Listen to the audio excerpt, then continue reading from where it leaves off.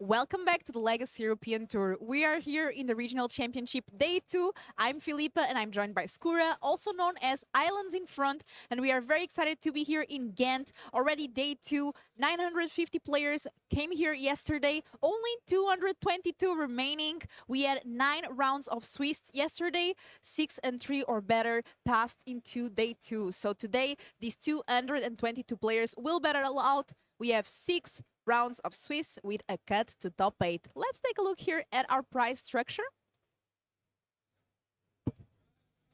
A lot in stake. Top 24 gets an invite to the Pro Tour, and also first and second place an invite to the World Championship later on this year.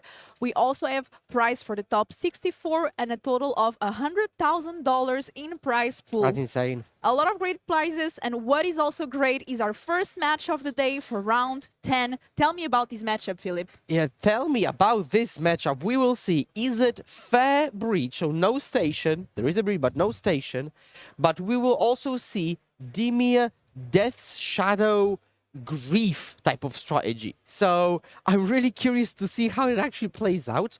Two decks you don't see often, and by not see often I mean you don't see. So I'm really curious to watch this battle. Again, it's table 5. So these players have been doing exceptionally well. Both are 8 and 1 at this point.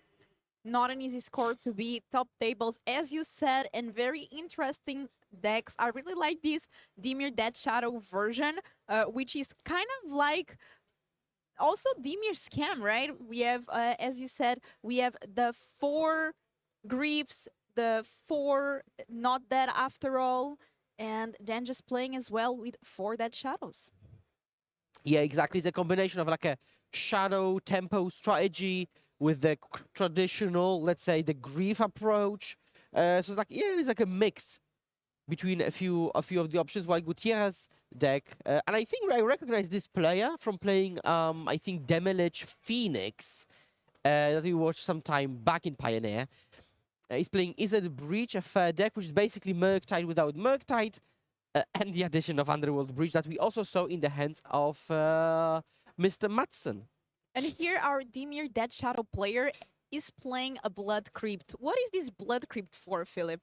That's a very good question. There is a Blood Crypt in the mana base, a singular copy. There are no red cards in the main deck. However, there are 3 Fables of the Mirror Breaker.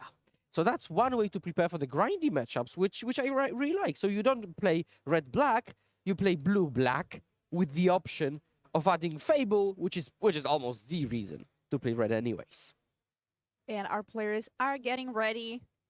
Already played a lot of rounds of Magic over the weekend. Yeah. And this is an important day for both of them. Starting very well. Well positioned here. Need to guarantee a good score on day 2 to try to make it into the top 8. Yeah, we will probably calculate as the day goes to see what score you need for the actual top 8. But 8 and 1, X and 1 is a prime position to be able to score that top 8 berth. So yeah. Another thing I'm curious to see is later on we will have access to our meta breakdown for day 2 here at the regional championship. So I'm curious to see how the decks converted and what was the decks that performed best. Yeah, certainly. Like, because we know that the top 5 was the same yesterday. Top 5 was the same at the LCQ, which is, just to remind everybody, Amulet Titan, Golgari Yawgmoth, Izet Murktide, Ragdos Grief, and Rhinos. And that was the top 5 yesterday, 2 days ago. But we will see how these decks converted into day 2. Because, for example, we may have had the most Rhinos, but who knows? Maybe they converted the most poorly, or they actually converted the best, despite the hate, which would be pretty impressive. But that remains to be seen. Not based on any facts, but just for me running around yesterday in the last round, I did notice a couple of Yawgmoth decks doing very well in the top tables. Oh yeah, we've got Yawgmoth. We've got Yawgmoth on table 1, table 2, table 4. And then we've got table 8 and a couple of later. So the first few tables do include Yawgmoth, but I would also like to say that the first 2 tables have a blue-red type of deck, This is also a blue-red type of deck. And also we have double Titan on the third and the fourth table. So it seems like overall, Yawgmoth, blue-red X strategies, tempo strategies, and Titan are the big winners. Let me see Rhinos. Rhinos are also... Oh, they are doing okay, but they are not at the top tables. We've got Rhinos on table 7, 10, 14, 17, and a bit more in the 20s. And our players are shuffling in. Looks like Niels here took a mulligan. Yeah. Starting out with a banger of a matchup, of course we do.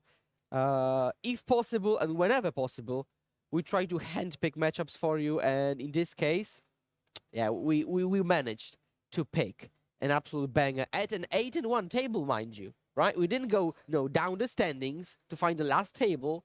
It's actually table 5. Table 5. And it's not the first time I see Gutierrez here in the competitive scene in Europe. I see this name over and over again. Yeah, certainly. It's not the first time I see him either. And we here at the Legacy European Tour, we see a lot of very familiar faces, right? Like we come to these tournaments every time to cast them, but we see familiar faces, same players battling it out, chaining, the invites, which is a sight to behold. We all remember the good old times when we could, have spotlights on certain players and see their progress. Steam Vents here by Gutierrez, and there's some cards in end. This deck almost reminds me of a Murktide deck, but with Breach instead of Murktide. We have the Leisure Shredder, we have the Channelers, Ragavan, so a lot of options here for a turn 1. Yeah, multiple options. We could even see just a pass holding up interaction, but this is the thing. Death's Shadow as a card costs 1 mana, is never a 1-drop, right? You could hold up mana for something else, maybe like Grief, but Grief is this type of card that it's very difficult to actually remove and stop the infamous trick. 222 players here on day 2. We saw turn 1 Ragavan and Mishra's Bubble.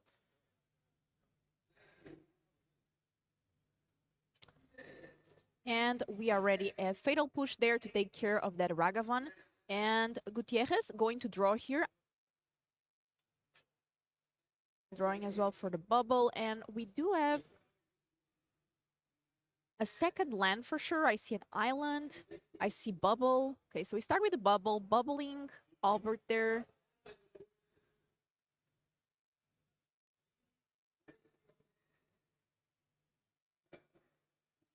Beautiful island deploy there.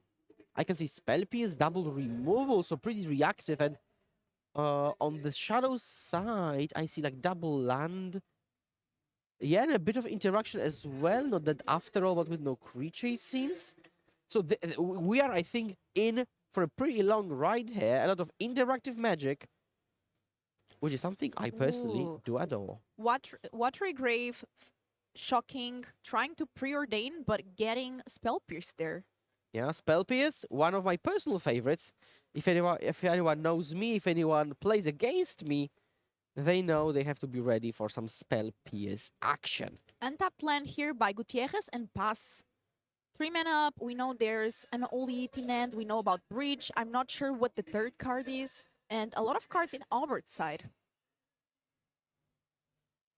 Yes, we will be trading a lot of resources there. Now, without Fable main deck, and with Breach and Iteration on the other side of the table, I think Albert has to be the aggressor. And Albert here playing that Preordain. It does resolve, looking at the top cards and leaving on top, drawing a card. And we see their fetch pass. Yeah, playing it slow. And both players have access to these cards. Cantrip, land, cantrip, land. 3 mana grouped together. I think I see Breach. Breach is the card there. Breach and 2 an all-eat. Yeah. And I think Misty. Yeah. So we know the hand perfectly. Unfortunately, it's not that a good hand in this particular spot until Albert deploys a threat. Now, he might just keep waiting and just play, Grief, hardcast Grief. No tricks, just Grief. And then have a bit of value.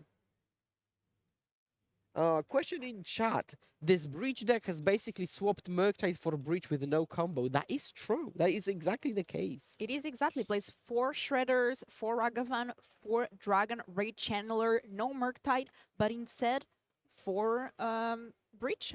Yeah, there are different approaches. We saw Brent Madsen play Gigantha, Remand, and therefore no counterspell. Gutierrez does play counterspell, so there's a bit of a different approach even within is it Breach a fair archetype? And we see here Expressive Iteration, one of the cards of the weekend. We have seen the EZ decks, as you said, perform really well, and this is one of the key cards. Yeah, it is, yeah. But such a great way to gus up. It's great early, it's great late. I've even seen some players just turn 2 iteration as an anticipate, which is not the perfect scenario, but it is still an option. Sometimes you will just high roll a 0 of the top 3, and now Orcish Bowmasters, the most played card yesterday, right? Yeah, the most played card amongst main deck and also sideboard, so really strong and powerful. We already know that, especially when it comes at taking care of Dragon Raid Channeler or Ragavans. Here, just getting in for damage and Yeah, so we're passing. draw a card here. I see 2 Dead Shadows in hand. I think Gutierrez really hoped that Albert would fetch so he can catch him off mana with a removal, but Albert, no slouch in air, says, just untap. One thing about Gutierrez's deck is that it does have 4 lightning bolts in the main deck, so something that Albert needs to be aware of for sure. Yeah, And it is open deck list. that is a classic angle of like you play against an interactive deck, but that interaction can go face and just close the game, and it's really difficult to play around. Because you do want to get to like single digits of life total. Like if you're at 10, Shadow is just a mere 3/3, so single digits, but then single digits don't work that well. We see here the Unholy Eat. Yeah, respond with a removal with the not that after all, I presume.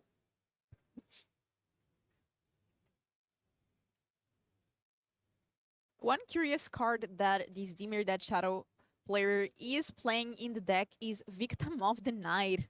Yes, that's a classic. That's a classic. Victim of the Night, 2 mana removal spell, hard removal spell, with its downside not really being a downside in the modern format. So it's just 2 mana, Dreadball.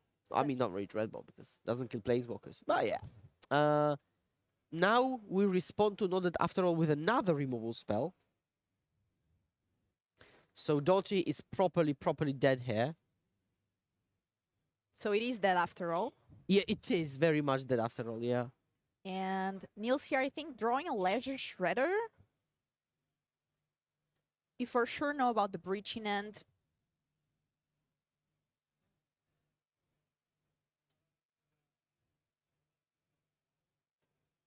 Yeah, I think a void counter should be on at least to one of the. Oh, it is. It is on the side there. Okay, I think it's okay. All good. All good. Yeah, one is on the side and one is on the graveyard. Yeah. I just noticed. It's okay.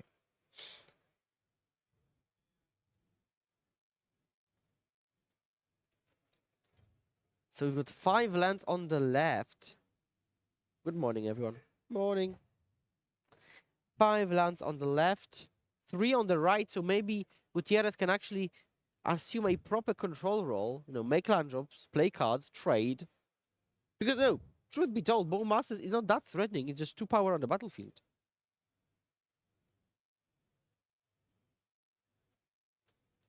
We have breach here. Oh, that is an interesting early breach. It's very interesting. Curious.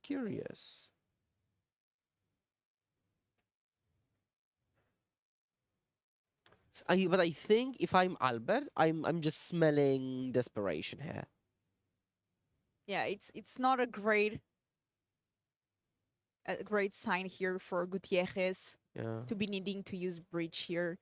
We're splitting the exile and the void counter exile, so everything is clear. We go for preordain here. The last card in hand is Leisure Shredder. Yep. And after the preordain resolves, we'll have 4 cards in the graveyard, so we will be able to, for example, play preordain once again. get a bit more traction, but we do not want to see any more lands. And now, because there is no Murktide, the clock is overall much slower, so you actually have to grind it out. Yeah, another preordain of the Breach. So Breach was basically recast, removal, recast, preordain. Yeah, that's this. That's a this impersonation of a Snapcaster Mage. Lightning Bolt in hand, but Albert at 13. That's a very fair breach, It but was, doing some work. yeah, it was awfully fair, yeah. And 1 damage here for the army, from the army. Albert down to 10 life. And looks like a watery grave. Yeah, triple Watery Grave now in play. There could be more. There are 4 in this list. Full for Watery Graves, double basic, both swamps. And now Death's Shadow, Death's Shadow. So they are both 3/3s and they scale very nicely. Yeah, and there's not that after all in hand for Albert as well, in case Gutierrez tries to deal with one of the dead touches of Yeah. the dead shadows. Yeah, I think this is really powerful. Like, we've got the Shadow, which grows to, let's say, a 7/7. You manage to kill it, and you do have to kill it because it becomes really big. And then the opponent says, okay, not that after all. 2 mana, Shredder, 2 mana, Iteration, Connive Trigger. So we start with the Connive Trigger. We're going to draw this card. If we discard a non-land, we can put a +1/+1 counter on the Shredder. Discarding Consider, putting a counter on Shredder, and now resolving that iteration. There's a 1 mana up that can be for an Holy Eat that we see in hand as well. Channeler, land.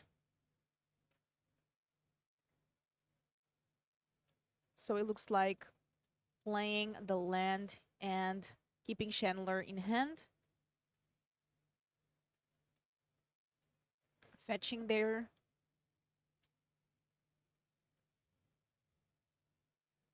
Putting a mountain.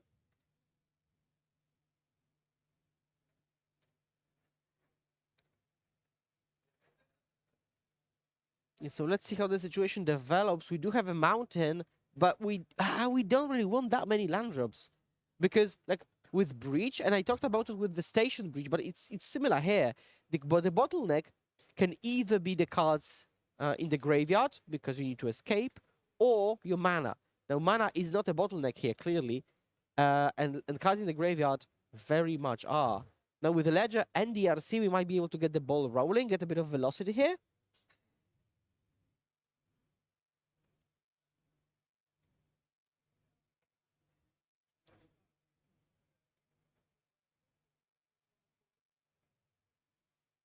And here Albert considering what to do.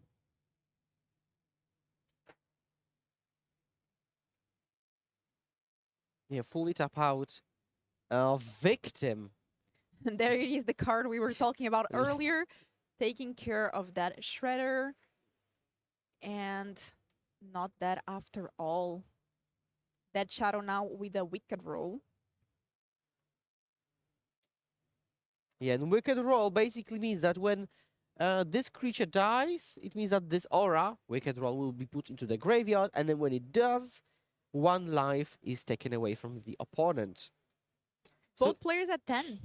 Yeah, both players at 10, but Gutierrez has got a 3/3 flyer, and Albert has got very powerful creatures that can probably kill in 2 attacks, especially if he is attack for 3, because then shadows grow to 6/6 plus roll, so it's 6 plus 7, that's 13, plus the Orc Army, that's 14, very much lethal. And somebody's saying there's Dismember in end, and if that is the case, this is game. Oh la la, then yeah, that would be very difficult.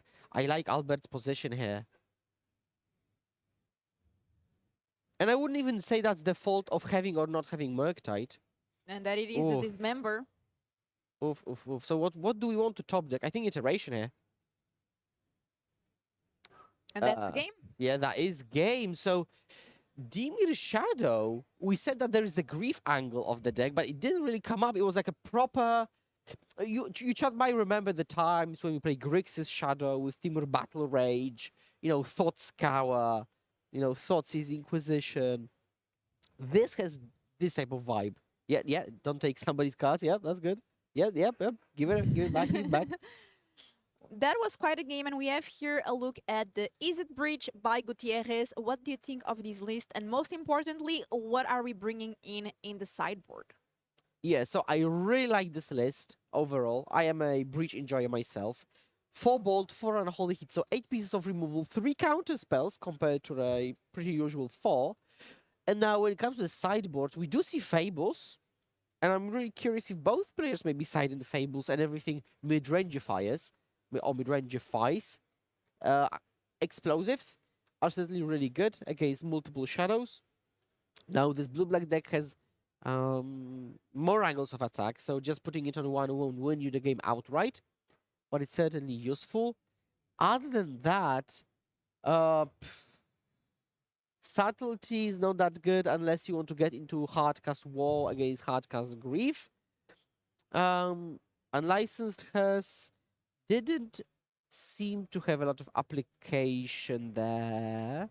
So yeah, I think it's going to be mainly Fable, EE, and we'll probably just call it a day. And this deck is none like the deck that we saw yesterday, the other Breach deck that is also doing pretty well by Yari. Nothing to do, no Emeries, no Moxember. So a completely different version, much more like a Murktide without Murktide deck. Yeah, exactly. It's like a blend of the Station Breach deck that we covered yesterday and that is on table 1, and is at Murktide that is on table 2.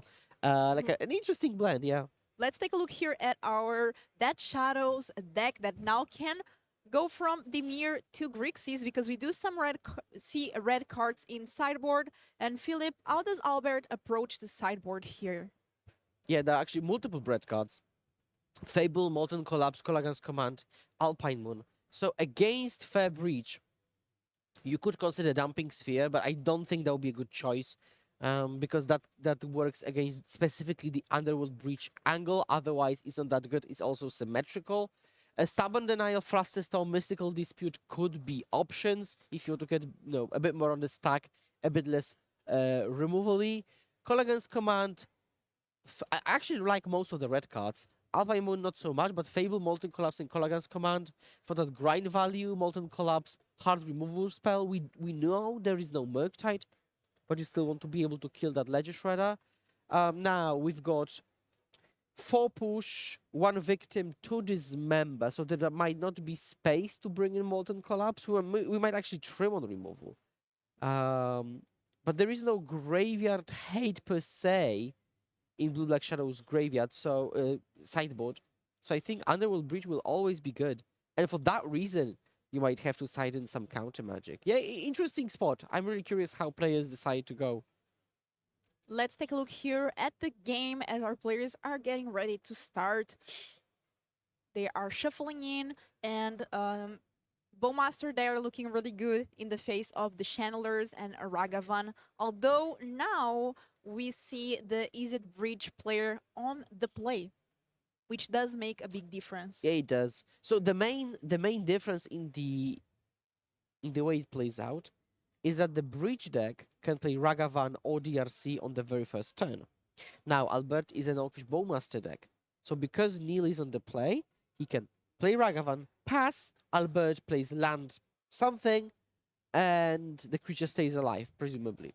Now, if he was on the draw, Albert would play a land, pass, Neil plays a creature, and then Albert can go second land Bowmasters and get a very, very clean exchange, which we, as the Ragavan player, want to avoid. There are some arguments to side out Ragavan on the draw completely, but I think it's enough to just pace your threats a little bit more. So we, again, deploy it on turn 1 on the play, on the draw maybe treat it as like a dash type of thing in the late game. Deploy DRC only when you've got Delirium.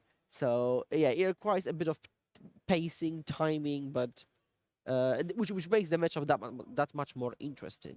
And while our players are shuffling in, let us know, chat, what decks are you expecting to see here today at the Regional Championship Date 2. We still have 6 rounds of Swiss plus cut to top 8, so let us know your favorite decks.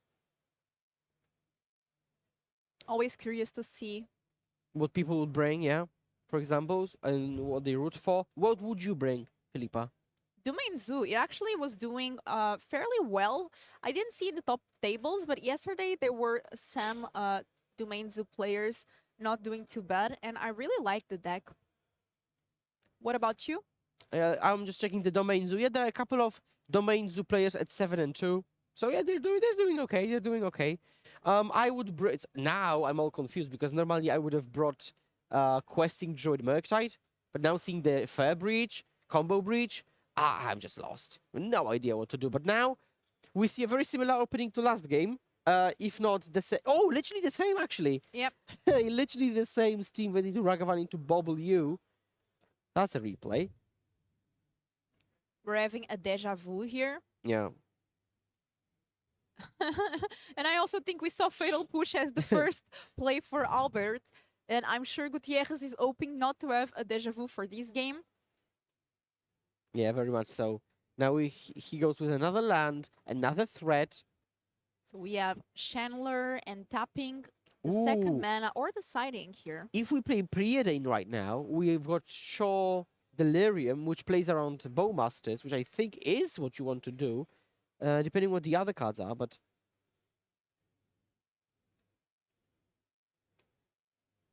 Yeah, it is Preordain. And did Gutierrez miss the bubble trigger? I do not remember. I wasn't looking, but Char was. So maybe. Let's go double top. Ooh, Surveil, no ditching, double top. He did draw, okay, didn't miss it.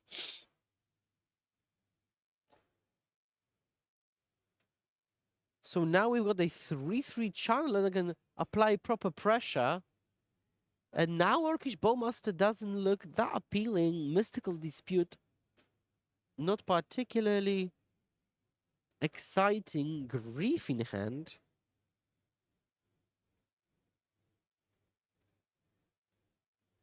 I'm not sure there's a trick. There is a land, Grief, Dispute, double Dispute, I think, even. And we have here Verdant Catacombs.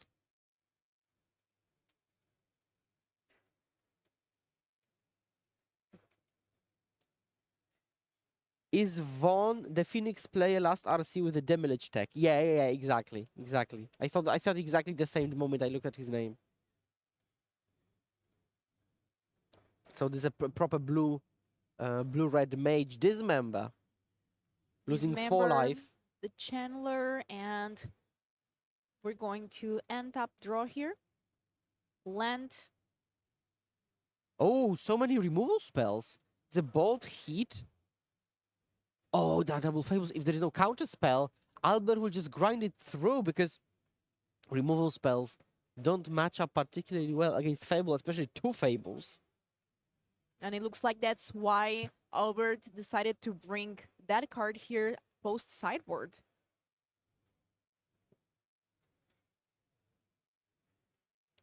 Yeah, Gutierrez would rather have like an iteration, creature draw. Preordain here. Both players play Preordain. Yeah. Splendid cantrip, truly. We have seen that card a lot this weekend as well. I'm really happy it got unbanned. Oh? A land, I think that was, yeah. And cracking the fetch there. Getting Blood Crypt. Yeah, that really, shows that, we might have a very specific plan here. Yeah, and Gutierrez is aware because this is an open deck list tournament. Yeah. So for sure, Gutierrez took a look at the sideboard from Dead Shadows player and saw those Fable of the Mirror Breaker and other red cards in sideboard. So Verdant Catacombs here, using the 3 mana for Fable of the Mirror Breaker. Does it resolve? And I think it will. I think it will. And we're also holding up one mana. I think that was on purpose. No, wait a bit. Hold up dispute. So even a counter magic, a piece of counter magic wouldn't have helped. Kill the token. I'm not sure Albert is too sad about that. I think. So maybe it was an iteration, We have or maybe we're just super patient with it. land here, Gutierrez, with 5 mana available. I think 2 or 3 cards in hand. 3, so one of them being deployed here, Expressive Iteration. Let's take a look at the top 3 cards. Okay, so that was a classic playland first, then iteration angle. I think we wanted to thin out, and we're assuming we don't want to pick a land anyways. And there is Ledger, Consider, And Ragavan. Ragavan. Yeah.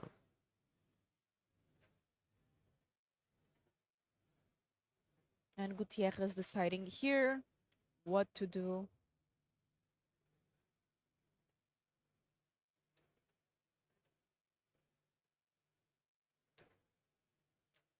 One of the cards goes to the end. And looks like Shredder goes to the bottom there. So dashing Ragavan, attacking for 2. Yeah. Getting a treasure token, not that after all is the card that gets exiled there. Yeah, and we just pass back. Huh? Any fetching end step? We might see a bit. We do not. Draw. Trigger Fable, we might. I think we're discarding.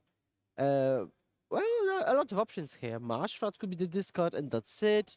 We could discard Dispute because it has kind of lost its power already with 6 lands or 6 mana sources on Gutierrez's side. I could see a lot of permutations here. Grief is decent, so we might keep the Grief Fable, but discard any from the rest.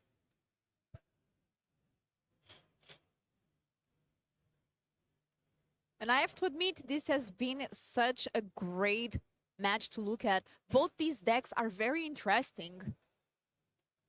Yeah, it's a very, very classic, fair, interactive Magic that we all know and love.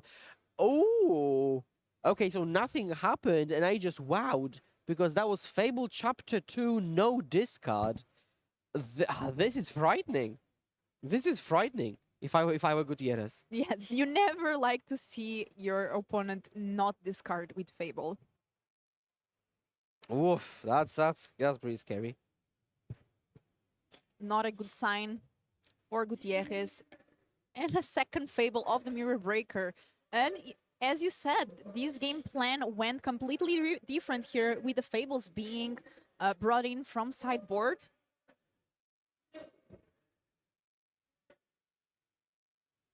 Two mana still available here for Albert. Yeah, we just untap. We don't consider end phase. We keep it in. Consider Unholy Heat. Yeah, Gutierrez has got a lot of removal, but this removal just doesn't match up that well. He will have to also kill the flipped Fable. Dashing Ragavan. And if there's Orcish Bowmaster on the other side, that this can hurt. That will be proper painful. Albert down to 5 though.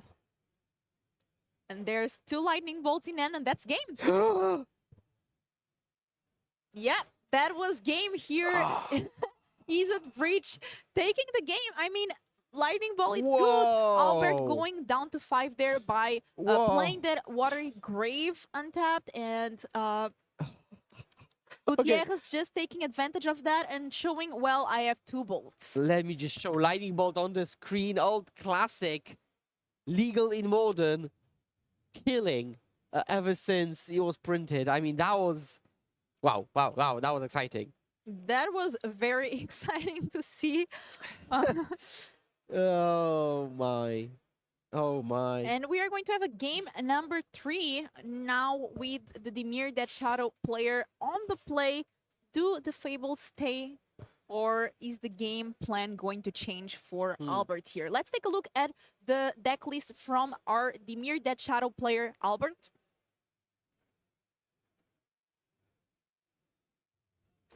Yeah, so the breach list, we'll see whether Gutierrez reconsiders and maybe plays a bit fewer removal spells, keeping bolts, of course.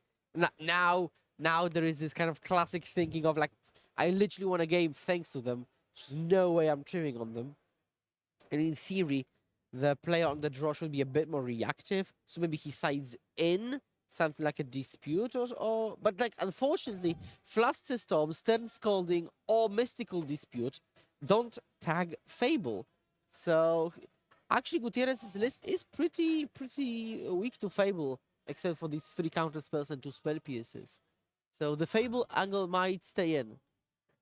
And let's take a look here at the other players' sideboard.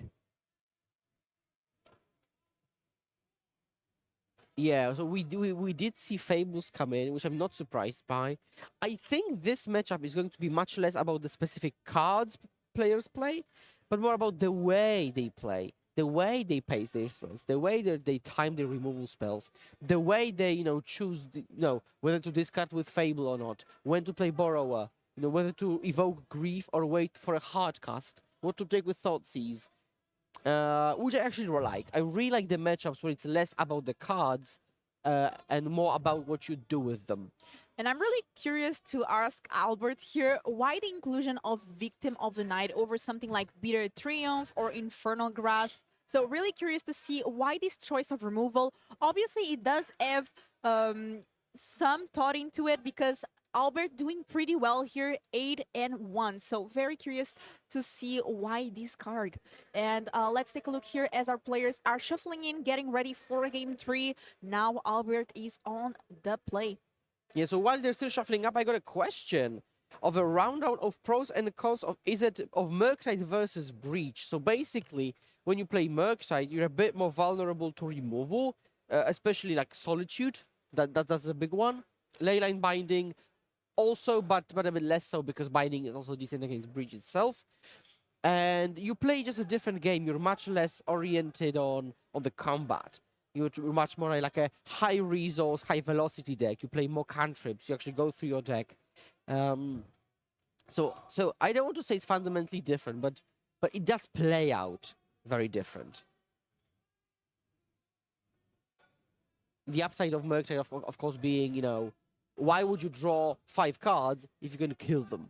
And that's also a very fair point. So it might just come to your playstyle, whether you want to be like a high resource deck or low resource deck with more pressure.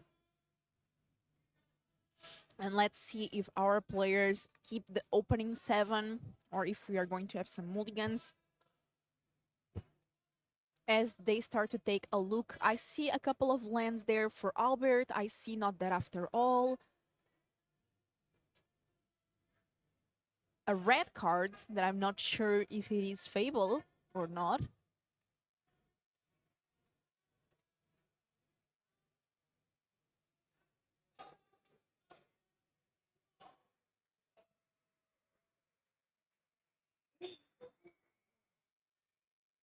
Okay, so players are shuffling up.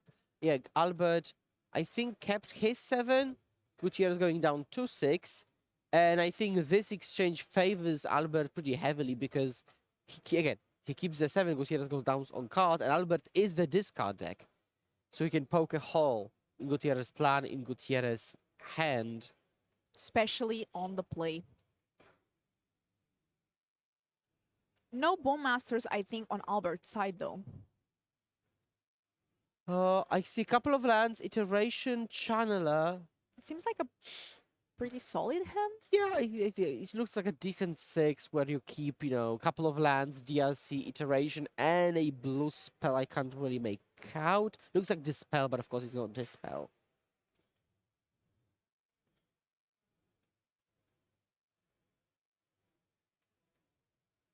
It looks like a very, very functional hand. Yeah, looks like a keep here. But indecisive on what card to put on the bottom. And we start with a Preordain. Okay, so slow out of the gates, cantripping, fixing his draw, filtering through cards.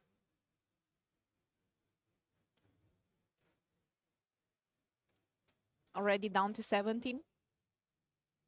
Not a bad thing in Dimir's Dead Shadow, though. Yeah, exactly. You want to fetch shock most of the time anyways. And I think we saw a couple of more lands there. And it's already a pretty consequential decision. Like if you keep all the lands, it means you want to play for a bit longer game. You know, make your land drops, hardcast Fable, hardcast Grief. If you bottom them, maybe you want to like a lower type of game. And bottoming a card, drawing. And Niels is going to draw here. There's Bubble with Chandler. Ooh, there is Stern Scalding as well. So this is the type of situation I talked about. You don't want to run out your DRC because it just walks into Orcish Bowmasters because you're on the draw. So you should play your land, hold up Stern Scalding for Bowmasters or evoke Grief.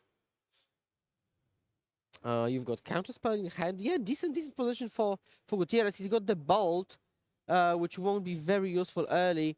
Did I see Fable? Thought C's here, so let's see. Oh, I Ooh. did. So we have Iteration, Fable, Yeah, Iteration. Lightning Bolt. Yeah, Stern Scalding, Counterspell, Mountain. And we see Albert taking note there of the cards. And what is the choice here? Yeah, so this choice is super dependent on what is Albert's hand, because you could take Bolt, but that's... It would mean you have to protect a very specific type of creature. Iteration makes sense because it's the best card in a situation where Gutierrez misses his third land. Because he really needs to draw out of this situation. He needs to hit like the next 3 or 4 land drops, which he doesn't have, and Iteration could help with that. Exactly. Untap draw. A land? Okay. It is a land. Okay. And just playing it there. Yeah, playing it immediately. So it's a card that Albert has not seen. So he could have played Mountain that Albert has indeed seen. But then he wouldn't have counter spell up. And he fetches and only then passes to make sure that he has got all the mana available and he cannot be caught off guard. Which again is a very heads up. New play past the turn from Albert. No third lander. Ooh. That's a really bad situation when you're not putting pressure. No third land, and this is a good sign here for Gutierrez.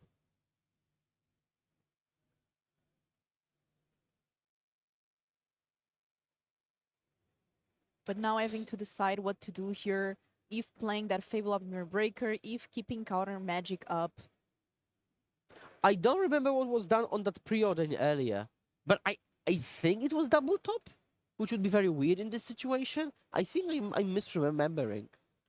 From Albert, one went to the bottom. Okay, okay.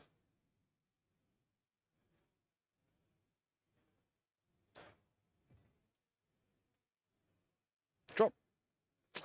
No land drop.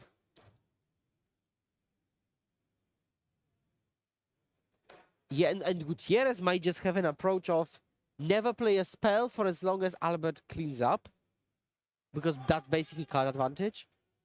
And there are 3... Okay, now it's 7 in hand, so there is no cleanup just yet.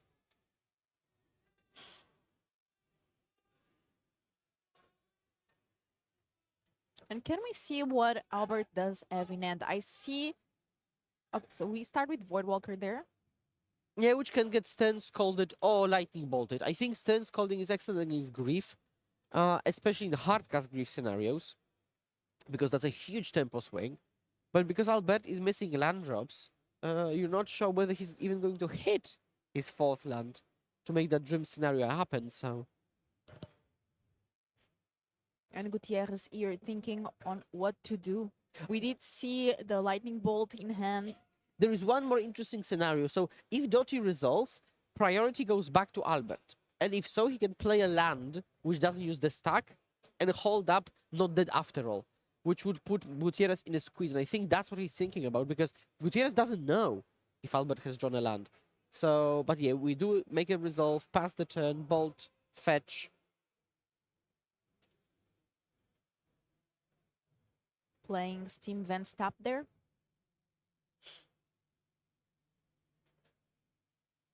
And now shields are down for Albert. No mana.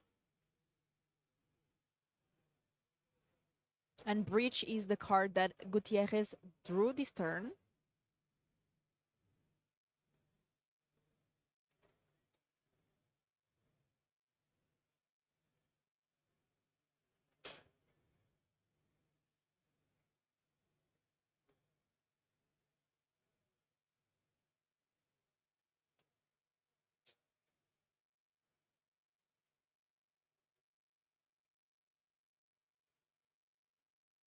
Mountain Yeah, and mountains. go. Okay, yeah, playing it slow. Because Okay, a land there for Albert. I think we could have played Fable there. So I think Gutierrez prioritizes holding up counterspell very heavily. It could be for multiple reasons. So reason number one, assuming Gutierrez draws a land and can play his own Fable, maybe Gutierrez prefers countering the opponent's Fable rather than playing his own and having to face the opponent's. Passing here, and I think Channeler, Dragon Ray Channeler is the top deck here for Gutierrez. Tapping Mountain.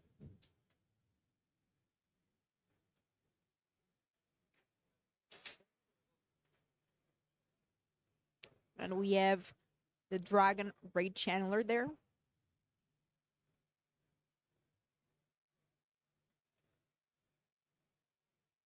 And go.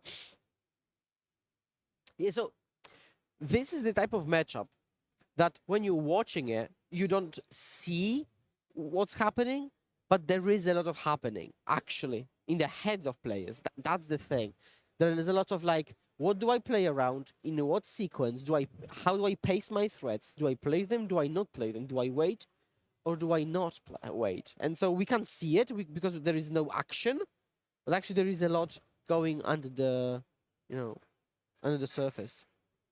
Both players obviously very experienced. They are 8-1 here at the regional championship. Albert here playing that Void Walker. And as you said, a lot goes through this player's head and makes the difference on why they are doing so well. Yeah. And there's a suggestion that this is a bait in order to be able to go Grief plus Grief Evoke. But actually, it would walk into Stern Scalding. And we pass back. So, yeah, this is the type of game and match I would love to be in the players' heads to hear their thoughts and how they're playing, why they're playing the way they're playing.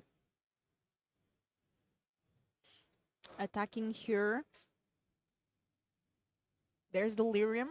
Oh, and there is, I think, Breach as one of the draws. So, but this might be the time to play Fable, because you don't have Counterspell to hold up. You have Stern Scalding, unless you want to pass with Subtlety, hold up Subtlety. So, but if Gutierrez plays Fable, it doesn't walk into the opposing counter magic because there could be only dispute. So, it must be pretty tempting. If Albert plays Fable, you can't Stern it, you can't Subtlety it. And somebody made a very good point that in early on, Albert thought seized Gutierrez, so it does know about a lot of the cards in end here for Gutierrez. Including Fable.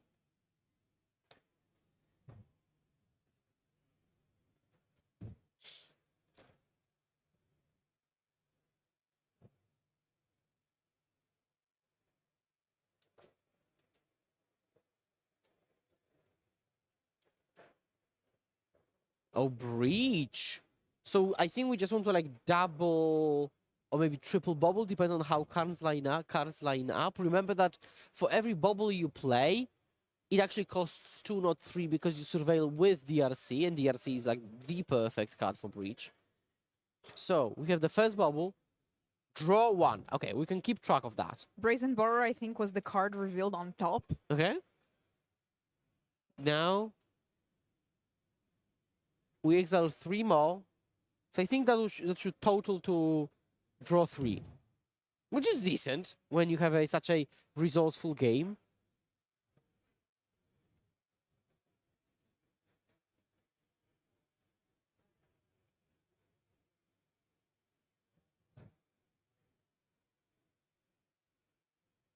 Bubble. Yeah, might as well, yeah. We see that Brazen Borrower again. And now we can bubble again. Yeah, we do. So this is basically ancestral. 2 mana, draw 3, pretty clean. And this is why, for example, you play Breach over Murktide. That's going back to the question earlier. And that's because Murktide could be played, eat a removal spell, okay, and the game continues. Here, you draw 3 cards which converge completely differently. You're properly up on resources, get more velocity, etc. Ooh, Iteration ditched from Surveil. We shuffle away the Borrower.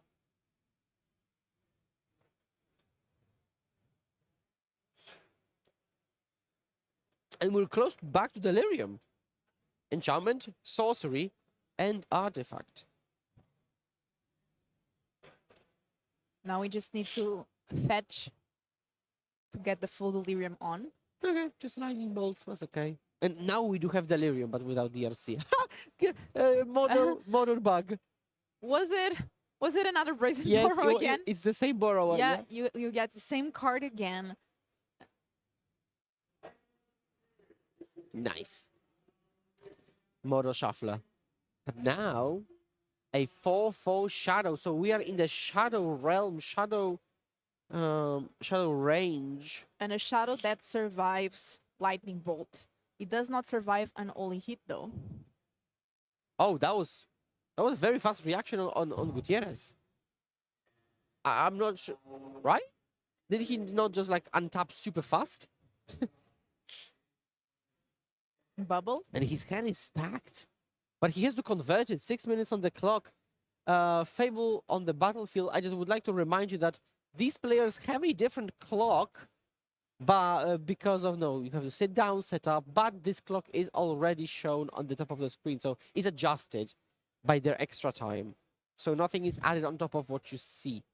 And how do you make the low time on the clock not affect your gameplay? Yeah. So in order to do so, there are a lot of ways to do so. So one, you can play decks that close games fast, then no problem. You can, when you have a more reactive deck, you can think about your plays on the opponent's turn when they are thinking or they're doing their thing. So you're like pre-thinking, let's say, which allows you to save time later. Which is a very useful tip, especially if you play control. That Shadow attacking there. There's Orcish Bowmasters on Albert's side.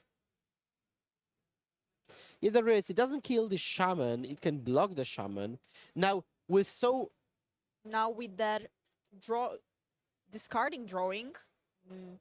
Ditch double canal as it enters tap. Oh, counter spells the pickup. Oh, I like Gutierrez's position now a lot.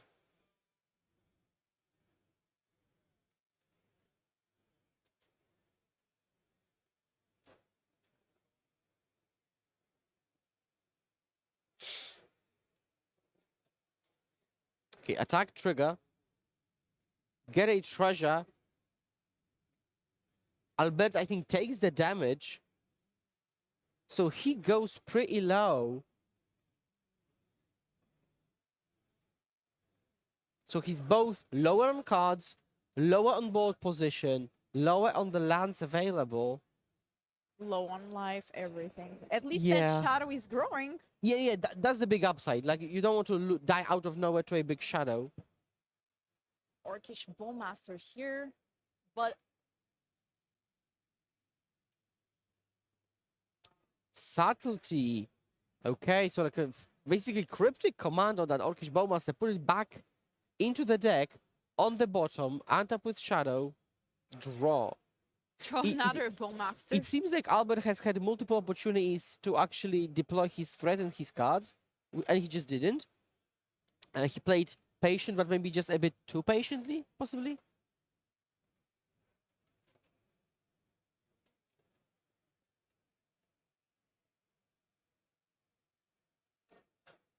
Yeah, considering his choices. Not an easy position to be in, and 3 minutes left on the clock.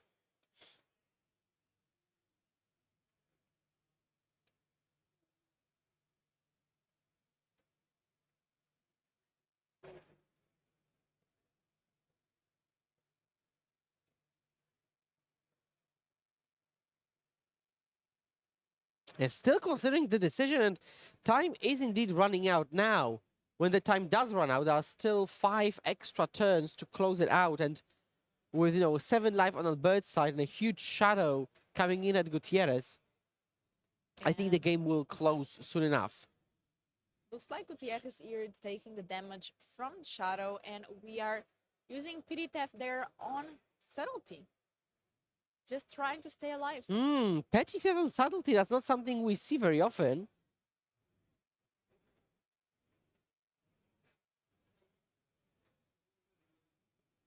Now, Gutierrez has to be able to convert the cards in hand into actual win.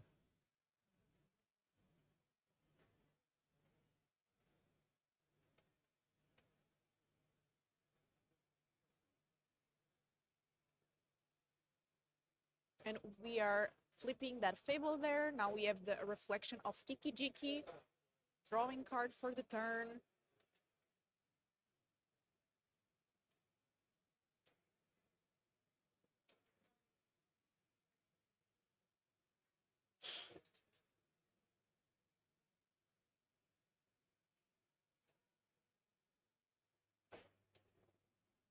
Okay, so we do go into the attacks. Trigger. Down to 5 for Albert. With that E on the battlefield. I think there's a bolt in hand, so a single attack for 2 and a single shock will do it. Pop on upkeep. Protected with Undying Evil. Which is fine because it won't be able to attack anyways. Counterspell back. There is no Mystical Dispute, but we could not that after roll it. And here, important decision from Albert. What to do in the face of that counterspell.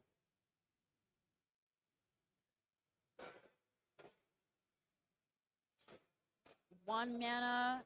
Yeah, but the thing is that this fight is good for Gutierrez because he actually doesn't care about the shadow because he will just go into combat next turn and win with the bolt. It looks like that resolves. Yep, draw. Yeah, I think Gutierrez, that was like a bait type of situation. He was like, yeah, no problem, keep protecting it. I mean, we do have the Grief that can take care of that lightning bolt. Yeah, that was a very good decision to do it. Grief, pitching Bowmasters, and It can eat a counter spell. Stern Scalding, right? Because we've been holding up this Stern Scalding for a million turns right now. so let's see if Gutierrez does anything in the face of these Grief. Ooh. Subtlety, pitching the iteration. Okay, that's a way to convert the iteration. Pass back, and I think, yeah, turn 1, show a bolt, and shake That's of the it. hand. Is it fair breach going to 9-1, a single loss in the last 10 rounds? Is the Dex keep overperforming, it seems? This deck doing very well, and here both players choosing a deck that we don't see here in every round, which is really nice. A different deck and a great showcase. We do have a backup feature match ready already, and it's Golgari Yagmoth. Oh, looks like the players are Have just might finished. be finishing, yeah, and it looks like here Yawgmoth was the winner. Yagmoth won versus Army on Izzet Murktide. Yeah, so I think that will conclude the round then. We had a very exciting blue mirror, let's say blue mirror, because it was very heavy blue deck with a bit of red, versus a very heavy black deck with a bit of blue and a tiny tinge of red. But yeah, very good round, I have to say. Proper magic. Yeah, great start here for day 2, but there's a lot more magic to watch today. Yesterday, 950 players qualified to be here in the regional championship in Ghent. Players that had 6 wins or better score advanced to day 2. Today we have 222 players. It's 6 rounds and then a cut to top 8. Top 24 gets a invitation for the Pro Tour. First and second place get the invitation for the World Championship.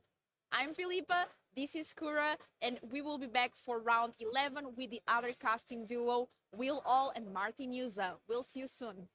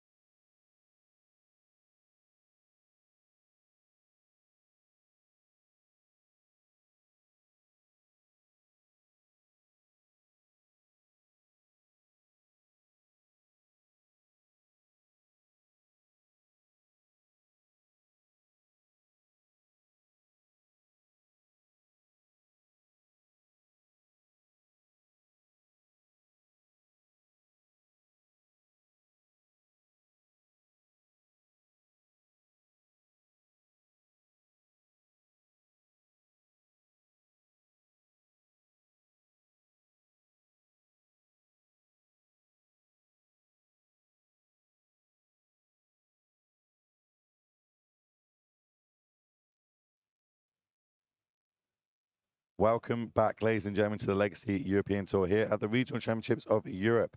My name is Will Hall, better known on the internet as the Will Hall EXP. This man to my right, well, that is Hall of Famer Martin User, and we're bringing you round number 11 of Modern Action here this weekend.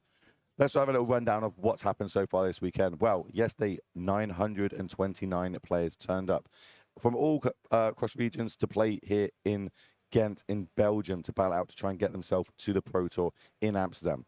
From that, we managed to will it down to 222 players. That is how it's turned up today. And they're going to battle it out in 6 rounds of Modern Action before we cut to that top 8, where we're going to find out which 2 players this weekend and we walk away with world slots. But let's talk about the prizes. What is on the line today? Let's get that slide up on the screen for you all.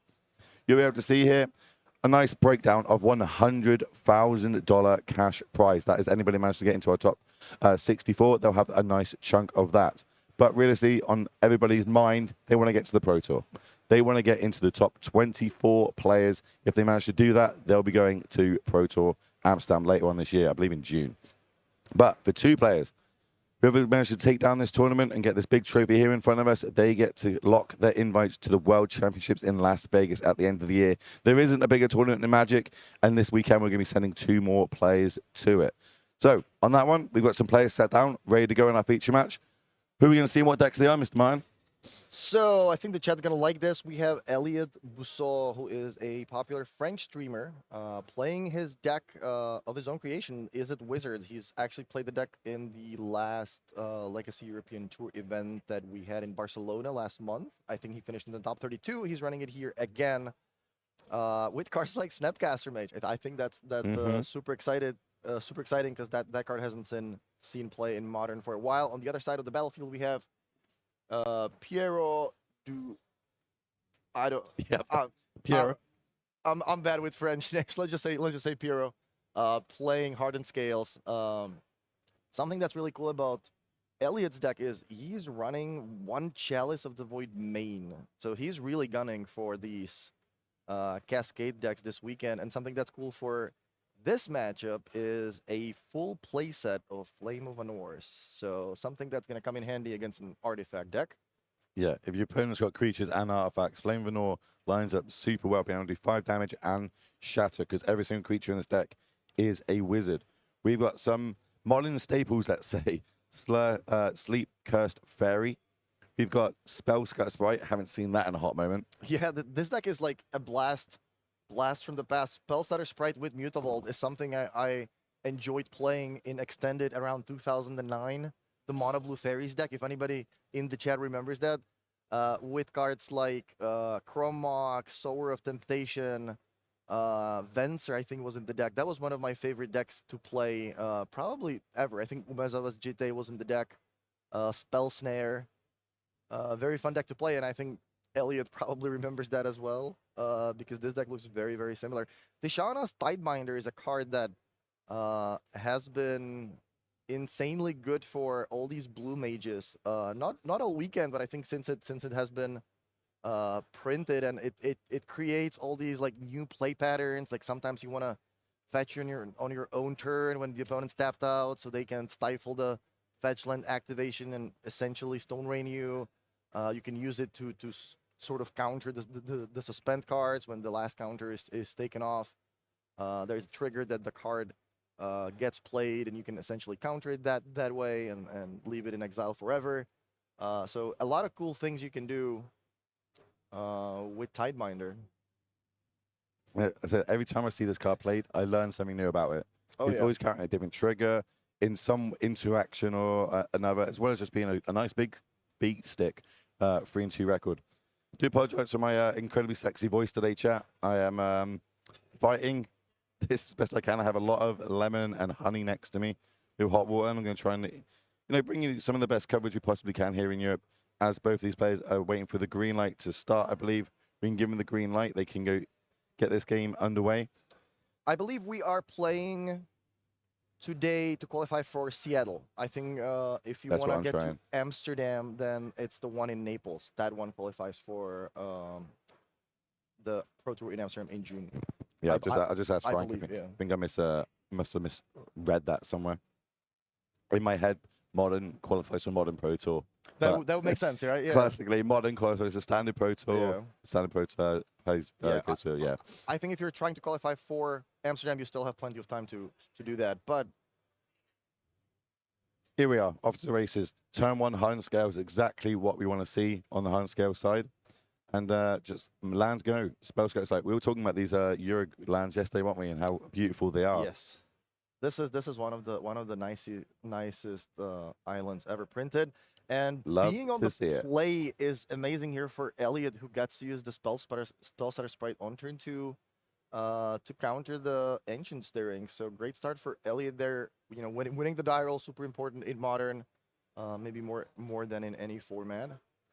And just over on the other side, I see a handful of land here for our Scales player, but 2 of them in hand are Urza's Saga. So this might come down to construct beatdowns at the end of the day. But we'll see. I see at least see 2 Flame of Anors for Elliot as well. Wow, I think there's a Tidebinder as well. Jeez. And a subtlety.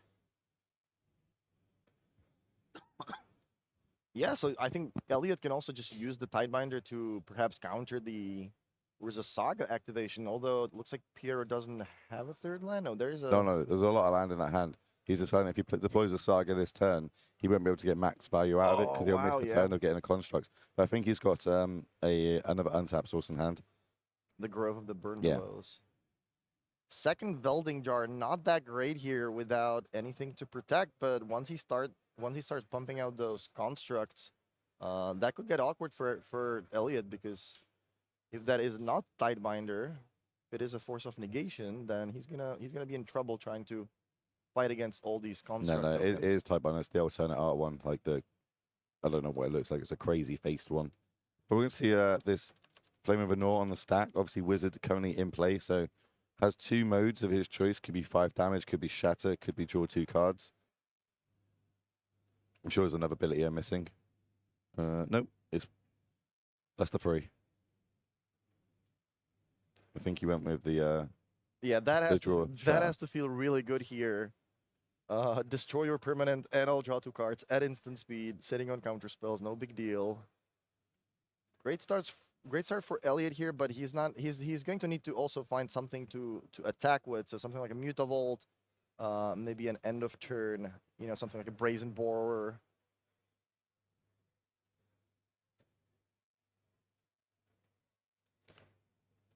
Yep, chat was right. It was Seattle. Confirmed. Naples is what's going to qualify for Amsterdam. Well, one thing I'm getting from this deck is it's very nickel and dime. It's not going to have a big one-shot turn, not a big combo turn. It's very much... It's a grind. Yeah. We're going to be chipping away 1 point damage here, 3 points of damage here.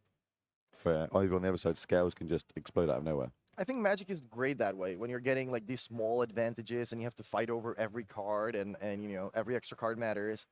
I do enjoy playing Magic that way. But of course, combo decks are definitely fun as well, or something like Infect, which is what Will likes. One time Wizards, come on. It's all I want. Make playable again.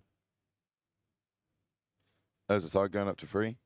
Are we going to make a construct before we go for the sack? Looks like we are. This is the one that we might use a Tidebinder on here. Get rid of the, try to get rid of the constructs while we can before it grows too large out of our lightning bolt range. Yeah, so there's an Urza Saga activation on the stack in response to the 3rd chapter being added. So Piero's gonna get to search his library. What does he get? Let's take a quick look what the options are. Zabaz, It's normally Sabaz and another Velding Jar. He can get the Ozolit. Can get a Pithing Needle that doesn't look super. I like Ozolit in this matchup. Every time something dies, I get to add my counters to that, and that enables me to do my big one shot. Shadow Spear could be okay. I think Elliot's thinking if he wants to try and Tidebinder this activation of Urza's Saga or not, and he decides he does want to go with it.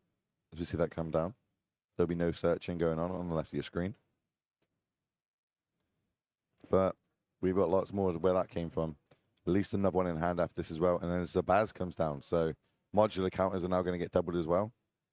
If this resolves, obviously Hun scales to the top of your screen. It's going to make that 1 counter double to 2. And Elliot's saying, wait a minute, and I'm smelling a subtlety. Not sure if this is the time to fire it off or not, but definitely got that option.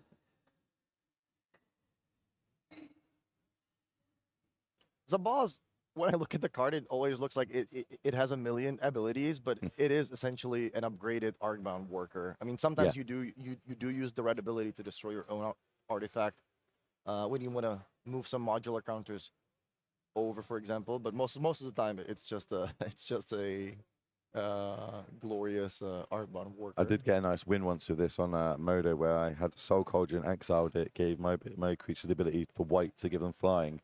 And because I had, I don't know how I managed to get white. I think I had Springleaf Drum to get white to fly over with a huge creature for the win. I was like, wow. That's pretty good, yeah. I got such a big brain.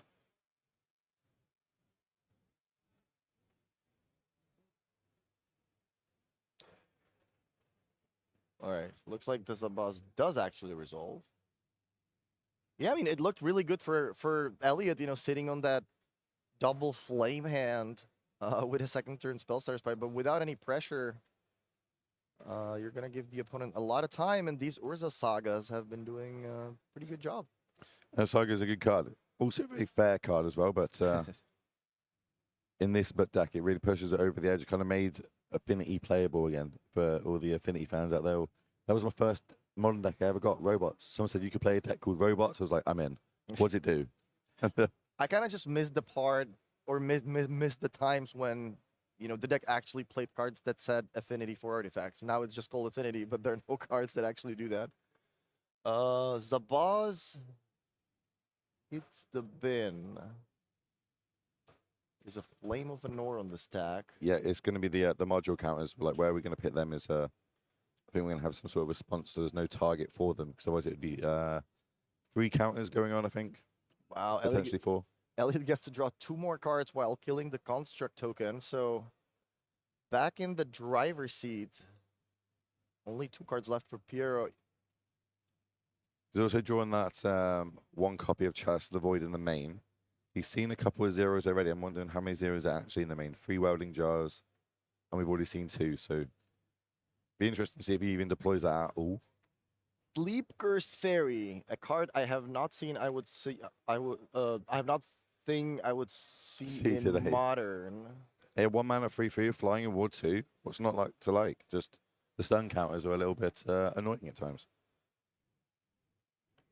I did see in the early days some people having like combo decks of this, ways to untap it and have like a crazy creature really early or something.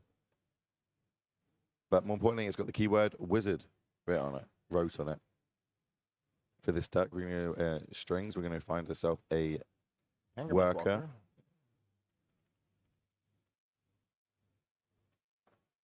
Elliot is controlling this board pretty well, but for how long can he do this? We got a wonder.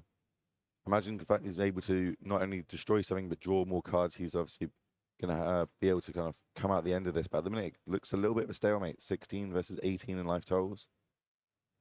Both players X and 3 still live to try and get themselves into that top 8. Definitely for that top 24.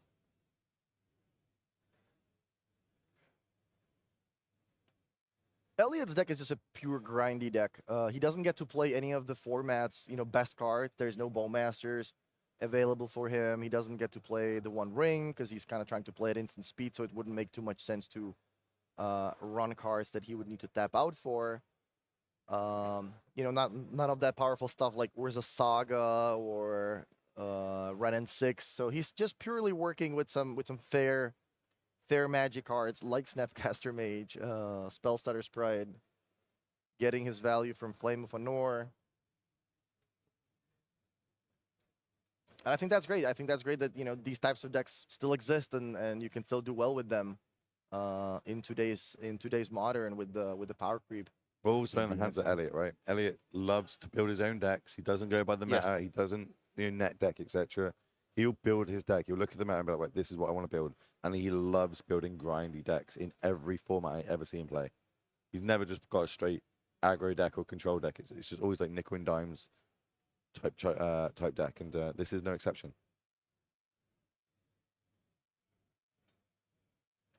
This type of deck, I think, is a little bit better, though, with closed deck lists, because your opponents are not going to expect cards like Spellstarter's Pride. If you're playing a couple of blue-red lands at the start of the game, they're probably going to be thinking, okay, well, I guess this is like a Rhinos deck. Maybe you're not, maybe you haven't drawn your blue source yet.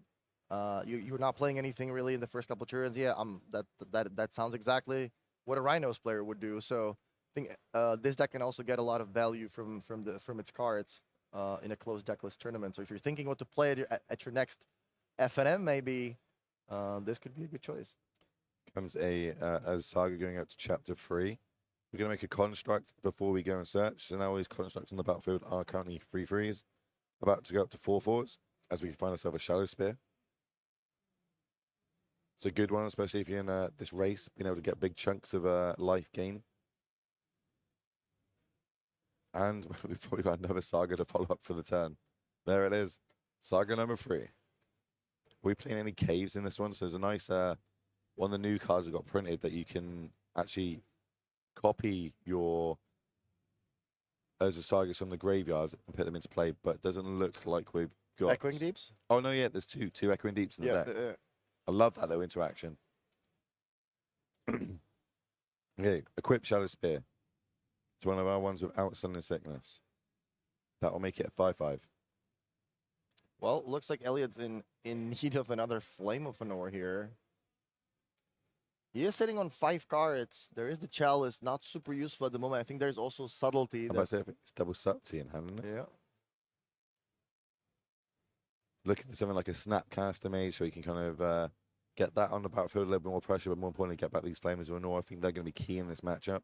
Wow, he just takes the damage. So the Urza Saga slow, slow advantage, the slow grind from Piero, just pumping out construct tokens is eventually working. I think it looks like Elliot has just been out of flames now.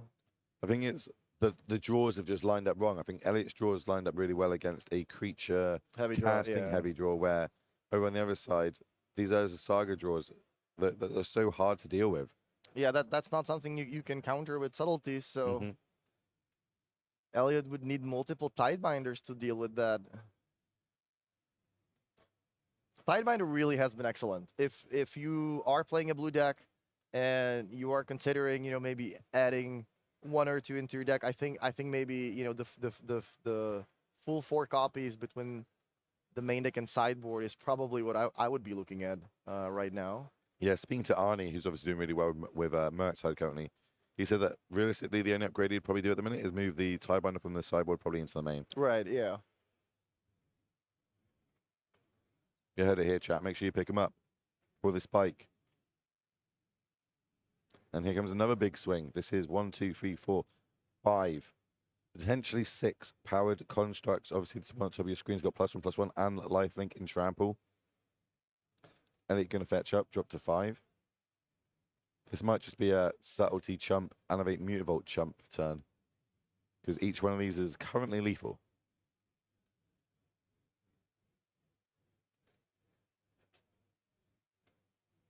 He's having a little think. He's in the tank. And yeah, decided I just can't get back from it. So we're going to see Hun Scales go 1 game up here. It's really surprising considering a deck that's full of like lots of different ways to counter, destroy, shatter, and bolt creatures.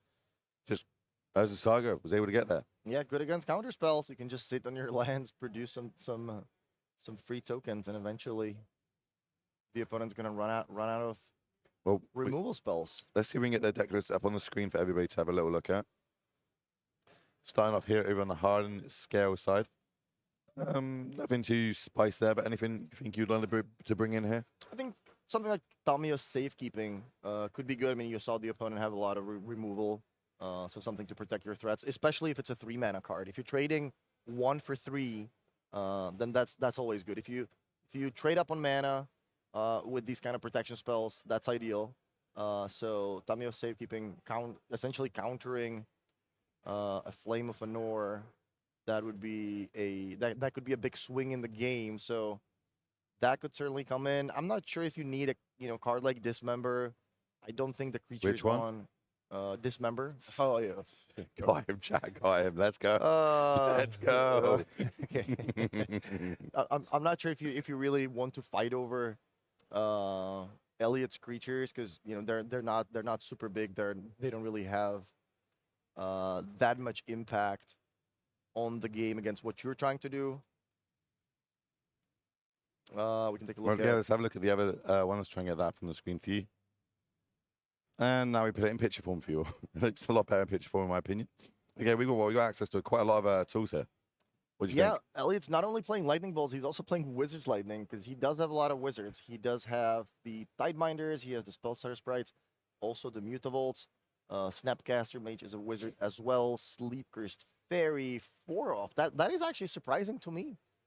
It's 4 copies of a card that comes into play tapped, and it takes a while to actually untap it. I think it's just having a 1-mana wizard that can stay on the battlefield and doesn't die super early. Yeah, a lot of counter magic, obviously counter spells. 4 copies of Subtlety. If you're keeping mana open, then you want a lot of creatures with flash and a lot of counter spells. So that makes sense. That 1 copy of Chalice of the Void in the main deck, that really tells you what the people were expecting this weekend. What do you think about these Alpine Moons? Is it a trap to bring these in? Obviously, we just lost to Ursa Saga, but is that going to be in our head where we're like, okay, I need to not lose to Ursa Saga now? Am I in danger of over sideboarding, adding 3 Alpine Moons, which don't really do much else besides hit Saga?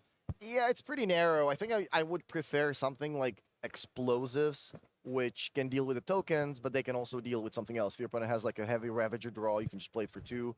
But yeah, depending on how many cards Elliot feels like taking out, he might want to board 1 or 2 in. I think the Tidebinder's coming in as well.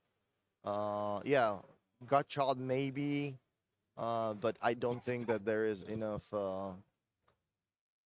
targets that you're that you're gonna be guaranteed to kill with the Gutchild. Because if there's a Ravager, there's also usually a couple other artifacts that the opponent can sacrifice in response. So I'm not sure exactly how Elliot's gonna approach sideboarding, but this typically depends on you looking at your main deck and saying, okay, well, I have these 6 cards that are bad in the matchup, so I need to bring Slight 6 upgrade, in. so So yeah. yeah, it depends on how Elliot feels about the cards in his main deck. Something like Chalice of the Void could come out. The fact that Elliot had it in his hand for a while and didn't even play it. Yeah, I don't like that. I think it's got to come out. That should tell you. Yeah, that should tell you how. I'm not even huge on counterspell in this. I feel like 2 mana against this deck, they need to spurt their hand onto the battlefield. Maybe it's going to be too slow. But Elliot's a master at this. He knows exactly what he's doing. He's got himself to a 7-3. So for people just tuning in and maybe like wondering what's happening right now, well, before each game and during each sideboarding moment, so if we go to a game 3, it will happen again, both players get an extra couple of minutes to look at their opponent's deck list because this is an open deck list modern tournament. Counterspell for Elliot kind of seems like a play draw thing in this matchup. Maybe on the play you are going to be able to counter a Ravager, Hangerback Walker, Walking Ballista, and all these 2-drops that the Scales deck is running. But when you're on the draw, I think you're going to be most likely trying to defend yourself already on that second turn. You're gonna have to find a removal spell for Ravager or for that Hangerback Walker rather than being able to sit on 2 open mana with a counter spell in hand. Elliot will start on the play again, I imagine, because it is going to be a huge advantage to him, so he can play things like Spell Skirt Sky on 2 if he needs to.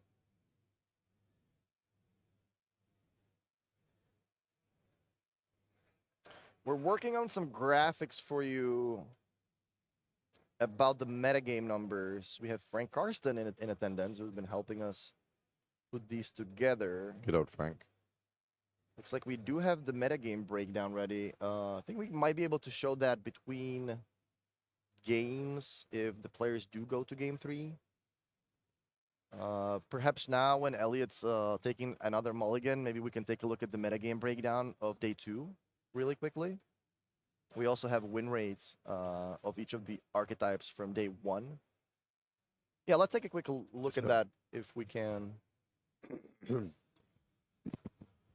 Okay, let's have a little look. 20% of Rhinos managed day 2. So again, most played deck, most deck that got into day number 2.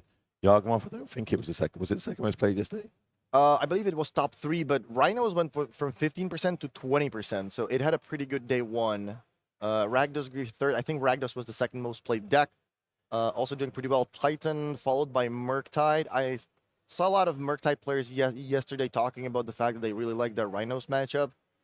So that could be a good deck with this many Rhinos, in the field. Living and I think also did pretty well. Other than that, just a little bit of everything. So pretty typical and nothing out of the ordinary. We have the Azorius Martyr player here in day 2, so that's cool to see. Is it Breach? One Belcher, one Merfolk. So yeah, we have some cool decks as well. Let's take a look at the day 1 win rates really quickly if we can. Yeah, you got the other slide. Or We'll maybe just go back to the table. yeah, let's go back to the table and maybe do that after the second game. Right. Elliot looking at his opener. Perfect timing. Elliot is missing land. He's got a one lander here, I believe, and that is a fiery, is it? Not the best one land if you could pick for this deck. Doesn't want to be taking damage off his cards.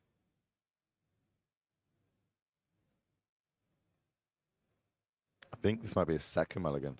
That dice on the table is making me think that he's going to be playing 2 back here, which is, yeah, 2 going back, keeping a 1 lander. Wow, Elliot down to 5. Land, go. Another welding jar drawn for the turn. Turn 1 scales again. Yeah, well, Welding Jar is really good in this matchup, in my opinion, because you get to also trade a 0 mana artifact for, a 3 mana play a lot of the time from Elliot. Elliot's still, getting value from the flames by drawing extra cards. But if Piero has a tempo heavy hand, then Elliot might just not be able to, do everything in time if there's a Welding Jar or Tamiyo's Safekeeping protecting one of his possibly lethal threats for 0 or 1 mana. So kind of forced to just deploy his spells here. He's got to hope that things line up perfectly for him. It is going to be the Alpine Moon hitting the battlefield. Imagine on Urza's Saga. There is one in hand. You kind of want to play it after they play the Urza Saga as more of a got 'em, but kind of on a 1 lander, got to do what you got to do. And he does find that second land off the top. That's huge. We're back in the game. Chip away at the graveyard. Why not? There's the Echoing Deeps. How does that work? If there's a Saga in the graveyard, let me have a little look.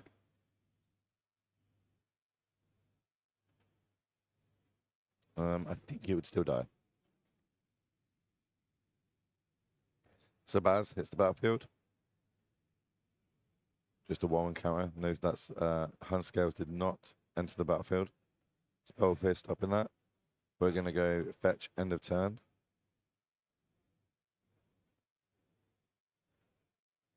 Steam Vents is going to be the land we find. Is it going to come and play tapped, or are we taking 2?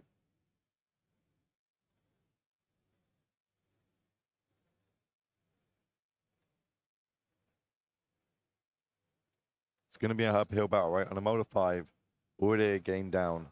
Yeah, I mean, deck that's very grindy. Elliot certainly has ways to, get the cards back through Flame of Anor, but other than that, his deck is set up in a way where he is trading 1 for 1 a lot. With these cards like Counterspell or Spellstutter Sprite. I mean, Spellstutter Sprite can be effectively a 2 for 1, but the 1/1 flyer in this matchup is not too relevant most of the time.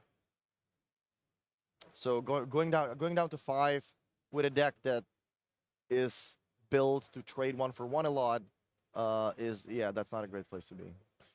So now we're in this really awkward situation. We've got an Arcbound Ravager on the stack. If I counter it, it goes to the graveyard. The Soul Cauldron's going to eat it, and then it's back to being Ravagers. I let Ravager be on the battlefield. Well, now I've got a problem. There's a Ravager on the battlefield. And kind of forced to counterspell it. It's going to hit the graveyard. Yeah, Piero uses that Soul Cauldron immediately, gets the Ravager under it. That puts another counter on. There's a boss. It gets in for 2. Meanwhile, Elliot has to take damage from the Fiery Islet as well. Yeah, not ideal, but you got to do what you got to do. The Alpine Moon is naming Urza's Saga. Be why we're keeping these, basically 2 of them in hand. Another Forest off the top. Getting there for a little bit of damage. There's a Brazen Borrower for Elliot in hand, but doesn't really have a great target just yet.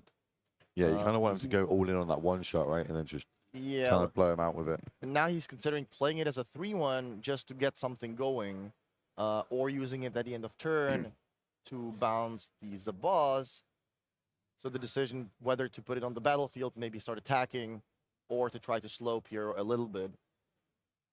Certainly interesting. Goes with the bounce. Yep, pay fast, bounces it back to hand. Another subtlety in hand, can't hard cast that yet, at least. Still got Spell Skirt Sprite, so if Sabaz does come back down, Spell Skirt Sprite can the nice answer to it, and there it is. But there is a Walking Ballista drawn for the turn here.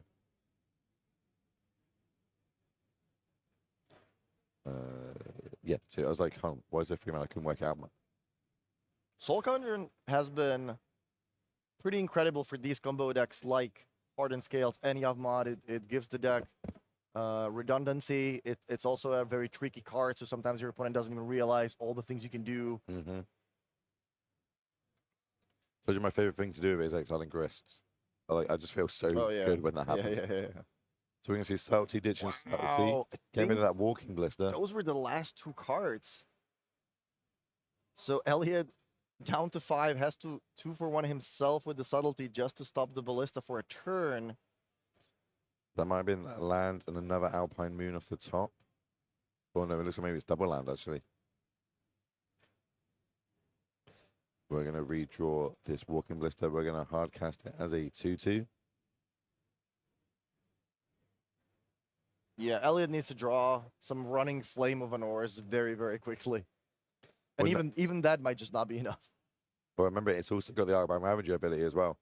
So we can start sacrificing artifacts anytime we want to put a +1/+1 counter on it. Yeah, with the 2 Velding Jars in play, I'm not sure if Elliot actually has a way to get out of this.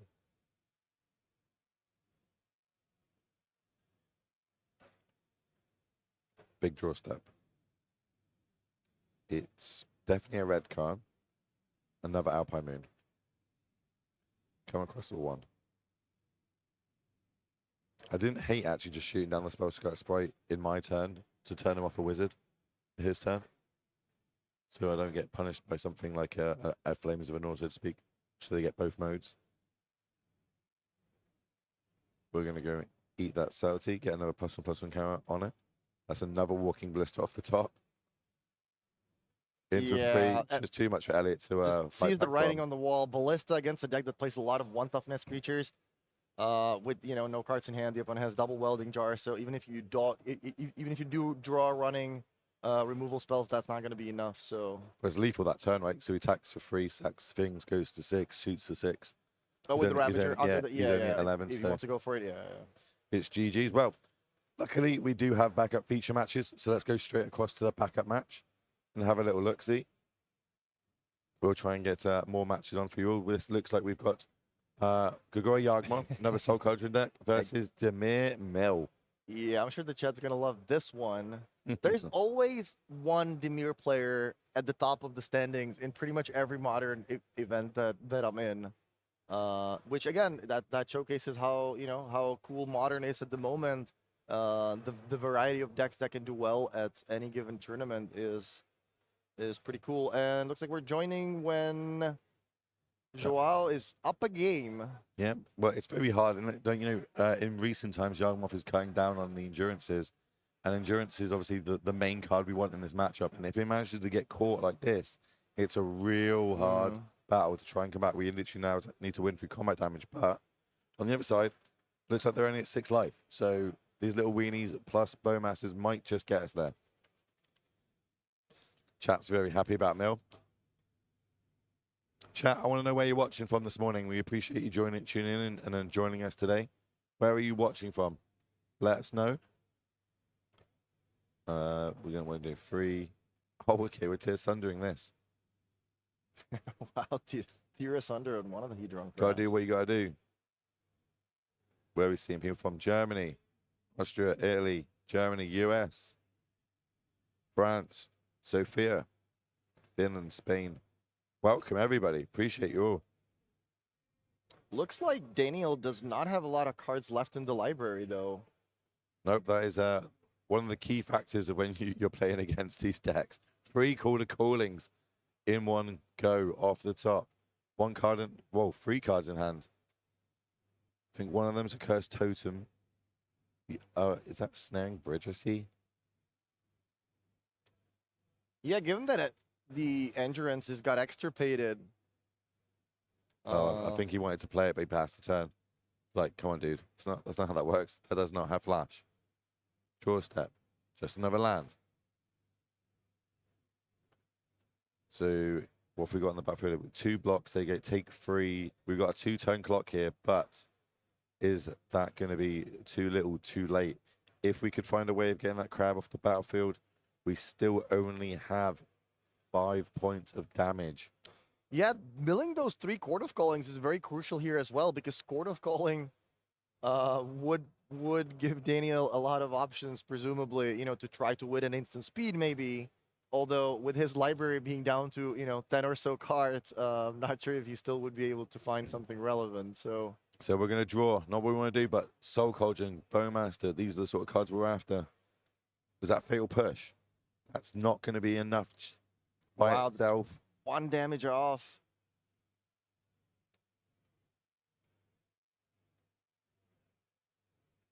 Yep, Fatal Push in before blocks. Makes sense. Then they're going to drop them down to 1. But I'd love to know how many cards are left in that deck. It can't be more than 5 or 6. Which basically means any mill spell off the top would be enough. Tasha's Hideous Laughter, Jace, Archive Trap. I think we've got the mana. Hold on, is that a Jace in hand? Oh, I think that was an Archmage's Charm. Joao thinking about that Fatal Push. So he does have a lot of options. He can counter that, keep his scrap. Depending on how many cards Daniel has in the library, that might be a good play. He might also just use the Charm to steal one of the creatures. No, we would have done that before combat, right? Because then we would have had a blocker. It makes, if we steal the halfling, we've got a 1/2 blocker. It makes blocking attacks even worse. We can't draw 2 because we'd die because there's double Bowmaster on the battlefield. Exactly. What we could do is make Daniel draw 2. It's an alternate line to get him to mill out the deck.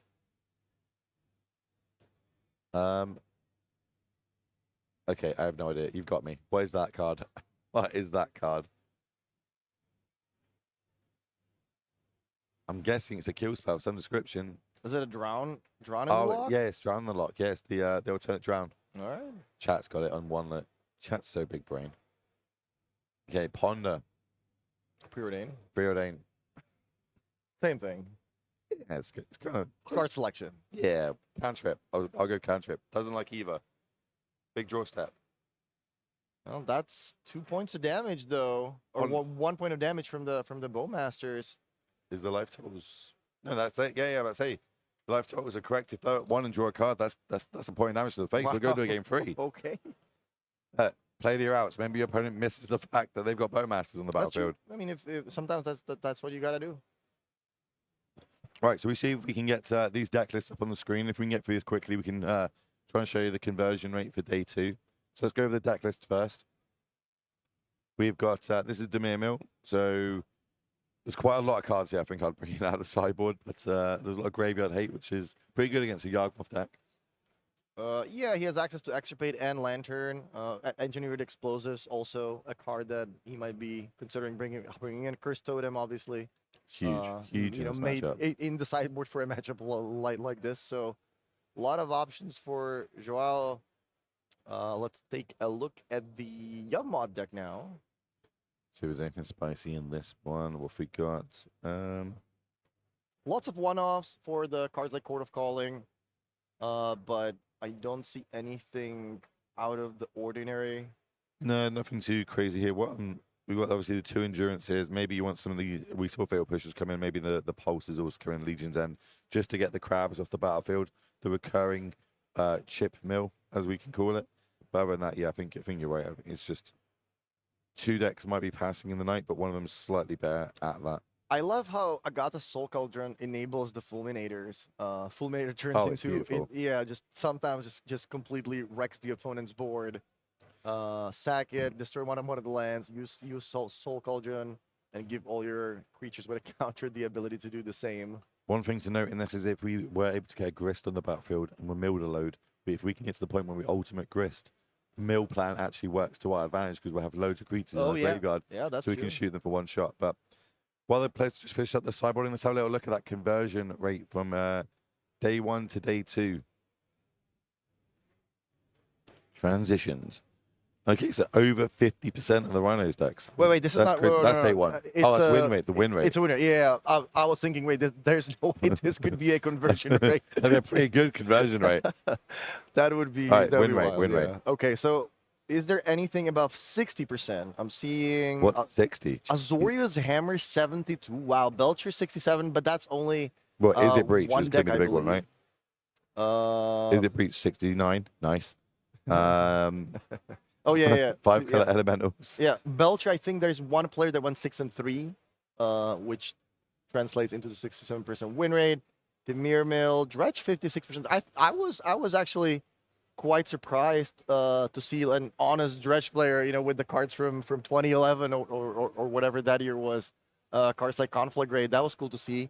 5-color Elemental, 67%. 4-color Control, I think that's also an Omnath deck. So if you group those together, pretty decent win rate. Mono White Martyr, also exactly one player, making day 2 at 6-3. I think the big losers this weekend are Hammer Time, Mono, Green, Tron, and Boris Burn, all with just above 40%. But there are definitely some decks in the field that are performing a lot better. Obviously, that's why we have meta games, right? Is some decks will do better than others. Next week, it could all completely change, especially in the RCs happening around the world in the future. But that's a little heads up on that. These will obviously all be getting posted out on the socials, I imagine. So if you're not following Legacy on Twitter, make sure you go and hit, or X, whatever we call it now, go and hit them up on there. All this sort of data will be going up on there if you're one of the people that like breaking this down, looking at you, Mr. Fireshoes, and Frank Garston. But on that one, let's get back down to the matchup. Let's have a little look-see at how they're getting on with shuffling up for game number 3. Just getting to the end of shuffling. That's what I like to see. Well done, gentlemen. Okay. Mill on the play. It's a bit harder because I imagine if they were on the play that last game, there'd be 3 extra cards in the graveyard, which potentially could have been the difference between winning and losing that game. But what sort of opening hands are we looking for over on the Mill side? You really want to start with the 1-drops. Ruin Crab, Hedron Crab.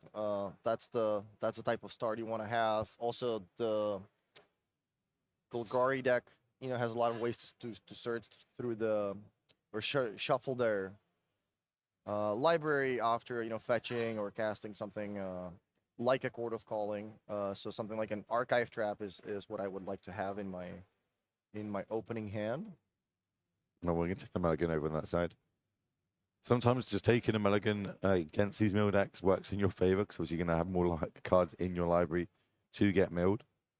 But we decided to keep the full 7, so we're happy. Maybe we've got a couple of Young Wolves, Wall of Roots, Grists, things just to get on the battlefield, start turning and burning. Grist is a double-edged weapon, does mill us, but also can gain us advantage the longer it's on the battlefield for. And there's no real good ways of getting it off the battlefield once it's on. You can only see there's engineered explosives. That's it. We got no way of attacking it down, no ways to remove it directly. So if it hits the battlefield, it is staying there. Is this a better opening 7? Do see a Cursed Totem in that one. I see a Drown in the Lock. I see a couple of land. I think I see a... Yeah, it's a Dress Down, maybe? Oh, there's a Dress Down to this list. One more thing I want to say about the win rate, by the way. If you look at the win rates, Modern is a very much a 50-50 format. It usually pays off to really practice a lot with one deck rather than go back and forth between a bunch of decks and try to switch them every weekend. Because as you can see, a lot of players chose to come to the tournament with Team of Rhinos, but the deck wins 53% of the matches. Obviously, everything sort of evens out in the end, but Modern is very much a 50-50 format. It is pretty hard to try to break the format. Unlike, you know, in something like Standard, sometimes a new set comes out, maybe some of the strategies are a little unexplored at the beginning, and maybe you can, you know, catch people off guard with something new. But in Modern, pretty much everything has already been tried out, and it's a format with a lot of good answers. I'd say it's almost it rewards you as well for, like, you know, being an expert in it, playing a lot of it. It's not a Yeah. format you can just pick up and play and hope to do well. I'm sure some players can, but it definitely rewards you when you do that. This is Wow, Archive Trap. Yeah. So Completely thrown us off because it's an altered art one. It's going to cost absolutely 0 because we did fetch a turn. So that means 13 cards are going to get milled. Do see one of them is an endurance, maybe even 2 of them are endurances, which is a nice target if we do have some sort of surgical extraction in hand. Let's have a little look. 1 endurance. Just the 1. But that's all you need when it comes to surgical extraction, unless you get blown out if there is 1 in hand, of course. But we'll see. We'll see how this pans out. There's our second land drop. We're happy to see our opponent playing lands without any of these crabs on the battlefield. Catch up, go shock ourselves, get a Warrior Grave on the battlefield. I think Joao drew a Soul Guide Lantern, so he potentially has a good counter to Agata's Soul Cauldron. Well, Yeah, Cursed Totem, one of the best sideboard cards. So at least Daniel's not going to be able to use activated abilities. Let me put that on the screen real quick. well, there is a Besaidu in hand, so it's not going to stick around too long if we choose to do it or not. We're going to deploy an Apache, and then we're going to turn the Halfling sideways, get a point of damage in, because we need to drop those life points down to 0 before our deck will have 0 cards in it. Starting off, Island into what we're going to exile. Obviously, Soul Guideline and kind of people moving away from Relic a bit now, kind of moving, favoring this because you can kind of target and also draw a card. It's a one-sided graveyard sweep if it needs to be. We're going to have a little look at Apache. We've got up on the screen for you all here. Of course, when we do combat damage, we can put a -1/-1 counter on target creature. If we time we put a -1/-1 counter on target creature, we get to make a 1/1 green-black Death Touch. Is it green-black? No, green Death Touch Snake, which works really well with Yawgmoth because you keep it at -1/-1 creature counters on your creatures. Every time you do that, you generate a new creature, and you can kind of get like a infinite loop of a one-sided wrath, as long as you've got enough life total to do it, or a Blood Ice, etc. Now we're going to tank a few options to go with. Do we want to deploy more threats? Do we want to try and get the Cursed Totem off the battlefield with Besaidu? I think Joao is sitting on a Drown in the Lock, but he doesn't really have any mill going. There's no Rune Crab, there's no Hedron Crab, so might not be that easy for him to, you know, mill the what 35-40 cards that Daniel has in the rest of his library at the moment.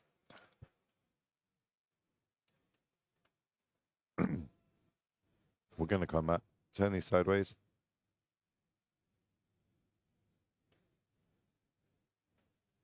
So, do we want to kill one of these creatures with this drown, or do we just want to take it?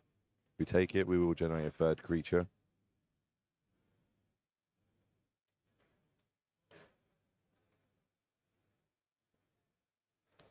I wonder if this is like I always talk about over sideboarding. Like, if we bring in too many cards out of sideboard in this mill strategy, the chances of me drawing more mill cards is lower. And we might be seeing that now because we're seeing two sideboard cards not doing much. You don't want to dilute your deck too much. Shout out to Daniel for using the original unglued, I believe, tokens. It's a gilded goose. It's going to generate a. There you go. We've got the snake counter token for you. Now we need a food token on the battlefield for this goose. There we go. Not too relevant in this matchup, but make sure we maintain the correct board state. second land, but it is a black source. It's a black sword, yeah. So the Boseiju not available for Daniel at the moment, but that can certainly be a very surprising play. If I'm sitting in Joao's spot, yeah, I'm thinking, okay, well, I have this Curse Totem, so it's super unlikely for you to be able to, combo off next turn. But we know what that Boseiju can do. Here's the Drown the Lock in a turn. It's going to get the Vizier off the battlefield. Just another... Oh, okay, no, this one's going to be the Fractured Sanity, so it's going to mill, I believe it's 13 cards. 14 cards. Getting it confused with Archive Trap, aren't I? Another 14, 1, 2, 3, 4. Oh, it wasn't Archive Trap. Okay.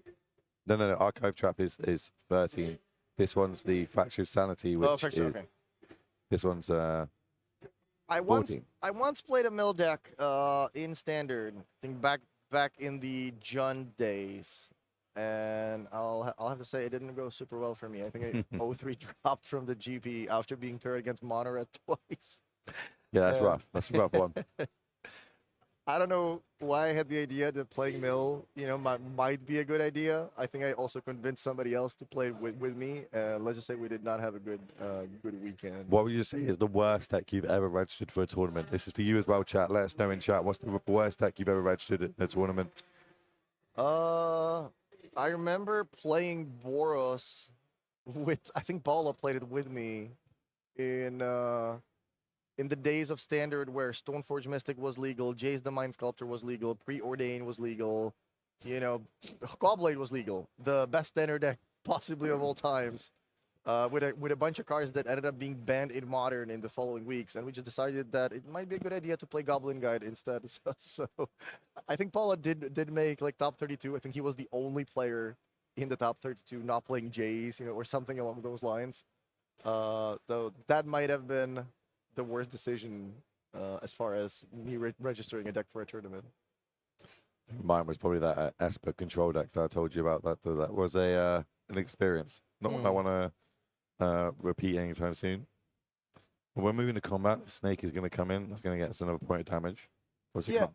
And that also just like sometimes tells you that maybe it's better to not overthink things. Oh yeah, I'm going to try to get people with Goblin Guide. How about just playing the best cards, When obviously everybody has different goals. My goal was, to try to pick the most competitive deck or the best deck in the format, which obviously in hindsight was the deck with Jace the Mind Sculptor, Stoneforge Mystic, and all of these busted cards. Well, we're going to go quarter cooling. We're going to find an Orcish Bowmaster. That's going to hit the battlefield. Point damage going in the face, as well as generating a 1/1 Orc Amass token. And yeah, like the library is a bit smaller, but we're going to need multiple mill spells here. Because at the minute on the battlefield, there's not too much pressure. 4 points of damage? So 3 turn clock currently. Most of the quarter cooling was main phase to try and play around any sort of counter magic on the other side. That's a crab off the top. And last card is a fetch land, I think. Yep. Okay, so roughly 20 cards left for Daniel in the library. 3 cards milled. One of them is Soul Cauldron. There's that pesky Dryad Arbor. Of course, so much trouble. And I like fetching now. There's no reason not to, right?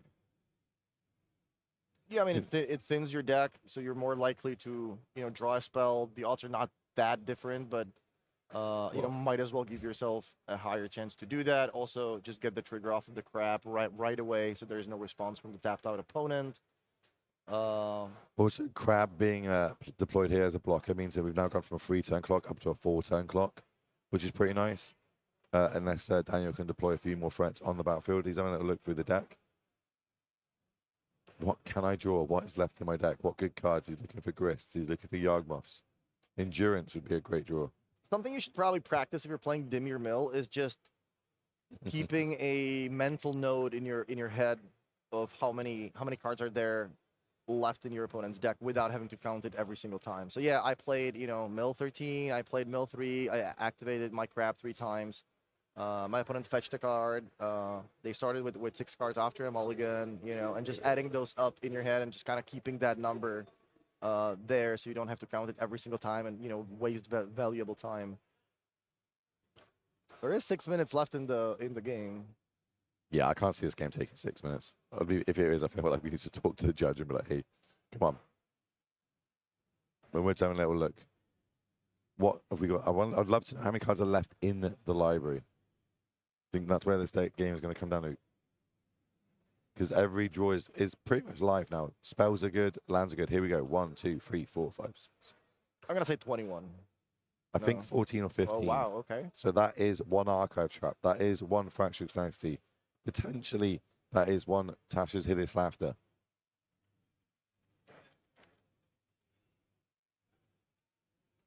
Is that another calling in hand I see as well?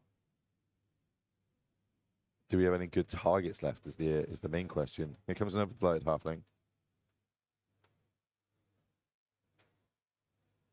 You like to play a lot of Yavmod.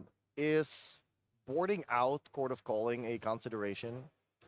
You know, considering your opponent's milling your cards super quickly, and sometimes you start with a fetch land, they have an archive trap or two, and half of your library is gone. Do you think that's a good enough reason to board out Court of Calling? Well, I don't think I've got anything better to bring in. It's the problem. Yeah, I guess it depends on how many cards you have in the sideboard that Yeah. you want to bring in. Yeah, but it's certainly a consideration. I can see you trimming down on them potentially. I like all my mana dorks. I want to get on the battlefield early. Hey, why am I? Maybe, but then I'd also be thinking there could be a snare and bridge on the other side, which there is actually. They are playing a couple copies in the sideboard. They're playing 2 copies in the side. Just make sure there's none in the main. None in the main. I think there was a good moment yesterday on camera where the I think it was actually this mill player, hit the bridge on the battlefield. It's perfectly safe. The opponent's got a 2-outer and literally ripped Besage off the top and just get Besage for the win. It's like, yep, cool, that happens. And here comes Grist, the Ceaseless Underker.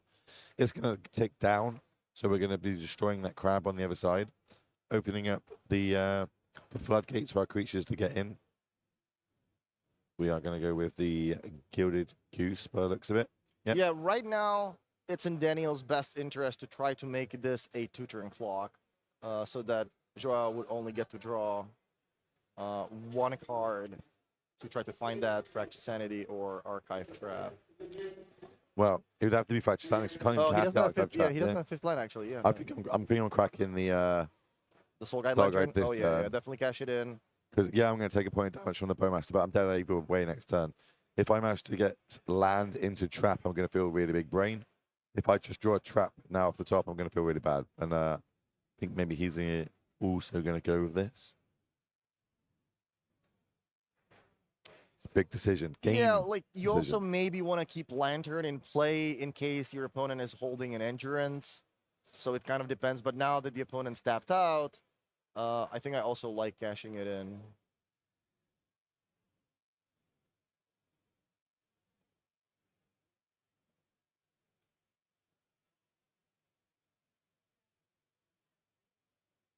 The Halfling was tapped for Convoke.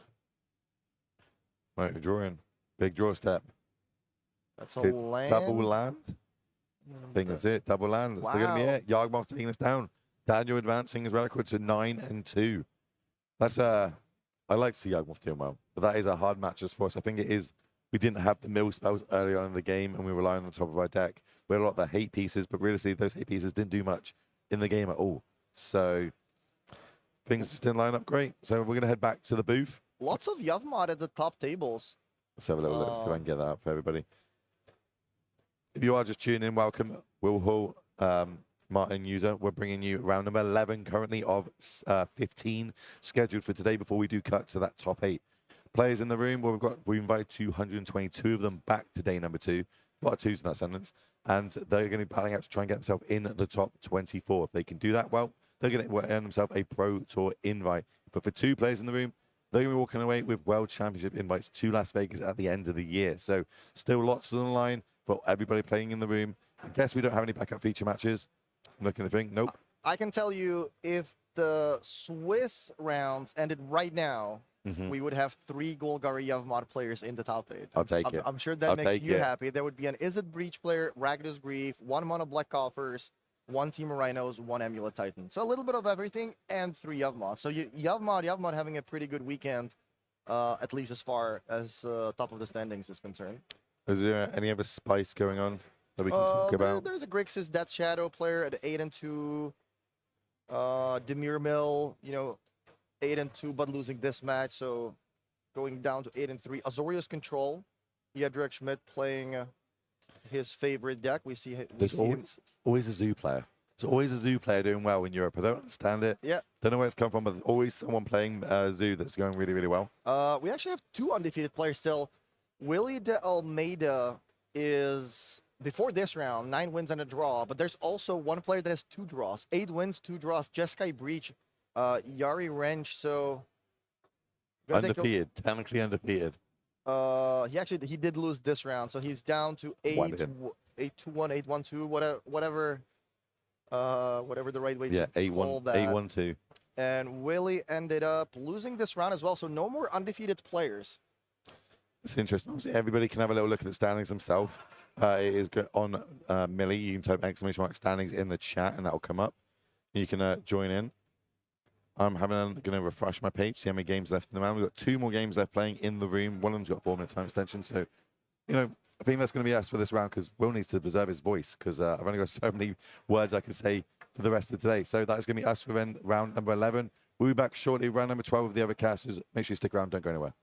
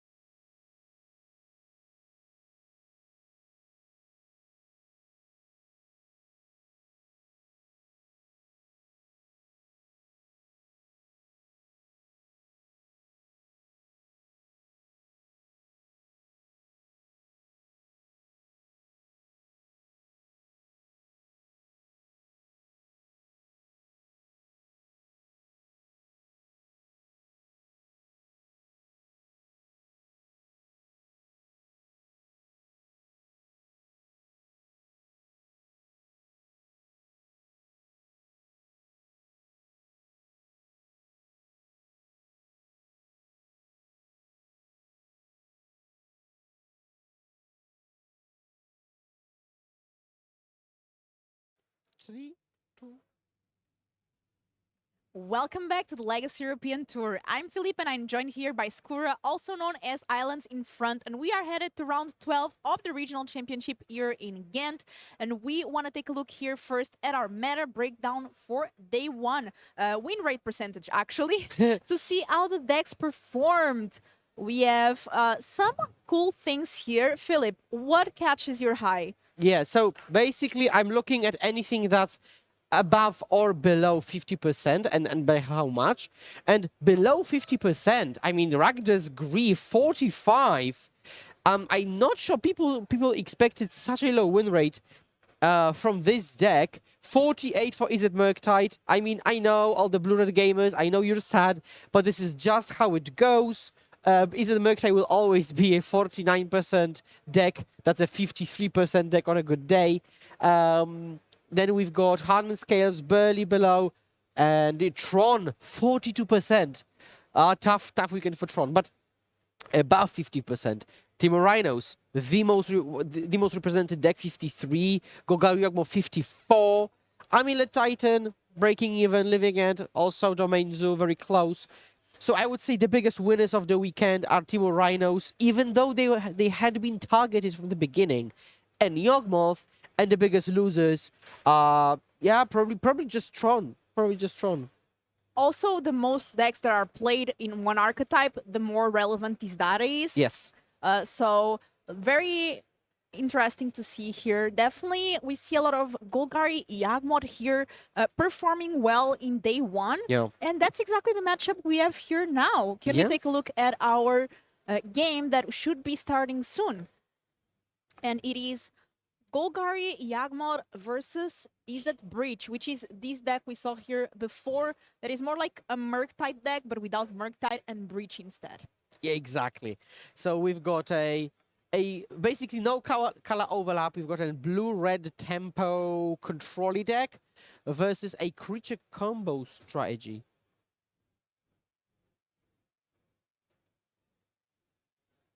And we have the Alfling there. And somebody's asking about the Hammer, and I think I have some stats about that. Ooh. Yes, so let's go with some stats. And while you're looking at the stats, we just see Halfling, 3 mana, turn to Grace. That's a really good opening for Golgari Yawgmoth. Both players 10-1. Prime position to top 8 this event. 1,000-person regional championship.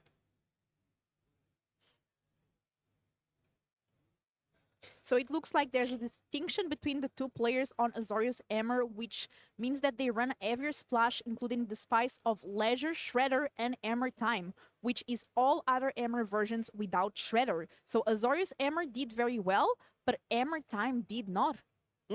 Interesting, yeah.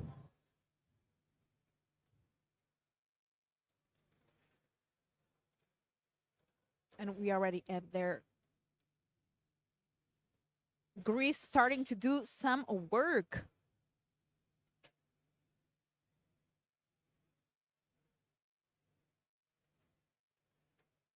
Why do you think this deck, Golgari Yawgmoth, is doing so well over the weekend? Yeah, so this deck has a combination of so many different tools going for it. So it's a creature combo deck, so it can engage in combat and win these types of games. It has a combo finish, so if need be, it can change its strategy. It has very powerful early plays like turn to Grace, turn to Yawgmoth. It has very high consistency thanks to Yawgmoth drawing cards, thanks to Court of Calling finding Yawgmoth or anything else it might need. So it's a combination of consistency, of raw strength, of having access to multiple tools, pretty good sideboard cuts as well. So yeah, it just has a lot going for it, honestly. And that Grease no longer on the battlefield. Dragon Ray Channeler took care of it. Because there is Delirium already on Gutierrez's side. Takanuma there. In response to the Lightning Bolt. Yeah. This seems to be the graveyard, by the way. And each player has got like their specific mannerisms and their preferences on, for example, do they tap to the right or left, lands in front, in the back, and million other things like this. And Gabriela seems to just like having, library on the right, sideways, and graveyard, above it. And as long as both players are clear about what is where, that's okay. Yawgmoth, beautiful retro frame foil. Yawgmoth coming down. I think from the Timeless Spiral set, Yeah. a lot of beautiful retros from that set.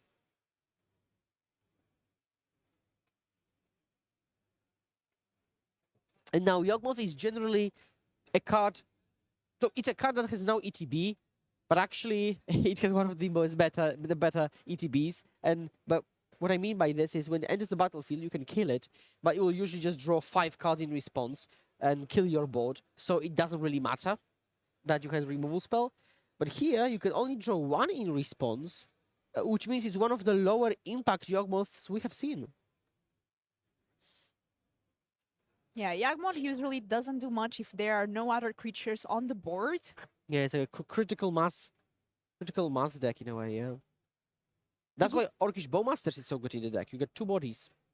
The good thing about the Yawgmoth deck is that even if that Yawgmoth gets removed early on, later on with cards like Agatha's Soul Cauldron, the ability can be relevant by exiling the Yawgmoth and giving it to another creature. Yeah, that's actually a really strong sequence, and the fact that the deck has access to this angle on top of everything I've mentioned already makes it really scary, especially for these fair decks like is a Breach. And it is very much a fair deck compared to maybe Station Breach that has a combo that can kill on turn 3, sometimes turn 2, potentially. But this deck, nope. Breach is just a fair card, assuming you can even say that Breach is a fair card. Double channel on the battlefield, and Yawgmoth actually stays around. No unholy hit, no double bolt. So I don't think Gabriela expected this outcome. Making a plant there, which can then be sacrificed with Yawgmoth.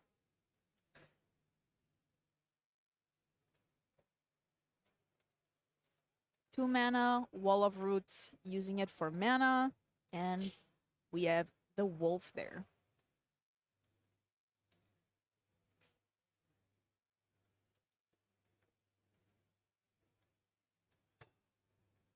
So the way you do it sometimes with Yawgmoth is you put minus counters on all the creatures, a singular counter on the creatures, and then you use the proliferation ability, because yes, Yawgmoth has more abilities. Use the proliferation ability to uptick all the minus counters and kill everything off in one clean swing, instead of trying to, put 3 counters on every single creature. And tapping here.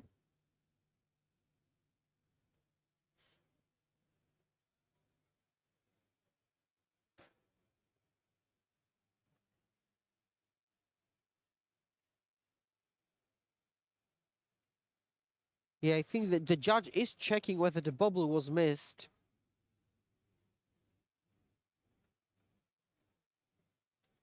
Attacking here. And Yeah, so what we do here is we sacrifice the plant to remove the plus counter of Young Wolf, draw a card, to then engage in combat, potentially use the Young Wolf ability on it. So yeah, normally Young Wolf gives you 2 cards of Young Wolf, but if you can reset the counters it comes back with, you can get even more cards out of that Young Wolf. But that clearly needs another creature to be sacrificed to then reset the counter.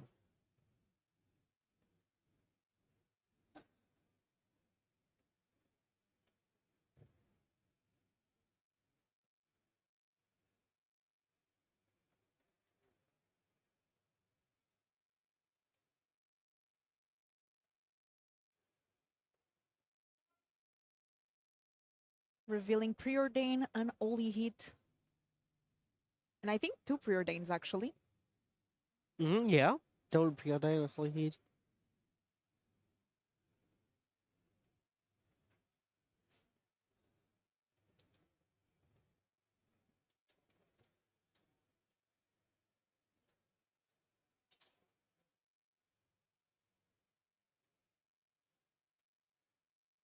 Okay, so now they've got in hand Counter Spell, Ledger Shredder, I saw.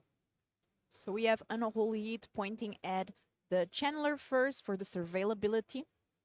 And let's see if Gabriel wants to do something here in response. Yes, he will kill off the Chandler. So Chandler was one of the better ways to start off this game. Pressure with evasion, so he cannot be just infinitely charm blocked. But now no pressure. 9 for Gabriela. The activation of Yawgmoth do cost life, but they don't matter until that life reaches 0.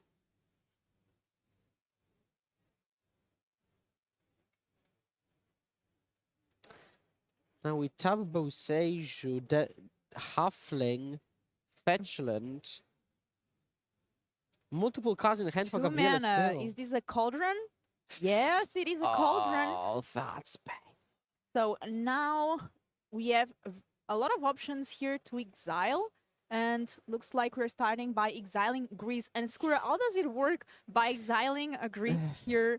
Does the creature gain the ability of the Planeswalker? Yes. So the way it works is that now it has the Planeswalker abilities, but because it has no loyalty, it cannot minus, because minus requires loyalty to be paid. So it can only uptick until it has reached enough loyalty to then downtick. So now, in short, every creature with a counter is a Grist. And now, so we've got double Grist, kind of. That's why we've got double Insect on the battlefield. So now Young Wolf is a 1/1 creature with Undying, with 2+1/+1 counters, and 1 loyalty counter. Yep. Which is pretty convoluted. And yeah, Soul Cauldron. Also, the fact that Cauldron is sometimes a hate piece, because it could be a graveyard disruption piece, is just insane. Definitely one of the strongest cards from Wilds of Eldraine. And it has seen play in not only Golgari Yawgmoth, but Scales as well, right? Yeah, in scales it really goes nuts. Like if you can imagine that any of your creatures can have Ballista abilities or Arcbound Ravager abilities or both, then we can really go to town. But it's a really difficult card to play. Like if, for example, in the case of, as I said, in scales with Ravager and Ballista type of cards.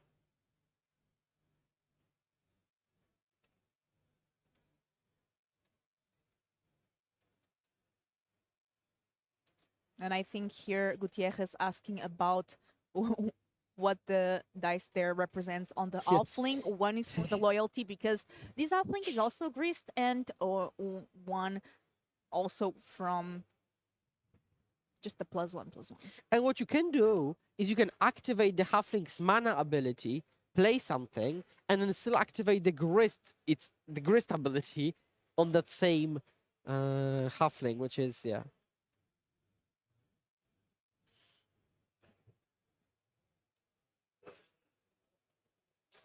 So now Gabriela has got 1, 2, 3, 4, 5, 6, 7, 8 power on the battlefield, and will scale very nicely, making double insect every single turn. And now next turn, Agatha can put a counter on an insect and like chain the insect. When an insect makes an insect, then put another plus counter on the next turn. And that's the power of the Agatha Soul Cauldron. I mean, this card can single-handedly win games. Things can definitely escalate quickly here. And Gutierrez trying to think of a way to stop what's going on the opponent's side of the board. Okay, counting, I see, yeah. No Brotherhood's End in Gutierrez list, right? Let me double check. Brotherhood's End, pretty decent card nowadays, I would say. And there are exactly 0 copies, which is, well, probably like 1 or 2 too few in this particular matchup. We could see some, bolt action, breach double bolt. We saw Gutierrez already steal games with bolt against blue-black Shadow. Or Shadow Grief, maybe. And that's one thing. That's why sometimes you shouldn't try to control the battlefield fully, because it's impossible. Don't try to control it. Try to end the game. And Yawgmoth being one of those decks that gained a lot with the ban of Fury. Yeah. I agree. I agree. So Yawgmoth was already pretty good because it could survive Fury pretty well. Like if you go Young Wolf into Wall of Roots, like you're perfectly fine. But now even without that option, yeah, it's a powerful untap Cauldron. And draw here for the turn. Doing some math here. Yeah, 2 mana. Orcish Ooh. Bowmasters taking care of Ragavan, making a 1-1. Only Leisure Shredder standing on Gutierrez's side of the board, but one island open. Yeah, Cauldron also introduces very interesting games where you can, for example, exile the opposing creature that can do some interesting stuff. Like I saw my opponent once exiling my own Emery with his Cauldron, and then his creatures could replay, a potential Cauldron from his own graveyard, thanks to Emery abilities, or Haywire Might, which was very difficult to deal with. And now we go to the Grist Town. Yeah, you are greased. You are greased. Everyone's a greased. Yeah, exactly. Not everyone yet, but every turn things escalate very quickly. But we saw Gutierrez win a game against the Grixis Dead Shadow deck with double bolt. Yeah, so this could happen. Triple Bolt would be needed though. But no creature is flying on Gabriele's side, so I guess the double bolt could also do it with the connive and attack of a ledger. So who knows? There is breach. Oh, there is breach, and there is a land for a red source. So this might actually be it. And the question is whether Cauldron is tapped.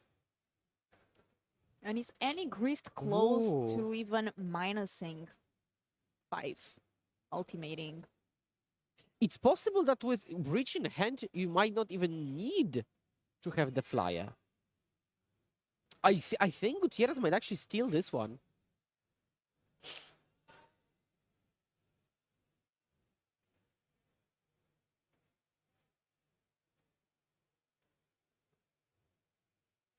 Yeah, and now you, as Gutierrez, you need to keep like a poker face, maybe show like, oh, well, I don't know what I'm going to do. But actually, have a very good way to close it out. The draw is another land. The Cauldron is still untapped.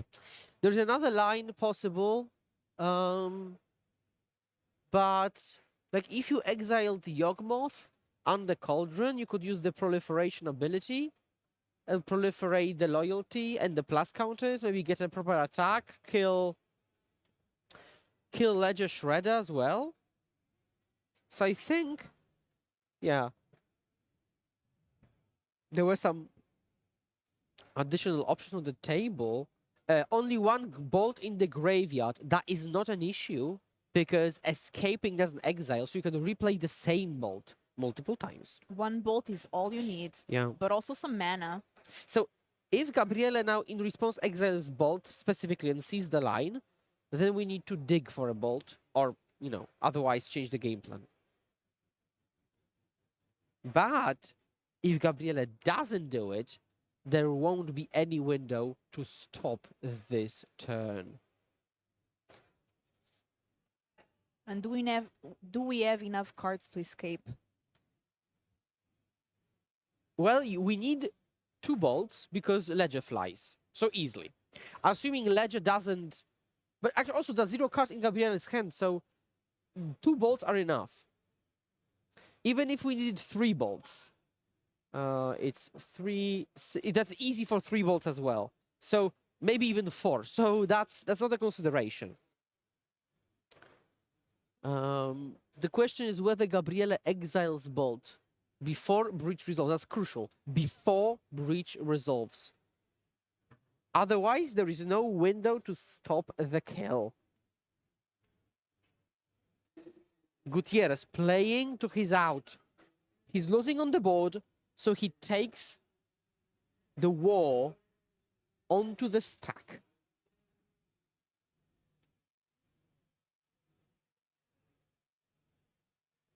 And we see Gabrielle there looking at the graveyard. but not looking at Gutierrez graveyard yet.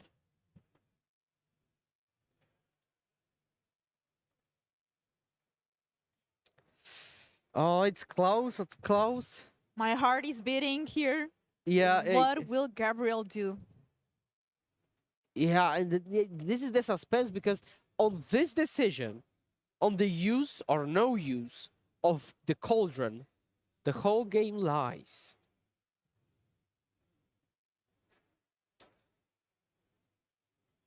Now, people are not really used to playing against Breach, and whenever you venture into new play patterns, it's much more difficult to have a proper decision if you haven't played it yet.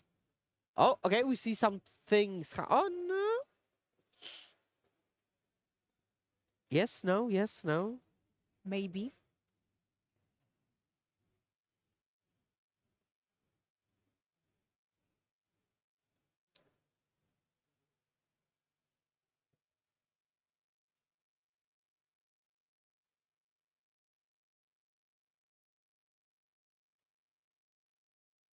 Not an easy decision to make.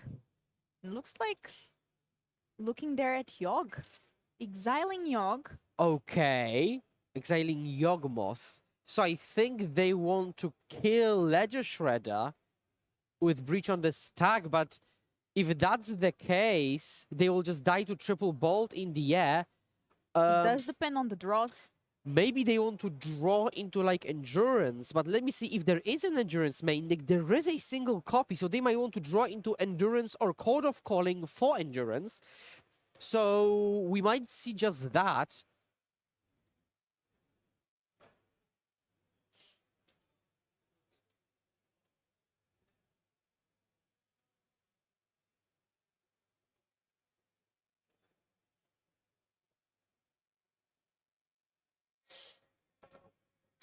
Well, Down to 5 life. 4 yeah, life. for life.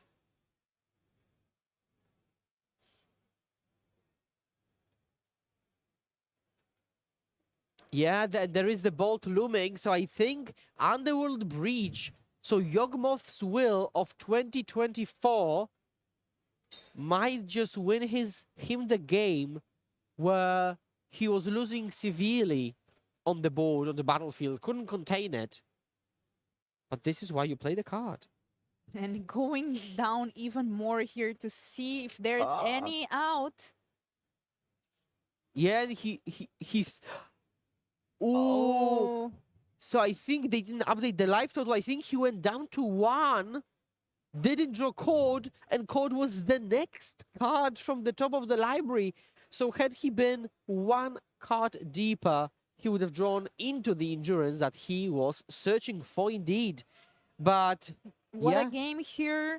And Gabriel takes the first lose here, but there's still more games to be played. Let's take a look at Gutierrez's deck list here to see what can we have in sideboard against Golgari Yawgmoth. Yeah, so Golgari Yawgmoth, pretty standard list. A lot of one-offs we see. 1 Eldritch Evolution, Shieldred, Hapatra, Blood Artist, Endurance, Ignoble, Gilded Goose, and Wall of and Dryad Arbor in the sideboard. Triple Force of Vigor doesn't really help. Double Chalice, well, if you want to put it on 1, then yeah, Gutierrez's deck is pretty 1 heavy. Double Endurance, absolutely. Haywire Might, this is a tricky question because against Station Breach, Haywire Might is an absolute banger. Here, it tags Breach and Breach only, and if Breach resolves and you want to exile it, the opponent can still respawn by casting all the instants, so pretty lackluster. We see cards like Reclamation Sage, but again, same problem, and you would have to search for it instant speed. Scavenging Ooze is something I actually like. I think Scavenging Ooze is decent, and Soulless Jailer says that players cannot cast non-creature spells from graveyards, and I think it can also come in. So there are a couple of tools, certainly a couple of tools, but let's see how Gutierrez can adopt, knowing there could be Soulless Jailer coming, Scavenging Ooze coming, Endurance coming. Subtlety, that's pretty decent. Anything else that can be relevant here? Stern Scalding, Curse Totem.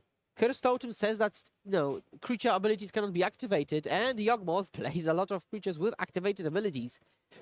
Unlicensed Curse, maybe, but that would be a clear counter action against Agatha Soul Cauldron, or maybe to kill a young wolf in conjunction with removal.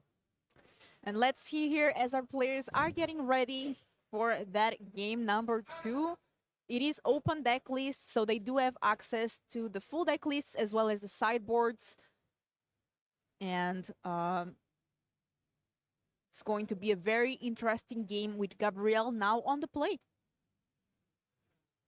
Yeah, that's true. I mean, I really think that this is why people have decided to bring Breach instead of actual Murktide. I mean, not many people, but people of Gutierrez caliber, of Madsen caliber, brought Breach.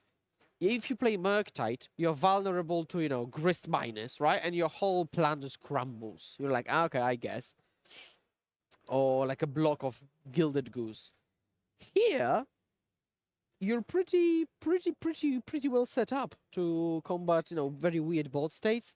And the bolt thing has come up multiple times already. It's not like a niche thing. It has come up multiple times. So Breach might just be the way to go. And let's take a look here at the opening end for both players. I think Niels might just only have one land. But keeping here, we see Alfling turn 1 for Gabriel. And he couldn't kill it fast enough. And only it very fast that Alfling. And curiously, Gabriel playing Boseiju as the land. Yeah, it might indicate that there are not many other lands in hand. But like if you lead on Boseiju, maybe your other land is black? He kept a one lander maybe? No, there's a second land there. Oh, he just led on Boseiju. That is curious, yeah. Because, maybe there's a second Boseiju. Okay, yeah, that's a very good point, yeah. Good catch, Filipa, yeah. That's So there's Undying Wolf there. The young wolf. That can do a lot of work in this deck. Yeah, it does. So it attacks, it blocks, it's cashed in with Yawgmoth. And cracking that Verdant Catacombs.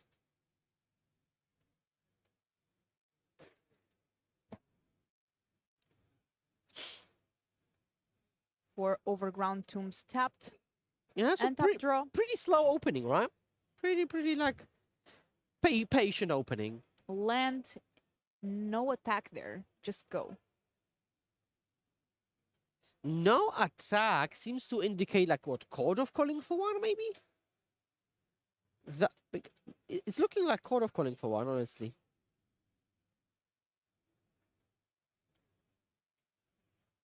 I see Breach, Iteration. Okay, so we start here with Iteration. Looking at the top 3 cards, I see Shredder, I see Land. Not sure what the third card is, if it's another land as well. I think it was another land, yeah.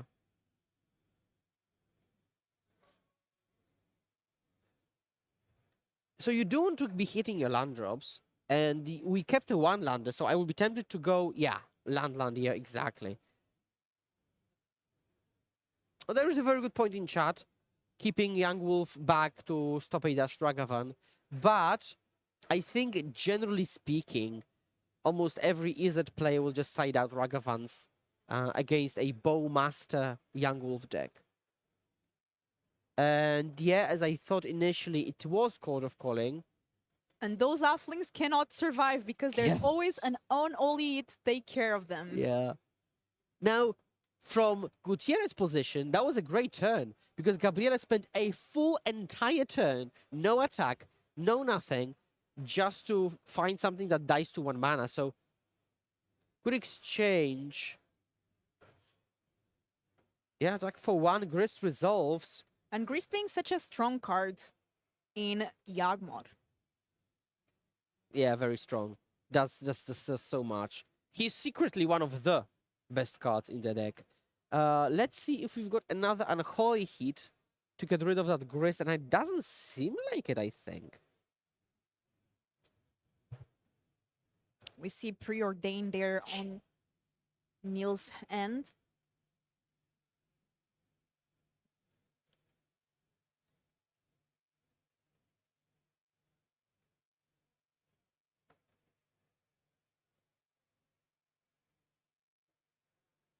Fable of the Mirror Breaker. And Niels going for the strategy here, playing fourth land, creating a 2/2 Shaman Goblin.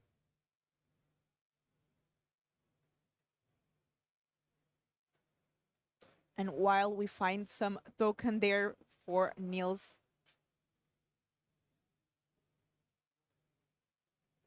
Okay, I think we're double checking something. And I think just the Goblin token was not the correct one, so someone went to pick up the correct one. Okay. Yeah, so we cited in the Fable, I think there was a prediction that this game would go long. It would be pretty like resource intense. We would trade resources. And we see Bowmasters here. The card that was most played yesterday on Yeah. day one. Yeah, literally the most played. Do you remember how many copies? I think it was like Over 1,000. 1,000. Yeah. So 948 players and more copies of Bowmasters. Okay, draw. Full hand.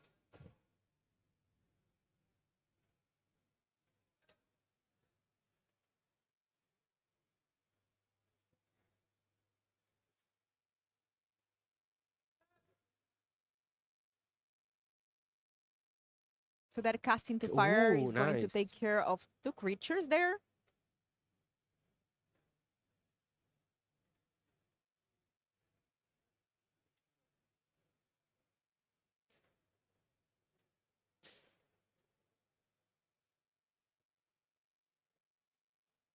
And still 2 mana available.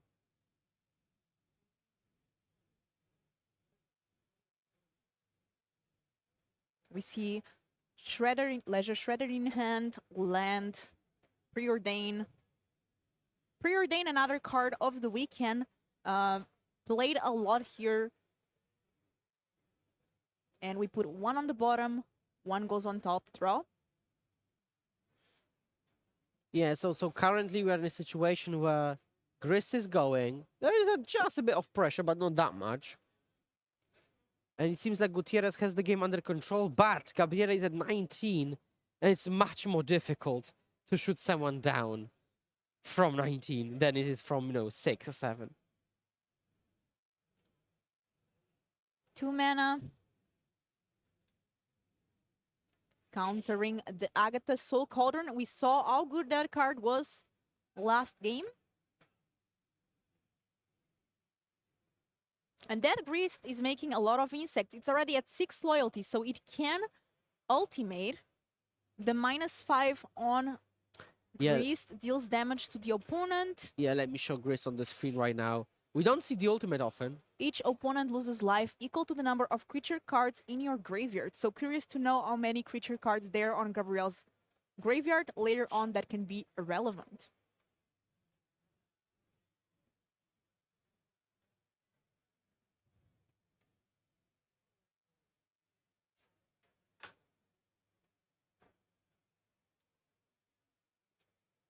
An Oli there. Oh, Breach. Breach. Let's go. Underworld Breach.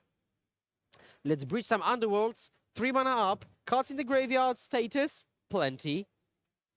And Gabriela is thinking maybe there's like a Code of Calling in response. 1, 2, 3, 4, 5. Could be X equals 2. So we couldn't code for Endurance. Much to Gabriel's disappointment. And much to Nils' satisfaction.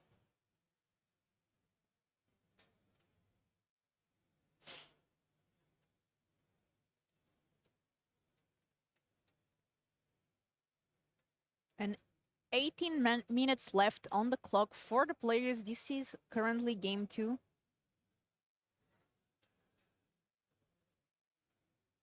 Round 12 here at the regional championship in Ghent. Players with a great score of 10-1. Yeah, 10-1 is such a good position. Can you imagine going to an RC? 1,000 people all had to qualify, so the competition is super stiff, and you go 10-1, dropping just a single match. I mean, this is unreal. Preordain here.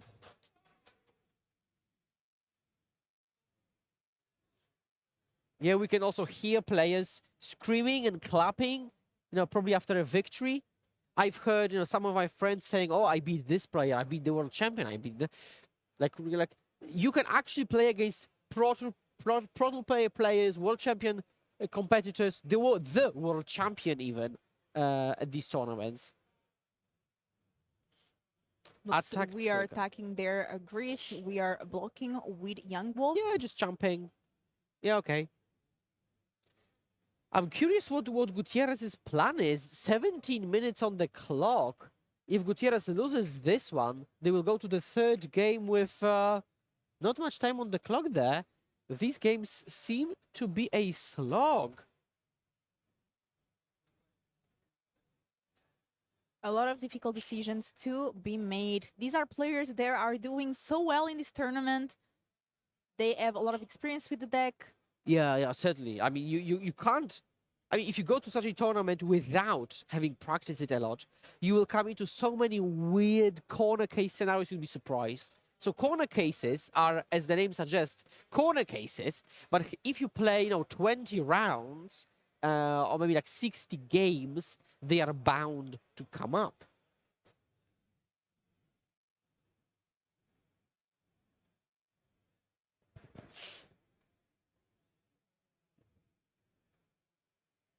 Yeah, and so Flipped Fable, Treasure, Breach still in play.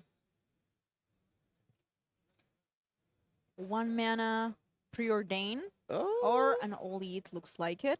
An All Eat escaping those 3 cards. yeah, no Delirium, so No Grist more Young stays. Wolf, but Grist at 6, and I'm really curious to know how many creature cards in Gabriel's deck. Graveyard. Yeah.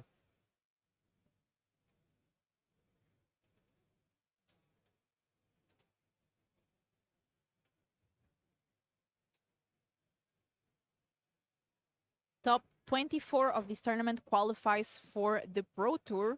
First and second places get an invitation for the World Championship. Yeah, I've talked with many of my friends, and their main goal is to try to get on the PT. Like that's the main goal. I mean, goal number 1 is day 2, which is already huge. Like 1,000 people day 2ing. I mean, that's a proper feat to be put on your resume. But getting to the PT is a lot of people's dream. -2 on Grist, sacrificing an insect and destroying the reflection of Kikijiki.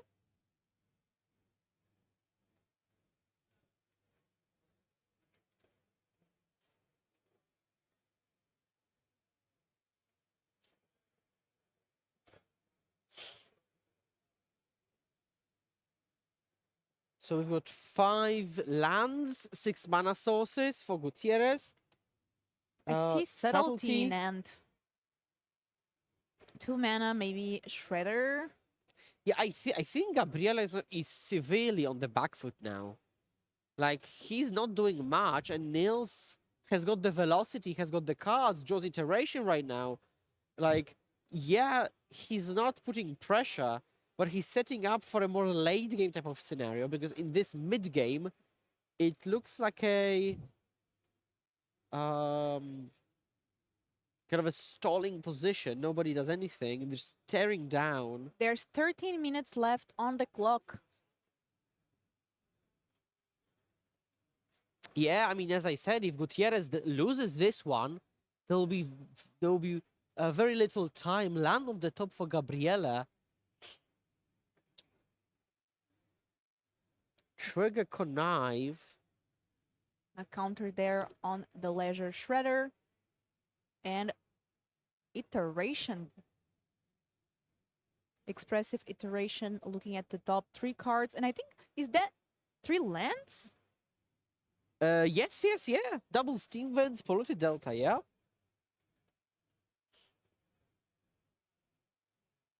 And just as a reminder, there is 6 minutes left in the round. These players have 13 minutes because it takes some time to set everything up, take the beautiful pictures you can see in the top right and top left. And so the timer on the screen is adjusted to their additional time. And so they have got 13 minutes while their whole hall has got 6. And pass. Let's untap here, draw. Yeah, and there are double treasure, double land, so subtlety can still be hard cast. So There's a Patra there as well. oh, we're plus ingressed. So we're not getting rid of the ledger. Let's see, 2 mana, main phase, Legion's End. Oh, that's a spicy card. That is a spicy card. I'm not sure that Gutierrez expected it, but that shouldn't be a big problem, honestly. It gets exiled. Yeah. No other leisure shredders in end. Yeah, it reveals land subtlety, channeler, heat iteration. I like Gutierrez's position plenty here. And let's see what Gabriel does with that information.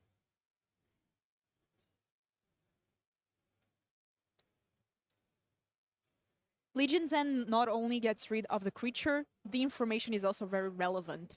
Yeah, very much. Yeah, for example, now, knowing that there is subtlety waiting, I would be much more inclined to play maybe like Eldritch Evolution or Chord of Calling, rather than walk into subtlety, or pace my threats, like maybe play double 2-drop instead of playing 1 4-drop.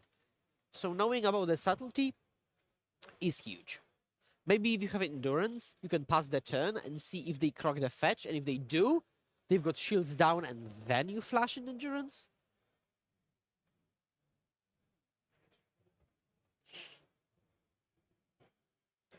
But so I think that there was a pass, but Gutierrez says, nah, nah, nah, nah, nah.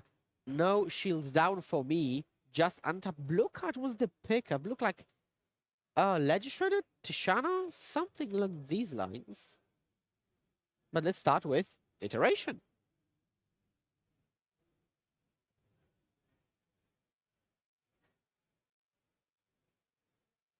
And I have information that our current backup is still 1-0 with 20 minutes left. I think they just started game 2 now.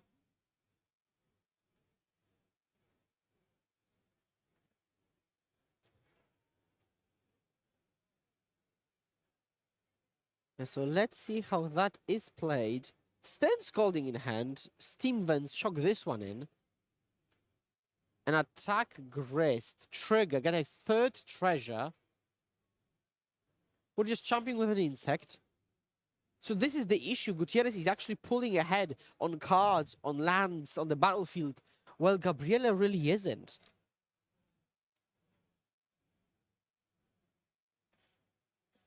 Under 10 minutes left here. And we are in game 2. Channeler being played. Is there Delirium? Sorcery, Artifact, Enchantment instant, yeah. Underworld Breach is such a good card turning on Delirium. It's like in Station Breach where you have Saga. Saga is both a land and an enchantment.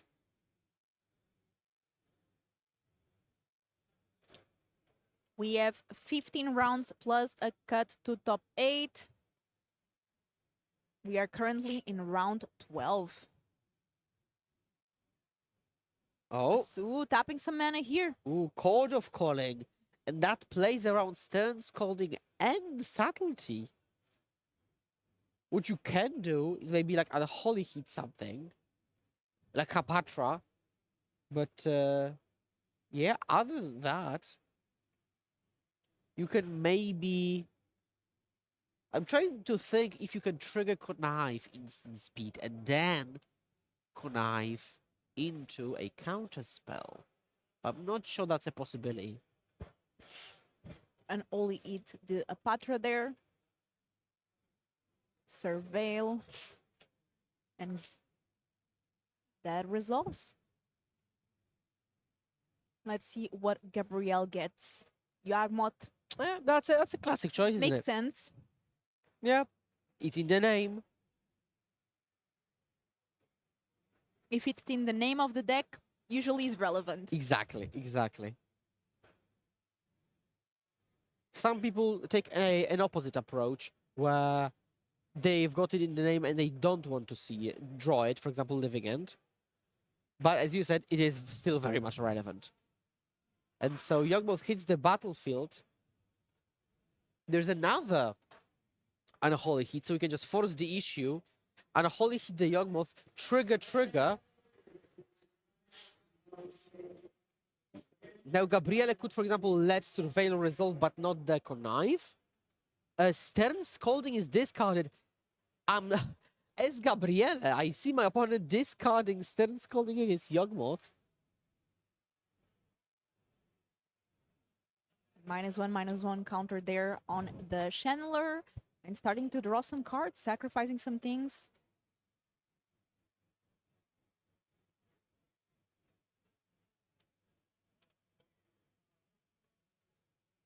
You cash it in.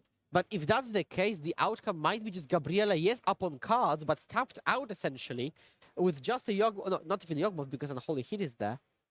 So this is the type of situation we talked about where Yawgmoth is like ETB draw 5, but in this case, there's no battlefield. Like, what is this situation?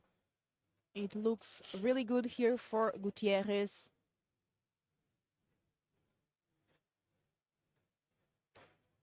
Draw, preordain. Yeah. Surveil. There was a bolt there, but I'm not sure if it went to the Ooh. bottom. Yeah, no. It did not. It certainly did not.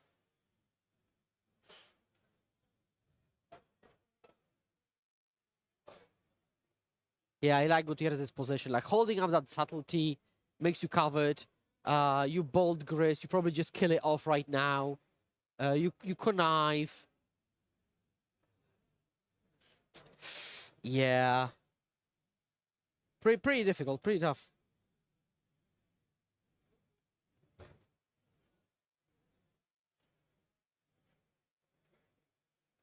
Yeah.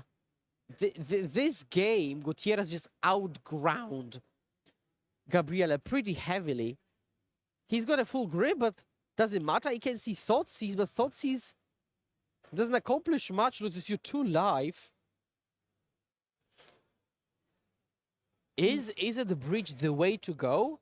Is Murktide just not a viable deck anymore? Ooh, and shocking there for Overground Tombs.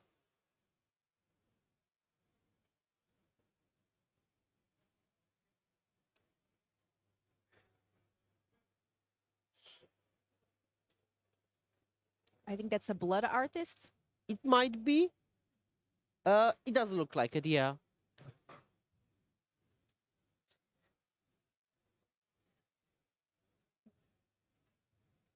We're just smashing in. And Gabriel did shock that Overground Tombs and still has 3 mana up, so... Ooh, endurance, okay. But now it'll just eat subtlety, which is very predictable. That's exactly what we'd expect to happen. Take a draw. We draw that endurance that we put on top. Counter spell there. Wow. Surveil. Oh, that is painful. Tapland, pass the turn. And with only Blood Artist left. Gutierrez takes a draw. Counterspell in hand, consider was the pickup. Attack with everything. And that's And game. that's it. 2-0 here for Gutierrez on Izzet Breach against Golgari Yawgmoth, advancing at 11-1 in the Wow. tournament, which is a great score to be at and very close to that Pro Tour qualification. I mean, 11-1. Like, we are approaching just intentional drawing into the top 8. 11-1. Underworld Breach. No Murktide. No problem. That was a game.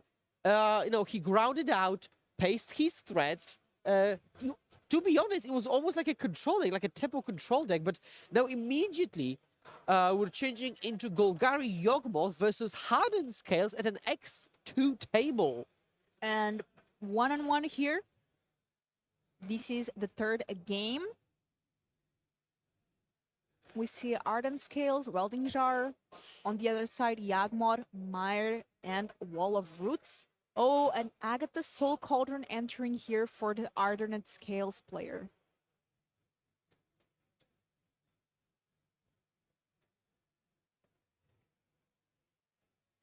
Draw a card here from Alex.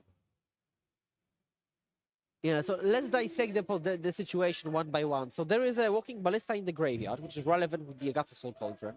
Hardness Scales, Agatha, Ingoth Nexus waiting there, and Welding Jar versus Triple Land, Wall of Roots as the mana dog, Yawgmoth Haywire Might Halfling. So that Halfling's probably waiting for Agatha to be activated, but that Agatha can always... yeah, I mean, this is like a standstill in that regard. And let us know, Twitch chat, where are you watching from? I know there are some people waking up at this moment. Here in Ghent, already 11:30 in the morning. Okay, activating here the Cauldron. Just to exile the Yarok. Unfortunately for Lars, no creature to put the counter on.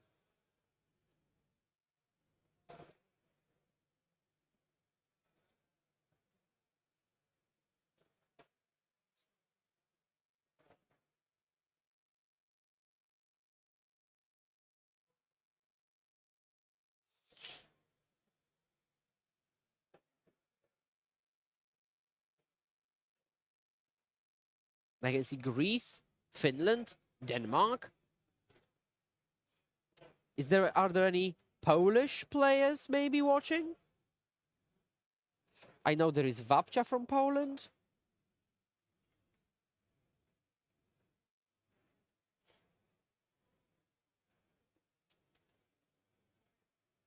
Yeah, I can see some Polska Górą in chat. Yeah. And a bit of an impasse situation here. Exiling Ballista there with Agatha's Soul Cauldron.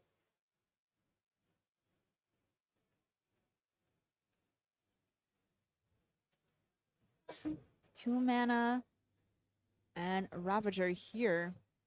Why this sequencing of first using the Agatha's Soul Cauldron here? Yeah, that's a good question. If you activate it first, it can get Haywire Mighted. I'll just double check, but mine doesn't require the tapping, so it can both attack enemy sacrificed. It might be like a bait to force the issue, maybe?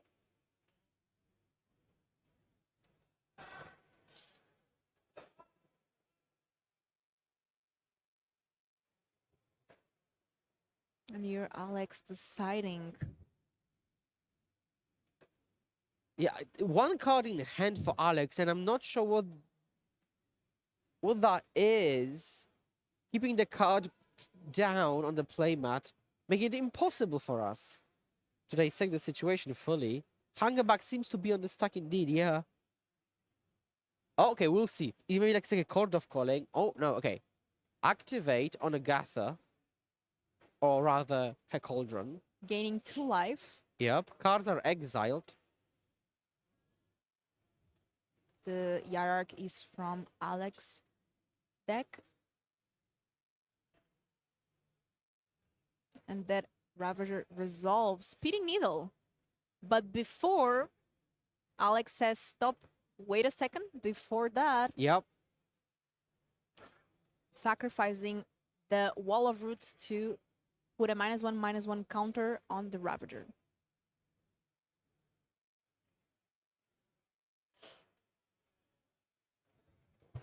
And doing it again with Elfling.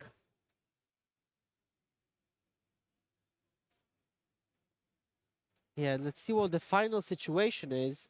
Yogg is named with the needle. We got scales. Red land is played. Yeah, we need to figure out the Hungerback situation because it cannot be without counters.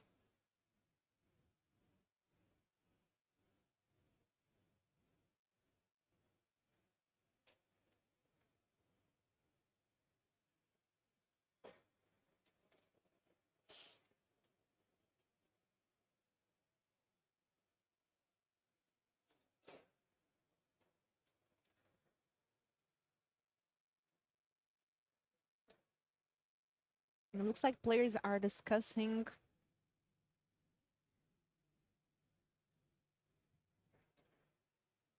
that Ravager is gone. Lars has 1 mana left, and Alex here attacking with the Yawgmoth. Yeah, so now this is the final situation after all the exchanges. We've got 1 card for Alex left in the hand. We see Wall of Roots plus Young Wolf, and we don't cast Young Wolf off of Pendelhaven. We hold it up. Young Wolf is tapped against Hardened Scales, Needle on Yawgmoth, Welding Jar, and no threat. Life total 16 to 14, 1-1 in the score, 5 minutes on the clock.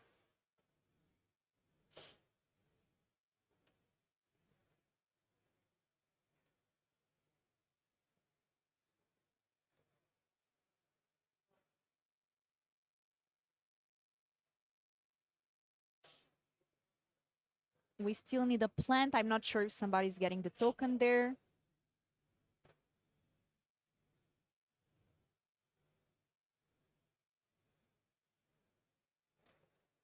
He will double check the plant trigger, but it does seem like a miss trigger, yeah.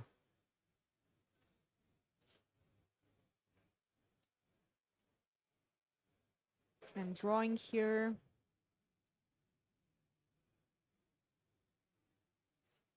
Now attacking, that's Strangleroot guys coming in with haste. 2, 4, 5 damage coming across. Yawgmoth has turned into like a limited deck, 4 mana, 2/4 no abilities. That wouldn't be probably even playable in limited. But here we are, coming across God Honest Fair Combat.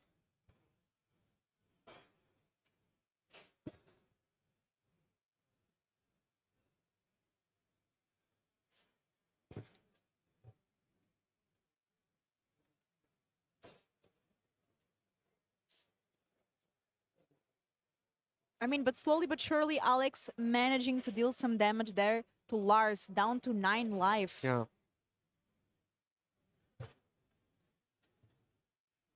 And another Hangback Walker with Scales on the battlefield. It's going to be a 2/2 or maybe even a 3/3.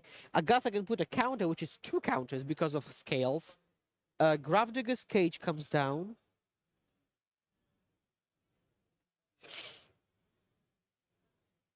Exiling Wall of Roots there with the Agatha's Soul Cauldron. And attacking. Yeah.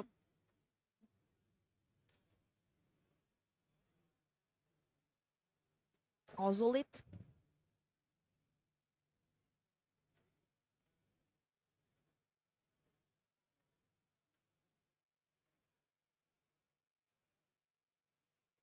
And that's game there.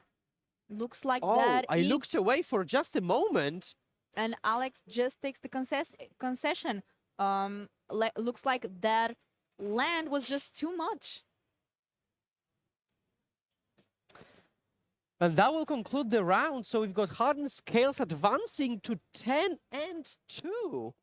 Yeah. That's impressive. Very impressive score, and we saw there our Agatha's Soul Cauldron is so important, plays in both decks, the Ardent Scales and as well in the Yawgmoth, and such a great card, very recent from Wilds of Eldraine, but definitely has made an impact here in Modern. We heard a lot about Tishana's Tidebinder, but that's a card I haven't seen much here yet in this weekend, especially not today, but another card that I'm very curious to also see in action. What decks are you excited to see here in the tournament? So yeah, I am certainly rooting for Izzet Breach, and that could mean 2 things: Station Breach or Fair Breach. It's both. I mean, I'm rooting for both because the Izzet Murktide Cabal is thinking of play Ledger, no Ledger, Murktide 4 copies, 2 copies, and we've seen Murktide a lot over the last month and also years. But now we maybe see some alternative versions of playing the same cards in a similar configuration, yet so different, because they really do play out differently. Station Breach, much more of a combo deck. Izzet Fair Breach, much more of a control deck. Murktide in the middle, kind of tempo aggressive-y. So it's really nice to see some different variations on the same idea.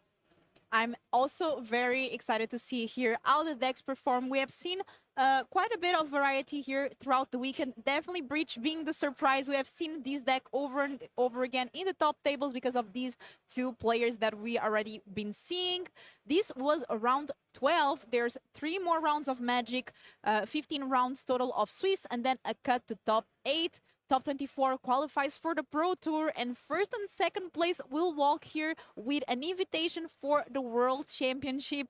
So a lot of things in stake here for our players, and we are getting closer to know what players make it and to also have our top 8, which is always exciting to see.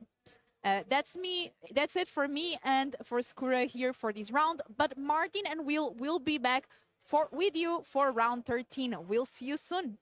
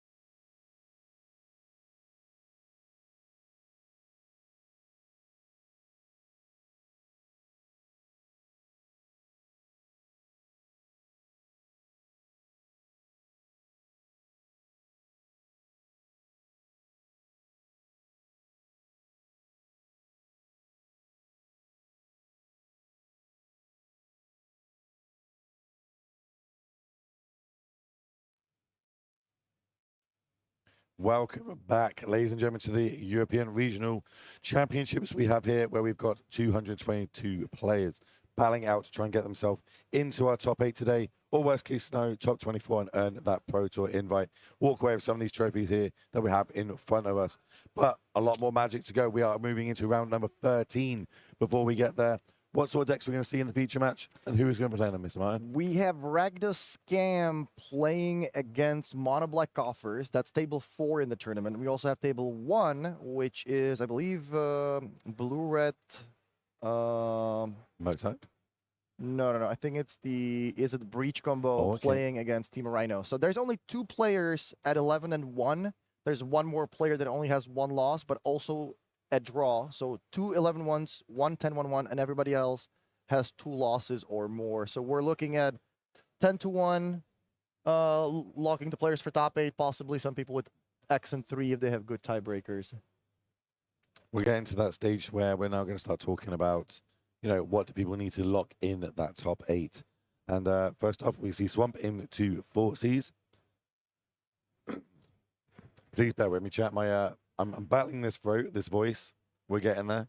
But what should I take in here, man? That's a Thoughtseize by the way? Yeah, that's Secret Lair 4 Cs. I have never seen that art before. I own 4 of those. Yeah, usually depends on the texture of your hand. I would be inclined at, taking Ragavan. There's 2 for Simone, but if your hand has a lot of removal, maybe you don't need to worry about it too much. And you would rather take the Bowmasters, which is a 2-4-1 for the opponent. So depending on how much removal does Loic have in his hand, that's what he wants to go for. Decides to take the Bowmasters, so presumably has answers for the 2 Ragavans. They do play a lot of fail pushes and stuff like that in this deck. Mm. I guess potentially it could be a 1 ring in hand or a Khan to go find 1 ring. Don't want Bowmasters on the other side, and here comes the Ragavan.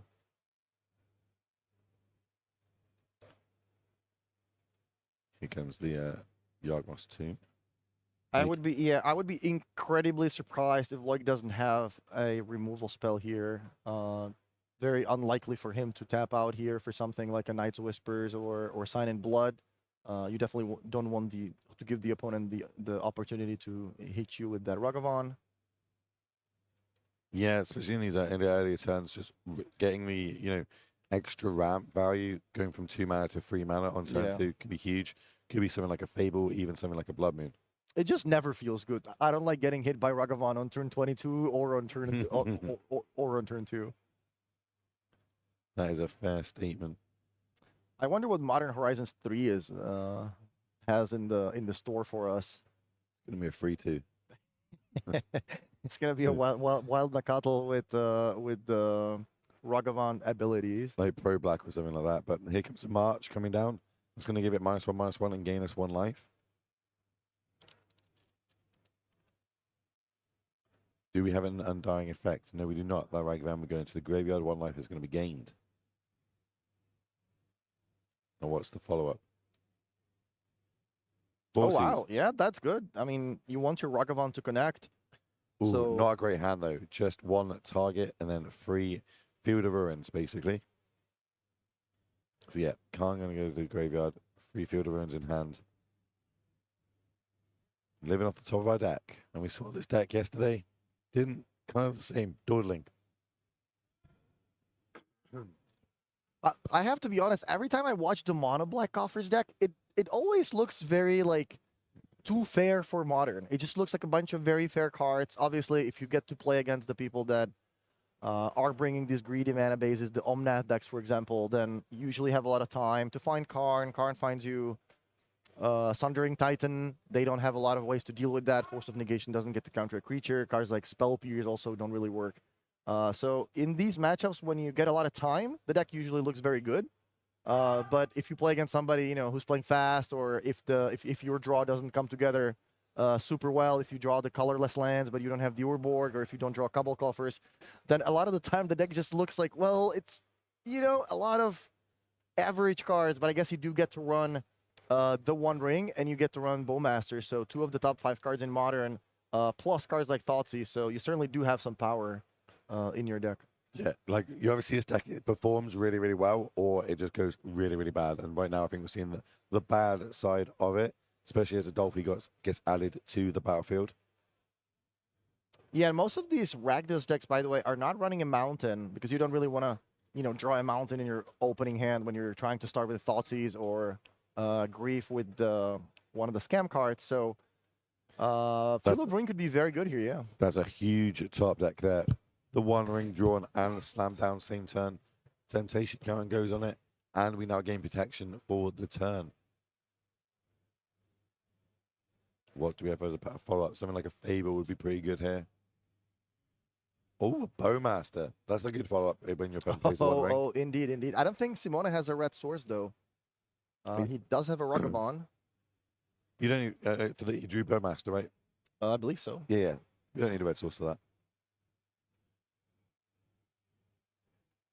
Yeah, no problem attacking. You're going to take one. Just another land drawn, I think, for the turn. Wait. Yes, I have a hang on a second. There it is. Two of the best cards in Modern. Great additions from the Lord of the Rings set. This is going to do 2 damage. From one initially, and then an extra 2 because the 2 ring draws 2 more cards. Growing that Walker Mass token to a 3/3. Yeah, and Loic needs something like a Damnation here. I'm going to take a look at the deck list if he actually runs any. They normally run a few. Yeah, 1 copy. Yeah, there's 1 copy of Damnation. He is running 4 Profane Tutors, though. And no 2-mana card draw. I don't see any Sun and Blood or... Got 2 Night Cling to Dust. That's interesting to me. Profane Tutor, I mean, isn't that a little slow for Modern? I guess it's been a popular card. I definitely don't have that much experience, playing the mono black deck myself, but it certainly is winning. It won one of our Legacy European Tour events last year. I think the one in Sofia was one my mono black offer. So the deck is certainly putting up good finishes, and this is stable 4 at the tournament. So March to the Wretched Sorrow coming down here with the added little text of we're discarding this black or exiling the black card from my hand to add 2 more to it. So this is going to be for 6 to that Bowmaster, I believe. Gaining us 6 life for our trouble, which will put us back up to 19. Do we have a Lightning Bolt? Do we want a Lightning Bolt or a creature to go and negate this effect? We have the option. I think we do have one in hand plus treasure token on the battlefield. I think they see the line. Yeah, I'm going to Lightning Bolt my own one. Leave your total down at 13. You're now fully tapped out. And now we get to come back and hit across for another 8 points of damage, plus the 2 from the ring. We're not far off lethal.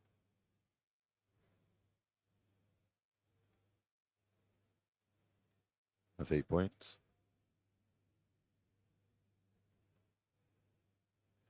I'm pretty sure the Ragavan's going to trigger. There you go.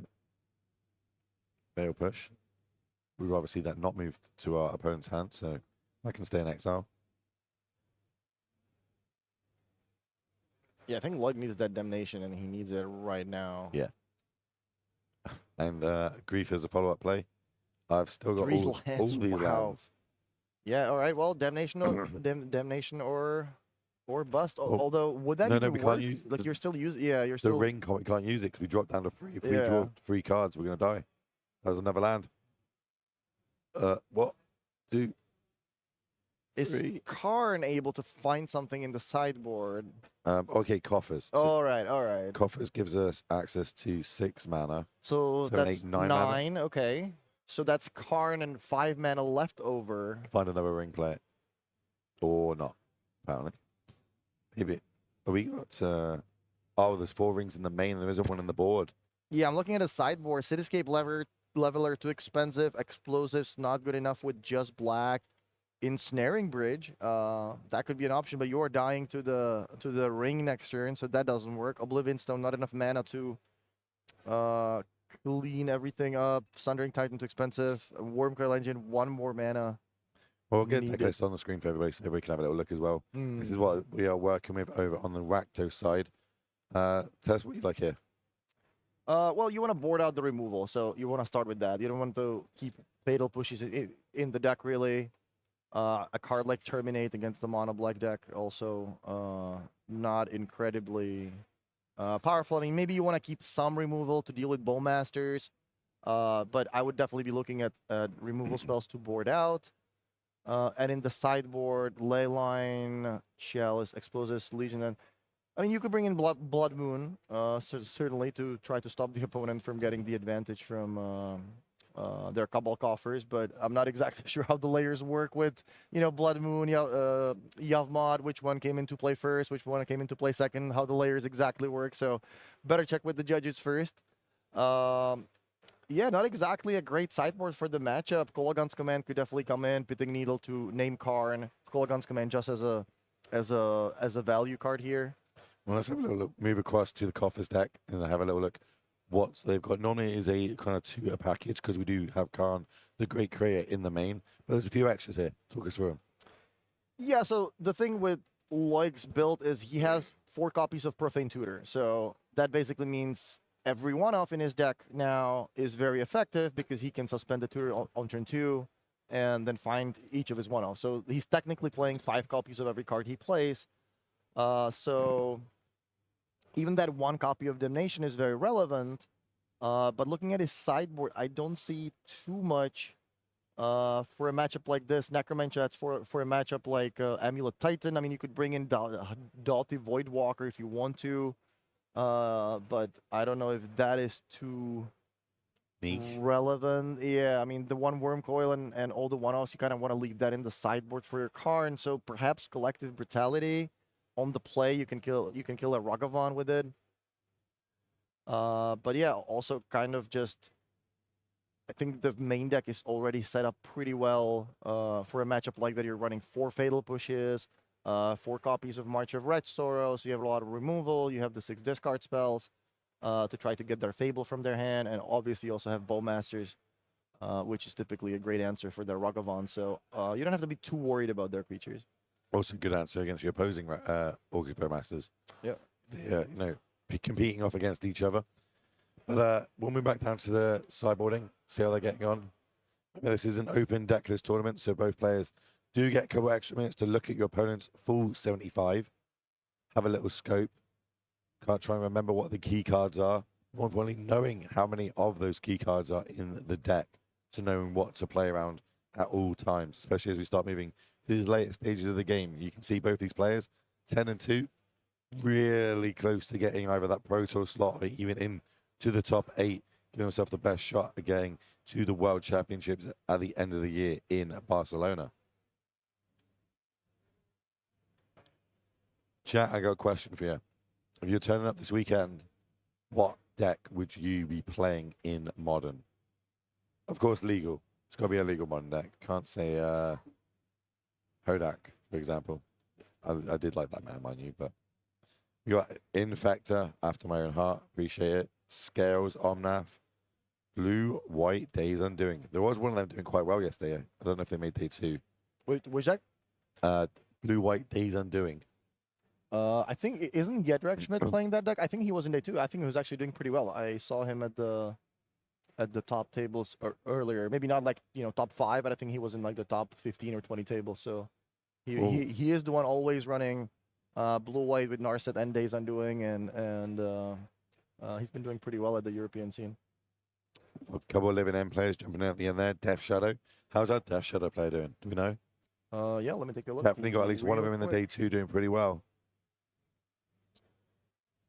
23rd. All right, so they're still in contention, still up there, still on the top seats. Stefano Torini, Death's Shadow, Grix is 9 and 3 before this round. Looking for that blue white. Let's take a quick look at the top of the standings. If we did a top 8 cut before this round started, we would have Team of Rhinos, Is It Breach, Yavmot, Ragda's Grief, Mono Black Coffers, Is It Murktide, another Yavmot, and also Hardened Scales. So yeah, quite a diverse top 8. A little bit of everything. 2 Yavmot decks. There's another Yavmot deck in 9th right now. And Rhinos 10 and 11. So 3 Rhinos, 3 Yavmots at the top of the standings. Chat's talking about living end. We do have 2 living end players here slowly moving up the standings, 13th and 14th. So maybe we can get living end into the feature match area for you for the next round.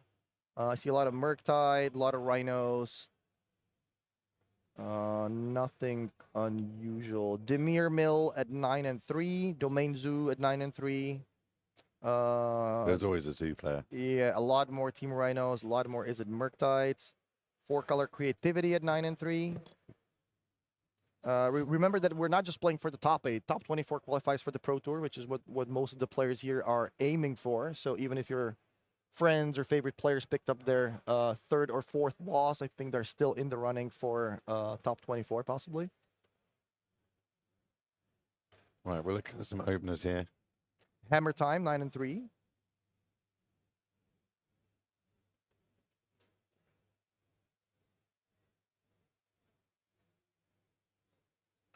Have you ever been a fan of sleeve art on your sleeves, or are you always just monocolor? Like alternating the card on the sleeve rather than on the card itself? No, as in like, see the we've got, what is that? Is that like a Pegasus Oh, or something?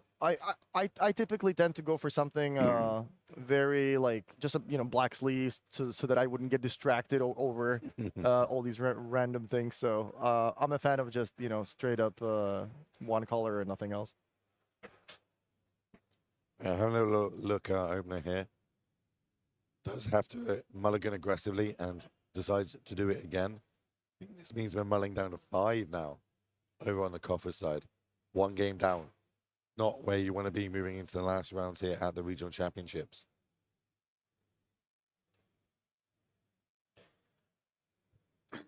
Remember, we started 929 players this weekend.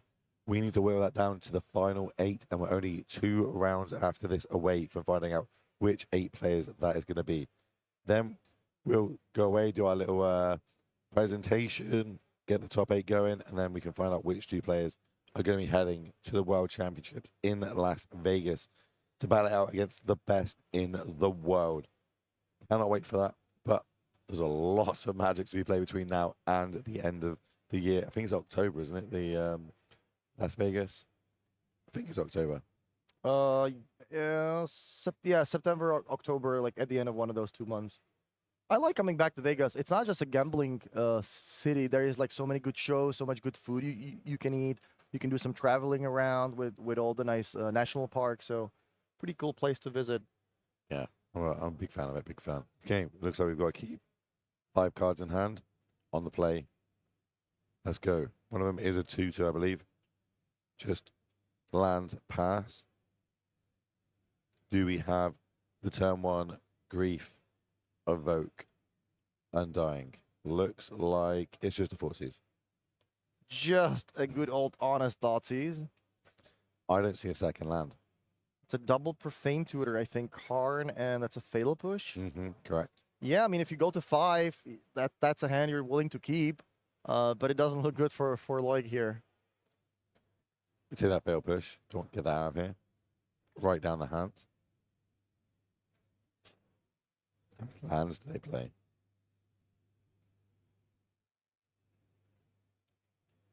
All right, there's a second land, so at least the tutor gets suspended, so Loig's going to be able to find something. I don't think he's running any card advantage other than the 1 ring, though, so he might be forced to go for a land, maybe, but if he draws 2 more lands in the next couple of turns, he might be able to just get the 1 ring and start drawing cards. So at least he gets that going. What's the sort of thing that we're going to go find on with this tier? What's like, do we think if we hit more lands, what we're going to hit, or if obviously the main answer is probably lands if we're not hitting our lands? Yeah, it's going to be either lands or the 1 ring. That's probably the best you can find with it. I do not have a hangover, chat. I lost my voice yesterday. Will Casting. Yeah, Will has been going to sleep like right after the day, and it's not like we were, drinking beverages in a bar till 1 in the morning or something. We're literally just doing our work and going to sleep. So It'd be a lot cooler if I did do that. It's pretty- I'd be more of a yeah. gangster. No, I'm literally going to bed. I've got honey and lemon hot water in front of me, trying to save this voice so we can go all the way through to the final rounds. it is cold in Europe right now. I can say that. Winter is upon us. There's a Ragavan dashed, reveals I think that was a couple coffers, so a free treasure for Simone, who gets to take Loig down to 18. Now, is he going to be able to find more lands? Second Profane Tutor gets suspended. I don't think he has a third land, though. Okay, so the first one's gonna come out of suspend next turn. That's presumably gonna find him a land. And then depending on his next draw, he's gonna be able to decide if he wants another one or perhaps the One Ring with the other tutor. So what we're going to add here, we do have an option of a Fable the Mirror Breaker, if I can see in hand. Also an Orcish Bowmaster, can't really see the rest of them. So 2 options for Simona. He can either start with Ragavan, dash, attack. Your opponent's tapped out, so you know it's connecting. You know you're going to get a treasure. And then with the one more untapped land and the 2 treasures, you would be able to cast Fable. But maybe Simona also just wants to deploy the Ragavan just for 1 mana. Try to hit with it next turn. He certainly does have mana available to do both with the Fable as well. So 2 options for him, depending on how much he values getting the damage through from Ragavan right away. Well, starting off with that Fable, so I think we're going for the slower game, like you said. Just deploying Ragavan, just deploying the Fable. Of course, bring along with it the token that's worth more money than Time of Growth these days. Oh, yeah. And I like this play from Simone, just saying, okay, well, you're stuck on 2. I'm just going to develop my board, you know, rather than just keep paying 2 for this Ragavan. I'm just going to play it. I'm going to play this Fable. Fable's going to let me develop my board a lot more, thanks to, you know, also digging deeper into my deck. So maybe if he has excessive lands in hand, he can turn that into more gas. Maybe try to find something like a Shield Dread. I think he had that Blood Moon in his hand as well. So depending on how Loic develops his board on his turn, if he has another swamp, for example, maybe he wants to ditch the Blood Moon into the Fable. If he plays another non-basic land, maybe he just wants to play the Blood Moon in play.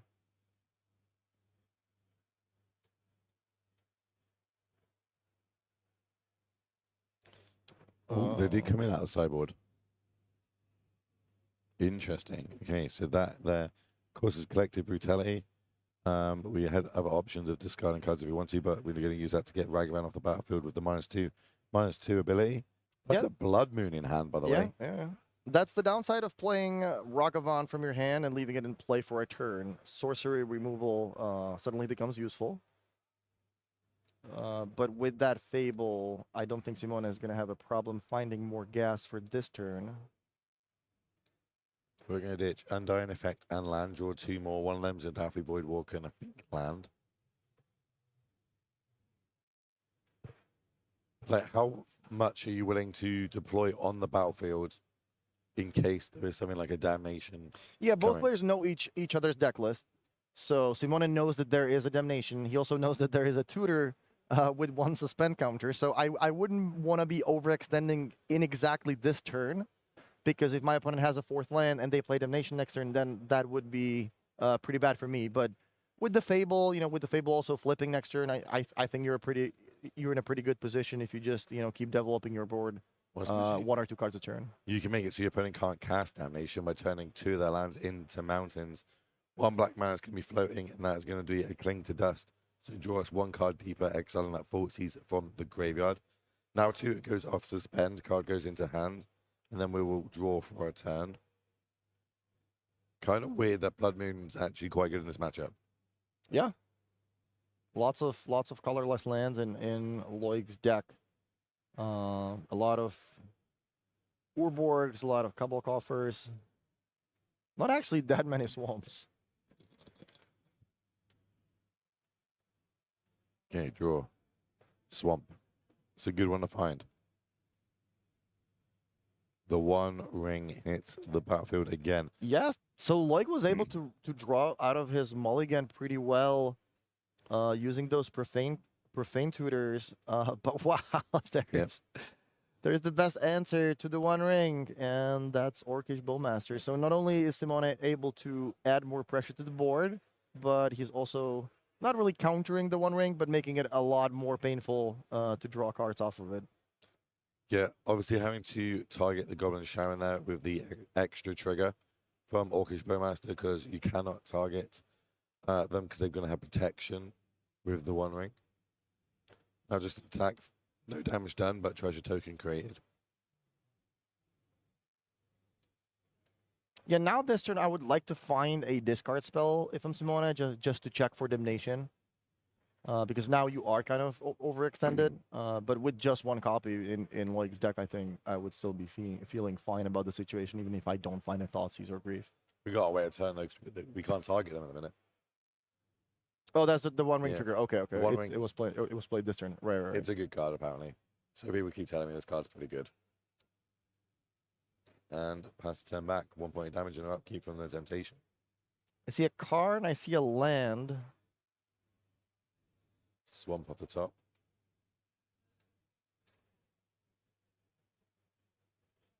Yeah, well, this better be a Damnation.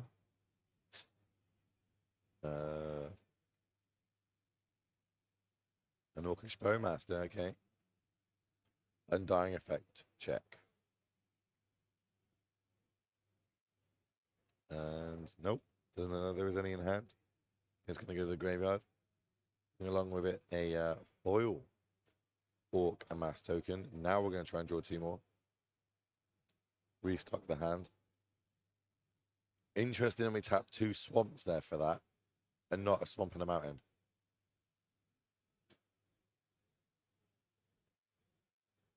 Wow, another tutor gets suspended. So yeah, if Loic manages to stay alive for 2 more turns, he can find that Damnation.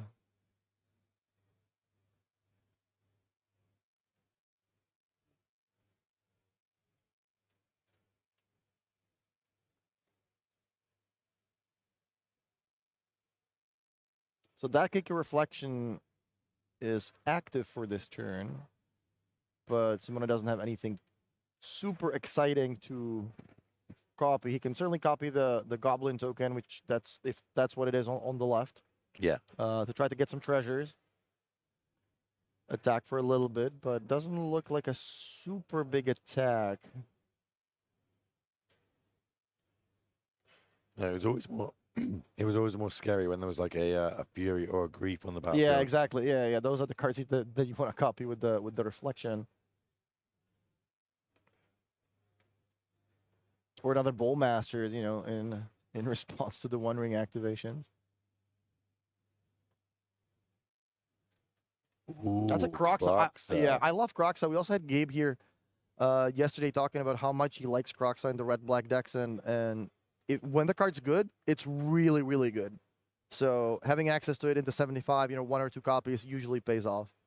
And we can begin it back out of the graveyard again this turn.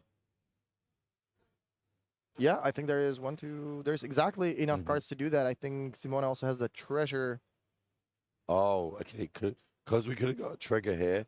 I would have liked going Cruxer, copy Cruxer, replay Cruxer. That's 3 triggers. Okay. That would have been nice.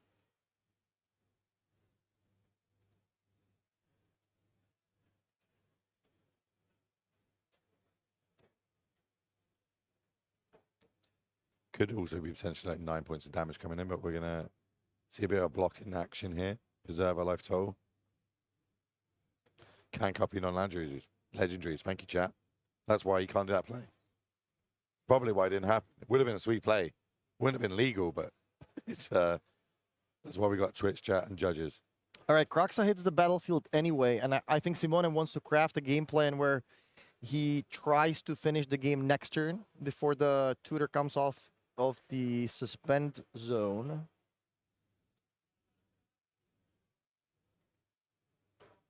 Croxa is really good in a deck that runs, fetch lands, Thoughtseize, a lot of ways to get cards in the graveyard in the early game. In addition to Fatal Push, Lightning Bolt. So you have a lot of one-offs, one-drops. You have a lot of fetch lands. Pretty easy to find 5 cards to escape it. Do you remember Uro?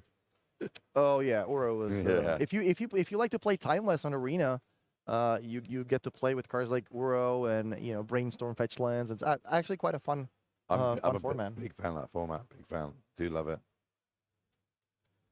This looks more like a game that this One Ring might actually be getting us back in it, though. Not too much pressure on the other side. Well, I say that obviously Crux is now, but we got yeah, you're dying. Find it. All we need is a Fatal Push, and we can get that off the battlefield. I mean, the ring also has 3 counters now. Loic is down to 7, so not the best spot. We've got engineered explosives in hand as well. Could have deployed that on 2 if we chose, if we wanted to. So you must have something.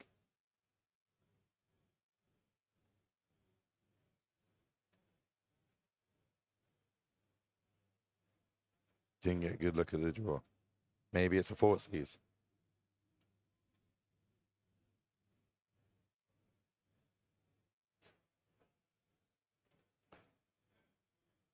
Flow black mana.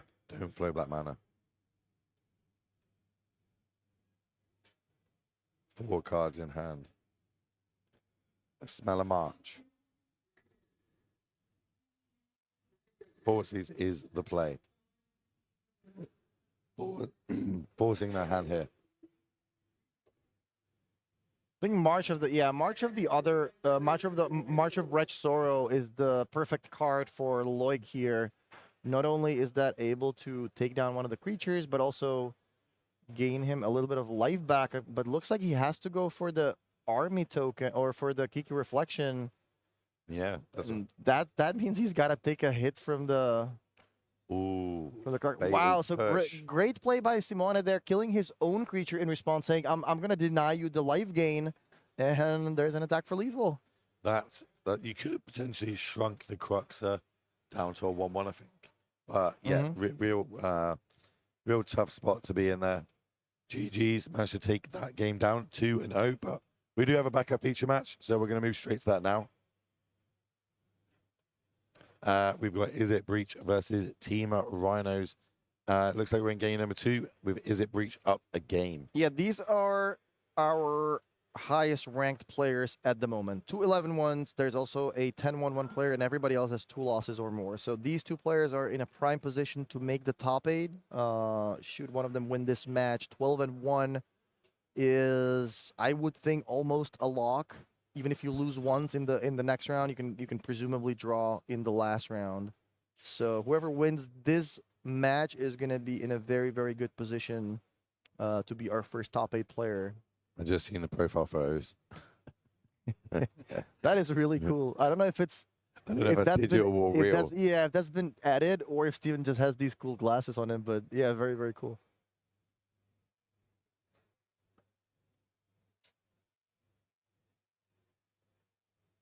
All right, draw step. Another land.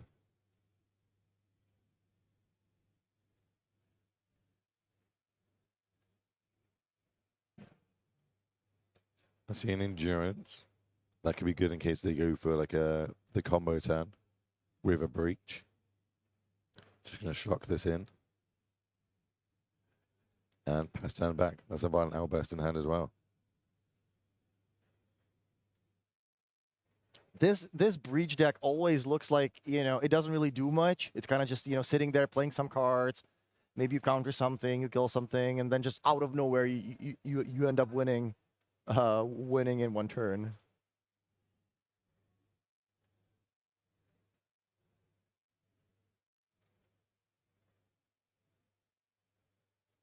In the tank. Of course, lots on the line. Being X and 1 right now in round 13.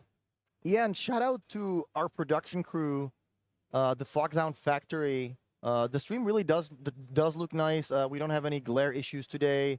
We have these cool play mats. We also have a tablet for the players to use where they can mark the life totals. That is instantly updating for us on the stream. The judges can work with the tablet as well to keep us updated how much time they have left in the round, and all the graphics and everything have been looking very very good lately. I also really like the player pictures on the side. Just kind of adds a little bit of a human element to the stream as well. So shout out to the Foxhound crew.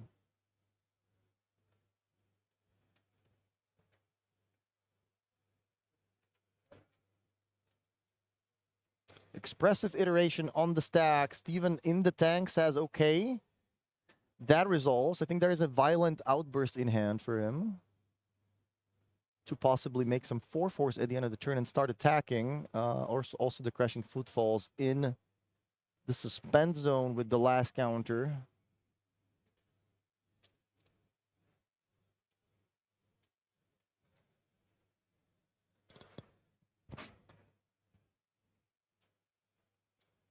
See, so I see subtlety, espresso iteration, and Yeah. Dragon Range Chandler. Yeah, I think Niels really wants to start adding some either some creatures to the battlefield so he can start attacking, or find his combo. So he would like to find breach, or I guess it depends on the context of his hand exactly. But it's gonna be hard for me to move away from that expressive iteration. That's gonna let me find more gas, maybe find more land drops.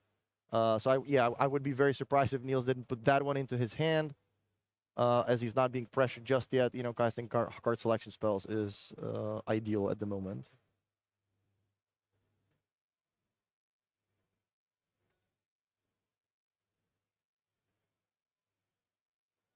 That was a Delirium check. I think we have a sorcery creature land, so we're one off from Delirium for now.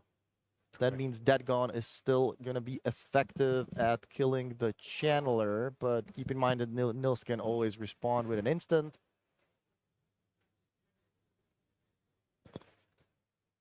So the fetch resolves. Steven was contemplating, I think, using the Dead Gone on the Channeler, but decided not to do it. Or maybe I'm just completely wrong, and the Channeler was still exiled with the expressive. But either way, Channeler makes it to the battlefield.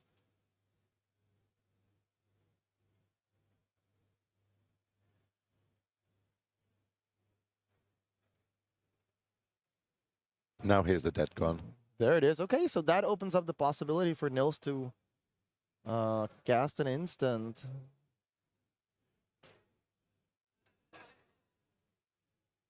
Straight to the graveyard. Okay, so Delirium is still not activated.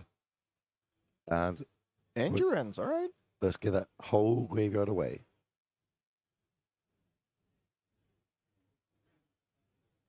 Also, it's quite a nice clock. Being a 3/4, very hard to deal with. Lightning bolts and unholy heats don't line up well. Yeah, Steven really needs to start attacking. Like, he really wants to, put some pressure on the opponent, maybe find a counterspell on 2, and then hope that Niels is not going to be able to combo off in the next 2 turns. I think he does have the Violent Outburst in hand. I think he also had it last turn, but perhaps he chose to cast the Endurance to try to play around something like a Spell Pierce, hoping to find another land. I don't hate that, especially with the Foothills coming off suspend. So now we've got 11 power on the battlefield. Yeah, now you also kind of...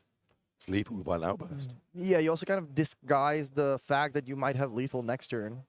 Your opponent might be thinking, well, you didn't cast Outburst last turn, so I think there is a small chance you actually have it, because why would you play Endurance instead otherwise? So that's also something that might be going through Steven's head.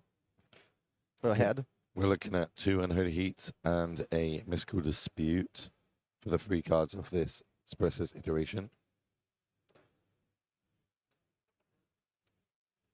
Yeah, if I'm Niels here, I really might feel this like false sense of security, thinking, yeah, I think it's less likely you have the Outburst. I guess he also does have a Spell Pierce in hand, if I see that correctly.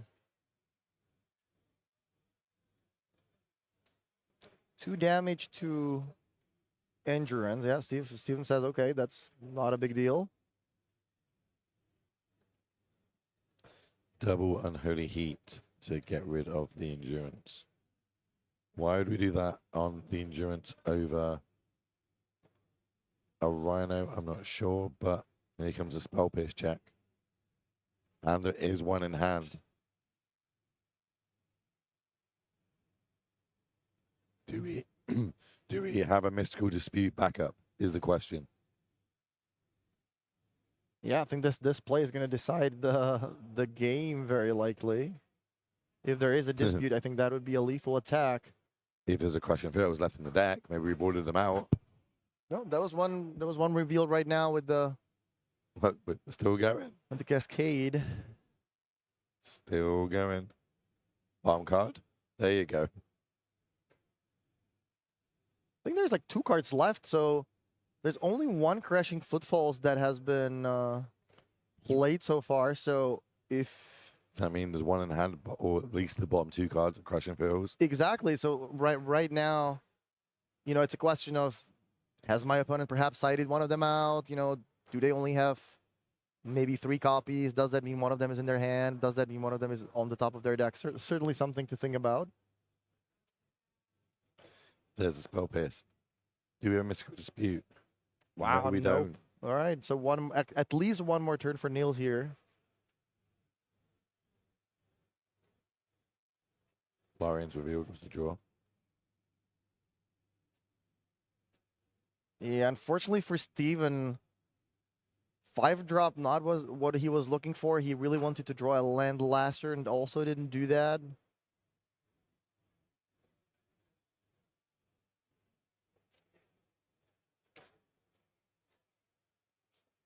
I haven't been able to see what Niels has in his hand, but I'm not even sure if it's that easy for him to go off next turn. Like he does have some cards in the graveyard, but hasn't found a bubble yet. I'm not sure if he has a breach. I think one of them's fire and ice. There's an island. So he's thinking about animate me evolve, fire and ice. That's 12 damage this turn. Is there a way we can get over the line? Animate me evolve, attack for 10. I have been very impressed by the Mutavaults in the Rhinos list, by the way. Enabling the 2 modes from Flame of Anor, and sometimes just getting in there. Spell pierce is a draw. Another pierce is iteration. It's a counter spell. Consider, and that's Ledger Shredder. I have to say, Ledger Shredder has not been looking very impressive for me, at least. That's just my opinion. Obviously, I'm not telling you shouldn't play the card or anything like that. But watching the tournament, watching a lot of is it Murktide players, a lot of Breach players. That card just hasn't looked all that effective this weekend. No, I agree. Can consider goes to the graveyard. We find a cantrip. The card that I am impressed with, and that keeps impressing me more and more, is Tishana's Tidebinder. If I was playing a blue-red, aggressive deck, is it Wizards, is it Murktide, I think I would just be running 4 in the main deck and trying to get people with the Tidebinder.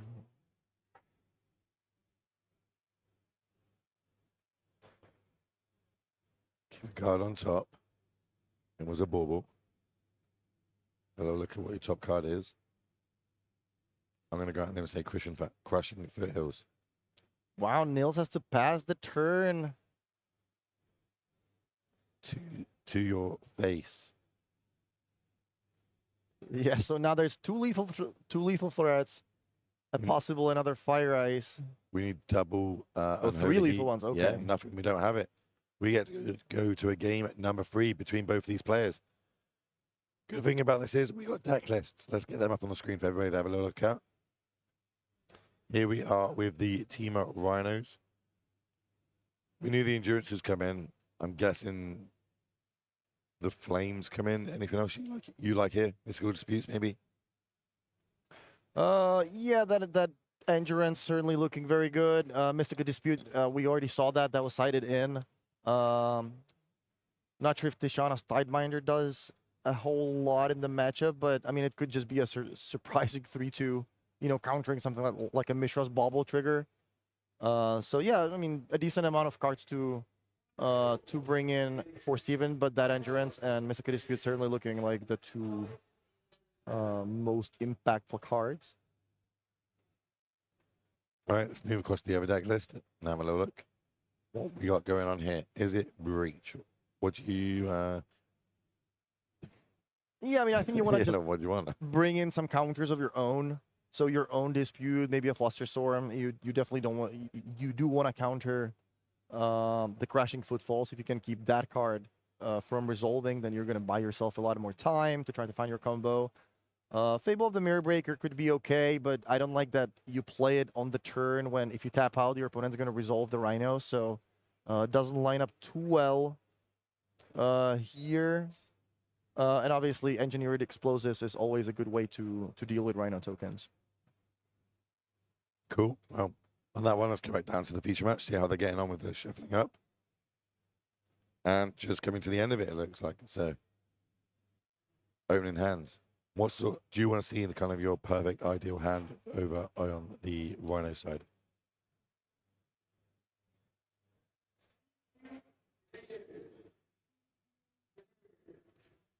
Perfect hand on the Rhino side. What would you want on the Rhino side?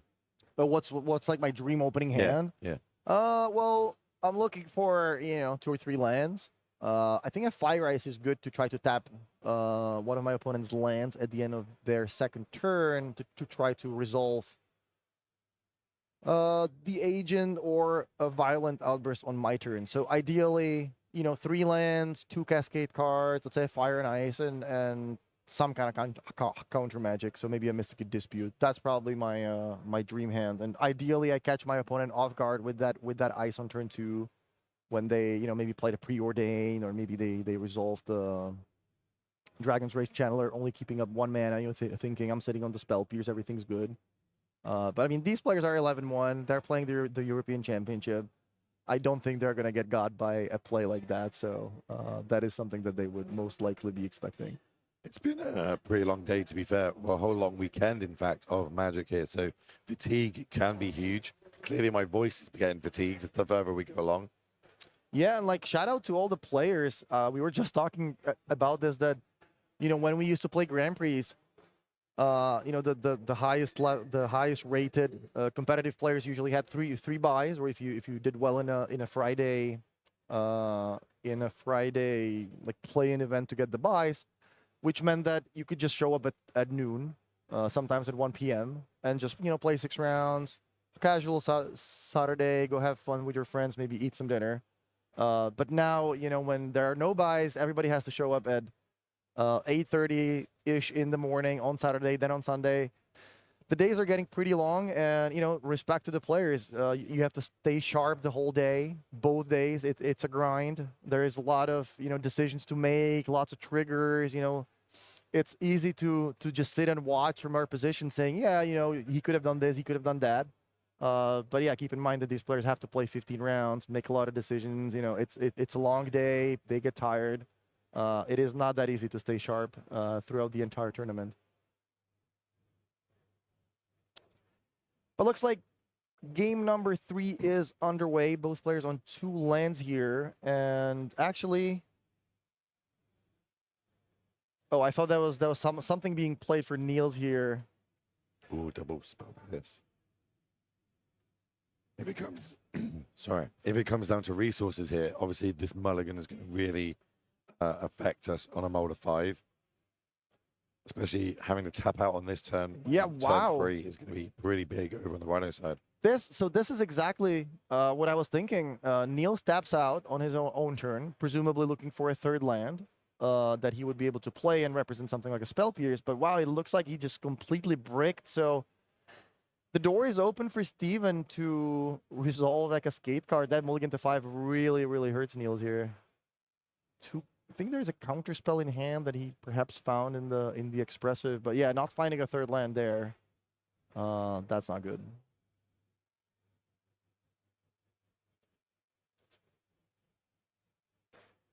Steven fetches a Triumph at the end of turn, untaps, and does he have the Shardless Agent? There's a Crashing Footfalls. For the 3rd land. All right. The fact that you crack the Wooded Foothills immediately, that pretty much signals that Steven is about to resolve a Cascade card. Even if you have Violent Outburst here, I like definitely playing it on my own turn to make sure it resolves. I'm not going to let my opponent untap and sit on those Spell Pierces and counter spells. So even if the card says instant, Ooh. I like resolving it right away anyways. Well, we don't have on. We've got a Suspend and Ice in upkeep. Spell Pierce it, sure. Stop the cards draw. Base card off the top. Yeah, so it looks like Steven is going to have to take things slow again, just like in the previous game, by just suspending Crushing Footfalls. That's a play I don't mind making against, like, Ragdo's Grief, for example. Game typically goes slightly longer than, if you're playing against a combo deck.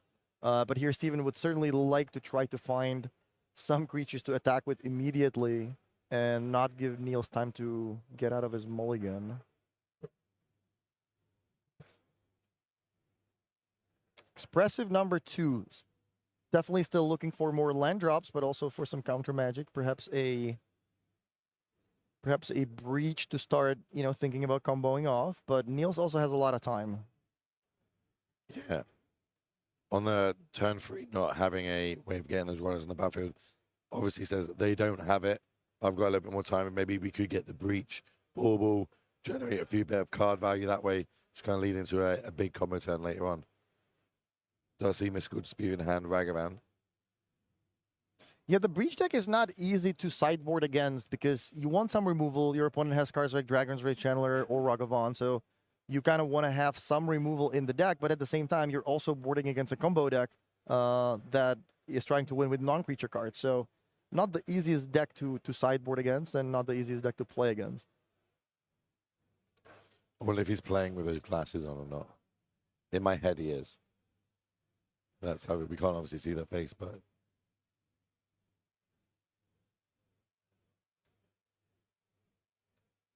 we're down to 2 cards each in hand. No, we even got more over on the reach side here.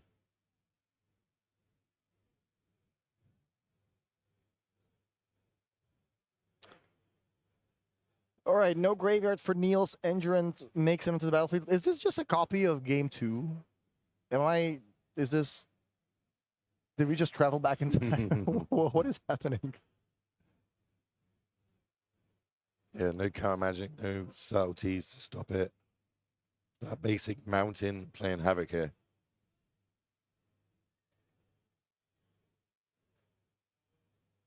There's the violent outburst. Okay, so Steven was able to find his Cascade card. Is he going to find a good way to try to resolve it? Is there going to be a window? Something you might be thinking about is, well, you only have 1 blue source untapped. You've already used the Spell Pierce. Should I try to resolve my outburst into Crashing Footfalls right away before you get to untap and have more blue sources up? Does that make sense for me? What if what if that doesn't work? Then I'm kind of leaving the door open for you to possibly combo me out or, do something like a Ragavan attack into getting myself a treasure and some more resources. But given that I think Steven also has a subtlety, I definitely like just passing the turn here and sitting on the instant speed cards. I think Steven is even going to be happy just hard casting subtlety at the end of turn, just as another attacker if it comes down to that.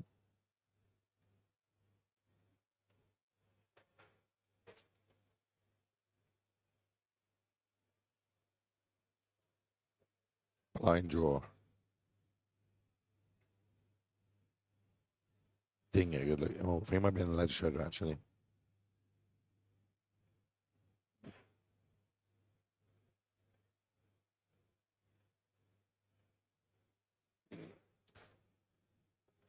In the tank, up against it right now.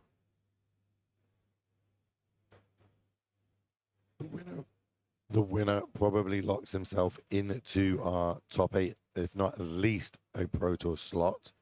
Remember, only 15 rounds of modern action here today. Ledger Shredder is going to get hit by this subtlety, which is going to get Mystical Disputed. Wow, yeah, that's a good sequence for Niels. I think Steven was very happy to see the Shredder. That would enable the subtlety that I think he would have hard casted at the end of the turn anyway. But that was a good dispute. So what is Steven going to be able to do now that Niels is tapped out? Starts with a Dismember. That kills the Shredder. I don't think I've seen Shredder trigger even once this weekend. I don't want to keep, talking badly about the card, but it has not looked very impressive to me. No, I agree. Attack with the Endurance, and now Steven has the option to also cast Outburst. If you're casting it on your own turn, use it for that extra damage.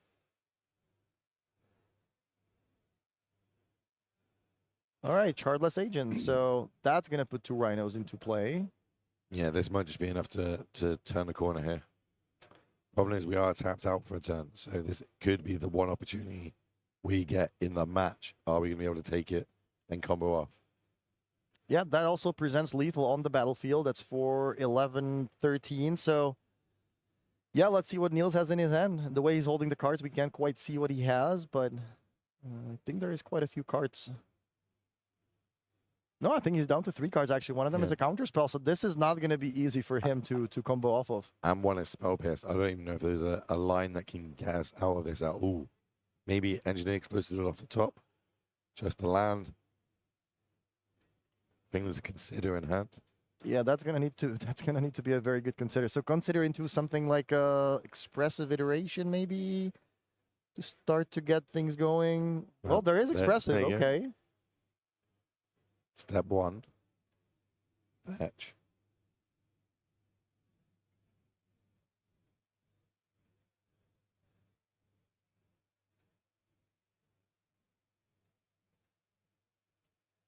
Base Island.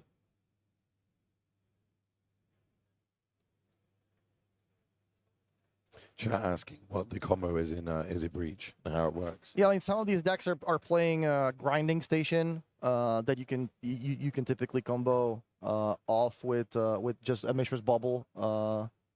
Sometimes the yeah, well the game's over. Yeah, but I say, well, that's it down. But more importantly, you see the emotion there from Stevens getting the W, potentially locking himself into a Pro Tour slot and one step closer to our top 8 this weekend here with Team Rhinos. Congratulations to him. And that's the sort of excitement you see as you get to these later rounds. We start getting the results in. Yeah, neither player had a great draw. Like they both were kind of like breaking on what they would like to do if they had an ideal draw. But I mean, Steven was at least able to put together, you know, some offense, even though it was on turn 3. And yeah, Niels kind of just bricked and didn't really do much. Well, I mean, the demo to 5 certainly, Yeah, you know, that's that certainly hurts. So. The game got the West got. West, my voice is getting chat, but we're going to end this segment here. This is round 13. We're going to step out, get the next casters in for round number 14, and we'll see you shortly. So don't go anywhere. See you soon.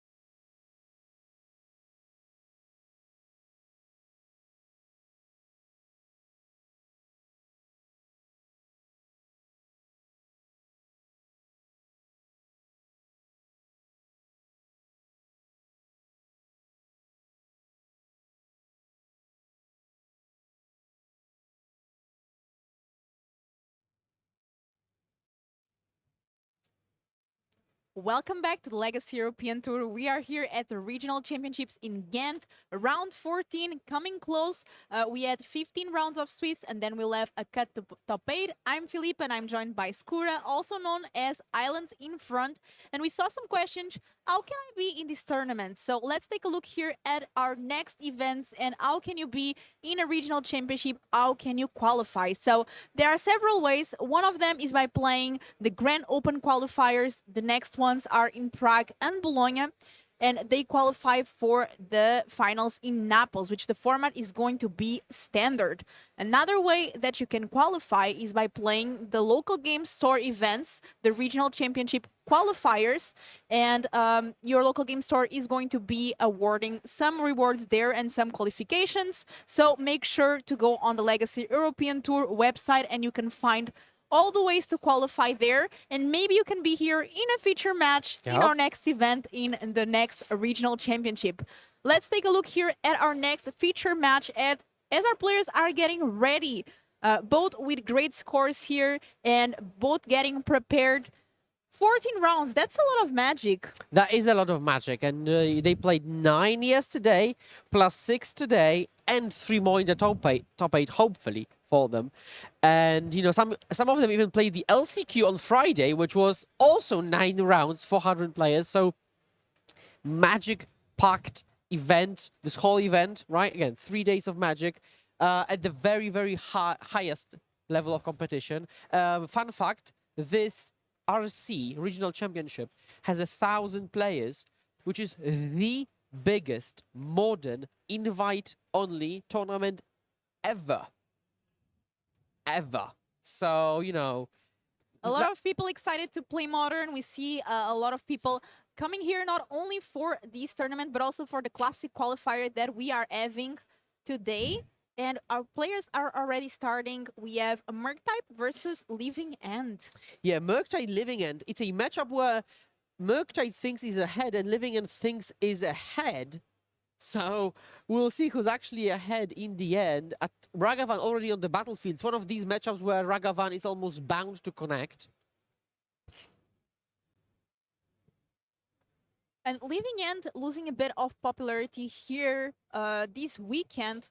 Not being one of the most played decks. Why do you think Living End wants one of the most played decks here, not seeing so much play these days? Yeah, that's a good question, because Living End is, I would say that alongside Titan, is raw power the strongest deck in the format. Like, it's kind of unreal that you can do your thing while not being down on cards because you cycle.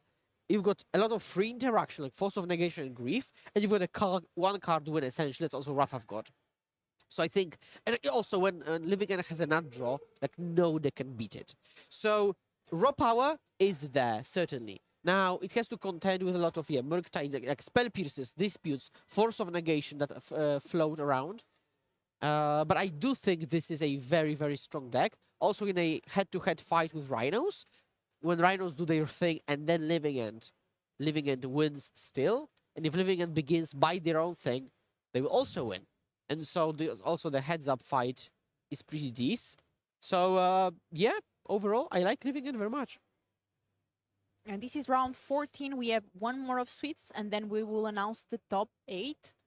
Always curious to see what decks make it into the top 8. And Rodrigo already started to get some cycling, some cards in the grave, and Steam Vents now access to 2 mana. And pass back, it seems. So Ragavan will have connected 3 times before Violent Outburst is online. And this additional mana... So your counter spells are cheap. So this additional mana, having 2 or 5 mana available shouldn't change much. But it means that, for example, you can very freely cast Expressive Iteration, which otherwise would be very, very clunky in the matchup, right? But now you can very easily cast Anticipate. And we see Mishra's Bubble there, targeting the Vid deck. And now maybe deciding if he wants to fetch or not.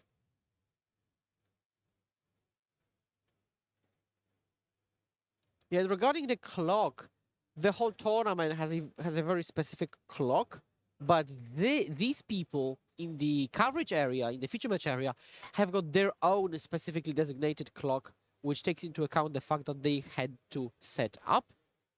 And so it's 47 minutes for them, but it's probably like 40-ish minutes for the other players. And go.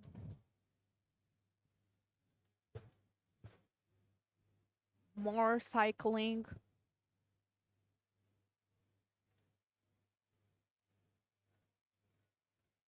Creator of Mysteries now joining the graveyard. Yeah, there isn't that much in the graveyard yet.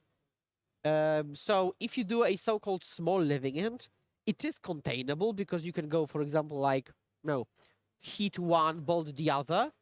But if you add Grief into the mix, well, it's getting a bit tougher.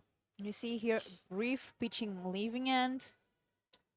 Yeah, and you don't want to, exactly, like, if you counter Grief, like is happening here, I mean, yeah, you countered it. Grief would have taken the counter spell anyways, so nothing kind of is accomplished except for tapping 2 mana.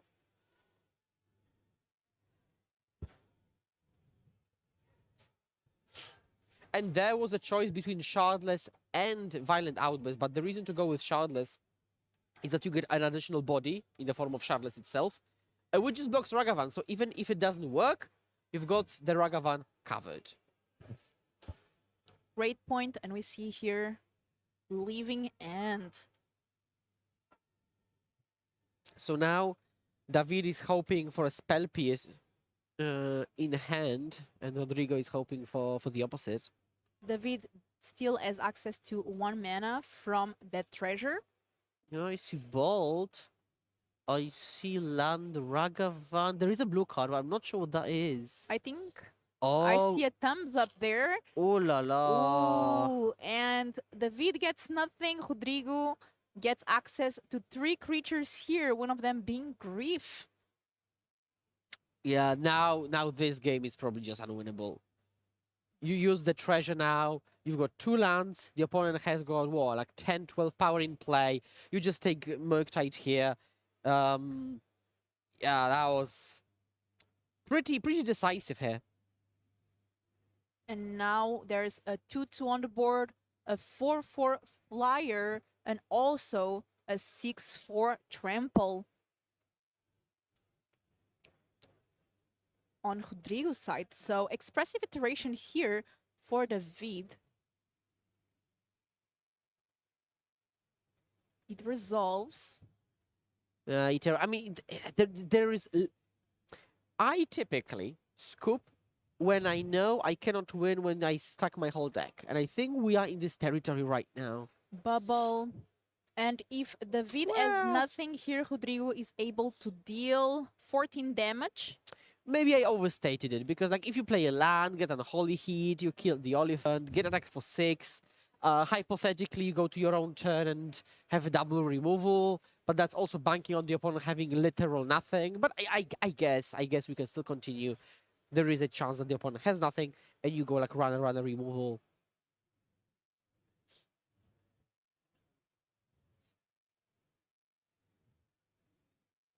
Fetching into Ragavan.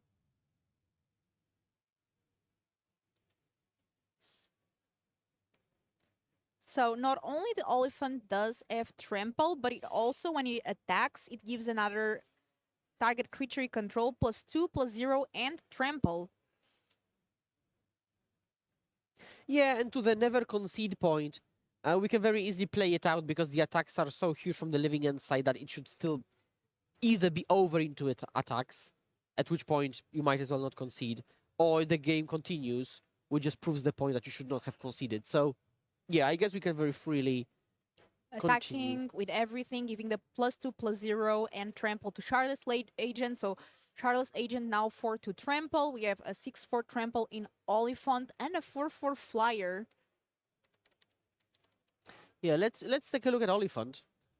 So we've got here 6 + 2, it's 8, 10, 14. If there are no blocks, Outburst is just lethal. And it seems like there were no blocks, and Outburst is lethal. So the way Outburst is lethal is that you put Outburst on the stack, You cascade into Living End because you have to. Then you say, I don't want to cast Living End because that is optional. Then Outburst itself resolves, giving a +1 buff to all the creatures, and its exact sees. GG is being called. Living End up a game here. Very clean win here in this first game for Living End, but sideboard, we know that sometimes Living End has trouble dealing with some sideboard cards, and that's also why Grief is such a good addition, because it does help to try to get those hate pieces out early on.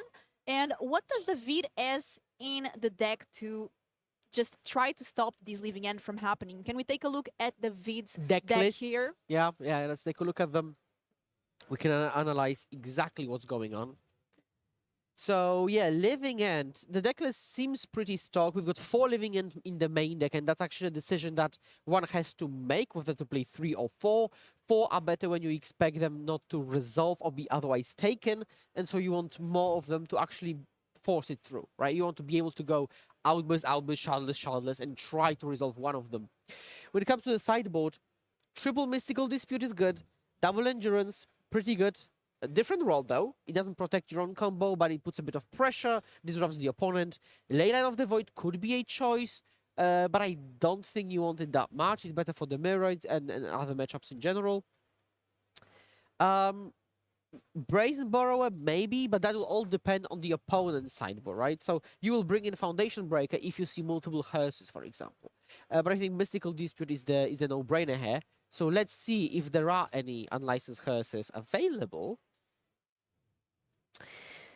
There is one. And there is one. So this is the question. Does it warrant the inclusion? I think you'd rather have Petty Theft, which tags the hearse, but also, for example, can bounce a big Ledger or Murktide.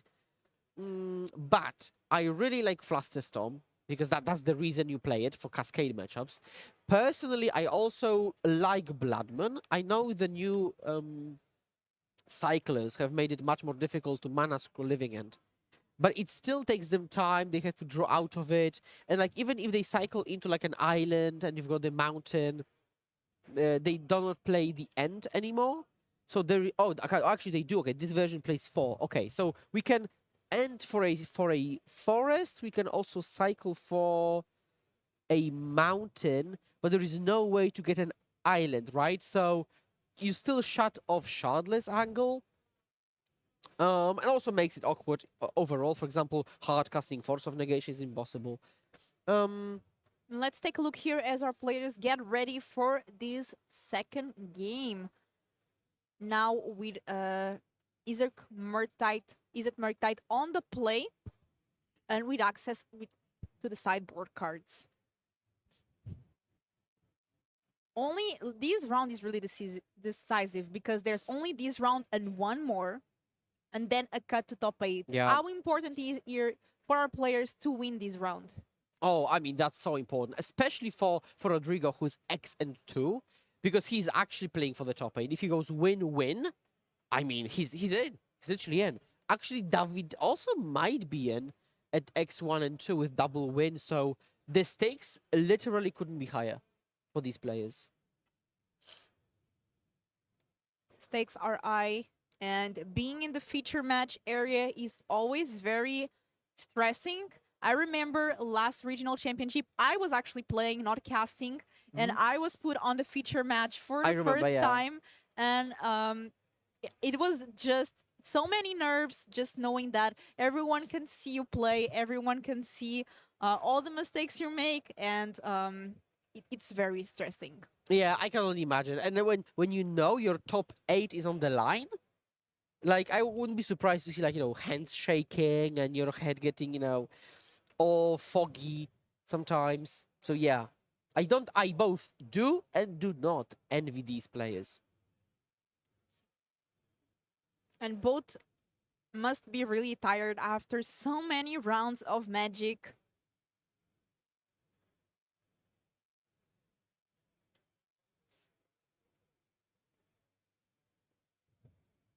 And let us know, Twitch chat, while our players are shuffling in, what is your favorite deck amongst these two? Living End or Izzet Murktide? What would you play if you were here?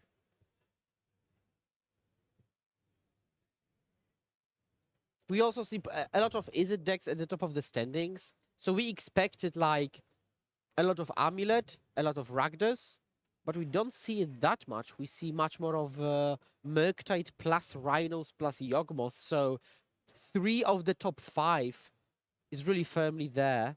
The other 2, well, not so much. And I can see some players will bring Enchantress. Well, Yagmoth doing pretty well. I Oh, see an Yagmoth there. Yeah, Yawgmoth is probably doing the best. We do not have conversions just yet. What we do have is a win percentage on day one. Yeah, exactly. We've got day 1 win percentages. And for example, Ragdos Grief had 45. Just 45, yeah. I think Rhino's at 53 and Yagmoth 54%. Yeah, something like that, yeah. So I see here Rodrigo's hand. I see Grief. I see a Forest. Some Cyclers.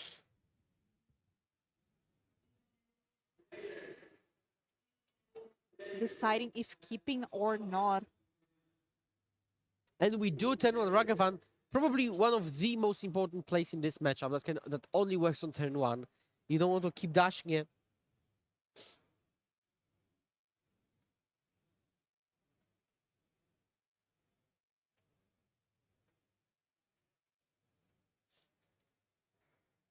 So let's see how that goes. Ragavan, I see Counterspell in hand as well. I think also a like Subtlety.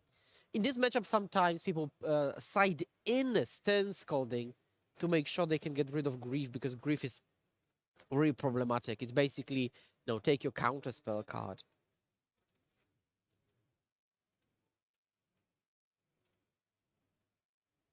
Forest and go.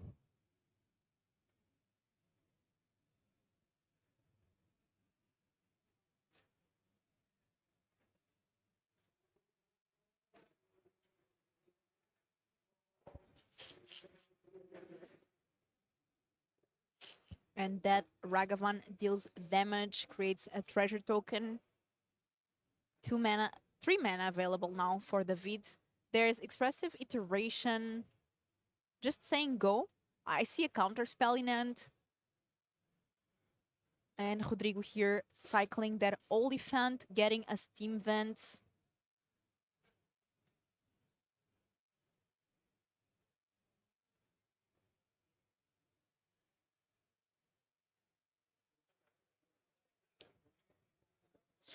I can see a statement. If you're siding in Scalding against Living End, might as well play it main deck. Yeah, and that's the logic of a lot of blue-red players. I see now double Scalding main deck in a lot of lists, with additional 2 more in the sideboard.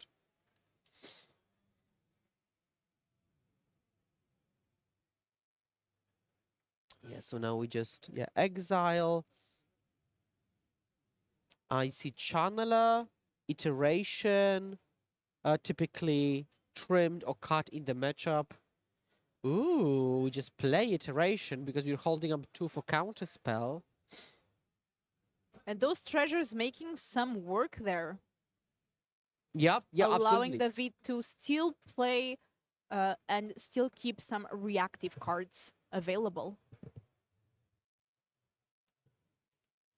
Looks like a Murktide, an Oleat, and a land. Murktide goes to end. The land goes to be played this turn, and it is Scalding turn. We might see Channeler. We might see Chandler. Let's start by fetching here.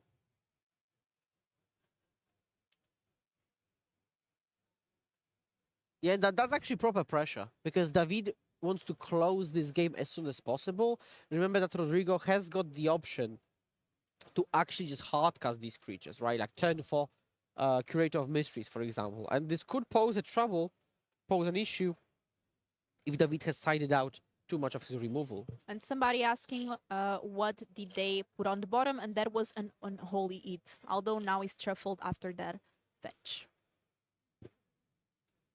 Wakera waves there. Waker is such a good card in this deck because it on its own fuels a full living end.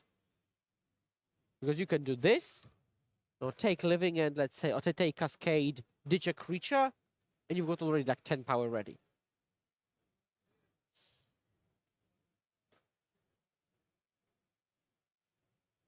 I see a very good point. Force of Vigor on treasures could be a liability, and I fully agree. These could be the line, but we see Counterspell, Double Spell Pierce, Mystical Dispute, Murktide. Woof. Rodrigo not happy to see all Nah, these answers in end. this is a hand of magic if I've ever seen one. Phew.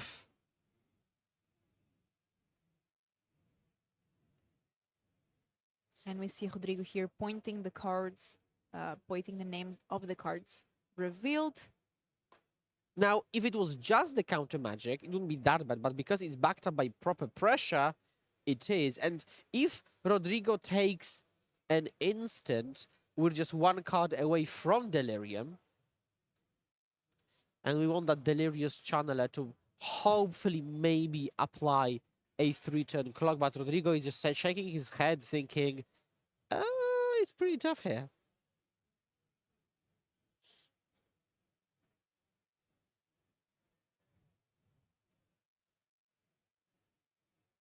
We might see a game 3. Yeah, we might have a game 3 on our hands, yeah, but still half an hour for these players left, so plenty of time on the clock. Spell Pierce is the choice. 3 mana. Charles Agent. Okay. So this is the point I was making about living in and having 4 copies. Like, you can just try to jam it multiple times. You've got Shardless to trade with Ragavan. And yeah, that's a genuine way to do that.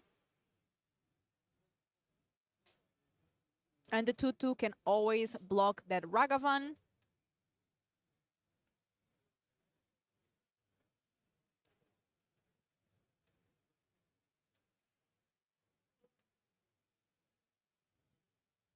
Yep.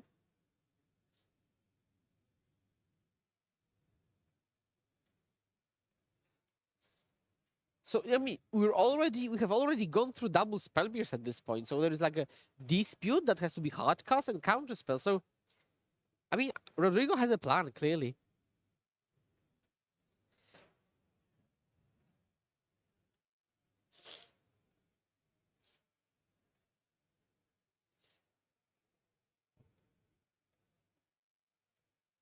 And David here taking a decision. I think we might just go. Is there an only hit in David's end?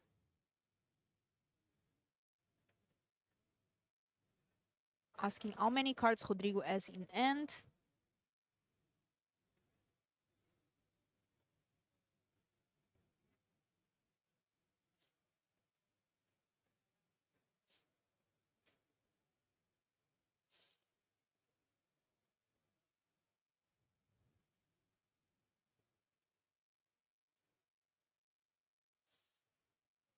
So yeah, so let's see how that situation develops. I think we're still considering our options. We keep the card on top with Survey, so let's see what that is. Preordain, okay, Preordain. Just fixing the draw, getting more card selection in, trigger Surveil. And with that, double sorcery, double instant, we do not have Delirium just yet.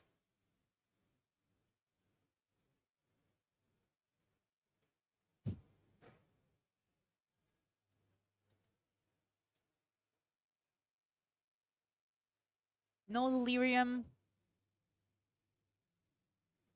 No flyer on the channeler. Yeah, and then if you attack with Ragavan, it will just be blocked.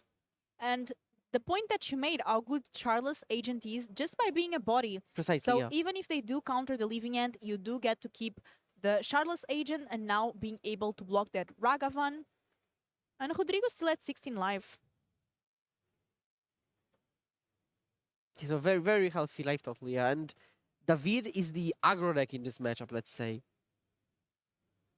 to use like a who's the beatdown-esque terminology.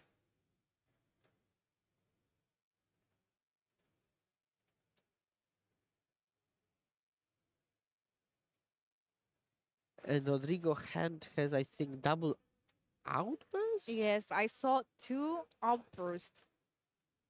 Okay. There's only so many counters the Vid can get. Yeah. Also, there is Sunken Ruins in play, so we could go into the hardcast grief territory.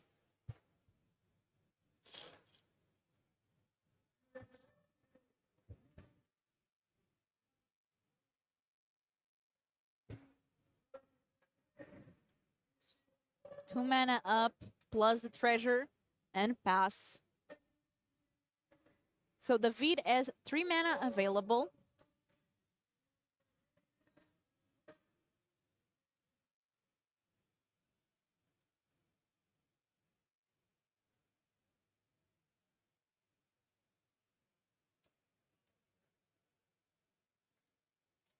And this Living End deck plays 4 Living Ends. Yeah, four copies exactly. Some people play 3, some people play 4. Again, 4 is better in metas when you don't expect it to resolve that much and you have to brute force your way. So, for example, against Murktide, 3 a bit better in more linear matchups. You can always use the Living End to pitch the Grief. Yeah.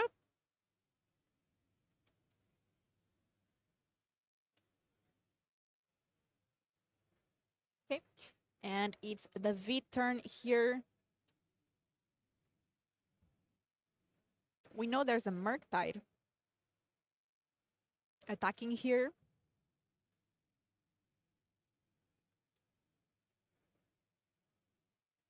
Boop. Violent Outburst, Cascade.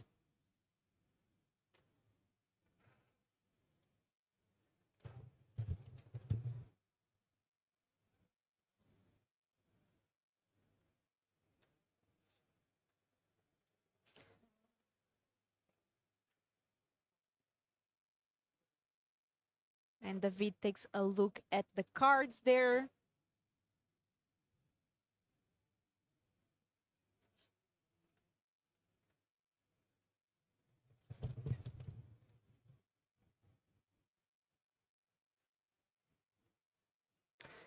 A very nice signed Living End. 2 mana. You're cutting the card.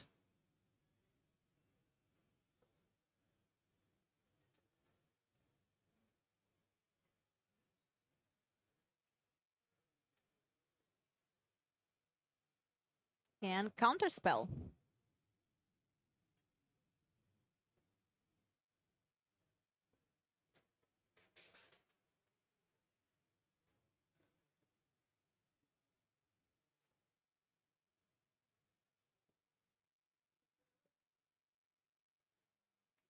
And let's see what the draw is. It's a basic island. Now it allows us to... For example, we can use the Waker and still have 3 mana up. And we see Waker, Violent Outburst, Island, and Busejo. Have you kept track of the Living Ends, Felipe? I don't, like, we have gone through 2 or 3 at this point? I see 3, I think. 3. 3 So- in the graveyard. Yeah, so now, it is possible still, because Rodrigo may have sided in Endurance to go through 4 of them, then resolve Endurance, put them back into the deck, and go again. And just say go. Keeping 5 mana up and passing. Rodrigo down to 10 life. Attacking there with the Chandler. And Rodrigo goes down to 7. 3 damage every turn. Is applying some pressure. No land for the Vid. Yeah, Waker. Let's activate that. 1 card. Oh, that's Living End and something. Living End is either going into the hand, probably suspended, or into the graveyard. I think we have to take it and suspend it here. And And that is full 4. Rodrigo not happy to see that Living End there. Well, well, well. It's the fourth in the deck, so that violent outburst is not going to work. We see grief, we can. We could hard cast, yeah. But the longer we wait with the suspension, the higher the chance that it doesn't come off suspend in the appropriate time. Now, the real question is whether Endurance has been sideboarded in to, again, put living ends on the bottom and have still access to them. It would be even very beneficial because you would know they're on the bottom. So without any shuffling, you wouldn't redraw them.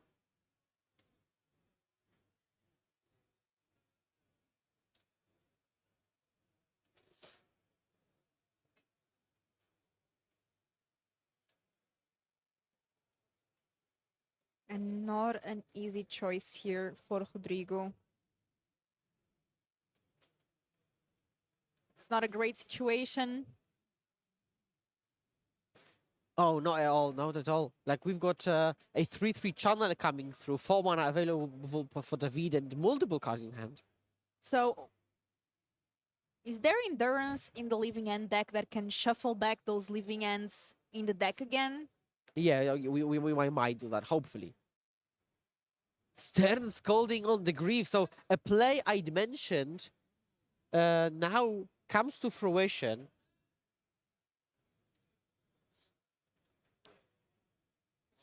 Ay, ay, ay, oh la la.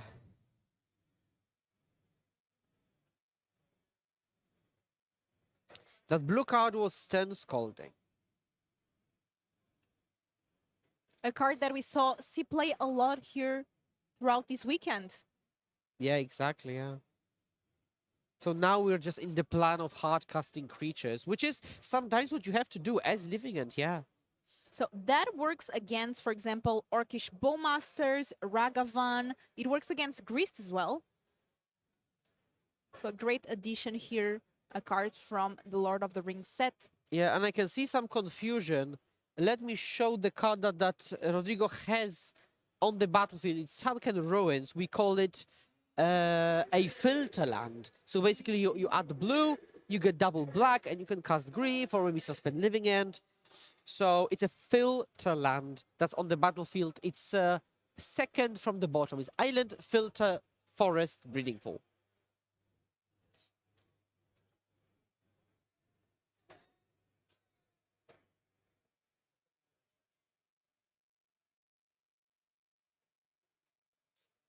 Okay, we're card selection is being had. Bubble. We cannot see what card was revealed there with the bubble. But attacking with the Channeler, Rodrigo down to 4. 2 more turns needed. Drawing a card from the bubble there.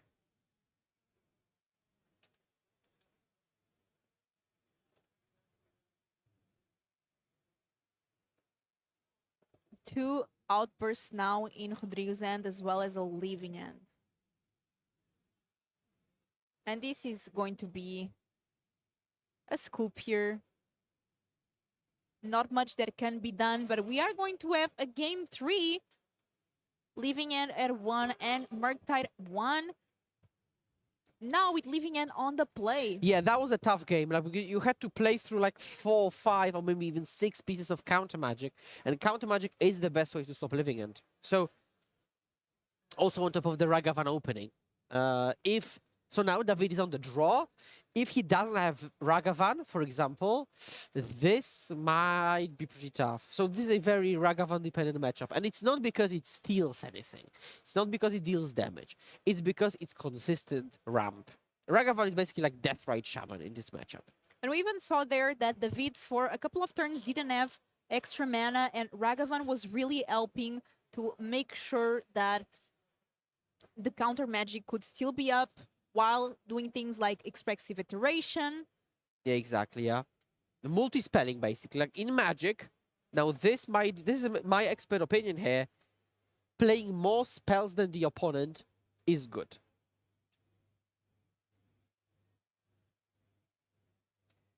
And players shuffling in, deciding whether to change or not sideboard.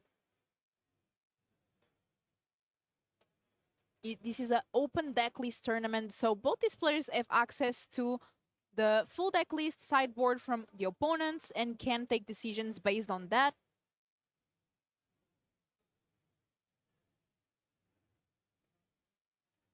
Yeah, and as you can hear, I've got a bit of a runny nose, in addition to Will having sore throat. So yeah, all of us are falling prey to weather. It's been a long weekend. It has, yeah.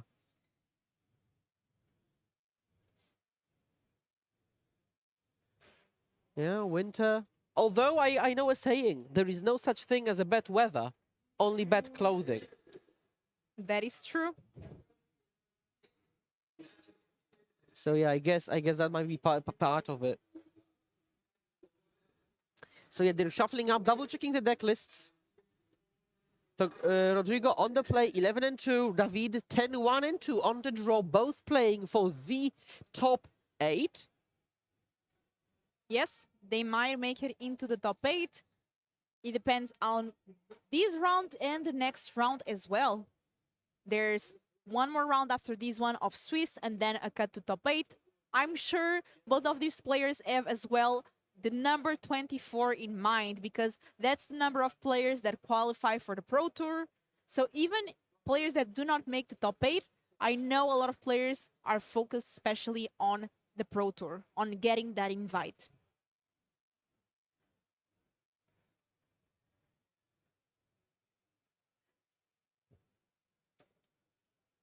And someone asking if there's any Amulet Titan doing well. And I think, yes, we had a couple of people playing Amulet Titan that were doing pretty well the round before this one.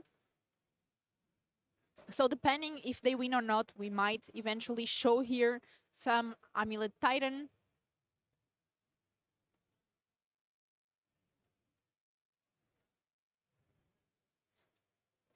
Yeah, so we will have decks presented soon enough. 15 minutes on the clock, so plenty for the third game. It actually just kind of makes sense, right? Like 15 minutes per game adds up to 45, plus sideboarding, it's 50.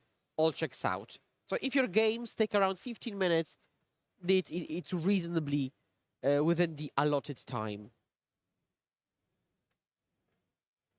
Someone asking if there are some scales going well. Yeah, we showed several times scales here on the stream Yep. throughout the weekend, doing pretty well. My Polish friend is XN3 currently, for example. So because it's around 14, it means he's 11 and 3, for example. Yeah.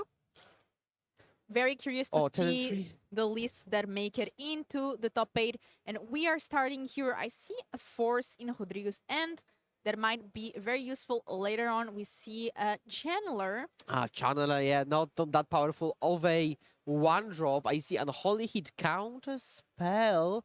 Unlicensed Hearse. Now, this is the issue. Unlicensed Hearse on the draw might be a bit lackluster.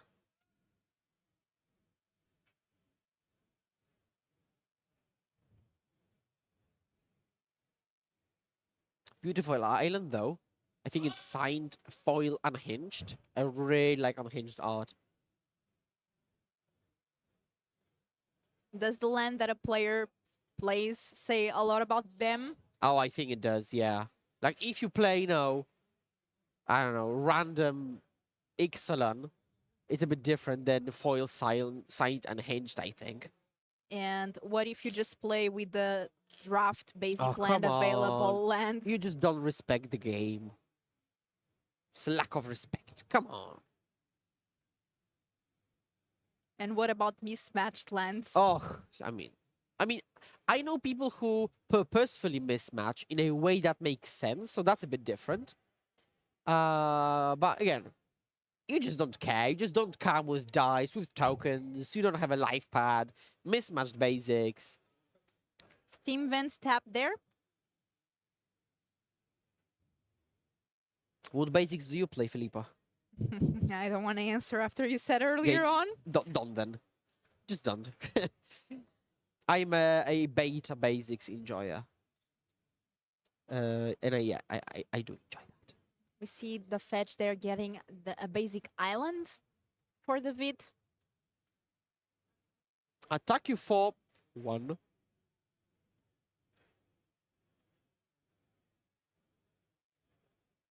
Oh, of course, matching beta basics, just to make it perfectly clear. If it's not Ooh, obvious. and there's one card from the sideboard that we talked about, and License Earth. But Yep. that gets forced, pitching a force. Yeah, that was a very fast force of Force of Negation. Now we can just untap Living End. Now, it would be a very small Living End, mind you. Oh, but there is Grief. If we could Grief and then Living End, that would be huge. But I think we've got... Okay, so we've got... Charles Agent. No, it's okay. I think it's okay. I think it's this. And let's get a Living End. There it is.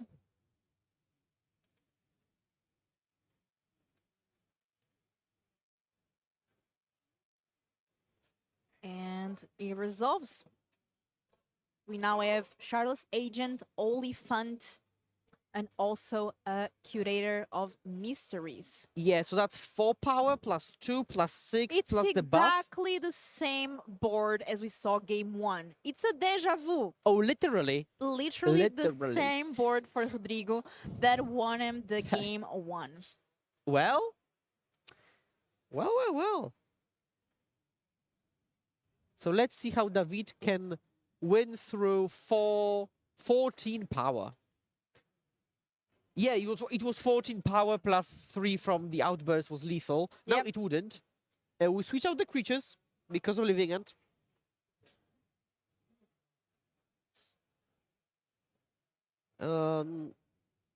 There is an unholy heat, but there is delirium even. No delirium, so the only thing that can take off is the Charles Agent. There is preordain and bubble, so we could very easily turn it on, and then unholy heat like Oliphant. Well, and then just the curators attacking. Well, it's not the worst. It's not GG. It's not GG yet. Reading the Curator of Mysteries. Whenever you cycle or discard another card, scry 1.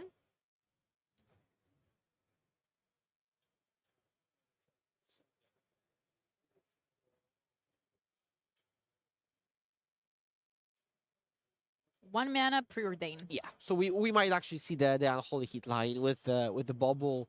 They've got 4 types, exactly 4 types in 4 cards, which is land, creature, sorcery, artifact. And I think the cards revealed are a land and maybe another preordain.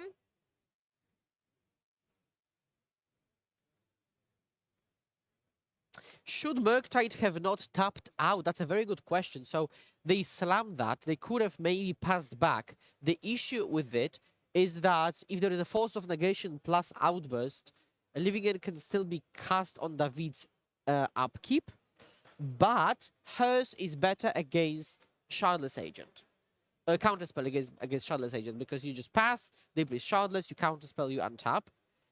So both are pretty bad to Force of Negation, but hers is better, or Counterspell is better against a Shardless draw. But if there is 2 mana up, Rodrigo might not go for it. So it's very difficult to say how it would have played out. So David choosing not to let the card on top after seeing it with the Mishra's Bubble. So fetching.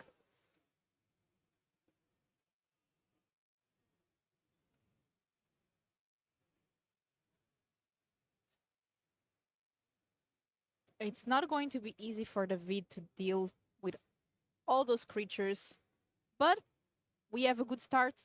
1 mana. We might see the Unholy Heat here.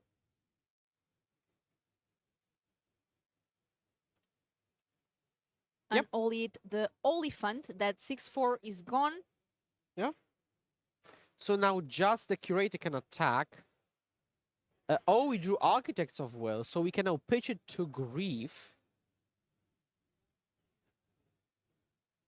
We could actually pitch it to Grief and maybe like attack and then Living End if we wanted to. To just switch up the board. Or maybe we are in the hardcast territory. But that would require Sunken Ruins to turn on double black. and just attack with the 4/4 flyer and say go, giving 3 mana up. The V draw here.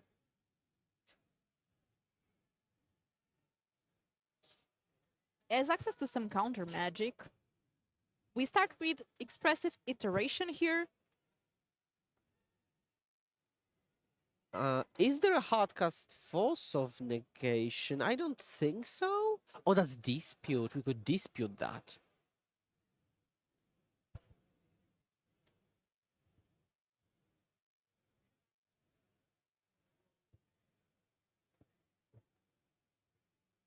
One mana, we might see the dispute here. Yeah.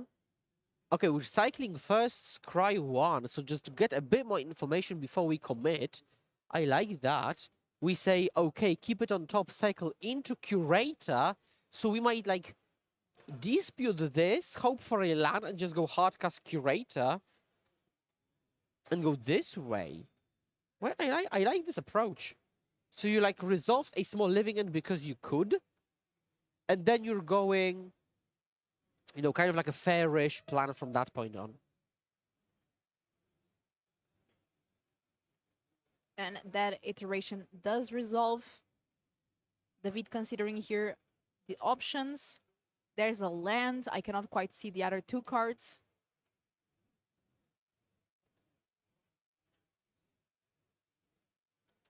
So land is the card that can be played this turn. 1 card goes to end, 1 to the bottom. Playing the land here. And shocking for 2. Down to 12 life.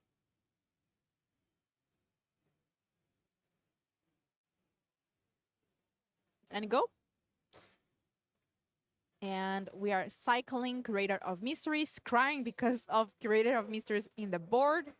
Okay. Leaving end. Living in the draw. You can pitch it to Grief. Sunken Ruins, maybe? No Sunken Ruins.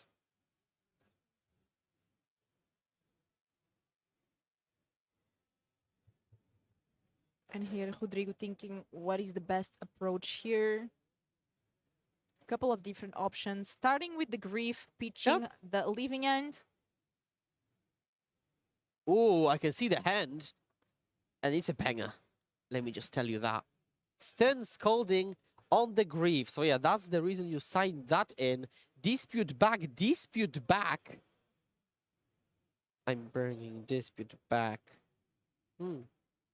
Attack for 4, down to 8. 2 more attacks, and that would be the game for Rodrigo. Let's see if David can do something about it. This Curator of Mysteries definitely doing a lot of work here for Rodrigo. Yeah. David needs something like an Unholy Eat to deal with it. So cycling that Architect, scrying because of Curator of Mysteries. And go, let's see what David can do here. I see counter, Spelling End, not sure what the other cards might be. I see Iteration as well.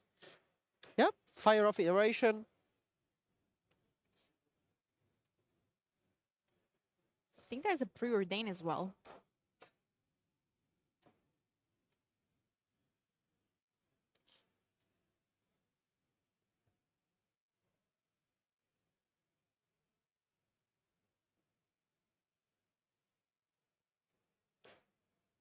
Land goes to the cards that can be played this turn. A card goes to the bottom of the deck and 1 to the end. We have Preordain. Yep, counter spell up. Red card. That's Ragavan. Ragavan is not an only hit, which David needs here to take care of this Curator of Mysteries.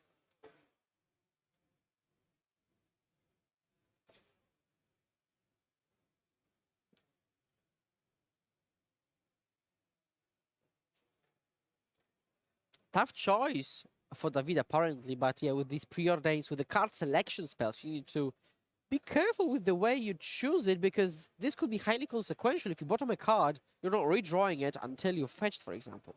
And go. And tapping here, drawing. What is it? Land, I think. Attack you for 4. Down to 4. David down to 4. And now we will probably see We could even see like Shardless cycle into Living End.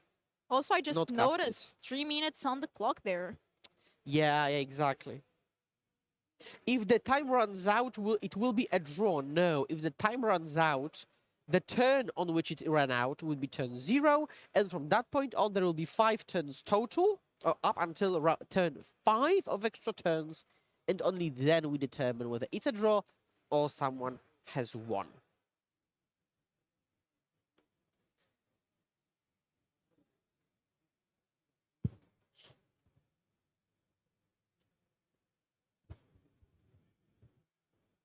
Is there a way to deal with that? Curator of Mysteries. Let's take a look here at the top deck for the vid.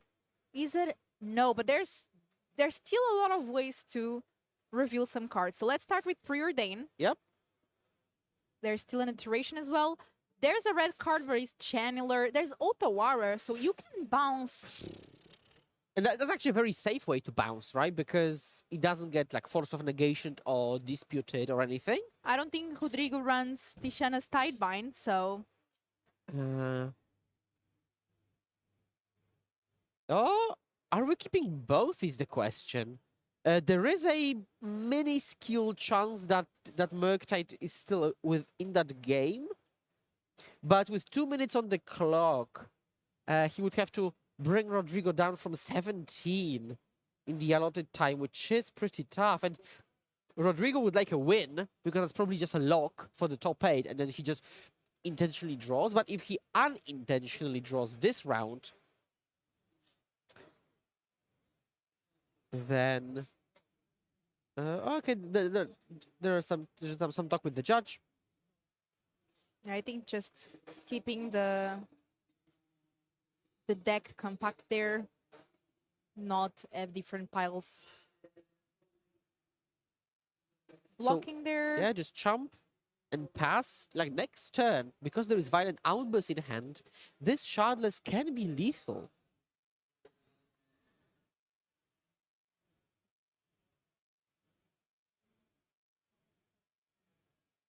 The vid at 3 life. Rodrigo still at 17. And this is a classic small living end angle where the game actually continues. It's not GG after turn 3 living end. Okay, 3 mana. And we are using that Otawara. It does have a discount because Ragavan is legendary. True. All mana counts at this point, which is just enough to leave that counter spell Yeah. mana open. Yeah. That's all true, yeah. But 20 seconds on the clock. We add a Shardless. If the living end is counted, Shardless stays. Or maybe Curator. Ah, yeah, Curator just walks into a counter spell. Who knows? Who knows?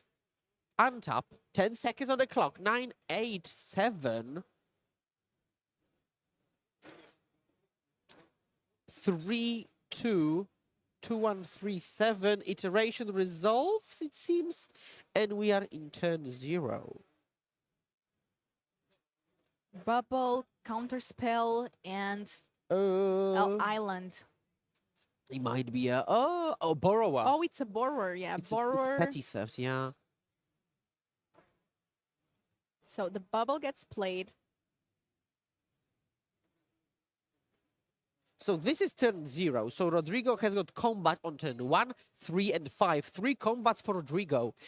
In the same vein, 0, 2, and 4 for David. So both of them have got 3 combats, 3 turns. It's going to be difficult for the vid to get the win here with Rodrigo at 17. But the vid life is pretty low.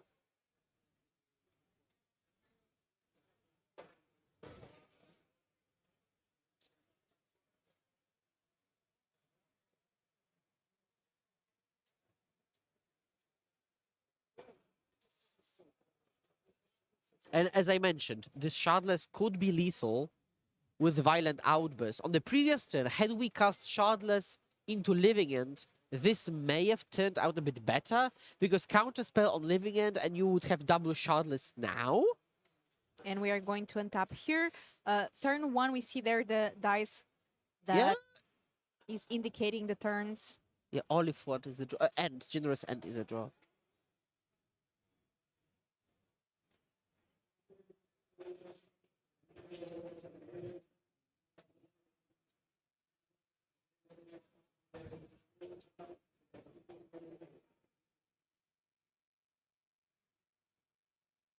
Okay, cycling. What an intense game here. It is pretty intense. Like it's just tiny edges. A single combat, a single miss block can change the outcome of this game. Now I'm thinking, what if David draws and then wins? 11, 1, and 3. It's as if he had 12 wins. I mean, if he draws and then wins, he might squeak into the top 8. Charles Agent. And even if the living end gets countered, that is a 2-2 body that David needs to take care of because down to 3 life. Turn 2. Nice.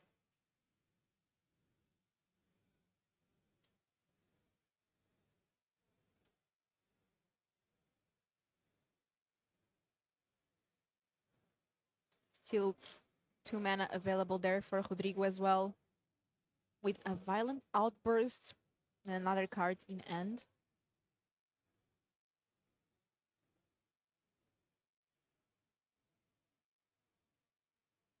Counterspell, Borrower, Bobble, Otawara, pass back.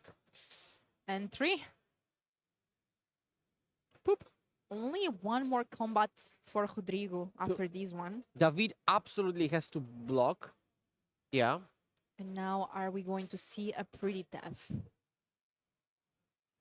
Now we'll probably see Outburst as a buff. To which David will probably petty theft the other Shardless. And counterspell the Living End. And we're still playing. Okay, let's see where that living end is. Pretty down. Yeah, go down, down, down, down, down, down. Oh, it's right in the end of the deck. Down, down, down. Yeah, got There it. it is. That's almost the old deck. Yeah, exactly, yeah. Yeah. He's double checking himself what he won't be drawing into, because like if he checks, okay, I've got double endurance in this pile, it means there is no endurance in my next, let's say, top 3 cards or whatever. And so is David double checking. Shuffles. Yeah, this is the amount of cards that you really want to shuffle now. It's difficult to shuffle maybe 5, but shuffle, shuffle, shuffle. Cut. Yeah. And counterspell. Counterspell on the living end. Still 3 mana available. Still pretty tough available. Yeah, and now we will have to petty theft the Shardless, but now Rodrigo can play Waker and try to find Dispute. Or can just try to cast Oh. that Charles Agent Yes. back again. That's true. That's true. And there it is. Turn. Okay, so it gets countered.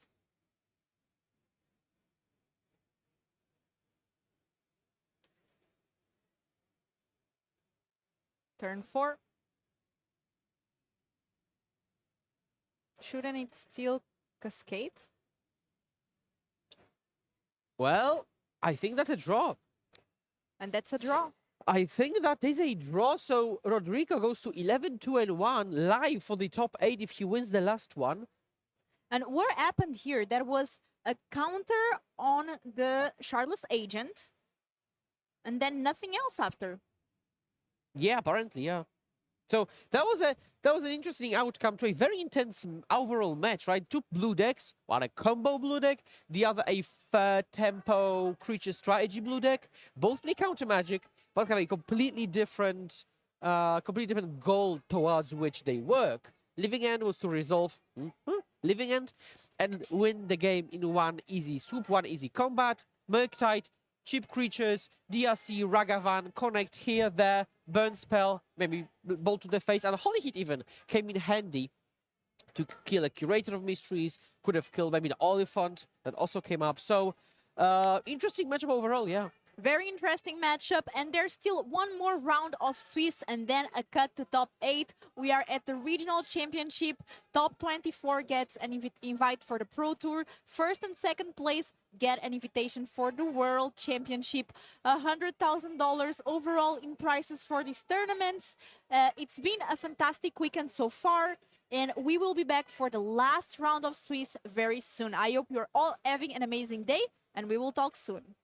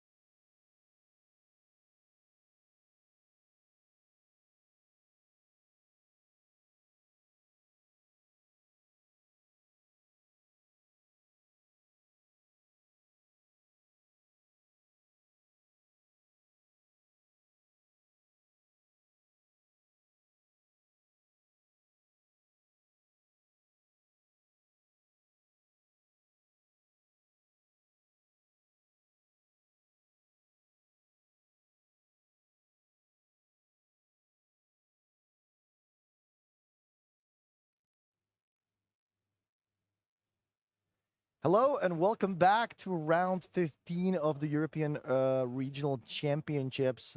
This is the last round of the Swiss before we have our top 8, and we're going to be able to show you on the stream that we're not just playing for the 8 slots where 2 people are going to be battling for a slot to Worlds. We're also battling for Pro Tour invites. So if you're watching your friends, if you're watching the standings, even if the people you're rooting for are not currently in a position to slide into top 8, they're still playing for that invite for the PT, which is for the top 24. Can we put the prizes slide on the screen? Here's how it works. So whoever makes the top 8 is guaranteed $4,000 already. So if you make it to the finals, that means you're guaranteed a slot at Worlds in Las Vegas later this year. First place, $16,000. I believe we're playing for 100K total. Yeah.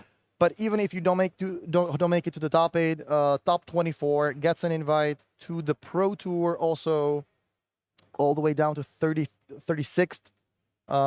There's an invite for the next regional championship to try again. So yeah, pretty good prizes. And yeah, we're gonna have 2 matches playing for the top 8 slot in our feature matches right now. Philip, who do we have? How is it looking? How many points roughly needed for top 8? Yeah, so we will be watching Ragdas Grief versus Gary Yogmoth fighting for that top 8. We're thinking 12x should be good, preferably better, like 12-2 and 1. That would be preferred. And we see 11 and 3, 11 and 3. So 12 and 3 at the end of this round should be able to squeeze in like 7th or 8th. And we do see Etienne on the play, the lighted halfling on the battlefield into a Thoughtseize from the opponent, showing Court of Calling, Soul Cauldron, and a couple of lands. Yeah, Yavmod against Grief. Who do you like in that matchup? Those are the 2 of the top 3 most played decks, I think. I think the metagame shares were Rhinos first, Ragdos Grief second. I think Yavmod was our 3rd most played deck, followed by Murktide or something along those lines. Well, who do you like in that matchup? That's a very good question. I think it's going to be close. Golgari Yawgmoth is more of a synergy-driven deck, while Ragdos Grief is a deck that wants to disrupt any potential synergies ever. So it matches up this way. However, it can also play a fair game, deploy some creatures, Yawgmoth draw 2. It doesn't have to be a full-on combo. Agatha Soul Cauldron is really problematic and is the choice here, because if you grant all of your creatures Grist abilities, it's very difficult for a fair Grief draw to actually get you out of that.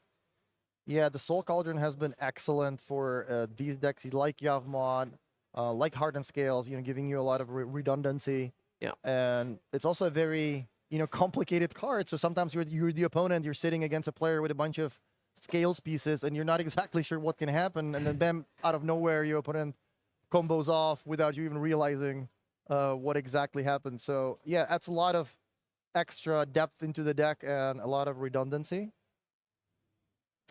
Yeah, and we see Halfling just pass, so no turn to Grist, no turn to Wall of Roots. We know lands and Court of Calling, so a blank must have been drawn. Or maybe like a 4-drop, like Yawgmoth. Yeah, not the most exciting hand for our Yavmod player. Yeah, but you're in this kind of pickle where you open your hand, it's like an OK 7, but do you mulligan an OK 7 down to 6 against a Grief deck? Yeah, that's the thing. Like, if you're playing against a deck with a bunch of discard spells, Thoughtseize, Grief, possibly extra, Duress after Sideboard, those are matchups where you typically don't want to mulligan too much, because going down on resources to try to find a faster hand maybe is typically not a good idea, because if your opponent plays 2 discard spells, suddenly you're down to nothing. So if your hand has lands and spells and you're going to be able to make a couple land drops, it's typically a decent hand enough to keep in matchups, versus decks like GHENT or Ragdos Grief or anyone who has a lot of discard. Yeah, really. and they can certainly still draw out of it with a proper sequence. Like even a Grist now should be fine. Ooh, this is a Court of Calling X = 0.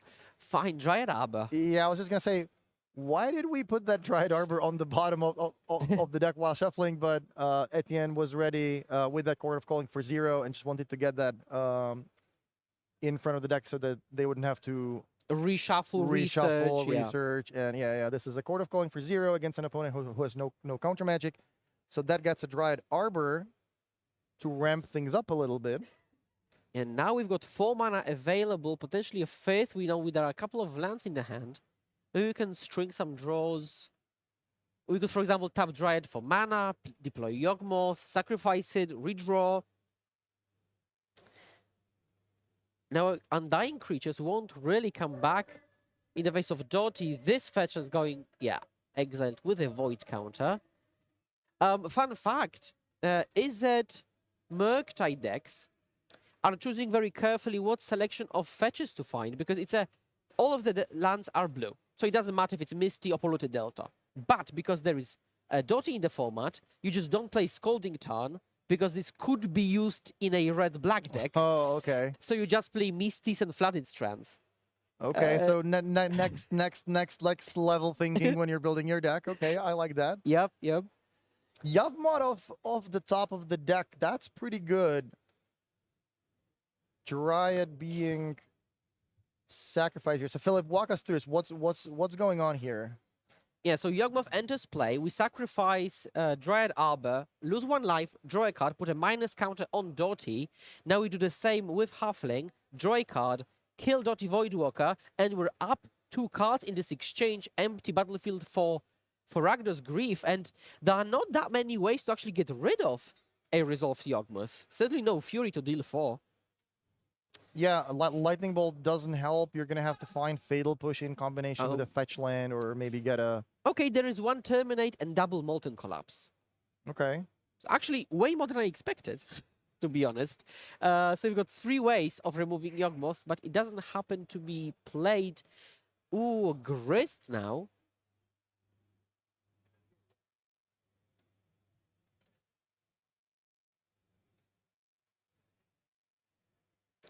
So I think we uptick Grist.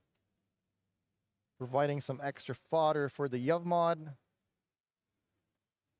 Yeah, now we cannot kill Doughty just yet. Oh, we might, if there is another creature deployed. Yeah, and we draw first, and then we see which creature we deploy. Maybe we draw something that's worse. that's really good sequencing. Yeah, that's really good sequencing. If you're going to draw the card, might as well just hold on to... hold on with playing the Light the Halfling. Maybe you're gonna draw into, you know, Young Wolf or something that you would rather sacrifice instead. Yeah, so now we see double removal, back-to-back turns. And no, Etienne is now like up 4 cards on all of that. Yeah, Yawgmoth doing a lot of work here. Yeah, so they have really pulled ahead from that pretty poor opening hand.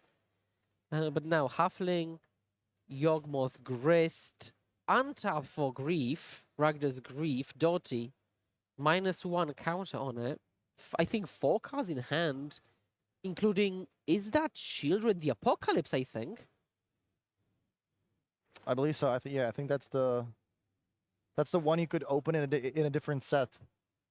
I remember drafting before one of the Pro Tours, and you could open the Praetors. Yeah. In like new Phyrexia packs when the card was from a different set, or something along those lines.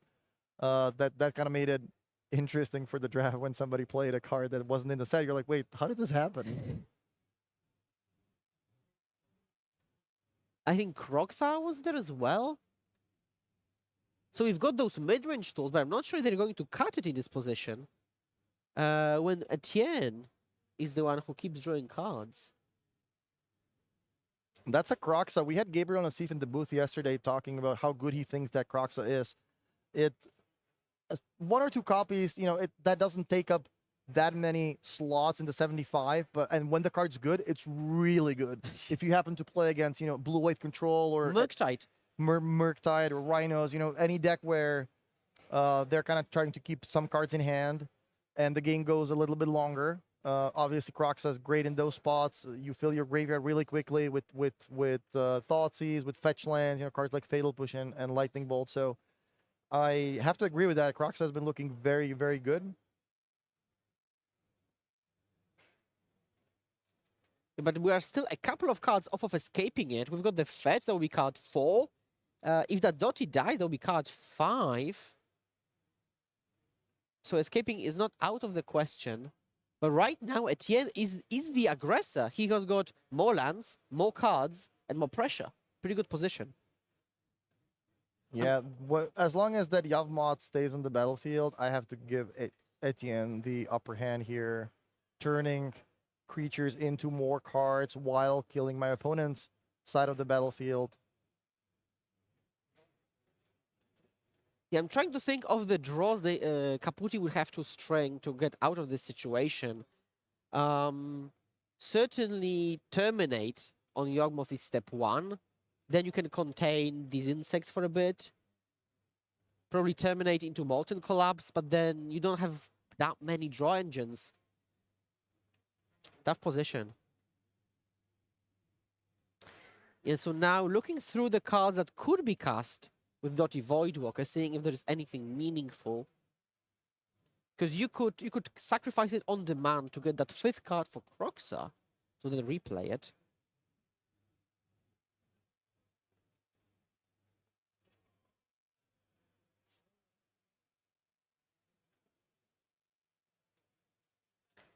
Okay, let's see. Okay, just a basic swamp. Yeah, Simona needs to find something good. There are no sweepers in this deck, so it needs to be that Terminate or a Fatal Push. I'm not sure if there's a fetch land available to activate Revolt. But as long as that Yavmot stays on the battlefield, it is not looking good for our Ragdos Grief player. Yeah, and the cards with void counters, I mean, they are super lackluster here. You know, sacrificing Dottie to play Huffling, Yeah, not particularly exciting.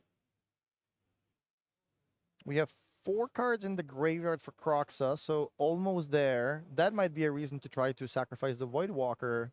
You know, get something from the pile, from the exiled pile. Get my 5th card into the graveyard and bring Croxa back. You know, maybe start getting aggressive.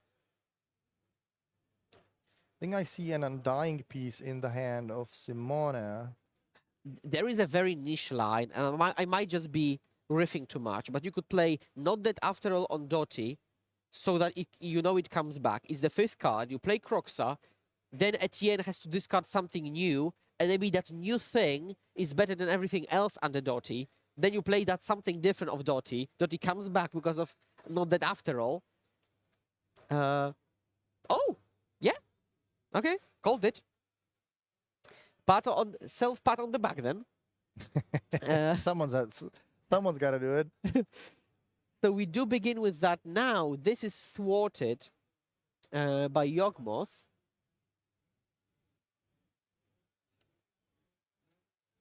And now we get this additional card. Now, it's not a real problem because otherwise you would cast Halfling, which is, you know, barely relevant. Yeah, pretty much a chump blocker at this point.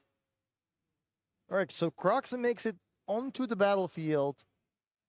Grist gets discarded, and now at least Simona has a clock, and that's a pretty fast clock. Yeah, I think Etienne has to just down to Grist now. Oh, that's Okay, good. That's never mind. Good. 3, so down to 8, 3 more turns. But 2 more cards in the hand. And I can't really make out that's it. Okay, we're just drawing. Changes the clock to 4 turns.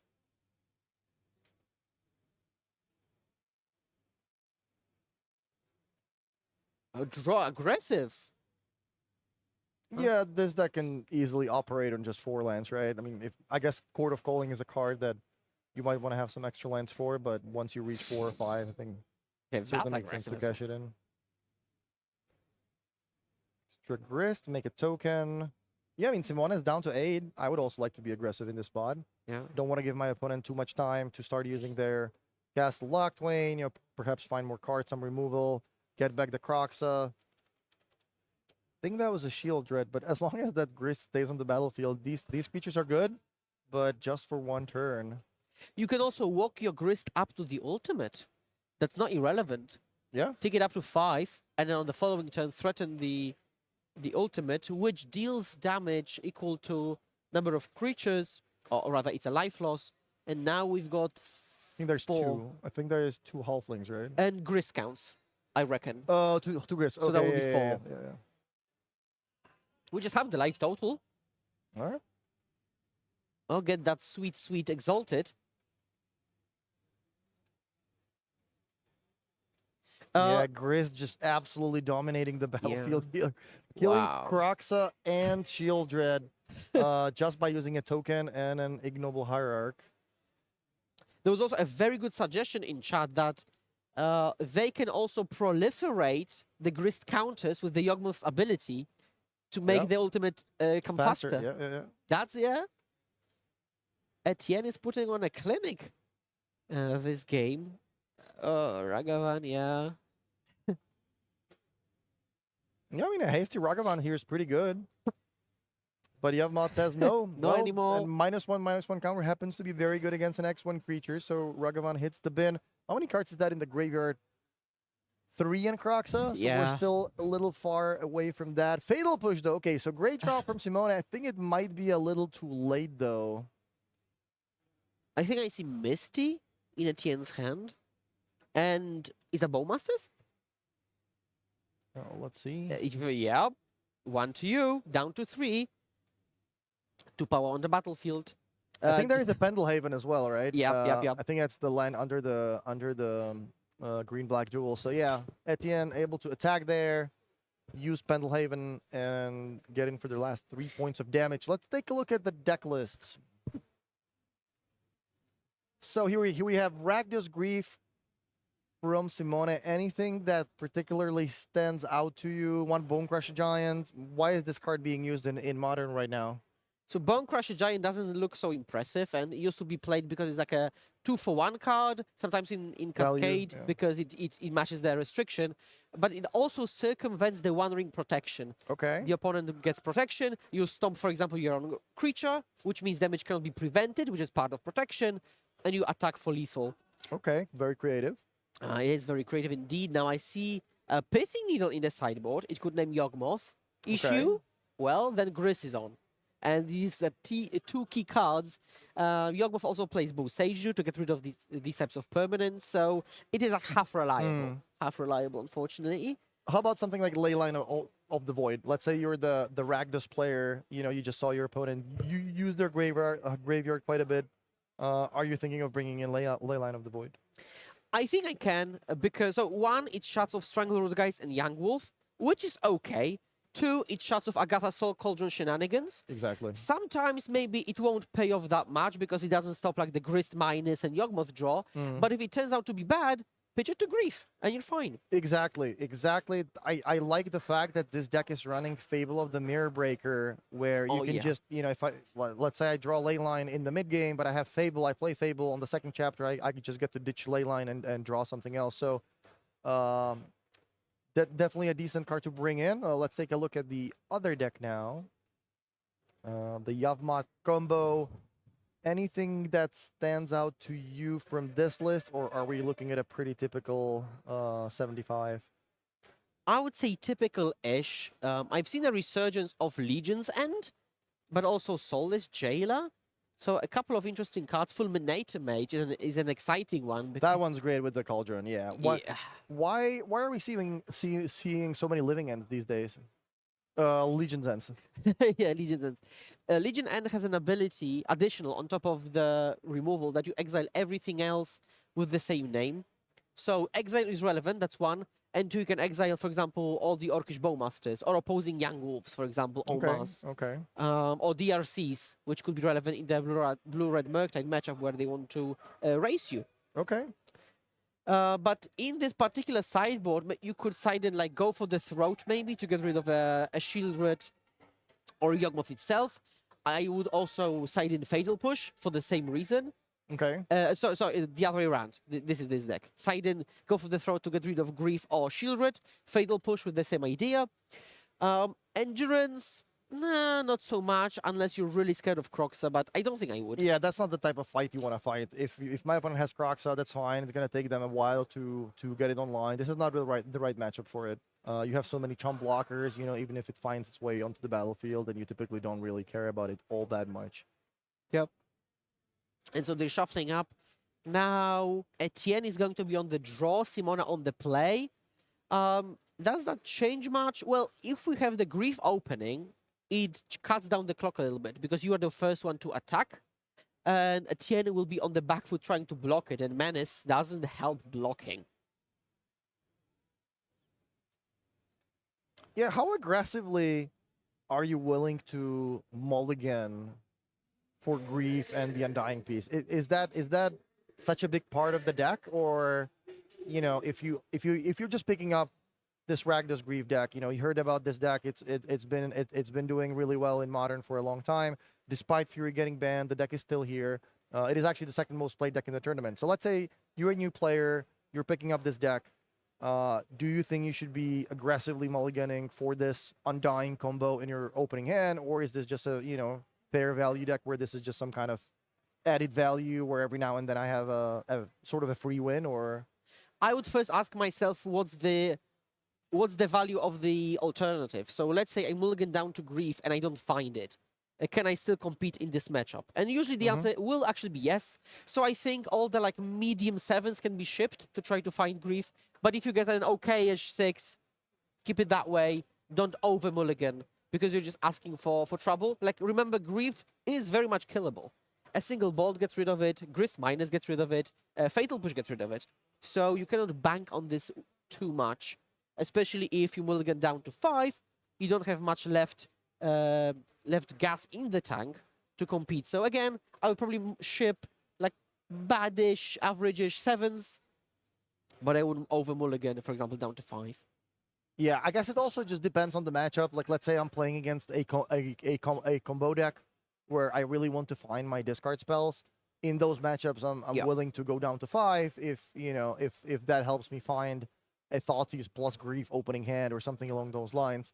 But if it's a matchup where it's mostly an attrition war, or my opponent's going to present a lot of different threats, their deck is full of cards I'm trying to kill or get rid of, then in those matchups I typically just keep any reasonable opening hand rather than trying to find the combo. And speaking of reasonable hands, I think I see like triple land, triple Grief, and a thing.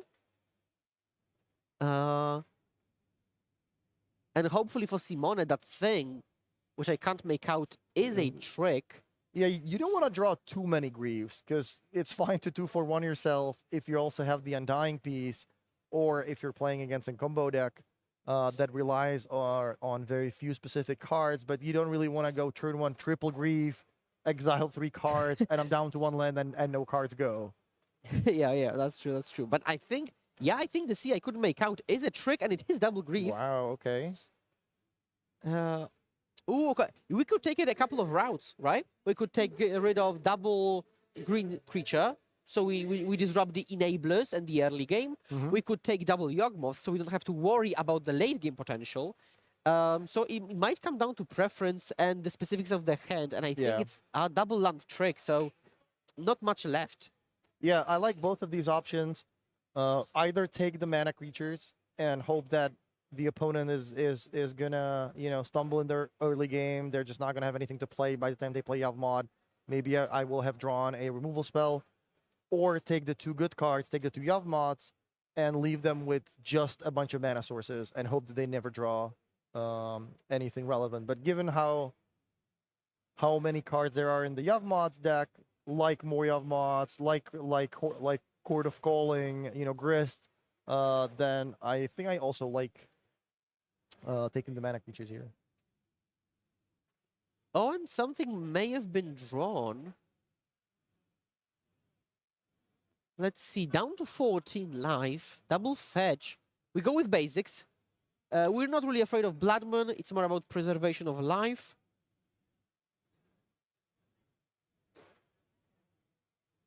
Bowmasters, maybe? Oh, go for the throw. Yeah, that's exactly. Yeah. Wow. Okay. So taking the mana sources actually backfires, as Etienne is able to find a removal spell, which is quite a setback for Simona, who was banking on, this Grief kind of going the distance. Yeah, and I think Shieldred was the pickup, so we don't have enough lands yet. So we're far because we need 1 more turn. We also don't have the 4th land. Bowmasters was the pickup, I think. Wow. So we will go Bowmasters into Yawgmoth, and Bowmasters works well in this deck because it helps you convoke as if it was 2 creatures. I mean, it literally is 2 creatures. And you get double fodder for Yawgmoth as well. Another cool trick you can do is if the opponent draws cards, You can play Bowmaster, sacrifice the army, let them resolve the draw, get another Make army, another one, yeah. sacrifice it, let them draw the other card again, get another army. All the value. Yep. Pretty useful, for example, if the opponent uses Fable minus, Fable second chapter, for example. Yeah, but these are the types of plays that a good Yavmod player needs to know. This is modern. There's a lot of different interactions, and if you want to play your deck, at the top level, which certainly all these players are, you need to know exactly these types of interactions that you just explained, to be able to try to fight for a top 8 at a tournament Yep. like this. I will also add one more layer to this trick. If you have a Young Wolf in play, you can sacrifice Young Wolf, then reset it with the army, get an army, sacrifice Young Wolf, reset it with the army, and just add one more layer to this. And now we just slam Yawgmoth down to 12, attack you for 2, down to 13. And it seems like Etienne is really in the driver's seat here. Oh, yeah. Frank Karsten in the chat letting us know that on the table, our Mono Green Tron player, Tony Martos, just locked up the top 8. Mono Green Tron, we're actually talking about the deck, looking at the metagame shares, and we were saying that this wasn't doing particularly well. But looks like there's at least one player locking up the top 8 already. Winning against Izzet Fair Breach, which we will see whether they can make the top 8 or not. Dotty Voidwalk entering play. Yeah, unfortunately, that can block, so not the ideal card for Simone here, who needs a Fatal Push followed by something like a Fable of the Mirror Breaker to really get back into the game. Yeah, there's another Grief in hand. I think you were right. I think that was triple Grief maybe at the start of the game. Maybe it was triple Grief, and one of them was put on the bottom.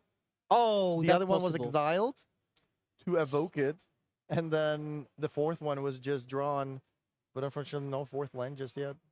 Yeah, I think we are in a I hope my deck magically stacks type of situation for Rakdos. Like a perfect set of draws has to be strung, but yeah, Etienne has a card in hand and has a possible like 3 redraws on the battlefield as is. And this is the strength of the deck. Like, remember, this is a creature combo. Like I said at the beginning, it's a synergy-driven strategy, which Grief should disrupt. But, well, removal, Yawgmoth, a couple of creatures, it's still good enough. All right, sack the Dryad Arbor, put a counter on the Voidwalker, draw a card. Now we have a choice of sacrificing a creature or proliferating that counter and making it 2 -2/-2 counters, killing Dotty. Also increasing the army size, because you can also proliferate that.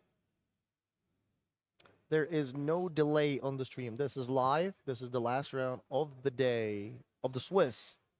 Yeah. And the winner of this match is going to most likely lock themselves for the top 8, which is going to start right after round 15. Chord of Calling, I think X equals that. Yes, X equals that. So it looked like Chord of Calling was the pickup from the card drawn for the Dryad Arbor. Gets Grist into play. That's going to allow Etienne to make even more creatures. Yeah, that's good. The Grist, secretly, not so secretly, I think it's second best card in the entire deck. Followed by Chord of Calling. Like, these cards, what a combination. Just when you're every single piece of removal draws you a card. In modern, in the Murktide, you're happy because it surveils. Here, straight up draws. All right, Simone down to 11.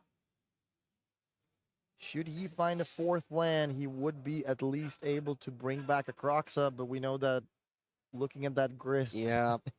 presenting big creatures that you spend an entire turn to cast is not exactly the winning proposition here. Okay, Bowmasters is a good start. Kill your Bowmasters.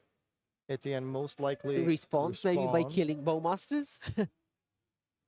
I wanted to say that triple bolt kills Etienne, but there are literally there aren't 3 bolts in the Ragnas list, so that is also impossible.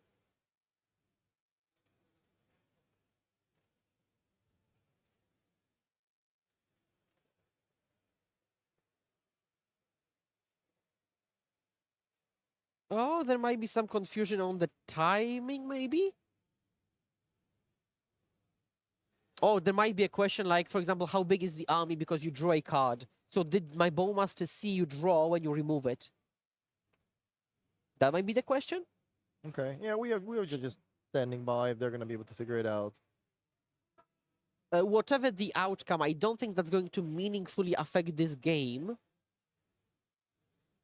Okay, yeah, yep. Shuffling the army around. It is a 1-1. Untap with Grist and Yawgmoth. Wall of Roots in hand. Takenuma, Chord of Calling. We could call for another Bowmasters, for example. Kill the army. But plussing first. Takenuma is deployed into Wall of Roots. Yep. Now we can add mana. So Wall of Roots is really good with Chord of Calling because it basically counts as 2 creatures. 1 for the mana and 2 for the tap. We lose 1 life, and I think we just go with a big Chord of Calling. X equals 4? That was? Oh my god. Okay, well, I think this is the last nail in the coffin for Simona. You know, we know there are no sweepers, only 2 cards in hand. One of them is a Grief. And at the end, just presenting too many threats, too many things that Simona would need to deal with.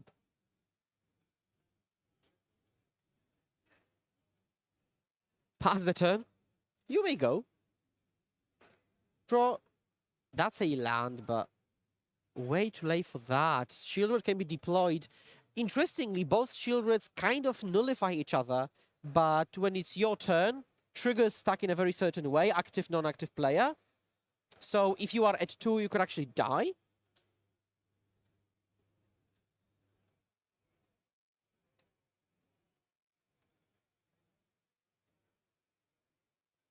Yeah, Simona draws, surveys the situation, Yep.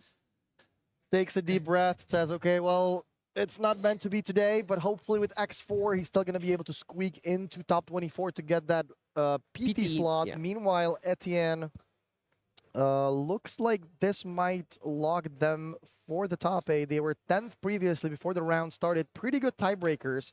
So depending on how the other matches finish, I think our first table drew. Yep. So that would lock 2 people in.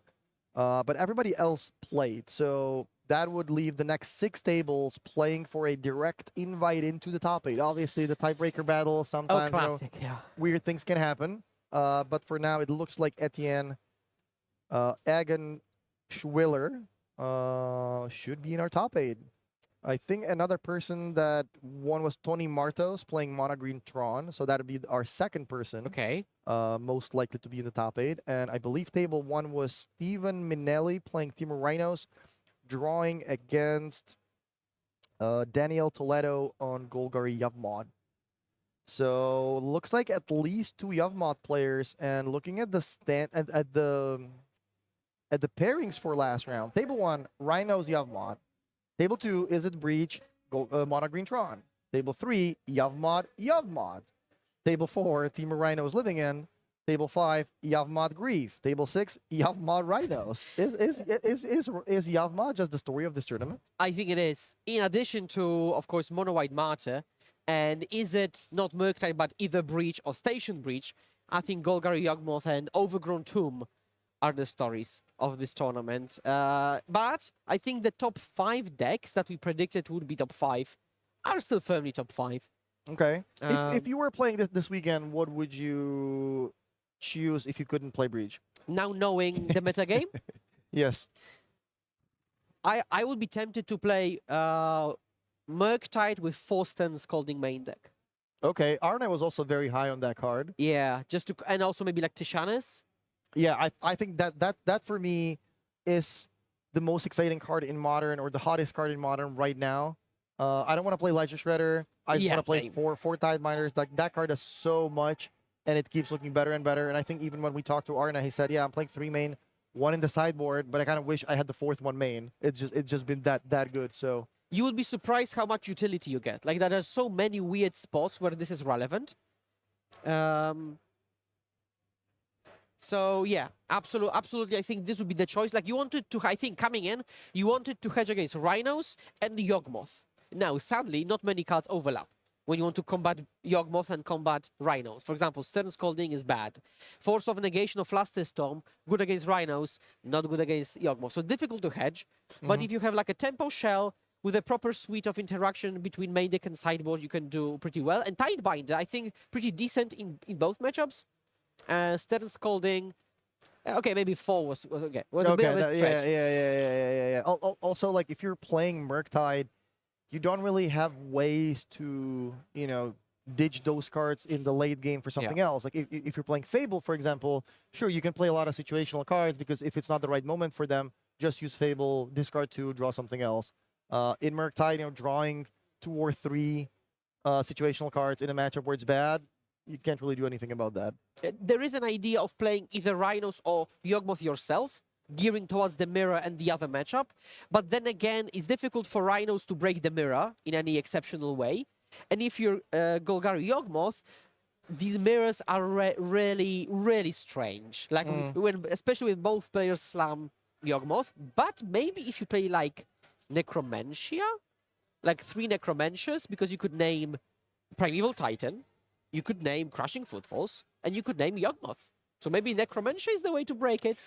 Yeah, I was talking to Andrzej Strasky, who told me that he was, I think that was the first round of today. He's 8-1. His opponent just mulliganed to 4 in the 3rd game. So he's feeling really good, right? He's playing Amulet Titan. His opponent is on, I think, Cabal Coffers, Mono Black. So he's thinking, this is great. I have 2 amulets my opening hand, great start to the day. And then the opponent just plays turn 3 Necromancia, and Andre loses, without any Titans. He also told me about a game that happened last round, or the round before, where time is called when they start game 3. So his opponent's first turn is turn 0, and Andre keeps a hand. The opponent goes turn 1 Thoughtseize, turn 2 Thoughtseize. Andre only gets 3 turns this game because it's a last 5 rounds of the game, and he actually ends up winning on turn 3 through double Thoughtseize. Wow. So that's what the Okay. Titan deck can do sometimes. Looks like we Speaking finally, of, looks like we finally found a backup feature match. We're looking at Amulet Titan and Golgari Yawgmoth. So Messiah here at 11, 12, and 1, still in the running to possibly make the top 8. Felix, on the other hand, with 3 losses already and not great tiebreakers, still definitely hoping to pick up the PT invite, but I'm not exactly sure about the chances as far as top 8 goes. yeah, and we haven't seen Necromancia, we have not seen Thoughtseize, but we have seen Fulminator Mage. I can see it right in the graveyard, but now we go Dryad Construct. Players are 1-1, 15, 17 minutes left in the round for them. The total timer for everybody is a bit different, but this is adjusted to their specific timer.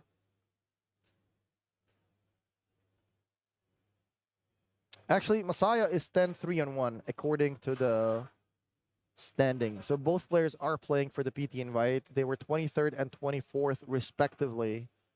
All of the other tables at the top of the standings already finished. So this is why we're bringing you a match from table number 12, but both players are still playing for that PT invite for Pro Tour Seattle, I believe, in April. Let's see what that Eldritch Evolution finds. Hapatra. Okay, so that's a wombo combo.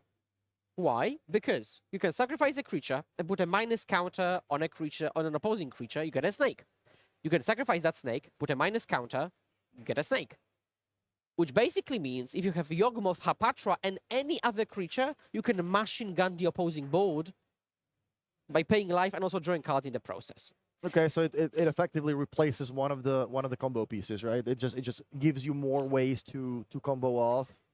Yeah, so in this position, I mean, Amulet Titan actually hates Hapatra. Yeah, the Wandering resolves, but the board will be permanently clear, probably. Now, I think Messiah, I look at the deck list, I think he actually doesn't play Blood Artist, but Zulaport Cutthroat, which cleverly says itch rather than target. Okay.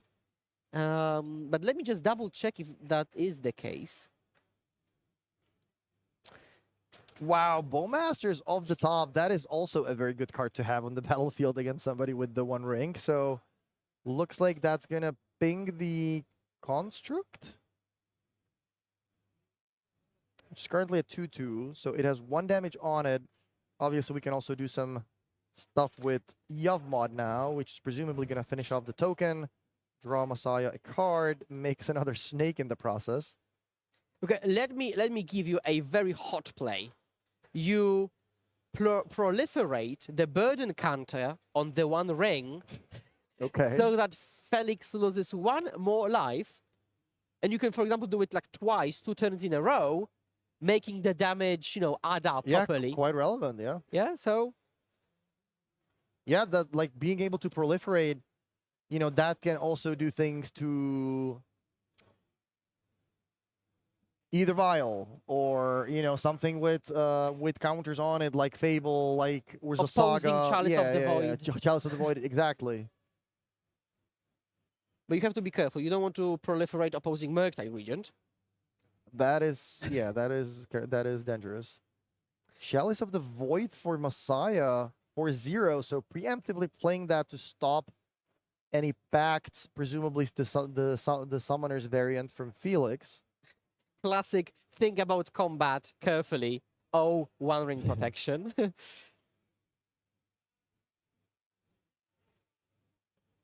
Okay, so we've got black available for that proliferation if needed.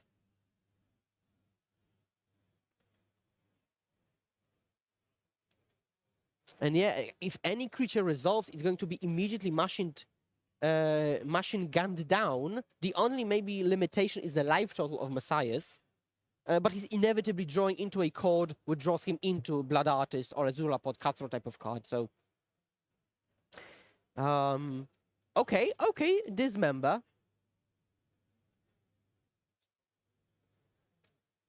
Insert which member joke here. I actually fell for it with Will. Really, you did? Yeah. Come on. Yeah. Sometimes we also get to have fun. This time was Will, but I'm gonna get him back sometimes in the future. Okay, so Yawgmoth dies. We still have got 4 power on the battlefield, 9 life for Felix. All right, he has a replacement 1 ring. Okay. Oh, he kept the original. He kept the first one, right? Because now it has 2 counters. Looks that way. Ooh, okay. So he values drawing more cards right away over, protecting the life total a little bit. But given that there's Bowmasters on the battlefield, that's quite a lot of damage. Yeah, I think Felix is trying to get ready for, 1 last possible turn to potentially go off and try to win on the next turn because he is not in a very good spot. Pendelhaven, irrelevant. I'm not sure what the last card is. Oh, Summoner's Pact? Nah, what am I saying? It's Yawgmoth, he doesn't play Summoner's Pact. But we see some counting past the turn. Upkeep, lose 2 life, down to 7. Staring down 2, 3, 4, 5, 6 power, plus Pendelhaven. That's 7. Okay, very convenient. Yeah, that's very convenient against... oh. Draw 3, so yeah, Felix decides, okay, this is the turn. Yeah. I'm going to draw 3, see if I can go off. Presumably looking for an amulet to kick things off. But Yep. I don't think... Oh, he does have one. He does. I see an amulet. There's a Primeval Titan as well. So let's see if Felix can go off this turn. Double checking Hapatra, yep. There is Summoner's Pact, but as we know, it won't do much.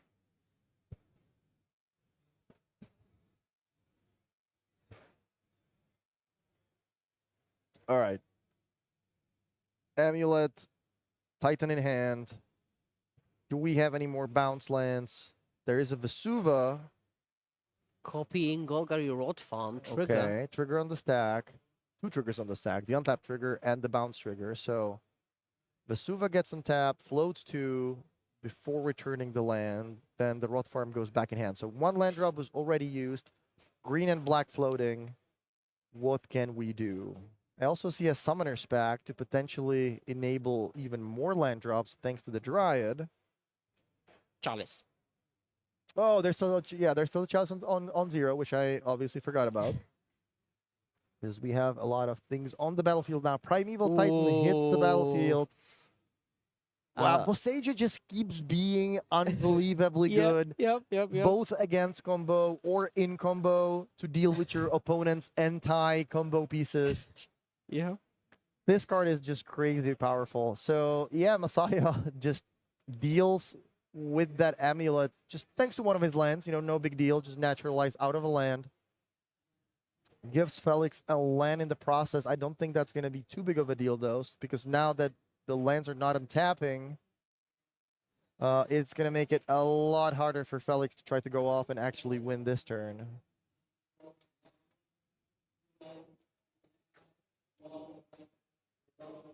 He's double checking, double counting. He's at 4 life.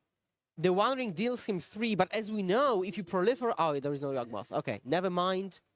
I had a past line in head, on my mind. Thinking what can be searched up, and I'm not sure there is a proper sequence.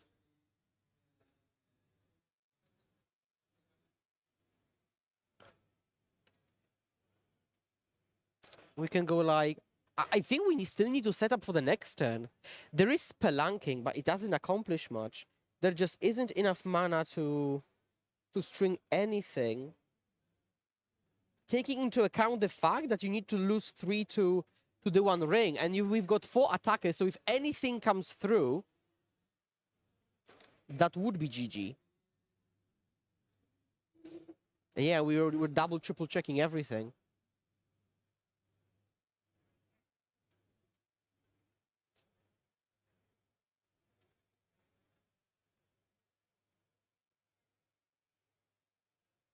All right, well, there's a Valakut, so maybe we can find a way to turn a lot of lands into mountains, get some more in the battlefield, start shooting down the other creatures, but I'm not exactly sure if we have a way to do it.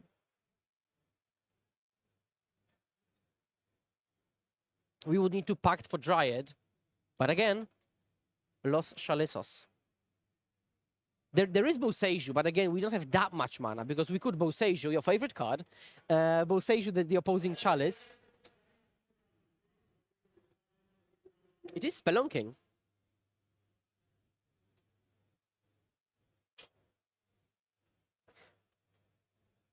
All right, Spelunking on the battlefield, draw a card.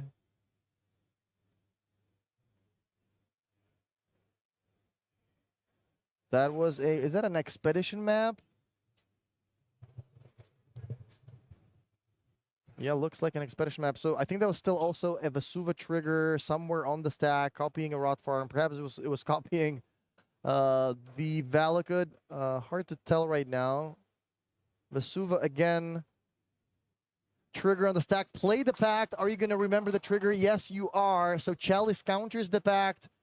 Felix realizes there's no way I can get away from this and scoops, putting Messiah at 11-3-1, which means that would qualify them for the Pro Tour in Seattle. Felix most likely out at 11-4 with pretty rough tiebreakers. So, I mean, you can still hope, you know, anything can happen. But congratulations to Messiah for making it to the Pro Tour. X3-1 most likely not going to be good enough for the top 8. But we should be ready with a top 8 announcement close. I think this was one of the last matches of the round. We do have a backup, but I think it's more for fun. It's actually Iliad Dragon playing. Nothing really at stakes here, as these players are 8-6, but it's the Izzet Wizards versus Izzet Murktide. Yeah, Elliot's playing a deck that resembles the 2009-ish Mono Blue Fairies deck from the old extended format, where you get to play a lot of Wizards, you know, in combination with Spellstutter Sprite. And Riptide Laboratory was actually a big part of that deck. He is running Spellstutter here as well. He's also using 4 copies of Flame of Anor, a bunch of Wizards, you know, Wizard's Lightning, Lightning Bolt, a lot of counter spells, cards like Subtlety, Also has a Snapcaster Mage. And we do see that subtlety there. Snapcaster Mage on Iliad's side. Yeah, Chalice for 1 is great because this Murktide deck has, pretty much half of the cards. They're not lands, cost 1 mana, so that kind of locks out the opponent of playing most of their cards.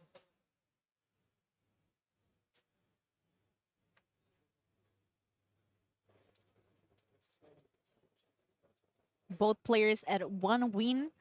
Game 3 here. And Iliad takes a look at what Paul does have in graveyard.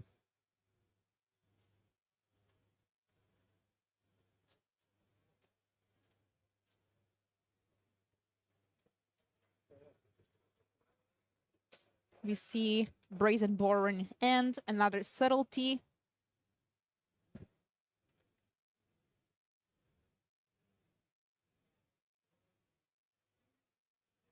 Yeah, incredibly fast gameplay. Looks like we joined at a situation where nothing is happening.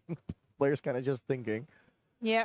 Snapcaster looks like gets put on the top of the deck. So subtlety resolves. Iliad redraws the Snapcaster. Plays it. Is there a lightning bolt in the grave? Flame of Anor. Okay, even better. Draw 2 cards, presumably. Deal with the subtlety. And there it is, throwing the 2 cards.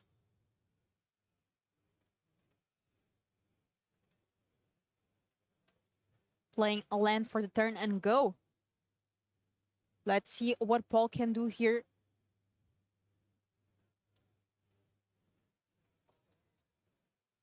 Iliad going to fetch there. 5 minutes left in the round.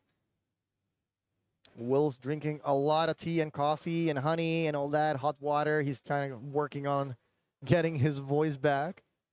So you are going to see him in the top 8. Don't worry about that. Let's all hope that Will gets the voice back. I was with Will. Things look a bit better. I think he's recouping, getting strong for that top 8.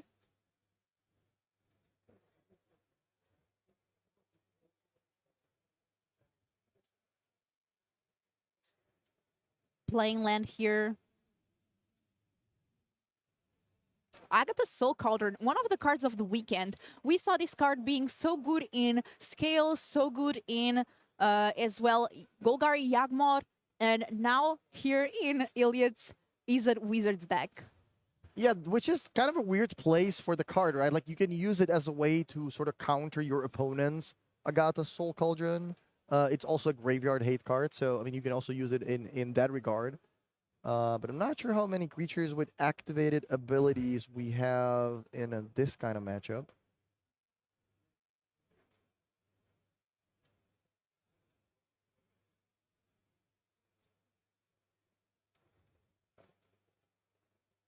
And we do have an attack there for 2. Ball going down to 13 life. No activation yet of the Agatha Soul Cauldron, and go. Remembering there's a Chalice of Void with 1 counter.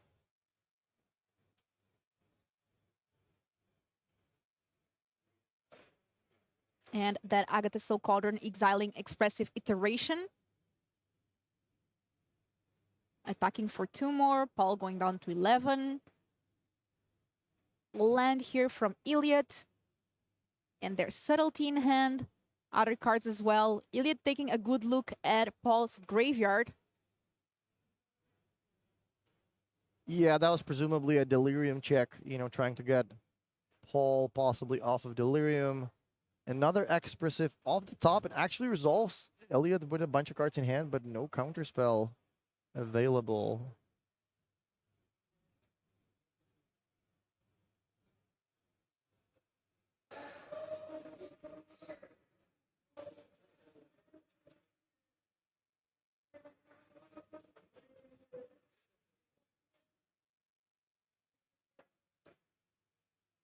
I think I saw a counterspell. Not sure if it went to end or the bottom, but we see Polita Delta being played there as the card of the turn. And let's see what land looks like a basic snow island preordained, but there's the void. Chalice of the Void there countering that preordain. Yeah, Paul pretty much just saying, okay, well, chalice check. Are you gonna remember? Yep, Elliot remembers his trigger, so that counters a preordain.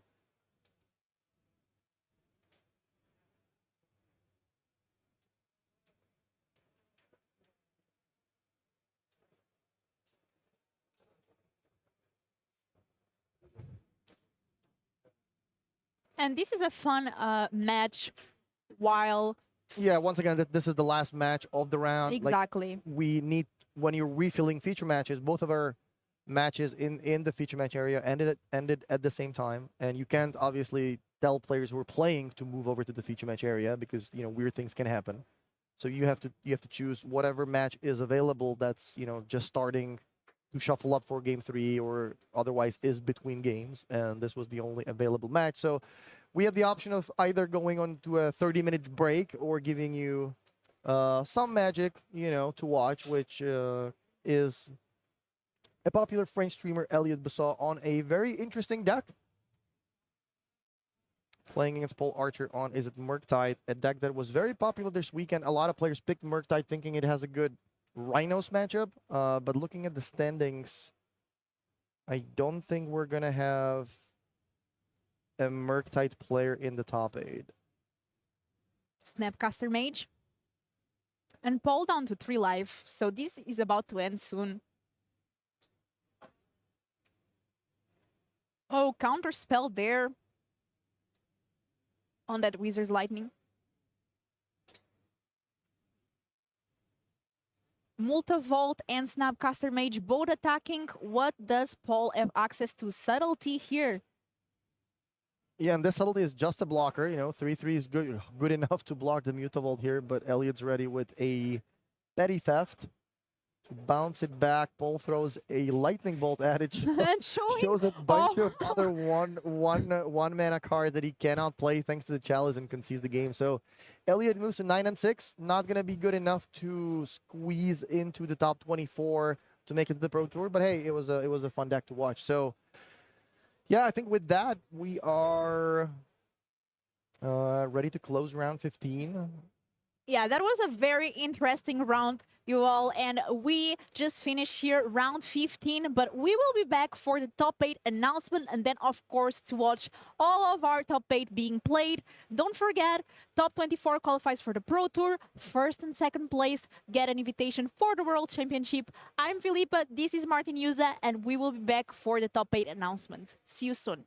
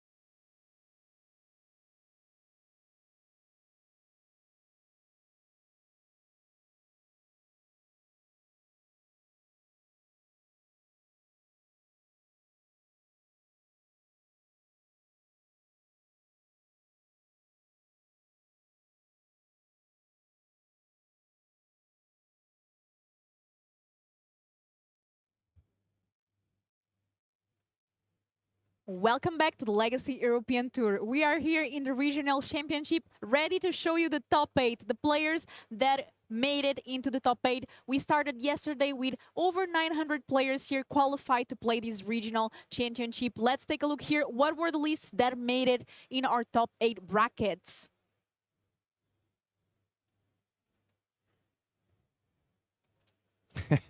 I really like the graphic. So we have a Table 1 Team Rhinos mirror. Steven Minelli playing against Marco Del Pivo. Marco continuing his hot streak. So a Team Rhinos mirror on the first table, followed by a Golgari Yavmod mirror. Etienne playing against Boria. So that's our second table. Our third table is a Mono Green Tron against, I believe, Living End.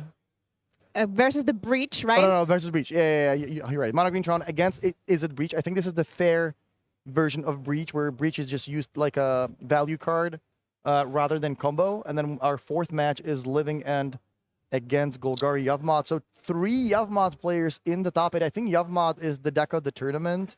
I think there were more in like the top 16. And Rhinos was the most played deck. 2 people converted into a top 8. Also good stuff. Yeah, Yagmod there with 54% win rate on day 1, and a lot of players making it into the top tables with this deck. And we chose here Tony Martus in Mono Green Tron versus Niels in Is It Breach as our feature match. So let's take a look here while our players get ready to start. A lot in stakes. And Tony Martus also being able to pull up some good results. Top 8'd the regional championship in Athens last summer. Yeah, that's really good stuff. So a second top 8 for him in a very short amount of time at the European Championships.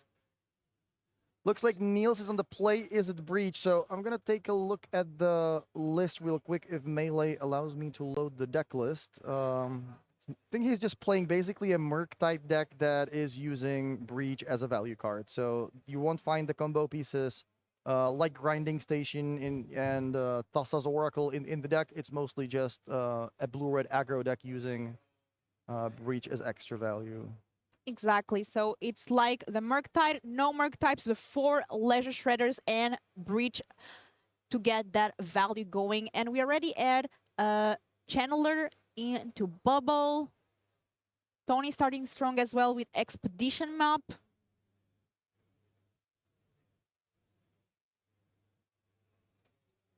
Another Channeler and Preordain, which feels like it's one of the cards of the weekend. Preordain being in a lot of the top tables and showing a lot of value this weekend.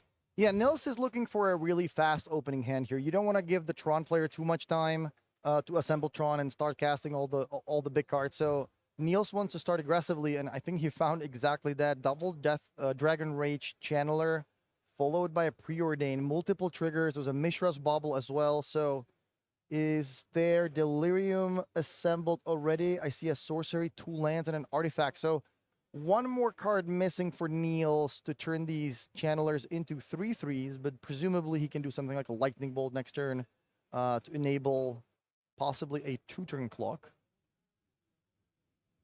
Tony, meanwhile, with sort of the perfect hand of his own, 2 different Tron lands, Expedition Map to find the 3rd piece. I see Buseju in end.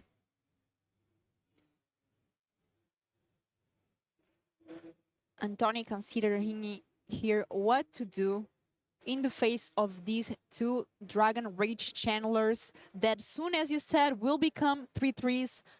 Niels just needs to find something like a Lightning Bolt, an instant speed to get the Delirium. Yeah, Lightning Bolt into a counterspell is kind of what I'm looking for if I'm Niels. What Tony was considering here was that I think he had a Relic of Progenitus in hand. So this puts him in a position where he can either try to buy himself more time by cracking the Relic first and making sure he doesn't get hit for 6 next turn with the Channelers, or he can just crack the Expedition Map and find the land and just make sure that he has 7 mana next turn and maybe play multiple spells. The reason why he's cracking the Expedition Map on his own turn is that the Shana's Tidebinder has been such a powerful card this weekend, and that would possibly allow Niels to stifle the trigger Although I still haven't been able to pull up the list. I'm not actually sure if Niels is playing Tidebinders or not. Not in the main deck, at least, and I also think no in the sideboard. Okay, so maybe just, good habit against blue red decks these days. You just want to do it on your own turn. Since you're going to do it anyway, might as well try to play around the Tidebinder. And consider here a lot of triggers of Surveil from the Dragon Ray channelers. Now 6 more damage, and Tony Martus down to 13 life. It's a race.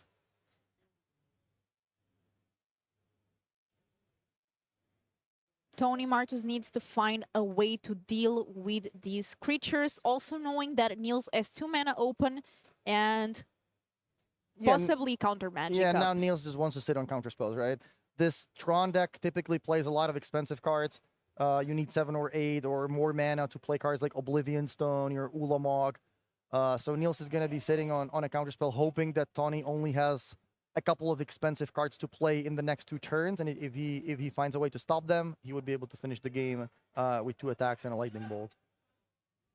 We do know that there is that relic in Tony's hand that would slow down the clock considerably.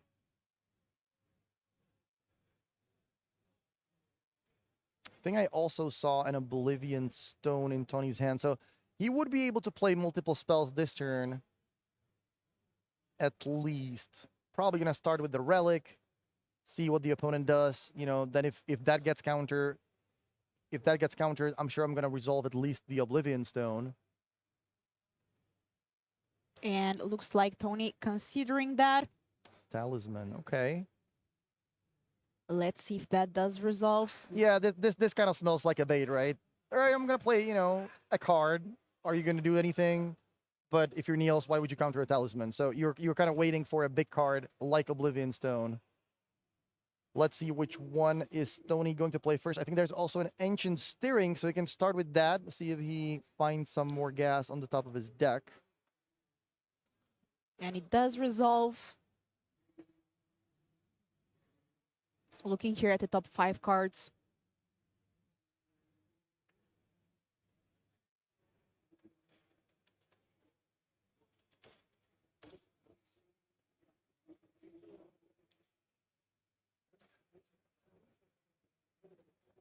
And thinking. Yeah, we didn't quite get to see what he's looking at. I see 2 Tron land. I think there's the One Ring. So yeah, One Ring is another card that can buy Tony a lot of time. But remember that this ping from the Talisman did bring Tony to 12. So now he is actually looking at a 2-turn clock, possibly 1 if Niels has a Lightning Bolt, followed by another Bolt or a Breach to replay it from the graveyard. So. And it looks like you were right. There's the One Ring there revealed, and the card chosen from Ancient Strings.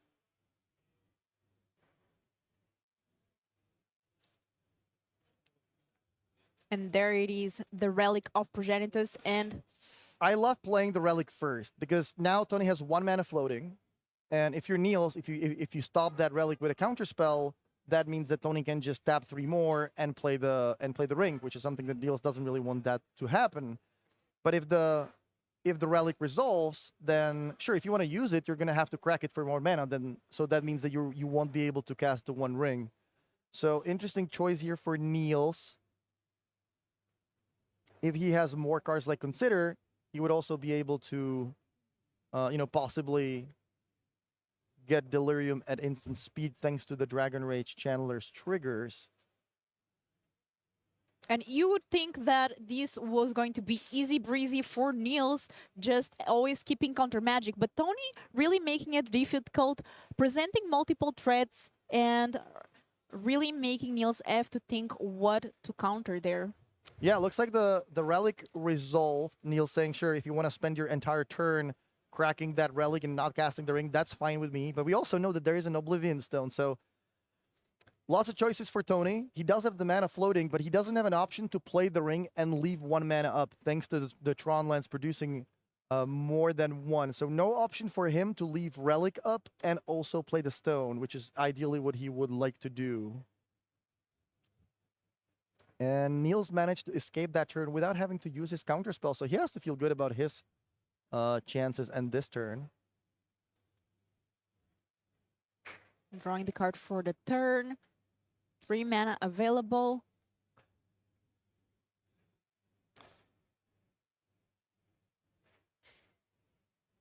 So land artifact, instant sorcery in the graveyard. If Neil's attack, that's another decision for Tony. Do you want to crack the relic right away, or do you want to take six? You know, maybe crack it at the end of turn. Do you want to do it when you're attacking? What if you do have to consider? Maybe you get the delirium back anyway. I think we would most likely see him crack the relic now, though, to try to slow the bleeding.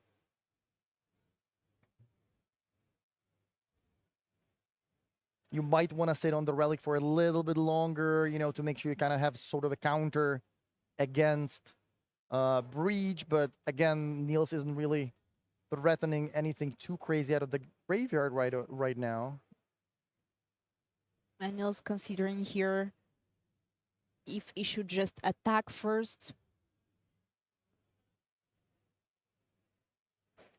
There's Pleasure Shredder in hand, Ragavan, Counterspell, a lot of different things. And this deck does what Murktide also does really good, which is just casting a bunch of spells, a lot of 1 and 2 drops. Yeah, it's a good tempo deck. You present some cheap threats. Dashing Ragavan there. There's also Lightning Bolt in hand. Yeah, backed by, you know, good removal that you can also use proactively to damage the opponent, and then you're just sitting on counter spells when these threats are attacking. So it looks like Tony is gonna crack the relic right away. So only 4 points of damage coming through thanks to the Ragavan now. Does Tony have anything like a Dismember? He does have 3 Dismembers, actually. So that could be a card that he can have to stop the Ragavan, potentially not giving Niels the treasure, which could take him off of enough mana for a counterspell. But I only see a Boseiju, I see the One Ring, the Oblivion Stone. I do think there is a Dismember, though. Tony does have 2 more mana floating. But that's quite a dangerous Dismember at 12 life. Like, maybe it just makes more sense to get hit for 2 rather than pay 4 to kill the creature at this point. Especially when Niels runs so many lightning bolts. Yeah, he does have the 4 copies. Wow, okay, so decides to... Oh, Oblivion Ring. Oh, okay, so Oblivion Ring is exiled off the top of the deck. Tony decides to take 4, not using the Dismember. And that gives Niels the treasure he so desperately needed to have a counterspell up, presumably for the One Ring. So now it's going to be interesting. If Tony has another land... Oh, he has the Talisman, actually. So he is both threatening an Oblivion Ring, an Oblivion Stone, plus blow it up to clear the board. But also, if that doesn't resolve, there would be the One Ring. So interesting spot here for both players. What's Tony gonna play first?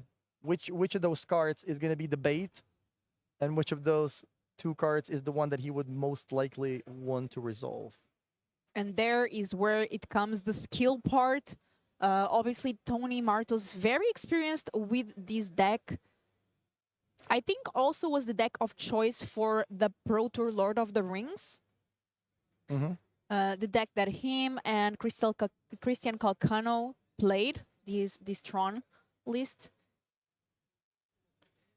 There's the Oblivion Stone. If I'm Niels, I think I might want to counter the stone and let the ring resolve if I have something like a lightning bolt, because that One Ring can start, you know, damaging Tony, and maybe the damage adds up, and the bolt would be able to finish the game anyway. But again, it depends exactly on the texture of his hand. The ring does essentially give him an extra turn, but so does Oblivion Stone.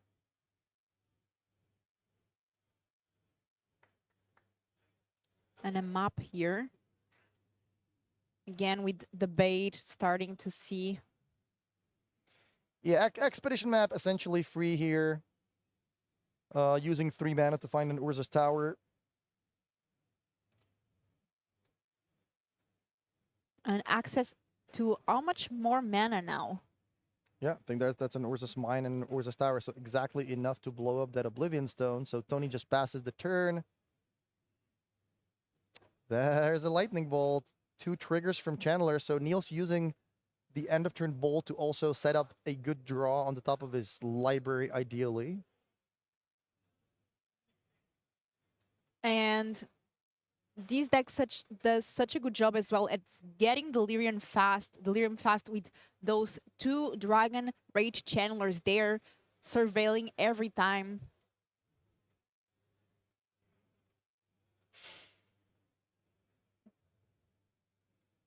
So the triggers resolve, surveilling. Wow, puts a counter spell in the graveyard. That can feel good for Tony here. Oh no. And no Delirium yet, but drawing a card here. Maybe looking for another lightning bolt. Tony down to 5 life. Yeah, I don't think it makes any sense for Niels here to channel the Ragavan. The Oblivion Stone is most likely getting blown up anyway, so I think we're gonna see him attack with the Channelers first. Most likely prompting Tony to blow up the stone to not get killed by another lightning bolt or a post-combat breach. So There it is. attacking here. So seeing if in response there it is, everything gets destroyed with that Oblivion Stone. But now leaving Niels once again with the field open, able to cast some spells. 1 mana Ragavan, 2 mana left, enough for counterspell, and passing without playing another land. Yeah, he just needs to make sure that he has 2 mana up for the counterspell. He does know about the One Ring, and I think this is the situation where Tron has a lot of expensive cards, but you're typically restricted to just playing 1 big card a turn, which is exactly what Niels wants to see. So there is an Ulamog. All right, Ulamog, trigger with 2 exile effects. That happens regardless. And that is when the card is so good.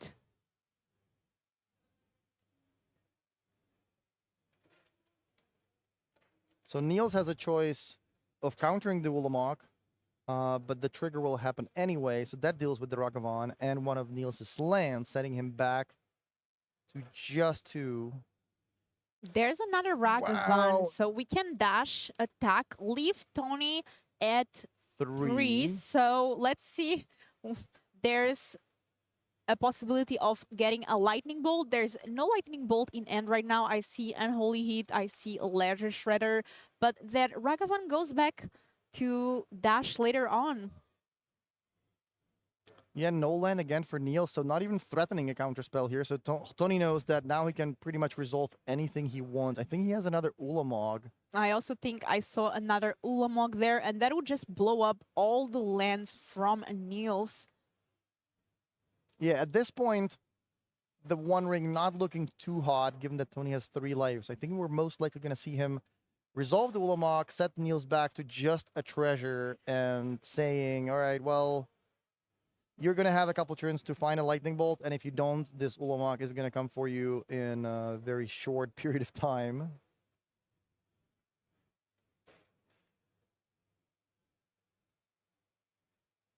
And if the play is Ulamog, Niels does need to get that lightning bolt off the top.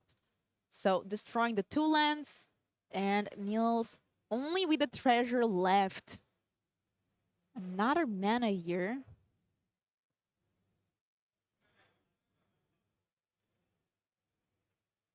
He might even find... No, looks like he's going for Urza Saga here. Yeah, and Niels has most likely 2 turns to draw a lightning bolt. Let's see what the top card is. It's not red. It's not red. That looked very blue. It's not even a land, so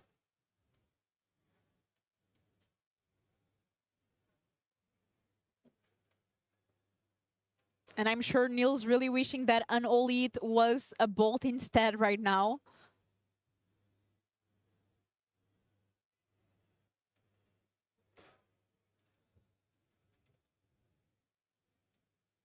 And now also Martos, Tony Martos with the possibility of just playing one ring to gain one more turn, gain protection.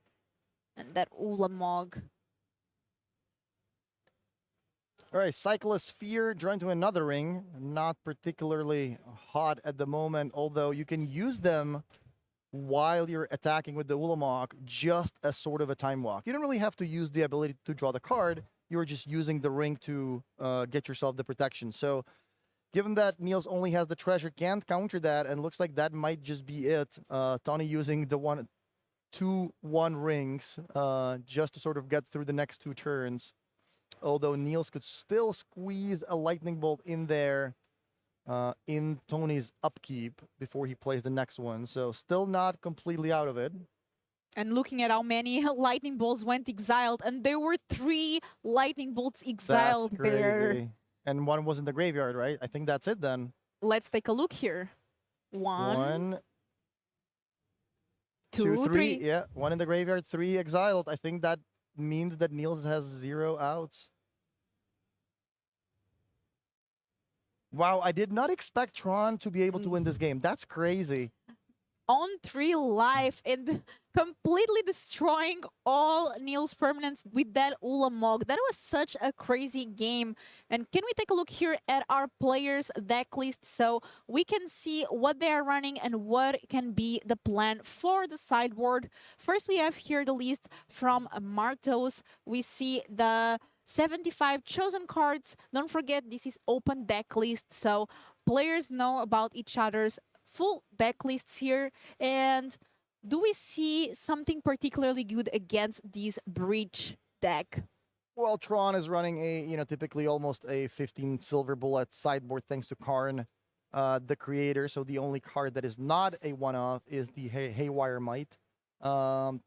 But he might still bring in something like a Walking Ballista that, it's a good early game play that can trade for Ragavan or deal with a Dragon's Rage Channeler and, leave something like the one ring in the sideboard if he wants to grab it with Karn later. So he might make a couple of switches here and there, but I think for the most part, he's going to stick to boarding maybe 1 or 2 cards. Maybe Engineered Explosives, that's the type of card that could be fine in the deck, but you're not that likely to get it with Karn, on turn 6.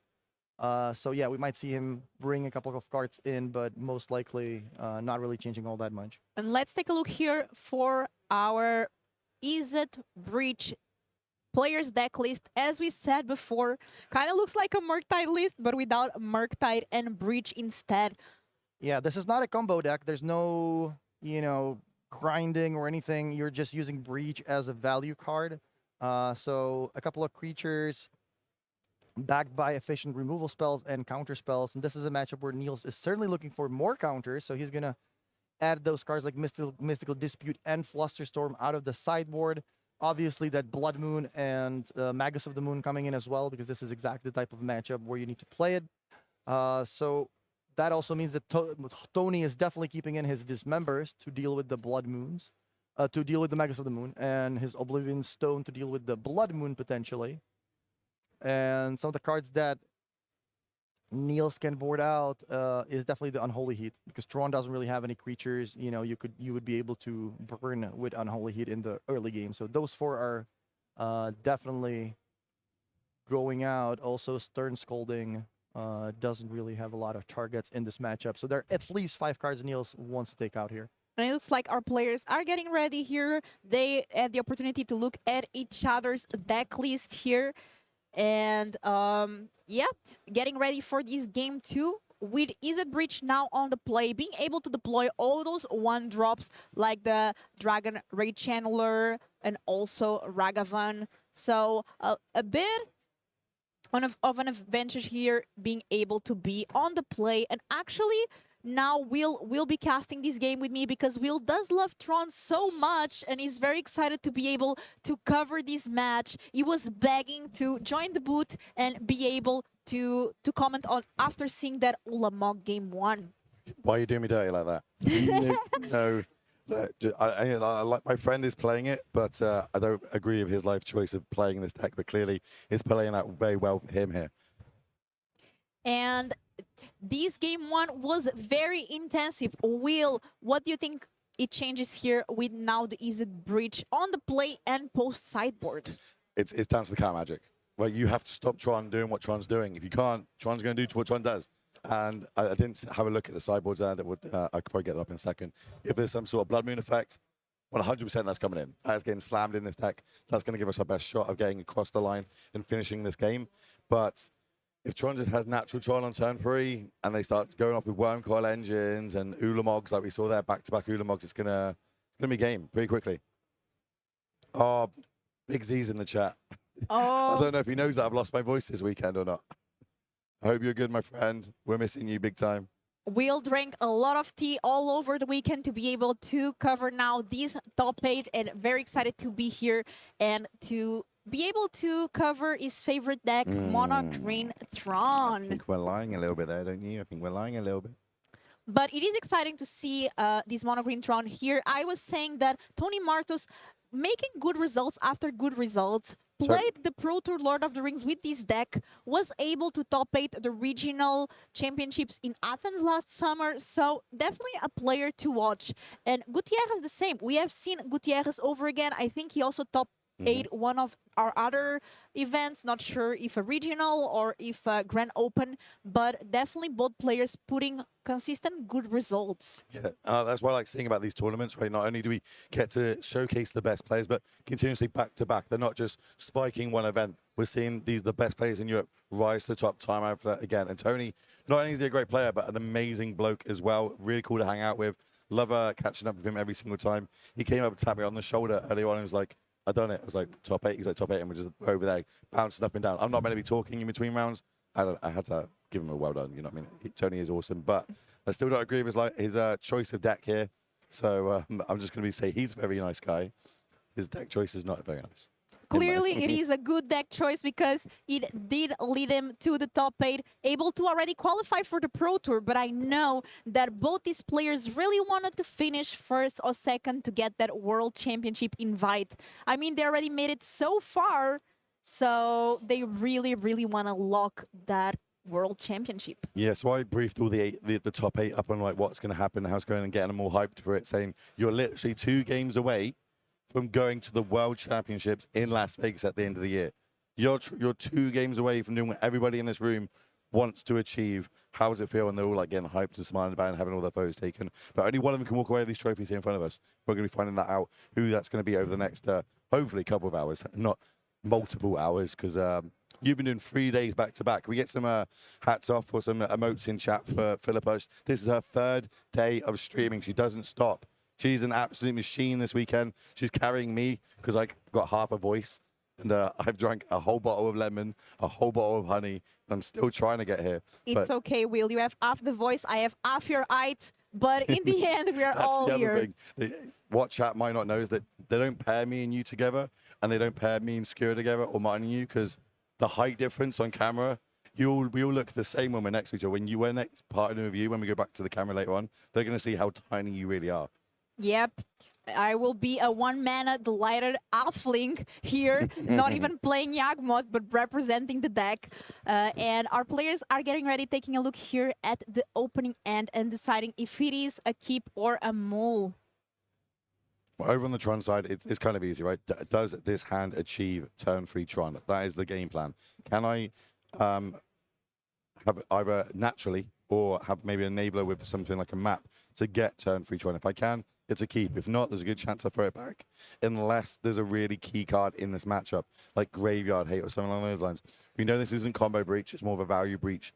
Like, is it type build? So it's not the end of the world if they do use breach to get a value, but if we can stop that with our main deck relics, it's going to be go a lot better for them. Mulligan here from Niels. Let's see if the 6 will be better than the 7 and if he will be able to keep or no. And we were talking earlier. Oh, looks like both players mole. Yeah, the mulligan rule is actually really weird. If you read it how it's wrote, it's like I will put my cards back. I'll draw a fresh 7. I'll wait for you to draw a fresh 7. I'll then say, am I going to keep or mole? And Martin did a big spread on it on Twitter once. He even maybe did a an article on it because it's really weirdly how it's wrote, but not a lot of people know it. Everyone just goes, "Oh yeah, I just bet 1 to the bottom, 2 to the bottom, 3 to the bottom, whatever it is going to be." So let's see here, both players in a mulligan to 6, if it's possible or not. I was saying earlier on this weekend, I think it was with Skura or Martin, I was commenting on how different the mulligan rules changed throughout the years. And Frank Carsten also walked me that, because I thought the first mulligan rule was the one previous to the London mulligan rule, but apparently there's been a bunch of them. And I think when the game was starting in '93, there was not even a mulligan.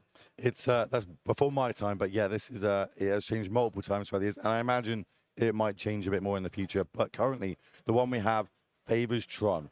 This mulligan is designed for Tron decks. It made them so much more powerful. You're telling me I don't need to go down to 2 cards. I can select which 2 cards are in my hand. It absolutely works out perfectly for them. And we're going to see now if we've got a couple of keeps going on. I do see multiple Tron lands in hand for Tony, so it might be a keep on that side. I think every mulligan does, I would say, advantage him here moving forward, because his deck can function with literally 3 lands in the top deck. We saw Niels putting a Leisure Shredder in the bottom of the deck, now playing a turn 1 Ragavan. And that's key. Like, against Tron, it's really good to have Tony Ragavan because they don't have many answers. Of course, as soon as I say that, Tony does have the answer for it. And this is why these decks play Dismember. It's a bit of a, losing 4 life is a bit of a cost, but being able to get Ragavan off the other side, stop them advancing their game plan of getting treasures every turn. It's like a necessity, and no follow-up play that's huge. And Preordained there, another card of the weekend. Just come off an unban as well. Only got unbanned recently. That is true, and making a lot of work for these Izzet decks. Ooh, Chalice on 1. It's going to eat that Spell Pierce. Spell Pierced very fast, and Tony jokes like... I'll counter it with my Chalice. And a very good fair player from the players. Expressive Iteration, another of the cards for Izzet that are really, really good. Looking at the 3 top here and making a decision that Chandler is going to get played this turn. Yeah, we need to make a land drop to do that. And we know it's in hand, and we don't really worry about our life total too much in the early stages against the Tron decks. They need time to set up, but Tony is 1 Urza's Tower away from establishing the powerful free land, and it looks like he's got it, I think. This is just natural Tron. It hurts me to commentate on this, but this is exactly what Tony wants to see.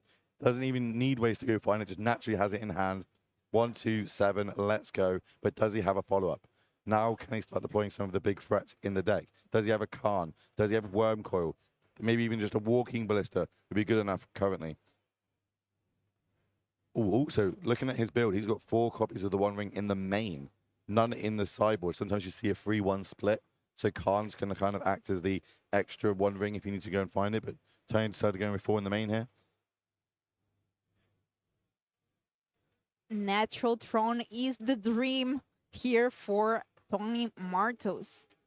Yeah, if you're going to get Natural Tron, you want it when you're in the quarterfinals, in game number 2 with a game up. This is exactly how he would envision this. He's having a little look at his sideboard here. That's going to show him. And I'm sure Tony is living a deja vu, because in Athens, in the regional championship last year, he did make it into the semifinals and then lost, didn't get that world invitation. So I know that's the goal here for Tony. Really, really wanting to win this game here. It's the first step, winning this quarterfinals, and it feels so close yet so far. Yeah, well, if he manages to take this one down, because Magic is a great game. This could obviously turn around really quickly. Something like a Blood Moon comes down, it could really change the dynamic of this game. But currently in a really good position to be able to take this game down, get the W, as you said, and put himself 1 game away from going to the World Championships. I'm having a little look at the deck list here, and yeah, we'd have 1 Magus of the Moon and 1 Blood Moon, which I imagine came in out of the sideboard. That's probably the card we'd need to kind of change the game. And Niels doesn't quite have Delirium yet. One off, it does have Creature, Sorcery, and Instant.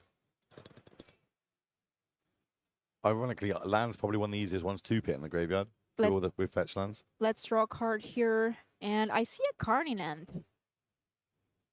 Well, normally when your opponent picks up their sideboard, it's kind of a given, like, oh, okay, you've got a Kanga Great Creator in hand. But what damage can we do with this? We've got going to have a few targets here if it does deploy the battlefield. I will talk you through, chat, what I feel like I would be getting in X situation, and here it is.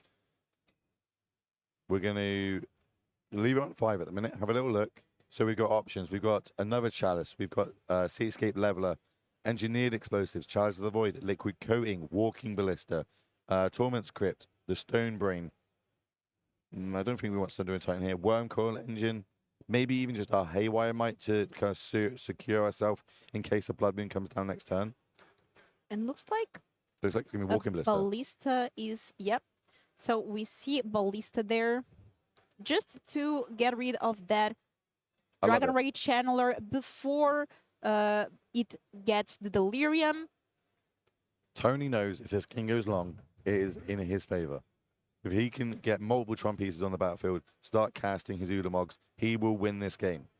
But over on the other side, we could end up getting some sort of breach bolt effect going, and Tony's life total reduced down to 0 before that happens. So, you know, a nice follow-up play now would be a Blood Moon or a Magus of the Moon on the battlefield, reducing Tony back down to 3 land and not 7 mana.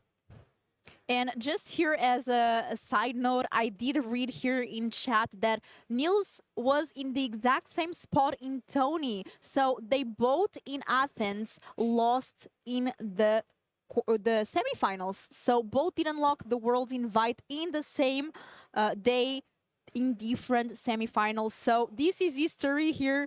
Who advances here to the semi? That's really cool to know, to be fair. So, yeah, one of them is going to get another shot at going to World Championships. Guaranteed, Hick. Consider end of turn. Shredder goes to the bin. Really looking for threats here. That's what we need. Ledger Shredder hasn't really performed this weekend. Every single time I've seen it, not been great. But here's another Ledger Shredder, which makes sense why we put the other one in the graveyard. Now we're going to do the see if we can grow it. We need to get this as large as we possibly can to close this game down. And we saw there the Lightning Bolt as well, finishing off that Karn. Land here.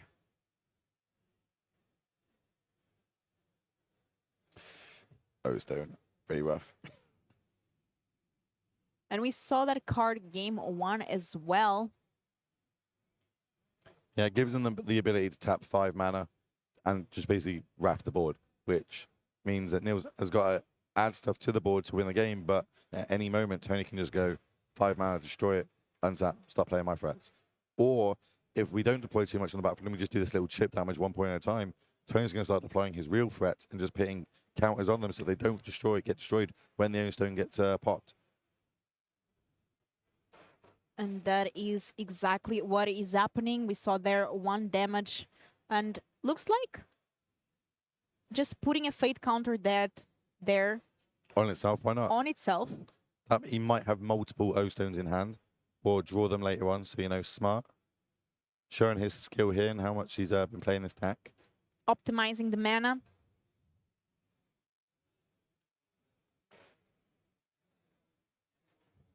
He's looking for a threat of his own, though, here. Feel like he's got the board under control. He just needs to find a way to win now. Definitely looking for that Ulamog once again. And Amazing. here, Niels reading the Oblivion Stone. Having a look at the tech list here. We've got 3 Worm Coils in the main and 2 Ulamogs, plus a Walking Ballista. That's our main ways of trying to close down this game. We see 2 Urza Sagas. This looks a lot like the Team Handshake build from the Pro Tour. Yep. And that does make sense. I think Tony was also playing this deck in the Pro Tour. I'm not sure. But he's definitely friends with Christian Calcano that was running that deck, and that led it to the top 8. Losing with a natural Tron, funneling enough. I don't know if you remember. I remember that. I remember everything about that Pro Tour. Taking 1 damage here. And once again, exactly what you said. Niels making small pressure. The thing is, Niels has got a Blood Moon. He drew his 1 copy of Blood Moon, but it's no good in the face of an Oasted on the other side. We really want to cast that turn 2, turn 3, and not going to be able to do it here. So now he's got to try and get the O stone to be blown up, and then on top of it, follow it up with an O stone And with a blood moon. we see a relic of Progenitus.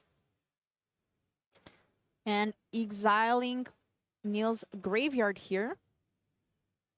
Yep, this is going to give us reassurance in case a Underworld Breach comes down. We're able to exile the graveyard at instant speed. Exiling that Spell Pierce first. So let's draw here. Ooh, I see Ragavan. Ragavan. That might be enough to get him to blow this Oblivion Stone. Oh, one other thing I think I see in hand is, I can never remember the name of it. Subtlety. Nope. Try again. The red one that exiles a artifact. Cast into the fire. I should know that. It's a Lord of the Rings card. Cast into the fire. So that could be cast to deal with the O Stone. But decides to go with a Blood Moon. Every land is a mountain now, except for that island on Neil's side. And that blows up with the Urza Saga. Yep. There's no need to float mana in response, really. There's also a forest on Tony's side. He's just going to end the turn, put a counter on the relic. So patient, so disciplined. Knows his role in this matchup. I feel like a lot of players there would kind of get a bit spooked and blow the O-Stone in response just to get that little bit of value. Get the, when you're on the Tron side, you're like, oh no, Blood Moon, it's the worst card against me. I need to get it off the battlefield ASAP. Tony's seasoned vet with this deck, knows exactly what he's doing and decides against it. And that is why Tony Martos is the only player in our top 8 playing Mono Green Tron. Obviously very experienced with the deck, choosing it here when not a lot of people made this decision for this meta. Actually, have a little look. See, what number do I have to go down so I find the next Tron list in our Swiss over 2 days? 15 rounds of Magic. Looks like... well, it's not on page 1.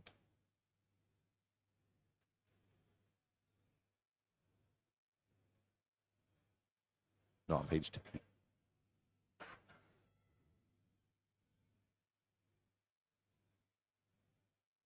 And Will keeps trying to find another Tron player, but it's not easy. Not a lot of them here on day 2.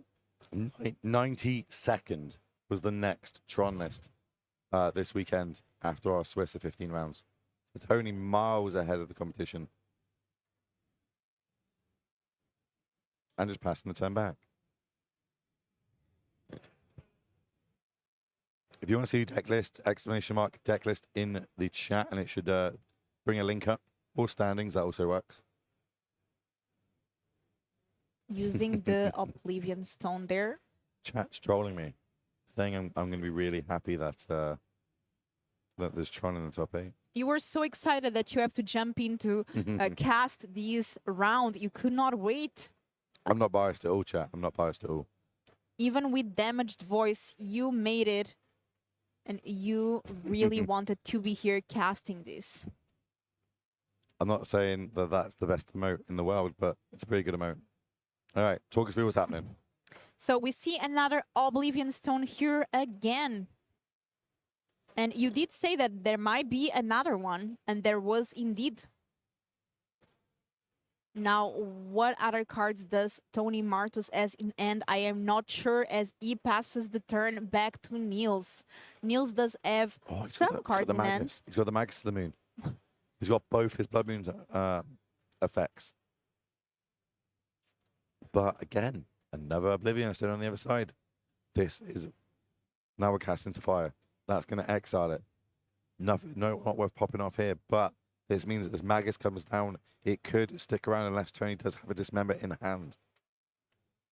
That cast into the fire really being a good sideboard card here against Tony. Normally, we have him for the One Ring. That's normally also, by the way, this play is beautiful.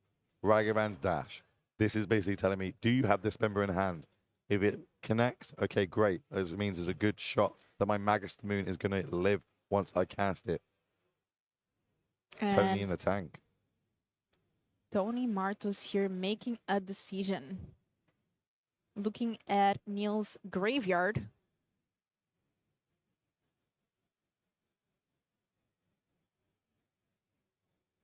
I think, oh, he does have a dismember.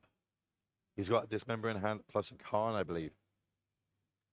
But and decided to go there for the dismember. Which one? No, that does not work on me, Will. I got mine with it earlier. Will may have lost his voice, but he did not lost his bad jokes. No. So here, I turned 38. I've got the dad jokes now. Looking through the deck here, getting an island, which does play around that Magus of the Moon. Yep, makes sense. If you're gonna, play Magus, you need to go get yourself some islands so you can catch your blue spells. Some players prefer Magus over Blood Moon. Some players prefer Blood of the Moon over Magus of the Moon. In this case, Neil's bringing both.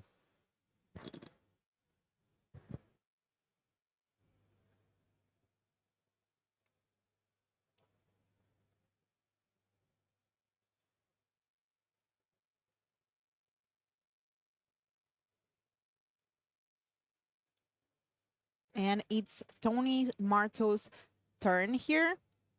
3 cards in hand. One of them is a Karn. One of them I can also see and is none other than a sideboard card. Hey, where am I?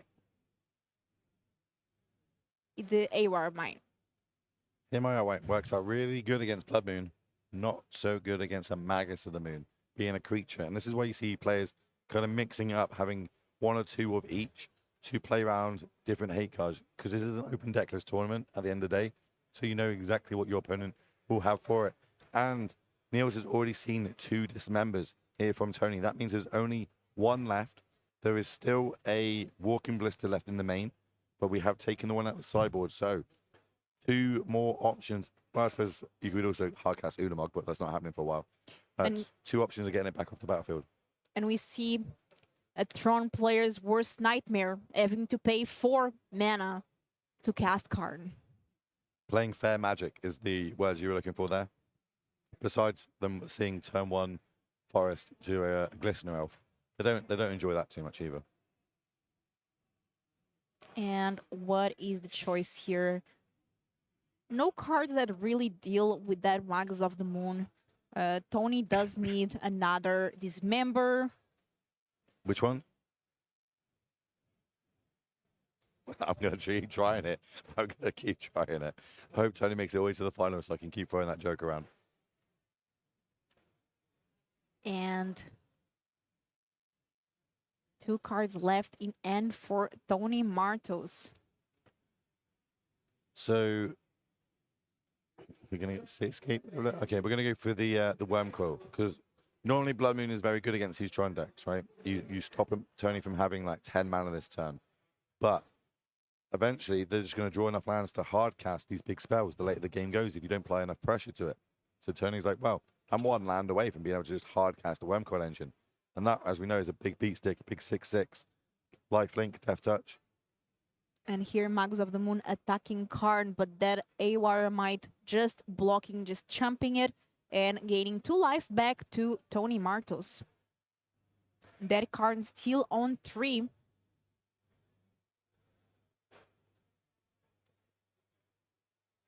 And not sure if there's a 6th land in end for Tony Martos to be able to cast that World Coil engine. But now he gets a second look, a second tick down with this Karn. 5 mana. I don't really like too many of the options. Like, they don't really do too much. Maybe Cityscape Leveler in case I get to 8 lands, but don't want Epiphany Needle. There's a chance Chalice might work, but has that time gone already? That's going to be our 6th mana producer, but that means the next turn we'll be able to start casting this Worm Coil. But of course, 2 blue mana up for Nils. We know what that means against these blue-red decks.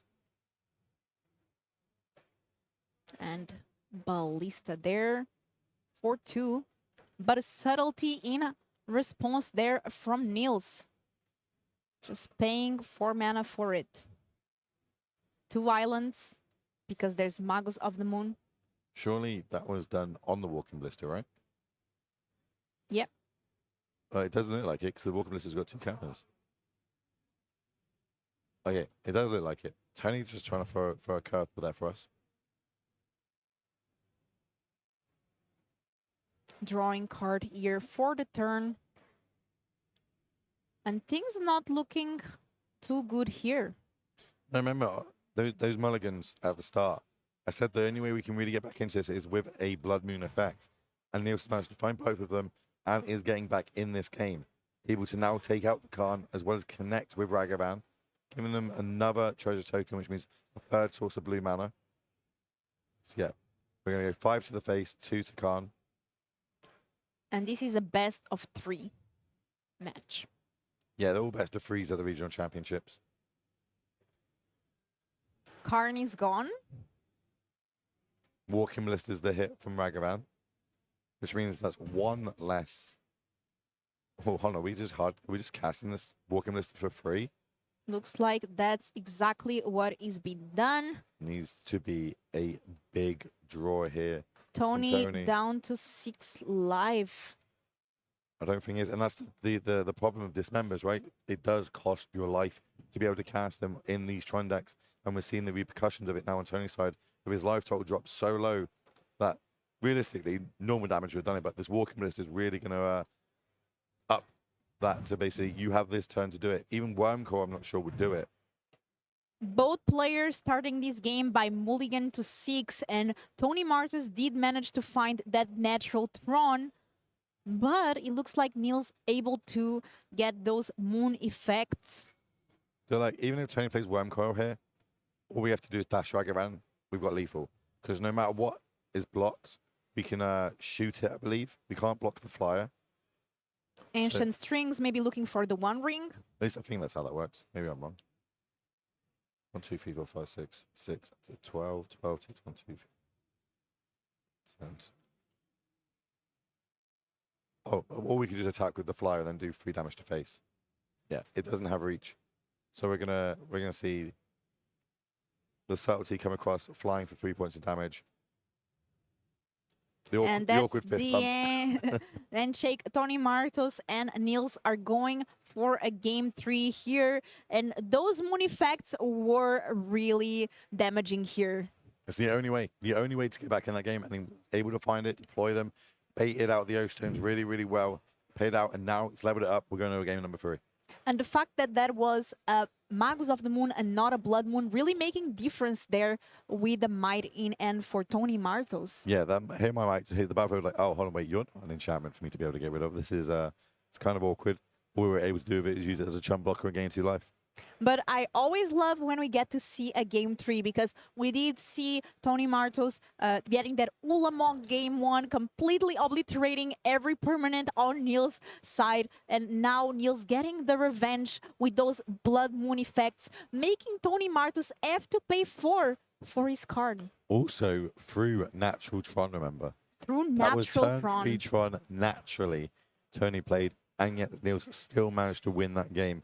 Absolute masterclass. But I wouldn't expect anything less from players at this level, at this tournament, playing to get themselves in the World Championships. And both players very deserving of that accomplishment. Both playing really well, and both playing a deck that they master completely. It's been a showcase here all over the weekend from these both of these players. We had Gutierrez over and over here on the feature match with this different is a breach deck.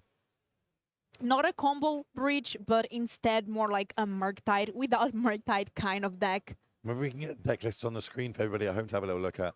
So let's take a look here at our deck list. We start here with Mono Green Tron by Tony Martos. Now on the play, does anything change? Look at that side. It's all one-offs. It's all two targets. We did see a Haywire Might in the main, so I imagine that's coming maybe in place of... don't even know what I'd take out here. Maybe I don't know. I don't know what I'd be taking out here.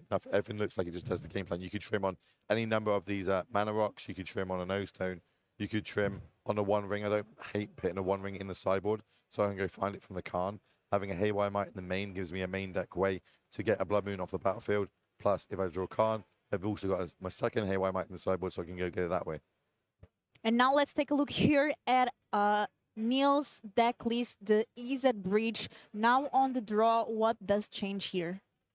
What would we change here? I think there isn't really anything to change. I think what's coming is coming. We've got subtleties to try and stop things like Worm Coils and Ulamog's hitting the battlefield, even though Ulamog, just in general, when it's cast, is pretty problematic. We know about the Blood Moon effects. We know about the cast and fire. There's a small shot that maybe there's a mystical dispute comes in, just try and make in the early turns, Tony pay an extra free, but on the draw, don't really like it. It's not really got any good targets. I think I'll just bring in the Blood Moon effects, the casting fire to deal with a one ring, or as you said there, maybe a pesky O-Stone and some subtleties. Things that aren't great in this matchup. We did see Unholy Heats left in, so maybe I'll trim on a few of those. Seven Scorn, not the ideal matchup for it. Maybe even you want to consider cutting like an Underworld Breach or two here and just leaving in all our threats and counter magic and try and win the game that way.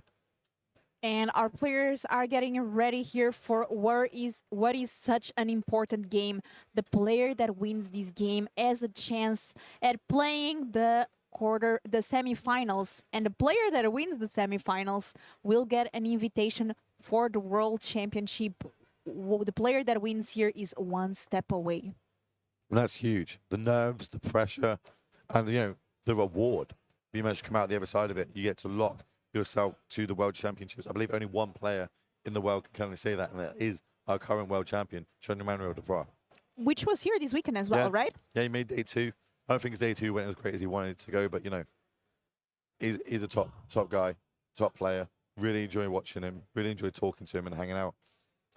Someone in the chat wants to know about the classics. Obviously, this is the main event. This is the European Championships.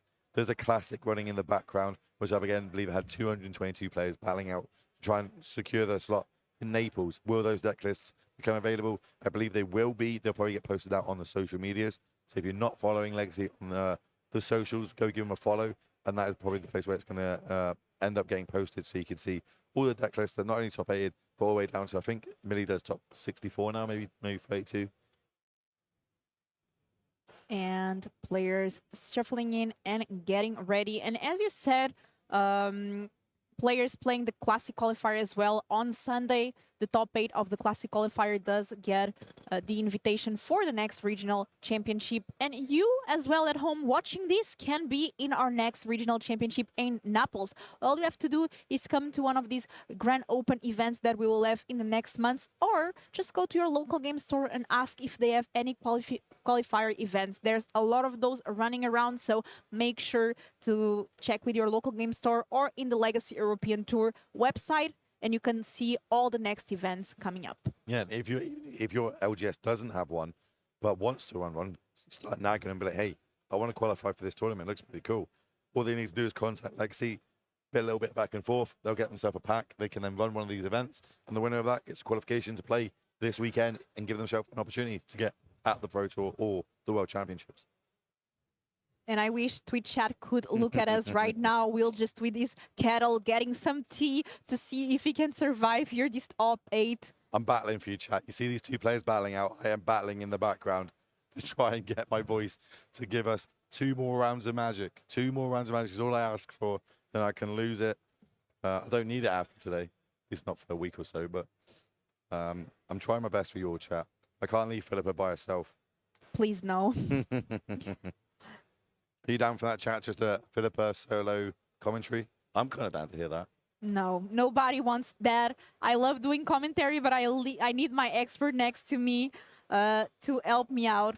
So please let's switch. You went from a Hall of Famer to me, so you know what I mean? We've all downgraded a little bit there. Will is great, making a great effort here to give us some magic content. So big props for Will all here. I love how you say my last name. The Will true all. MVP. You like missed the H out of my name. Yeah, you know that Portuguese people have a lot of trouble pronouncing the H? And I never noticed until some people point out, because in Portugal, words that have H, the H is just silent. No, not where I'm from.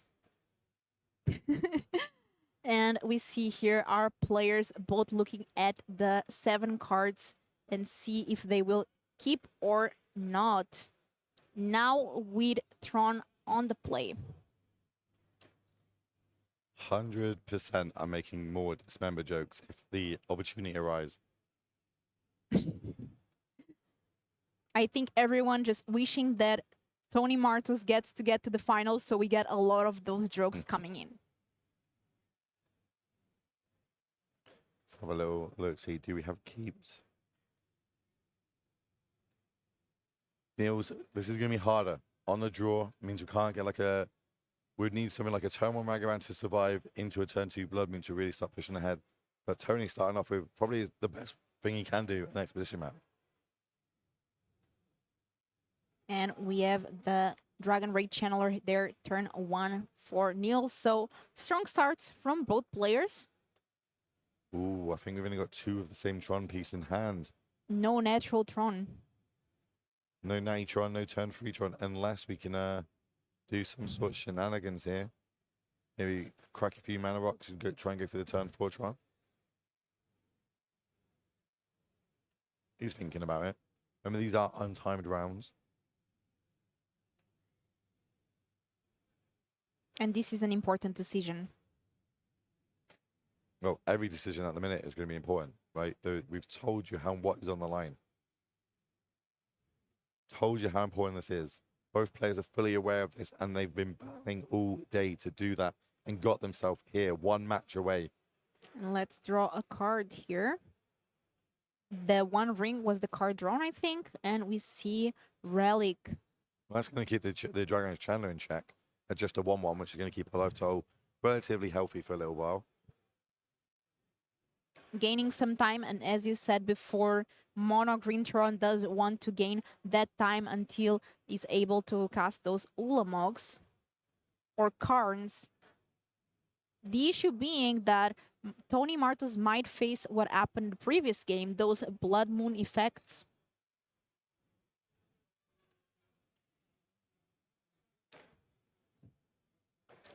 Land here. I see Breach in Niels' end, not doing anything in the moment, but later on might be a key piece of the deck. Yeah, I'm not sure he's going to do much for a while. Not while there's a Relic on the other side of the battlefield. Tony's going to try and keep that graveyard pretty tamed, purely because he doesn't want Dragon Shannon to become a 3/3. Yeah, and Ragavan here as well being played. We saw how good this card was last game. Tony Martos not running any Orcish Bowmasters, which is the nightmare of these 1 toughness creatures.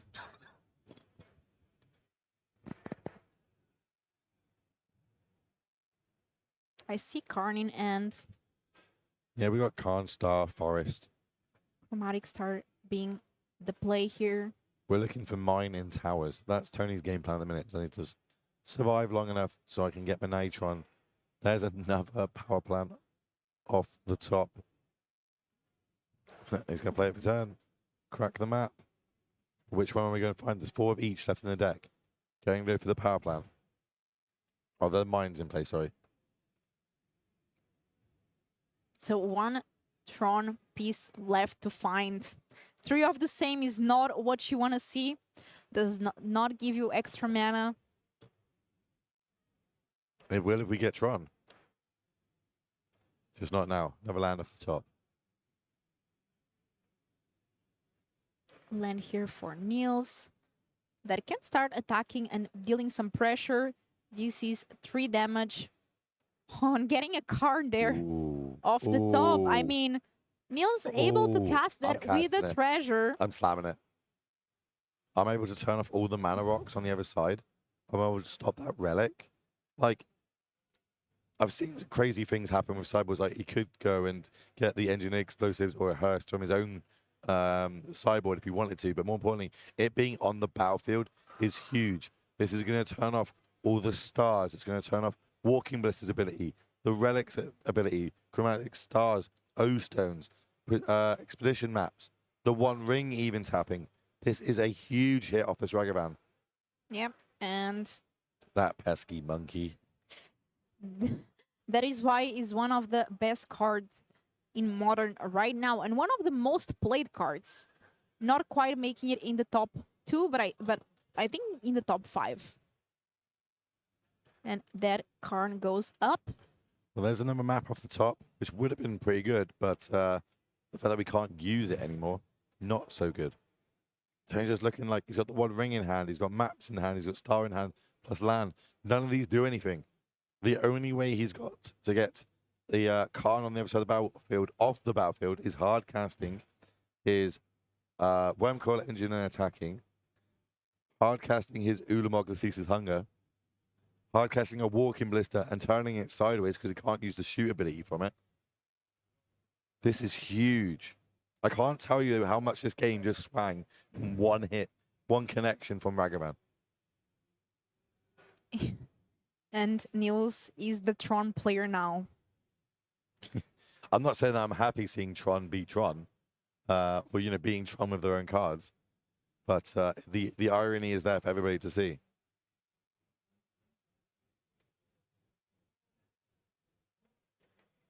So tapping some mana here, 4 mana. And we might see Tony playing his own Karn. Well, I feel like it'd probably be the one ring if I was going to joke, but it could be Khan. Looks Yep. like it's Karn. You're right. What's you going to grab out the sideboard? Let's have a little Plus Karn. I guess Cityscape Leveler is another way of getting off the battlefield. It could be a Wormcoil Engine here, or it could be a Walking Blister.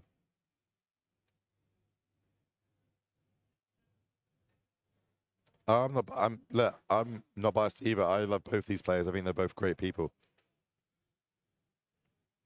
Just Khan is such a one-sided beat stick here. It really shuts down everything Tony is wanting to do.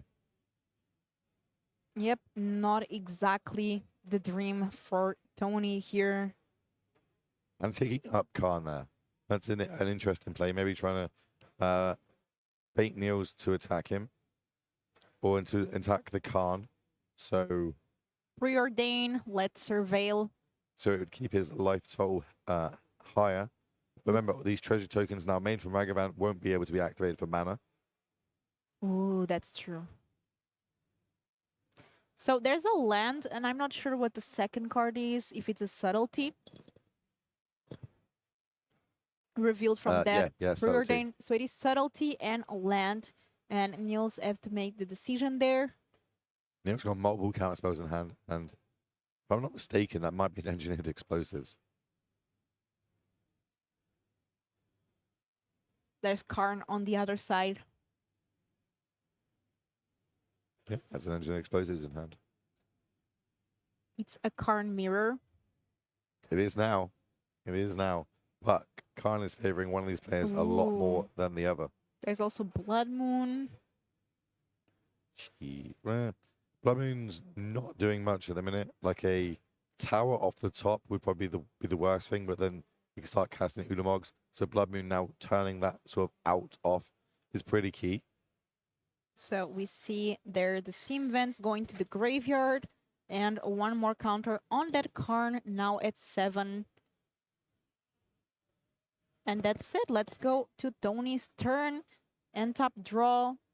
Let's see what is possible to do in this situation. There's the one ring.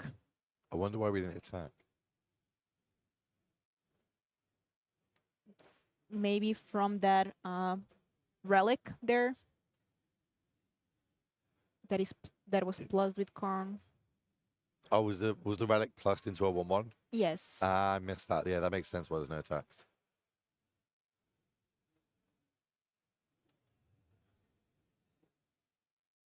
It's crazy, just a little 1/1 completely brick walls the other side. But on the other side, a Khan is completely brick walling Tony. Yeah, and I think that was also one of the main reasons why the Karn also plus there.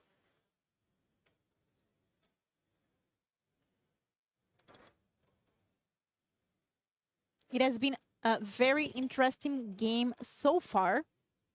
Yeah, very swingy, very back and forth.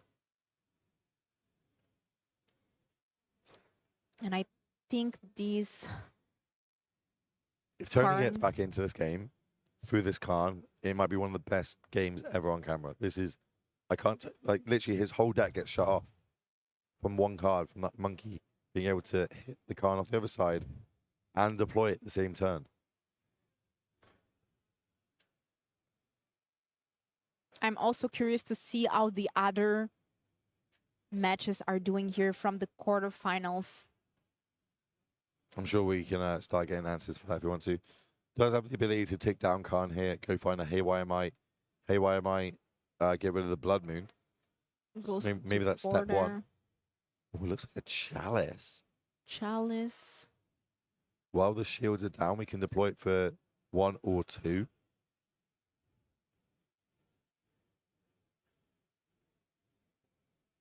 Expedition Oh, yeah, map. we can't use Might. Well done, chat. Yeah, we can't even use Might because Khan on the other side. Oh, my word, it's so much. It's so hard. Okay, Chalice is coming down on 1. But can't we just tick up Khan on it and then it dies? Yep. All right, you know, maybe Tony's hoping that Nils doesn't know that interaction because it's not his card.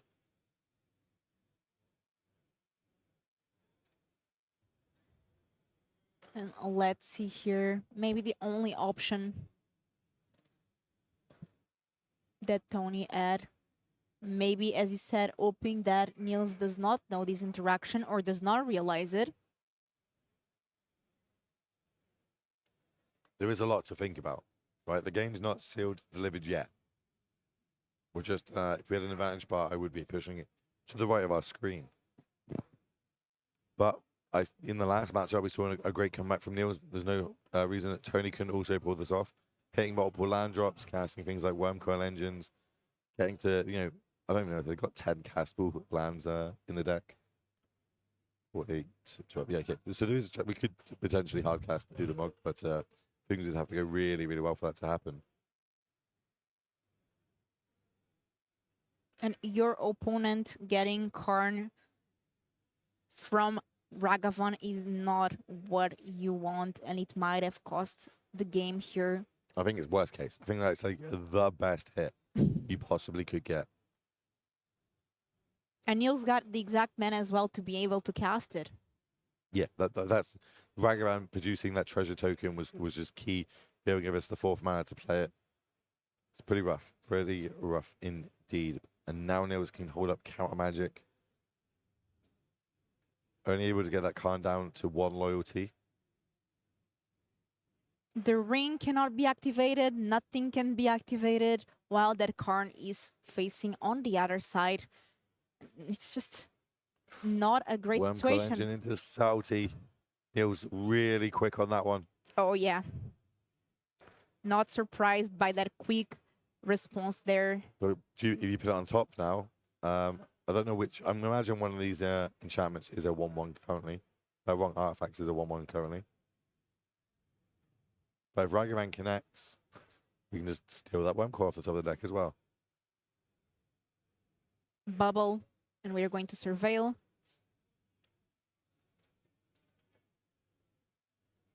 And that can't be cracked either. That cannot be cracked because the other Karn, but that Karn is leaving the board with that subtlety attacking it.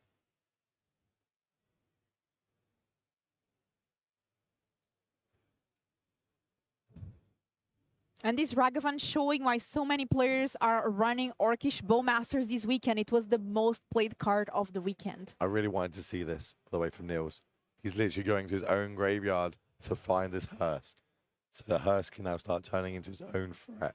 We can start to exiling cards from the graveyard, make that itself a huge one. Not so many probably put in the game plan here, but it's going to work. Throws the Worm Coil on the battlefield. Throws the counter spell back at it. Bubble. And Tony showing his dad was Seisho. Gotta be careful what we exile here. Because remember, Khan can get things from exile. And I have to admit, both these players have amazing fair play. We saw both of them shaking hands at the beginning of every game and in the end of every game, just showing our good sportsmanship even at the highest levels.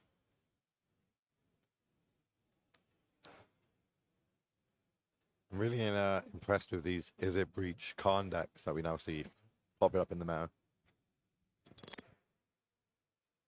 And that was a land there. Ooh, Mr. Fire Shoes is in the chat. Hello, We fam. already knew about that, and it's a There's the shake of handshake. hand. Both of these players, very good sportsmanship, and Niels will get another chance at trying here the semifinals. Remember, both these players got to go to semifinals on the regional championship in Athens last summer, and both lost, not getting that world championship invite, but Niels does have the option now to try again. He gets one more shot. Do we have a backup feature match? Let's Ooh, see no, we don't. here. Oh, okay. So looks like Marco Del Pivo won the mirror, advancing here. Remember that Marco Del Pivo already qualified for the Pro Tour, so definitely the one that is looking the most for this World Championship invite. And then we have Golgari Yagmod also beating Golgari Yagmod Yep, in the we're mirror. Border Yanis advancing here to the semifinals. We saw the Niels winning with Iser Breach versus Mono Green Tron. And our last deck here is Golgari Yagmod by Daniel Toledo beating Living End. So we have two Yagmods and Iser Breach Temur Rhinos. Hey, that's my deck. I like Yargmoth. If I was playing this weekend, that's what I would have been bringing as well. I love that it's shining in the meta currently. I think it's really well positioned, especially with the ban of Fury. You're able to get your little dorks on the battlefield and you're not scared of your opponent, just hosing all your creatures. And that's why I think we're seeing it to start shine now on the decrease of the evoke decks. And I'm really excited to see here our next rounds, but it looks like that was it for the quarterfinals. We will be back soon for the semifinals as our players are getting ready. That was such an intense and fun match to watch. What's on the thing is the next game's what's on the line. The next game is going to be you are going to go to Worlds or you're going to be this close to going to Worlds. And that's huge. As I said, Marco was just at Worlds. He now wants to run it back. He wants first tournament of the season, get it done in one. He's going to be crossing his fingers, hoping he can get there. And I'm a Jaguar player. I don't want us to be sat across from Rhinos. It's a pretty rough game for me, especially game one. So I'm really going to have to try and battle it back game 2 and 3. That's exactly what you said. High stakes at these rounds, but all the players are already qualified for the Pro Tour, and I am really excited who gets not only the World Championship invites, but also these two trophies here in front of You hold us. that one up, I'll hold this one up. Look, some nice trophies going on here. Yeah, we have here these trophies for the winners of the Legacy European Championship GHENT. Very excited about that. We will be back soon to show you the semifinals. I'm Filipa, and this is Will All.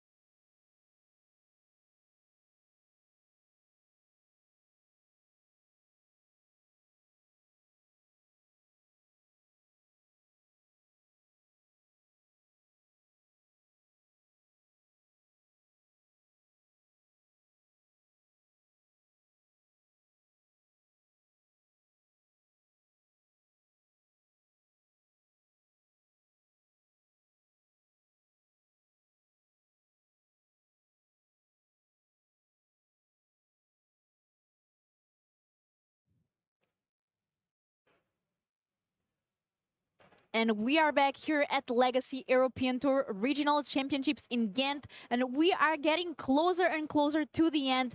And these, the semifinals, for me, is one of the most important matches of the day. Well, yeah. The player that wins this qualifies for the World Championship. It's every Magic player's dream. Everybody wants to play at the highest level. Everybody in this room, this is what they wanted to achieve, right?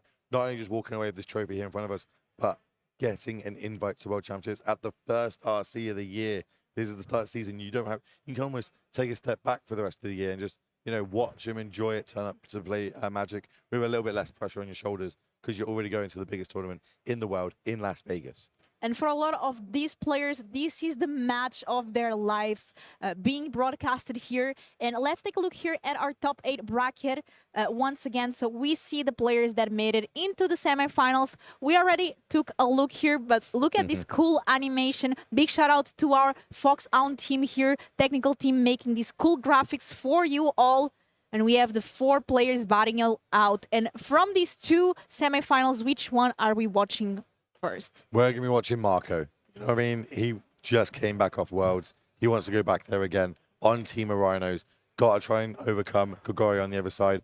Potentially, if you see here, look, there's another Grigori on the other side of this matchup. We could end up with a Yargmoth Mira in the finals. But first, a lot of Magic's got to be played. 3 games of Magic potentially to find out who is walking away with those world invites. It doesn't get much bigger in this, especially not at the RC level.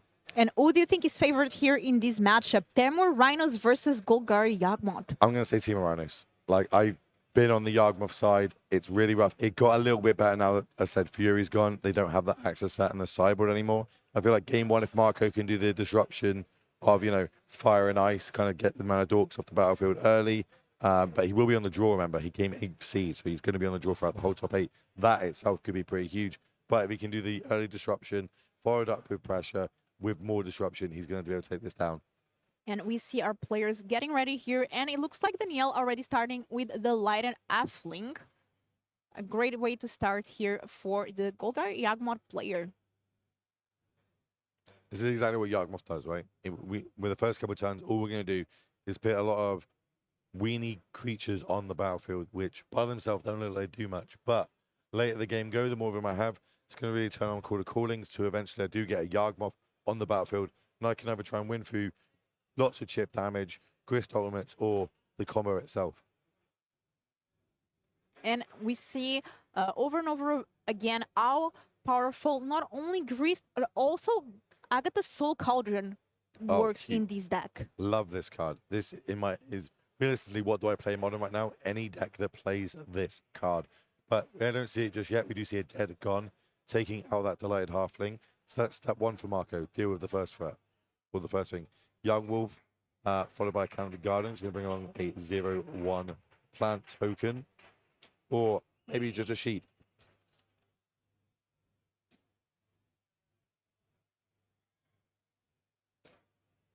And that plant token almost looks like a rhino, which is funny enough here.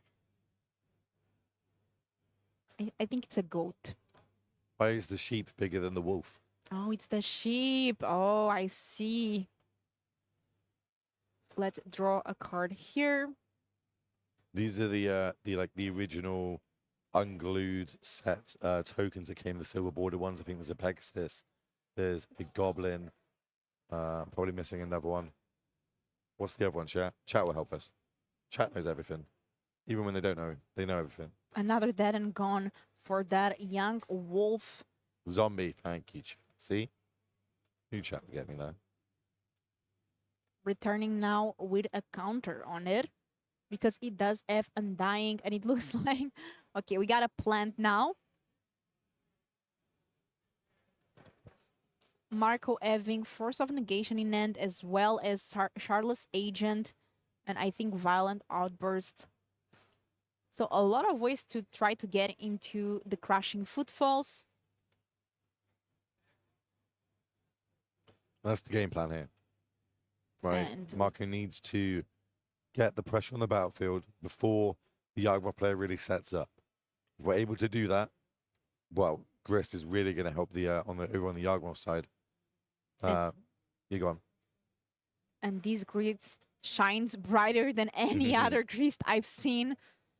And we're going to start making some insects. I think this is a fully foiled Yawgmoth deck. I was trying to get a glimpse of it when I went out there a second ago, and it was just every card was just shining in my face. I was like, oh, cool, it's all fully foiled. Grist now with 4 counters. The ultimate ability is -5. Yeah, true. Originally, at this point, we just want to be making insect tokens, try and generate enough creatures on the battlefield so we can use our quarter callings. Once a Yawgmoth hits, all these little insects will turn into potentially cards or ways to kill rhinos on the other side. Oh. But that there is huge. No third land for Marco, but does have fire and ice. So it looks like tapping there, drawing. Let's see if it's a land. And I think it's not a land. It's a crashing footfalls. Not exactly what Marco wants to be seeing here. Missing that third land drop is huge. Both Charles Agent and Violet Outburst cost 3 mana. And this is just going to get time for Danielle to build the board. And we know that time and Golgari Yawgmoth, usually this deck is going to escalate and quickly. Yeah, it attacks on so many different angles, this deck, and that's kind of why I really like it. And getting the reps in with it and learning it really does play to your advantage, because you can just start doing this. Little bits of chip damage here and there. And then all of a sudden a Grist Helmet wins the game, or a Blood Artist in the battlefield can just win the game. But what I want to go back on Grist. Marco has a Force Negation in hand. Grist is a Planeswalker. Except in every other zone of Magic, it counts itself as an insect. So cannot have that Force Negation used on it. Really nice flavor text. I really do like that. You know how R&D made that. Never fire and ice off the top here for Marco, Oh, though. no land. Okay, so let's deploy that ice there.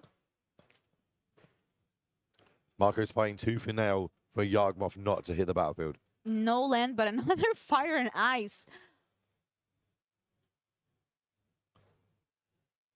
I think it's the Orcish Bowmaster in hand. Oh, mills the Yawgmoth. That now means that our Soul Cauldrons are going to be live draws. Even though they would be good anyway, but like even better draws now. And the fact that Grist is not a creature when it's not on the battlefield is one of the reasons why it works so well as well with Agatha's Soul Cauldron. Because you can get to exile it from the grave and give your creatures the Grist ability. Okay, we managed to find our Sudo third land. We can go Island Cycle for that. It's going to be a basic, because our life total is dropping rapidly. How many creatures we got in the graveyard? 1, 2, 3. 3 plus an attack for 1, 2, 3, 4, 5. That's 8. We're only a point off. There is the fire and ice Oh. in Marco's end. Well, this Orcish Bowmaster is going to be the other point. Ooh. And Marco going down fast. Well, yeah, well, this is lethal. If Marco doesn't have anything that's lethal, I think he's going to be forced to point this fire and ice at 2 creatures. Orcish Bowmaster and one of the 1/1 insects. It's going to put another creature in the graveyard. So Grist will be able to do 4. But then there's 4 points of damage on the battlefield. This is just game. This is game. Let's see if Danielle here is going to -5 the Grist. Attacking first with everything. And now minus in Grist. And that's game 1. And it was a very not a great game for Marco. Not able to find the third land for so long. Yeah, a little bit of a stumble there. Absolutely, Daniel capitalized on it. And there's now 1 game up. And more importantly, 1 game away from going to the World Championships. I can't emphasize how important this game is here. But you get to look at the sideboards. That's why they're getting their phones out now.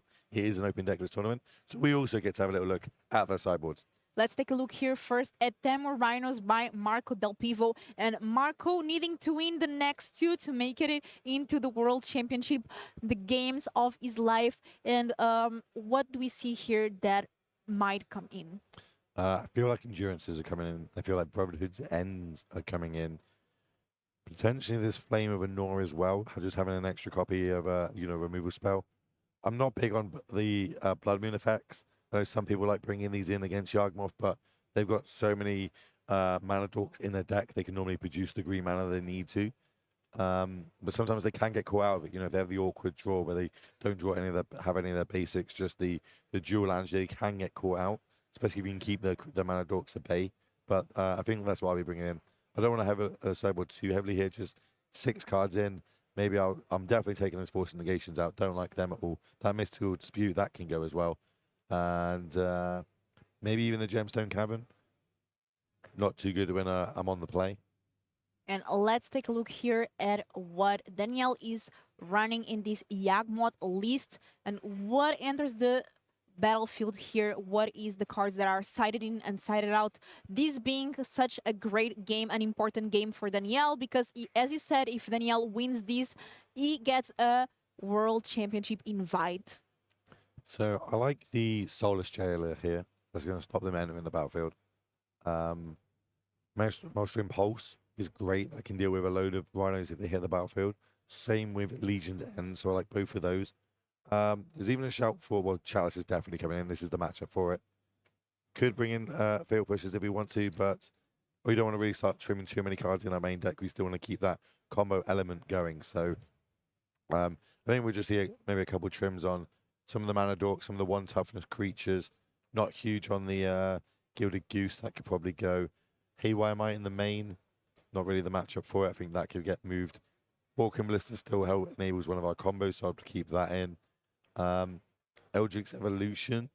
If you think the counter magic is going to be left in, I don't like that in a counter magic type game, because it does have the effect. You do have to sacrifice a creature with it, so you could end up getting 2 for 1s. Other than that, I think that's why I'll just trim on a couple of the 4 ofs in the deck and get rid of the Haywire Might, Gilded Goose. Bring in a couple of the our removal specs. Try and keep the rhinos under bay, because if we can do that, we can eventually end up winning the game. And it looks like our players are getting ready here for game 2. Danielle winning the first one, so Marco gets to go on the play now. And let's see if this time able to eat at least the 3 lands needed to get those cascade spells going.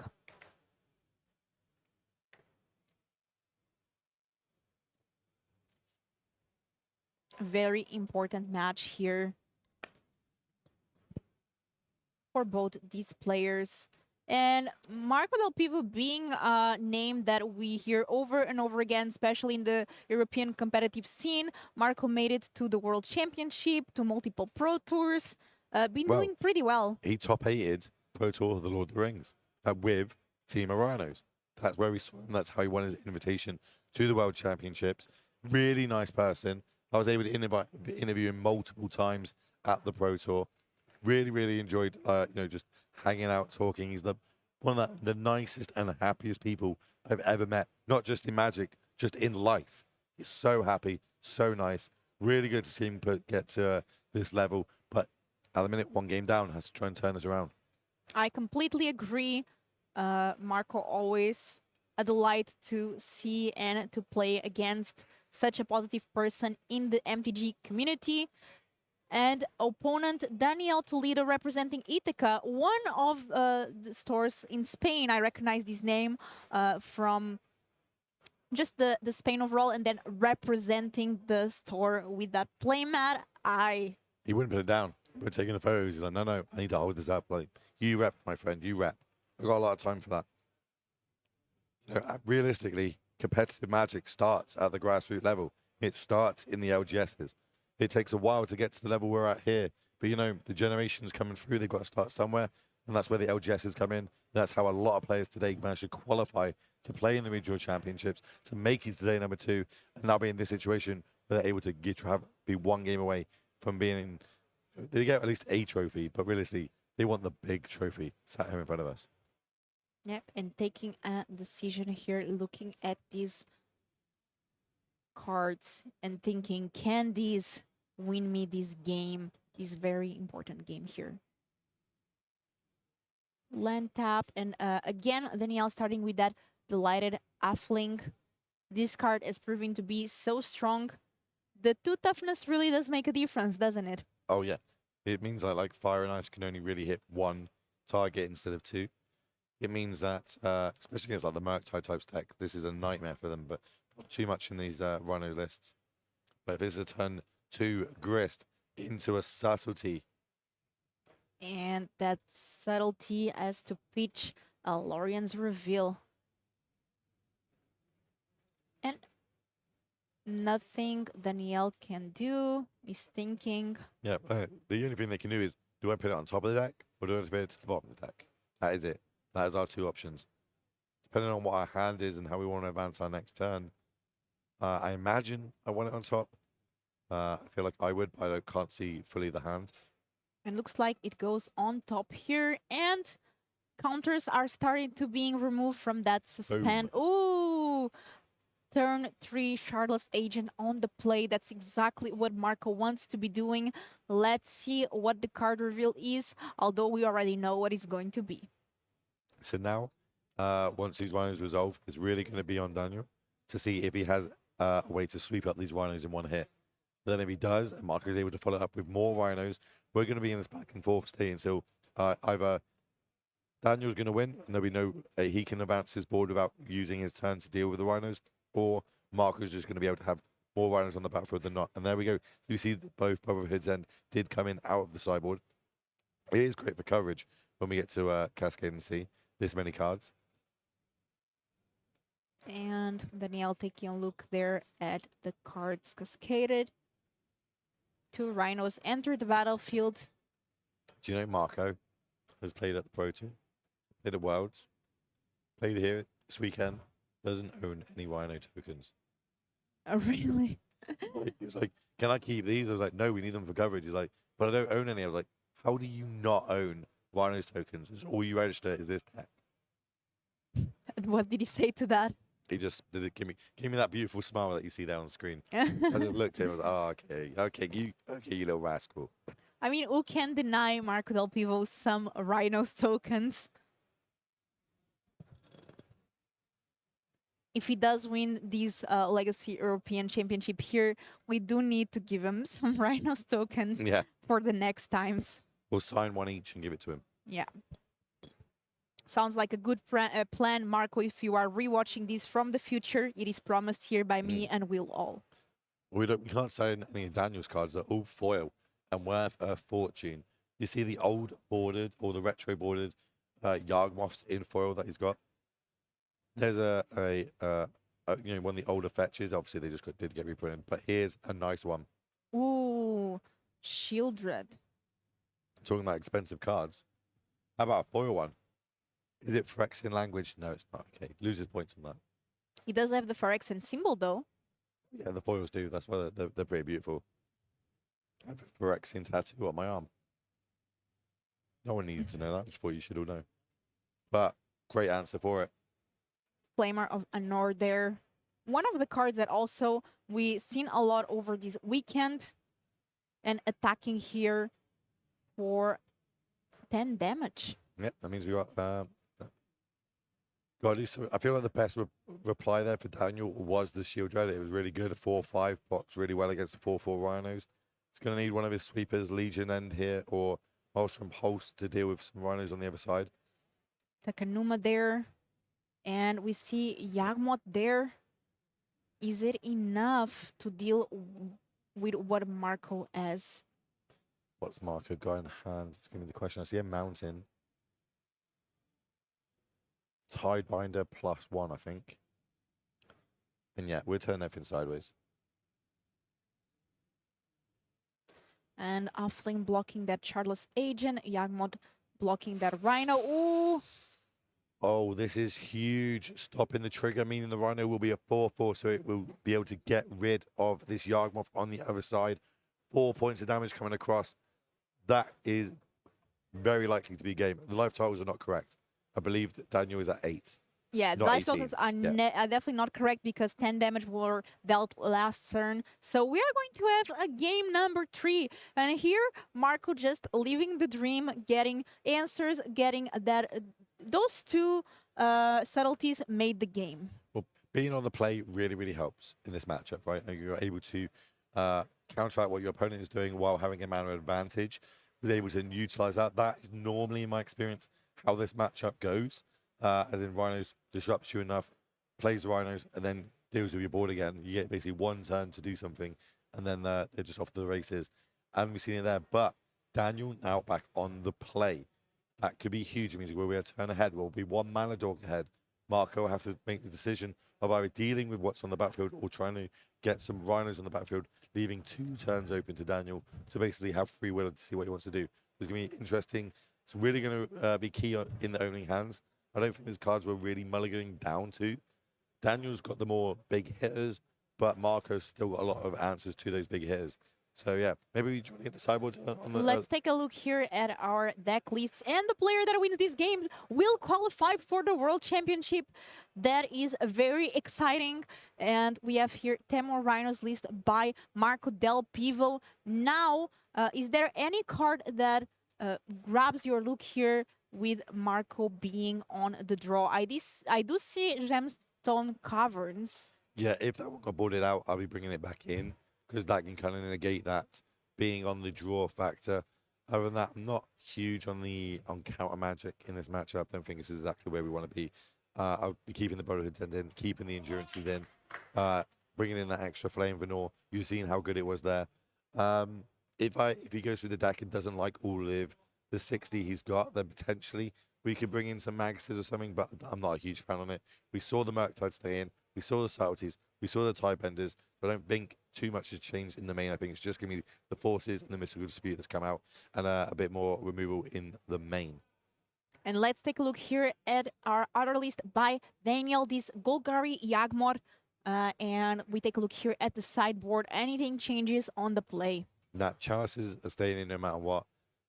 Legion's End and Pulse, I feel like, is staying in. Jail is staying in.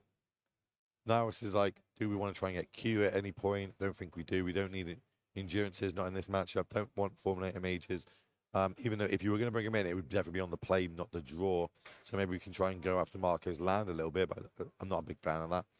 I don't like the Force of Figures. I don't like the Terror Sunders. Fail pushes, hit or miss. Depends how many cards we want to be boarding out, but that's basically no change. No change.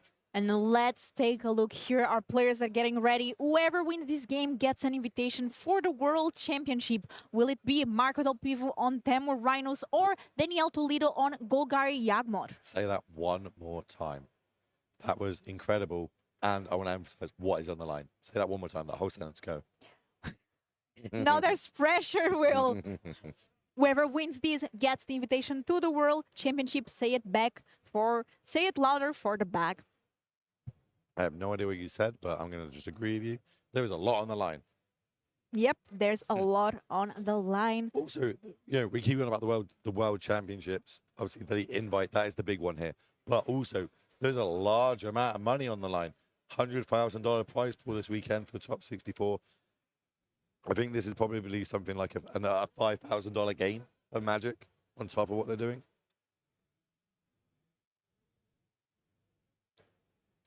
I do swear I've seen more shuffling this game than anything else. Looks like we might have a broken sleeve here. I feel like we should ask chat. Really want to see win this game. I feel like 1's in chat for the Rhinos, 2 in chat for Yardmoth. Let's see chat spam.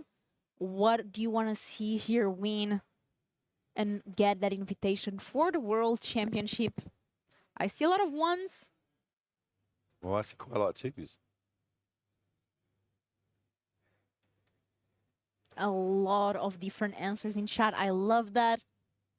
Okay, I have a answer about one of our backup matches, which I can't seem to find quickly. So, It looks did he like finish? it looks like between our Is It Breach deck and our Yawgmoth deck in the backup semi-final, the winner Gets. was Golgari Yawgmoth to the finals. So. Yazin Borog getting there. They have now secured themselves an invite to the World Championships. They are one step away from winning these trophies here in front of us and a huge payday. So guaranteed 1 Golgari Yawgmoth in the final. Will it be 2, or will Marco on Team Rhinos manage to get another Yawgmoth deck in the finals? We're only moments away from finding out. Will we have a Golgari Miro? Stakes are high here. So for sure, we'll have one Golgari Yagmor in the finals here today. Look, I'm happy about this. This is Yagmov's time to shine. Hail Phyrexia. Let's go.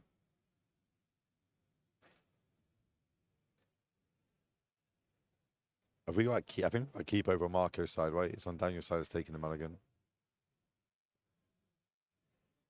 Have you spoken about these play match yet this weekend and how cool they look? They look really, really nice. Do you think they're going to give us one? Yes. I hope so. They look really cool. And I can tell people that I'm a finalist, but I didn't really play. Yeah, but you actually qualified. I did actually qualify. You You were saying that and you literally qualified, Will, all. I did. I chose not to play it. We were thinking maybe we do like the GP Richmond Reduke type effect where I just keep me on the backup feature match and I'll just keep playing until I die. And then I move to the commentary booth, which let's be honest will be after round 4 because I'll be 0-4. But And we have Young Wolf here. No delighted Athling here, turn 1 for Danielle this time. Marco playing a fetch there. So that Young Wolf dealing 1 damage here. Second land for Danielle. Following up with Agatha Soul Cauldron. And we talked a lot about this card, but we actually didn't see Danielle play it yet. yeah, but it doesn't do much right now. This isn't the 1-2 punch that Daniel would want on the play. Like, realistically, you'd love a mana dork here so you can play a Grist on turn 3 like we saw last time. Make Marco 2 for himself with a subtlety. This Soul Cauldron, not the best right now. It couldn't be later on. It could enable some sort of combo going on with Walking Blisters, etc. Or even a milled Grist, and that's going wide. But right now, this is not the scariest thing that Daniel can be doing as Marco untaps going into his second land drop, which is going to be Mutavault. And go. And we see here the Agatha Soul Cauldron exiling that fetch land. And Danielle drawing here. Is there a Grease turn 3? Might be the best play we could make. Other than that, we could be holding up potentially Endurances if they did come in, but I don't think this is the matchup for it. I wouldn't be bringing them in. Don't block well. Don't do much. Oh, this is not great. When you're using your Pendlehaven on turn 3 on your 1/1 Young Wolf just to get some extra damage in. And the lighted Athling there. There's only 1 card left on Danielle's end, I think. And I think it's a removal spell. There's Mulligan. Well, if it's removal, if it's Legion's End, that's actually quite good. That means we can deal with the first cascade that happens into Rhinos, because I don't think Marco's keeping in any of the counter magic. Ooh, and a Charlotte's Agent here. It's exactly what Danielle does not want to see.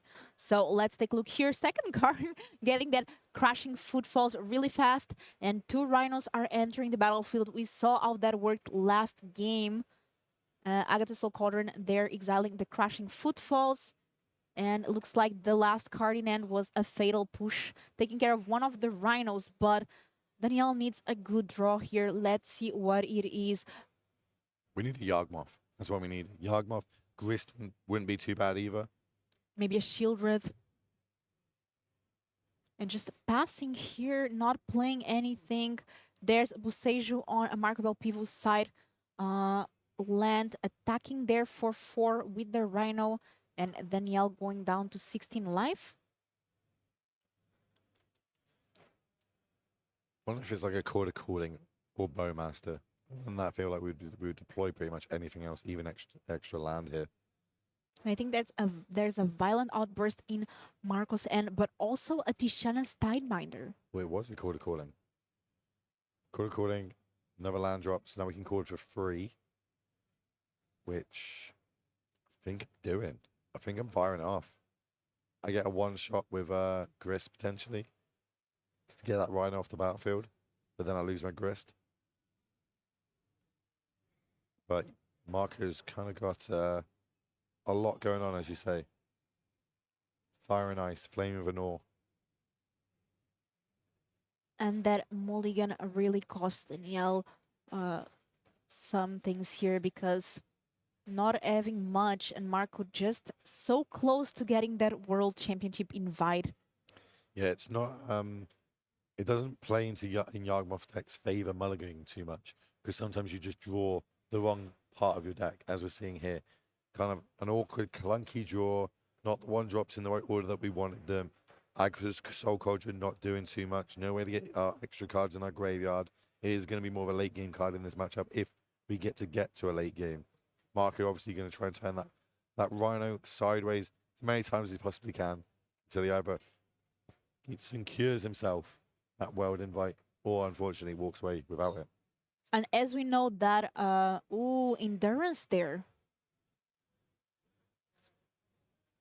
Just playing that endurance.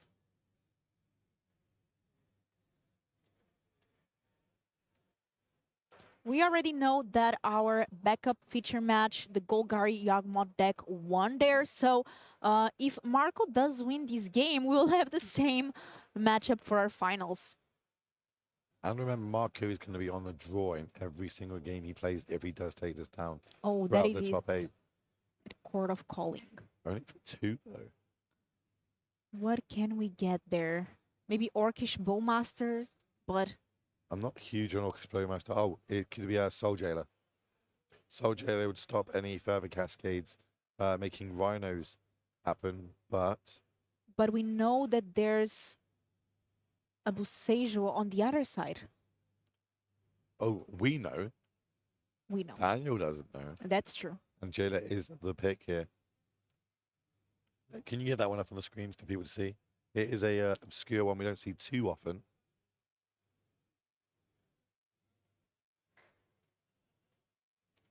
But yeah, even Flame of Anor, as chat points out, can deal with it. So lots of ways to get around it. Marco chooses. But that's a show of strength. I'm going to play the Besagio as my land drop. I'm going to animate the Mutavault, make it a 2-2. More importantly, Wizard. And then turn everything sideways. No good blocks here for Daniel. There's that 0-4 Soulless Jailer there. Jailer 2. Ooh, okay. Oh my word. I'm going to do 5 damage to the Jailer. Shatter the Soul Cauldron.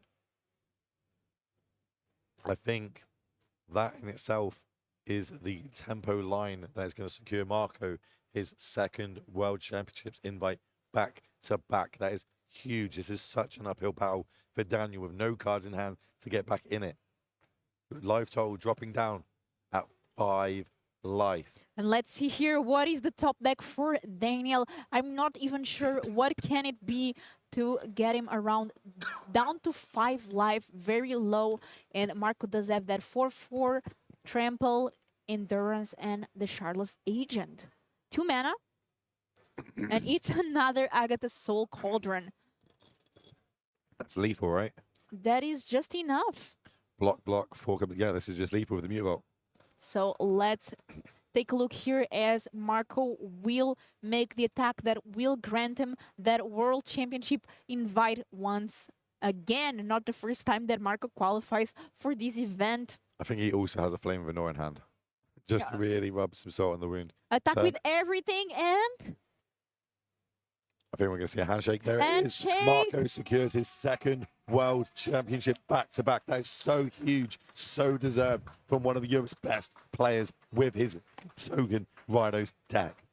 Whoa, what a game we saw there. And the first game, actually, Danielle won, and then Marco winning and winning again to make that World Championship qualification. But if I know Marco, he is a competitive player, and he will want not only that, but also these trophies here and to be the champion of the Regional Championship GHENT. I am sure that's one on his mind now. And tell me a bit about the matchup that we will see for the finals. Well, exactly the same as what we just seen there. I do feel like Rhinos is favoured. He stumbled the game 1 there, only having 2 land drops, and they were able to take advantage of it. If that happens again, Marco's going to be in for a tough time. He's also on the draw, but I think his deck lines up so well against these Yawgmoth decks that being on the draw is not going to hinder him as much as it normally would in any other matchup. So Marco's going to be really happy. He's probably beat it a bunch today. He's just beat it again. He has to do it one more time, and he'll be calling himself the European Regional Championship champion as he walks into the next Pro Tour and into World Championships. And we are 1 match away to finish what has been an incredible weekend. Huge And weekend. to see finally culminate and who gets this invitation. I'm sure both of these players are already super happy making the World Championship qualification and now just looking for the trophy. These And money as 2 well. trophies, money, the bragging rights, and the biggest thing of it all, the players interview at the end of the tournament. That's what they really want now, right? That's what's on the line. But yeah, I think we need a little more. I need a little break. My voice needs a little bit more honey and lemon to kind of soothe it. I'm not joking, chat. I'm fighting my best for you all. I took a promise you. picture of Will drinking his tea, and there has been MVP here trying to Trying. get their voice to hold on through the tournament. I'm Filipa, this is Will, and we will be back for the finals. Don't miss it. It's going to be very soon.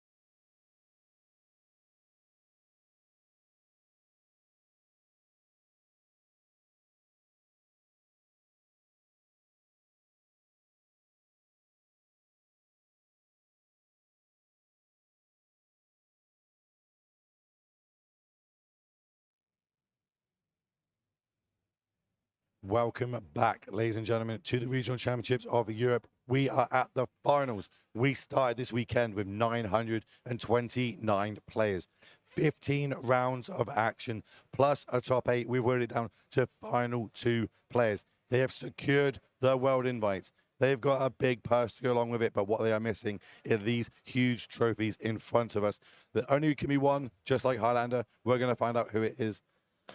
Bilbo, I'm excited.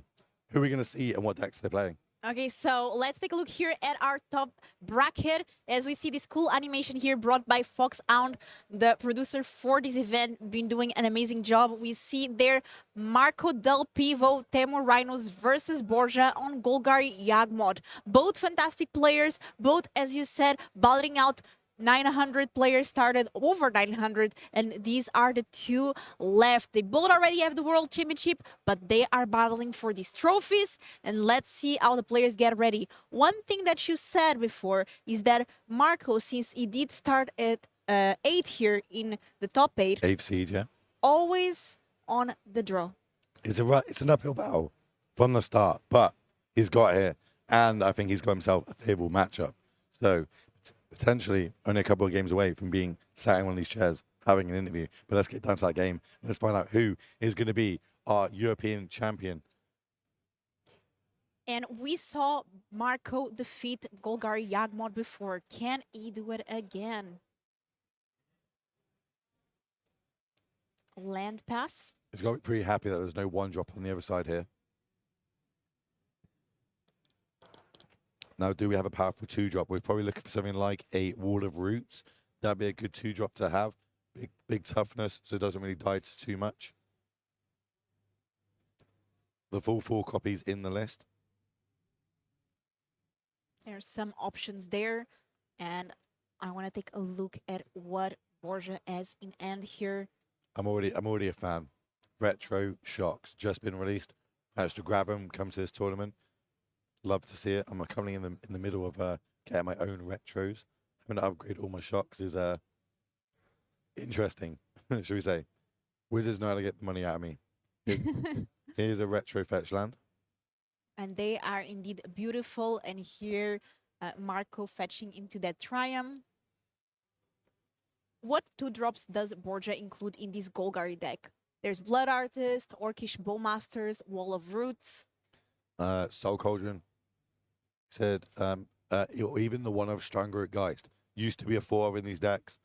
We've kind of moved away from it a little bit. We're kind of keeping it more to the orientated to just young wolves. It's easier to chord for. It's easier to play in 1 mana.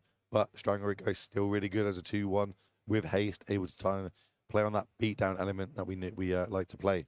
But I can smell a fire and ice here. And you talked about that those retro lands, and for me, this is my favorite swamp. Oh, okay. I think this is the Unstable. Yeah. One of the unsets. And here we see the Orcish Bowmaster, but It's just going to get waved at. Just waving our cards at each other these days now. But, of course, it's the fire side of it. 1 damage to each creature. and we see Grist here, the planeswalker of the moment, but getting subtlety, pitching that Lorian's reveal. So we're deciding doing on this top or bottom. It's going to go top. If we can follow up now with a cascade into some rhinos, Ooh, there's this a is going to be force there. huge. So fetching here first and already going for their Shardless Agent. So we already know what's going to happen. We do need to get a land for that fetch, and then we're going to cascade into 2 rhinos, and this is the perfect start here for Marco. Yeah, this is exactly what they want. Okay, there's no 1-drop. The 2-drop I can deal with 1 card. The 3-drop I can deal with in Resurgency. I'm now adding 10 power to the battlefield. A Grist here in the battlefield right now doesn't do too much. 1/1s don't line up well against 4/4 tramplers. We know that Marco Del Pivo does have a force in hand, but that does not work with Grist. Nope. As again, as we spoke about, really good interaction in R&D and how they built that card. It is a insect in all card zones, except for when it is in play. That's the only time you'll see it become a planeswalker. All the rest of it, it will be an insect. Here comes these 2 Rhino tokens. I did tell Marco, I was like, hey, if well, maybe we've added some cards to the hand. Oh, no, okay, it's just the shuffle aspect, sure. That's what it was. I said if he manages to win this, we will sign those tokens and he can keep them. And playing Greased back. Yeah, there's definitely a more powerful free drop or free mana spell on one side of the battlefield, and it is in the hands of Marco. We're going to mill. We're going to hit that Dryad Arbor. That's going to bring along a 1/1 insect. Land and pass there. But now Marco does have 2 Rhinos and 1 Shardless Agent. The Rhinos do have Trample. So it looks like 1 Rhino and 1 Shardless Agent going to Greased and 1 Rhino's going to Face. And Yeah. 4 mana still available for Marco. Doing that because obviously 2 creatures have to go grist because we can't just have 1 Rhino. Even though it has Trample, the 1/1, but only 3 damage we get across and grist would still live. It's a lot better going to the graveyard. We're controlling the battlefield. We've dropped the life total down. Mutavault added to the board, plus 4 untapped mana. We've got so many options we can do end of turn here. Could be a really quick game 1 here to Marco. Let's see, just a few land and a Soul Cauldron, I think. 2 mana, Agatha's Soul Cauldron. We saw how good that card is, but getting the Force of Negation. That is huge. Mainly because there's not too many targets for these Force of Negations. Marco having a target for it, being able to cast it on a key turn. Because remember, if that Soul Cauldron was able to exile the Grist, that insect now becomes its own Grist, making more insects, ticking up, potentially flooding the board. And we are getting that Multivault, and just Borja scoops it up, and Marco takes the win here on the draw with this Temur Rhinos deck. And that was such a game. We just saw a clean win here from Marco. Also, Borja did not have a 1-drop or 2-drop, really. Yeah. So, not really a great start there. Let's see now post sideboard. Can we take a look at Marco Del Pivo deck list here? We already saw it before, but let's see it again. What do you think here sideboard going to happen? I think more of what we saw in the semis. The Brotherhood's ends are going to come in. The Endurances are going to come in. And that extra Flame of a Gnaw. I think they're the cards I want to, are good in this matchup. Some sweepers, some graveyards kind of manipulation where we can get rid of even undying effects on the stack. Flame of a Gnaw, great removal spell, can double up as either a draw spell or a shatter effect. These Force of Negations, even though we saw it do some work there, don't like them. I'm taking them out. Don't like the Mystical Dispute either.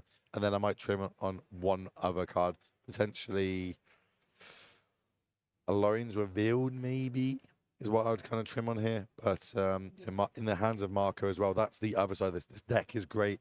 The plan is great, but it's also in the hands of a great player. And let's take a look here at our Golgar Yawgmoth deck list. Borja playing here. Anything different than what we saw in the previous matchup, or sort of the same strategy as well? No, there's a few, couple of differences here, but kind of the same. Just the removal spell package is mixed up. Chalices, they're coming in. This is the matchup for it. I don't mind a fail push coming in. That can deal with a Rhino token nice and easy for 1 mana. Same with Go for the Throat, but that's going to go to 2. Legion's End, Pulse, these are able to deal with all the Rhinos on the other side. I don't hate a Scavenger News. It's a way of gaining life plus getting one of our creatures larger than 5 toughness. So Flame of a Gnaw can't deal with it. Jailer's coming in. We know what that does and why it's been so good in this matchup. Don't really think this is a Rex Sage Endurance or Former Mage matchup. Don't really like Haywire Might. Don't like Force of Vigors. So yeah, I think that's what I'll be bringing in. Just trimming the fat a little bit. I don't want the Strong Geist. This is not the matchup for it. That can go. On the play, I like all my one drops, all the mana dorks. I think I want to keep them in. What else don't I like it? This realistically not Agatha's Soul Cauldron is a real risky one. It's not great in this matchup, but when it's good, it's great. So being on the play, maybe I can keep that in, but I think I'll trim a couple copies of that. Definitely going to get rid of that. Also, Bowmaster's not the best matchup for it, but does make 2 creatures in 1, which is great for our game plan of Call to Callings and potentially getting a little bit of extra chip damage in there. So trim the fat on this, bring in some of the big haymakers. That's where I would go. And let's take a look here. Our players getting ready to start this game too. And Borja again on the play. This time definitely we'll look more to get that one drop that is essential. We did saw how strong a Grease turn 2 can be if we do find the 1-mana Delighted Offling. Yeah, it's super key. If you can get a early free drop on the battlefield while your opponent's only got one land in play, it's huge. But we know about subtleties. We've seen how good they've been. And every time on camera, we've seen Marco have a grist cast against him. The first one has always managed to be subtlety back to the top of the deck. Marco does have, how many copies he's got? He's got 3 copies in the 75. Always managed to have them. He's going to want more of the same here. Because not only is it good against a grist, it's also good if a Yawgmoth is to come down. And big shout out here for my co-caster, Will Hall, right now drinking some tea. Already ate a full bottle of honey since last night, and I'm not even joking. No, I'm not. Just to try to give it all and be able to be here casting this tournament. 350 grams of honey so far I've had today. I don't want hot drinks, honey, or lemon for the rest of my life after this weekend. Winnie the Pooh would be jealous of you right now at this moment. And jokes aside, our players are here getting ready to start this game too. It's going to be more of the same of game 1, right? It's going to be Marco on the draw again, which I think it doesn't really matter to him too much in this matchup if he can have some of the early interaction and follow up with Rhinos. It's really going to be on Golgari's side. We need to have that 1 drop. We need to have that 2 drop. We need to have that 3 drop. We need to curve off perfectly, and even sometimes then, that's not good enough. The Rhinos deck is just that powerful and that good against Golgari Yawgmoth. And let's take a look here at our opening ends. I can see Busejo, some lands on Marco the Pivo side. Looks like Soul Cauldron did stay in, at least some numbers of it. And 1 card goes to the bottom here on the Golgari Yawgmoth player side. I think Marco's had a double Besaidu in hand, doesn't want that. But does have, I believe, 3 lands, a Flame of a Nor, and a One Outburst. And there's a plant turn 1 there for Borja. It's best of 3 chat. This is a best of 3 finals. And if Marco wins this game, it also wins the Legacy European Championship Regionals here in Ghent. Yeah, it's a huge accomplishment. Only a handful of players have managed to do that at this point. This is nice. This is what Yawgmoth wants to do. Wall of Roots into 1 drop, into Delight Halfling. We're now flooding the board. If we can follow this up with a Grist or a Yawgmoth on turn 3, it's going to be huge tempo swing. Can Marco respond here? Getting rid of these Delighted Halfling with that gone. That reduces the chances of a Yawgmoth who needs some sort of filter land. Chalice Ooh, for 0. Chalice Okay. for 0. There's a way to deal with those Rhinos. And deploying it on turn 2 or our turn 3, their turn 2. The turn before, potentially, Rhinos could end up coming down. We do know there is a Busejo in end, but that will delay Marco's plan. And if Borja starts getting those creatures in the battlefield and unlocking the Yawgmoth engine, then things can swiftly go on Borja's side. So there's a really marginal play and of line of play that happened here that some players wouldn't see or even wouldn't think about. And it's playing the Chalice the turn before Rhinos could come down. Because if I play it on turn 0 or my turn 1, the opponent now knows about it. They can now leave 2 mana up on turn 2 to Besaidu it, etc. Waiting to the last possible moment in a matchup where I probably would believe the counter magic has come out.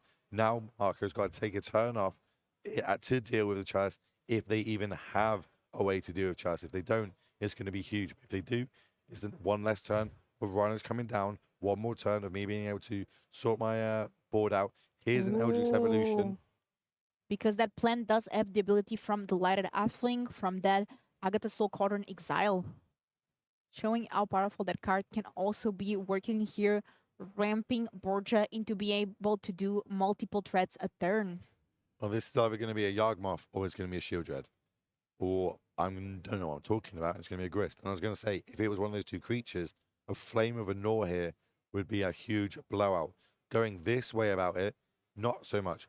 But I guess we're valuing the grist tick up with the Soul Cauldron on the battlefield, and we're going to try and go for the longer game.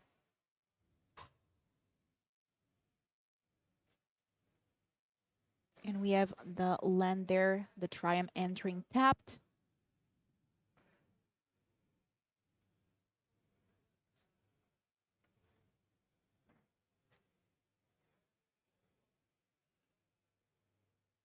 Draw here for Marco Del Pivo, land. Just taking a look at the grave as that Eldritch Evolution should be exiled. Yep, does exile itself on resolution. Otherwise, you know, normally you wouldn't, it doesn't matter too much, but in this deck we do have endurances. We can end up shuffling our graveyard back into our deck.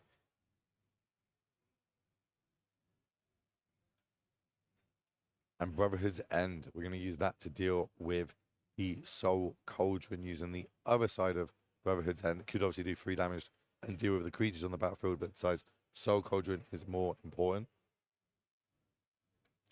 And those insect tokens are really looking really nice there.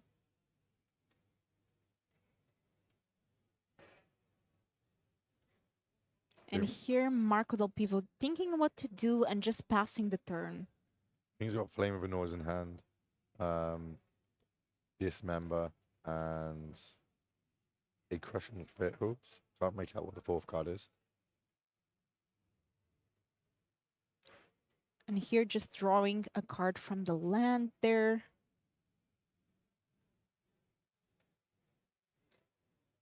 And plussing Grist, putting 1 card on the graveyard. That's Wall of Roots, and making another insect. 3 insects, 1 plant. Violet Outburst is played here.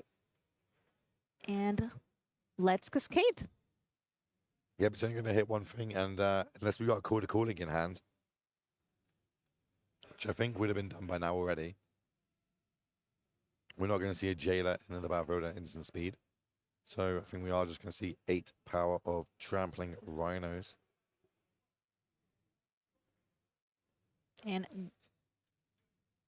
2 rhinos right there, ready to attack that Grist. And this is where it gets awkward, right? Like, we've got enough creatures to actually block and kill one of these rhinos. But if there's any removal on the other side, we get completely blown out. So blocking is just not good. Double Rhino at Grist gets out of the battlefield. We're going to start chipping away at these resources. We don't mind about this 4 power you have on the battlefield, especially while our life total is at 17. And we are going to suspend these Crushing Footfalls here. Those will enter later on the game. In the meantime, board here really needs to find an answer for the 2 rhinos already in play. I think he does. I think he's got the Legion's End in hand. So Yarark here. I think. I could be wrong.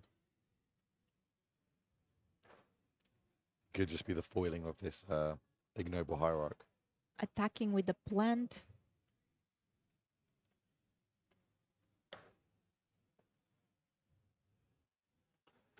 That's for 2 points of damage. 1 because of the counter on it, but the other one from Exalt. And 1 card left in Borja's End. Curious to see what card that might be. Well, I'm kind of thinking my guess of Legion End was wrong, because I would probably fire it off here, but we've seen so much discipline, high-level play from all the players this weekend. It wouldn't be surprised that they're keeping it for potentially future Rhinos and trying to hit 4 Rhinos in a 1-0, or saving it till the last possible moment they could use it. One thing with Yarmoth, though, to use its combo, it does need a relatively high life total. The higher it is, the easier it is for them to combo. So every single life point we lose is 1 less card, 1 less look at finding that combo if we're able to get a Yarmoth on the battlefield.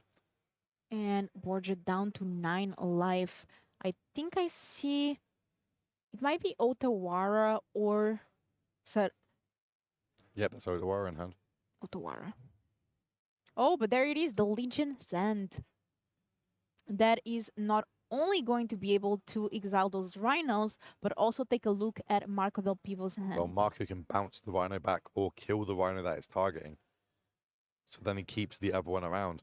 And looks like that's exactly what is done here with Flame of Anor. Big brain play there for Marco, but I wouldn't expect anything less. And a land is revealed there.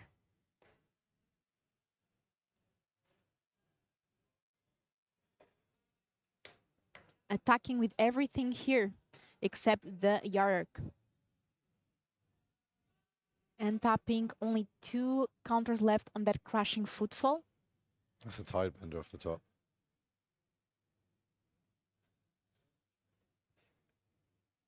Well, we got ourselves a straight up race. And go. Both players attacking for 4 a turn. Borja down to 5. Marco at 10 alive.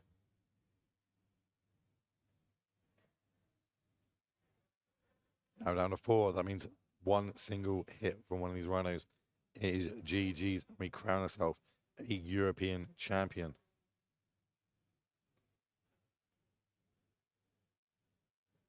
Dry Divers to find, adding another point of damage to the battlefield.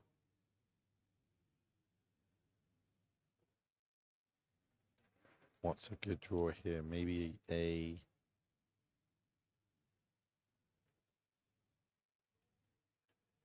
Shield Dread, maybe? Probably a good one.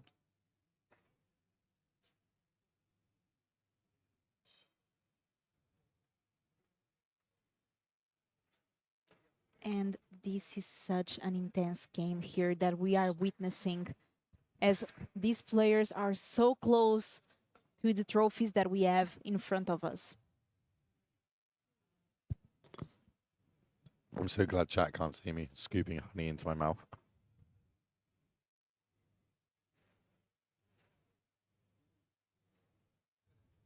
Here Marco considering what to do. It's just an awkward situation. It's like every line is pretty bad for us here. You have to, we definitely can't race anymore because we did go and fetch out that Dry Diver, dropping our life title down to 4.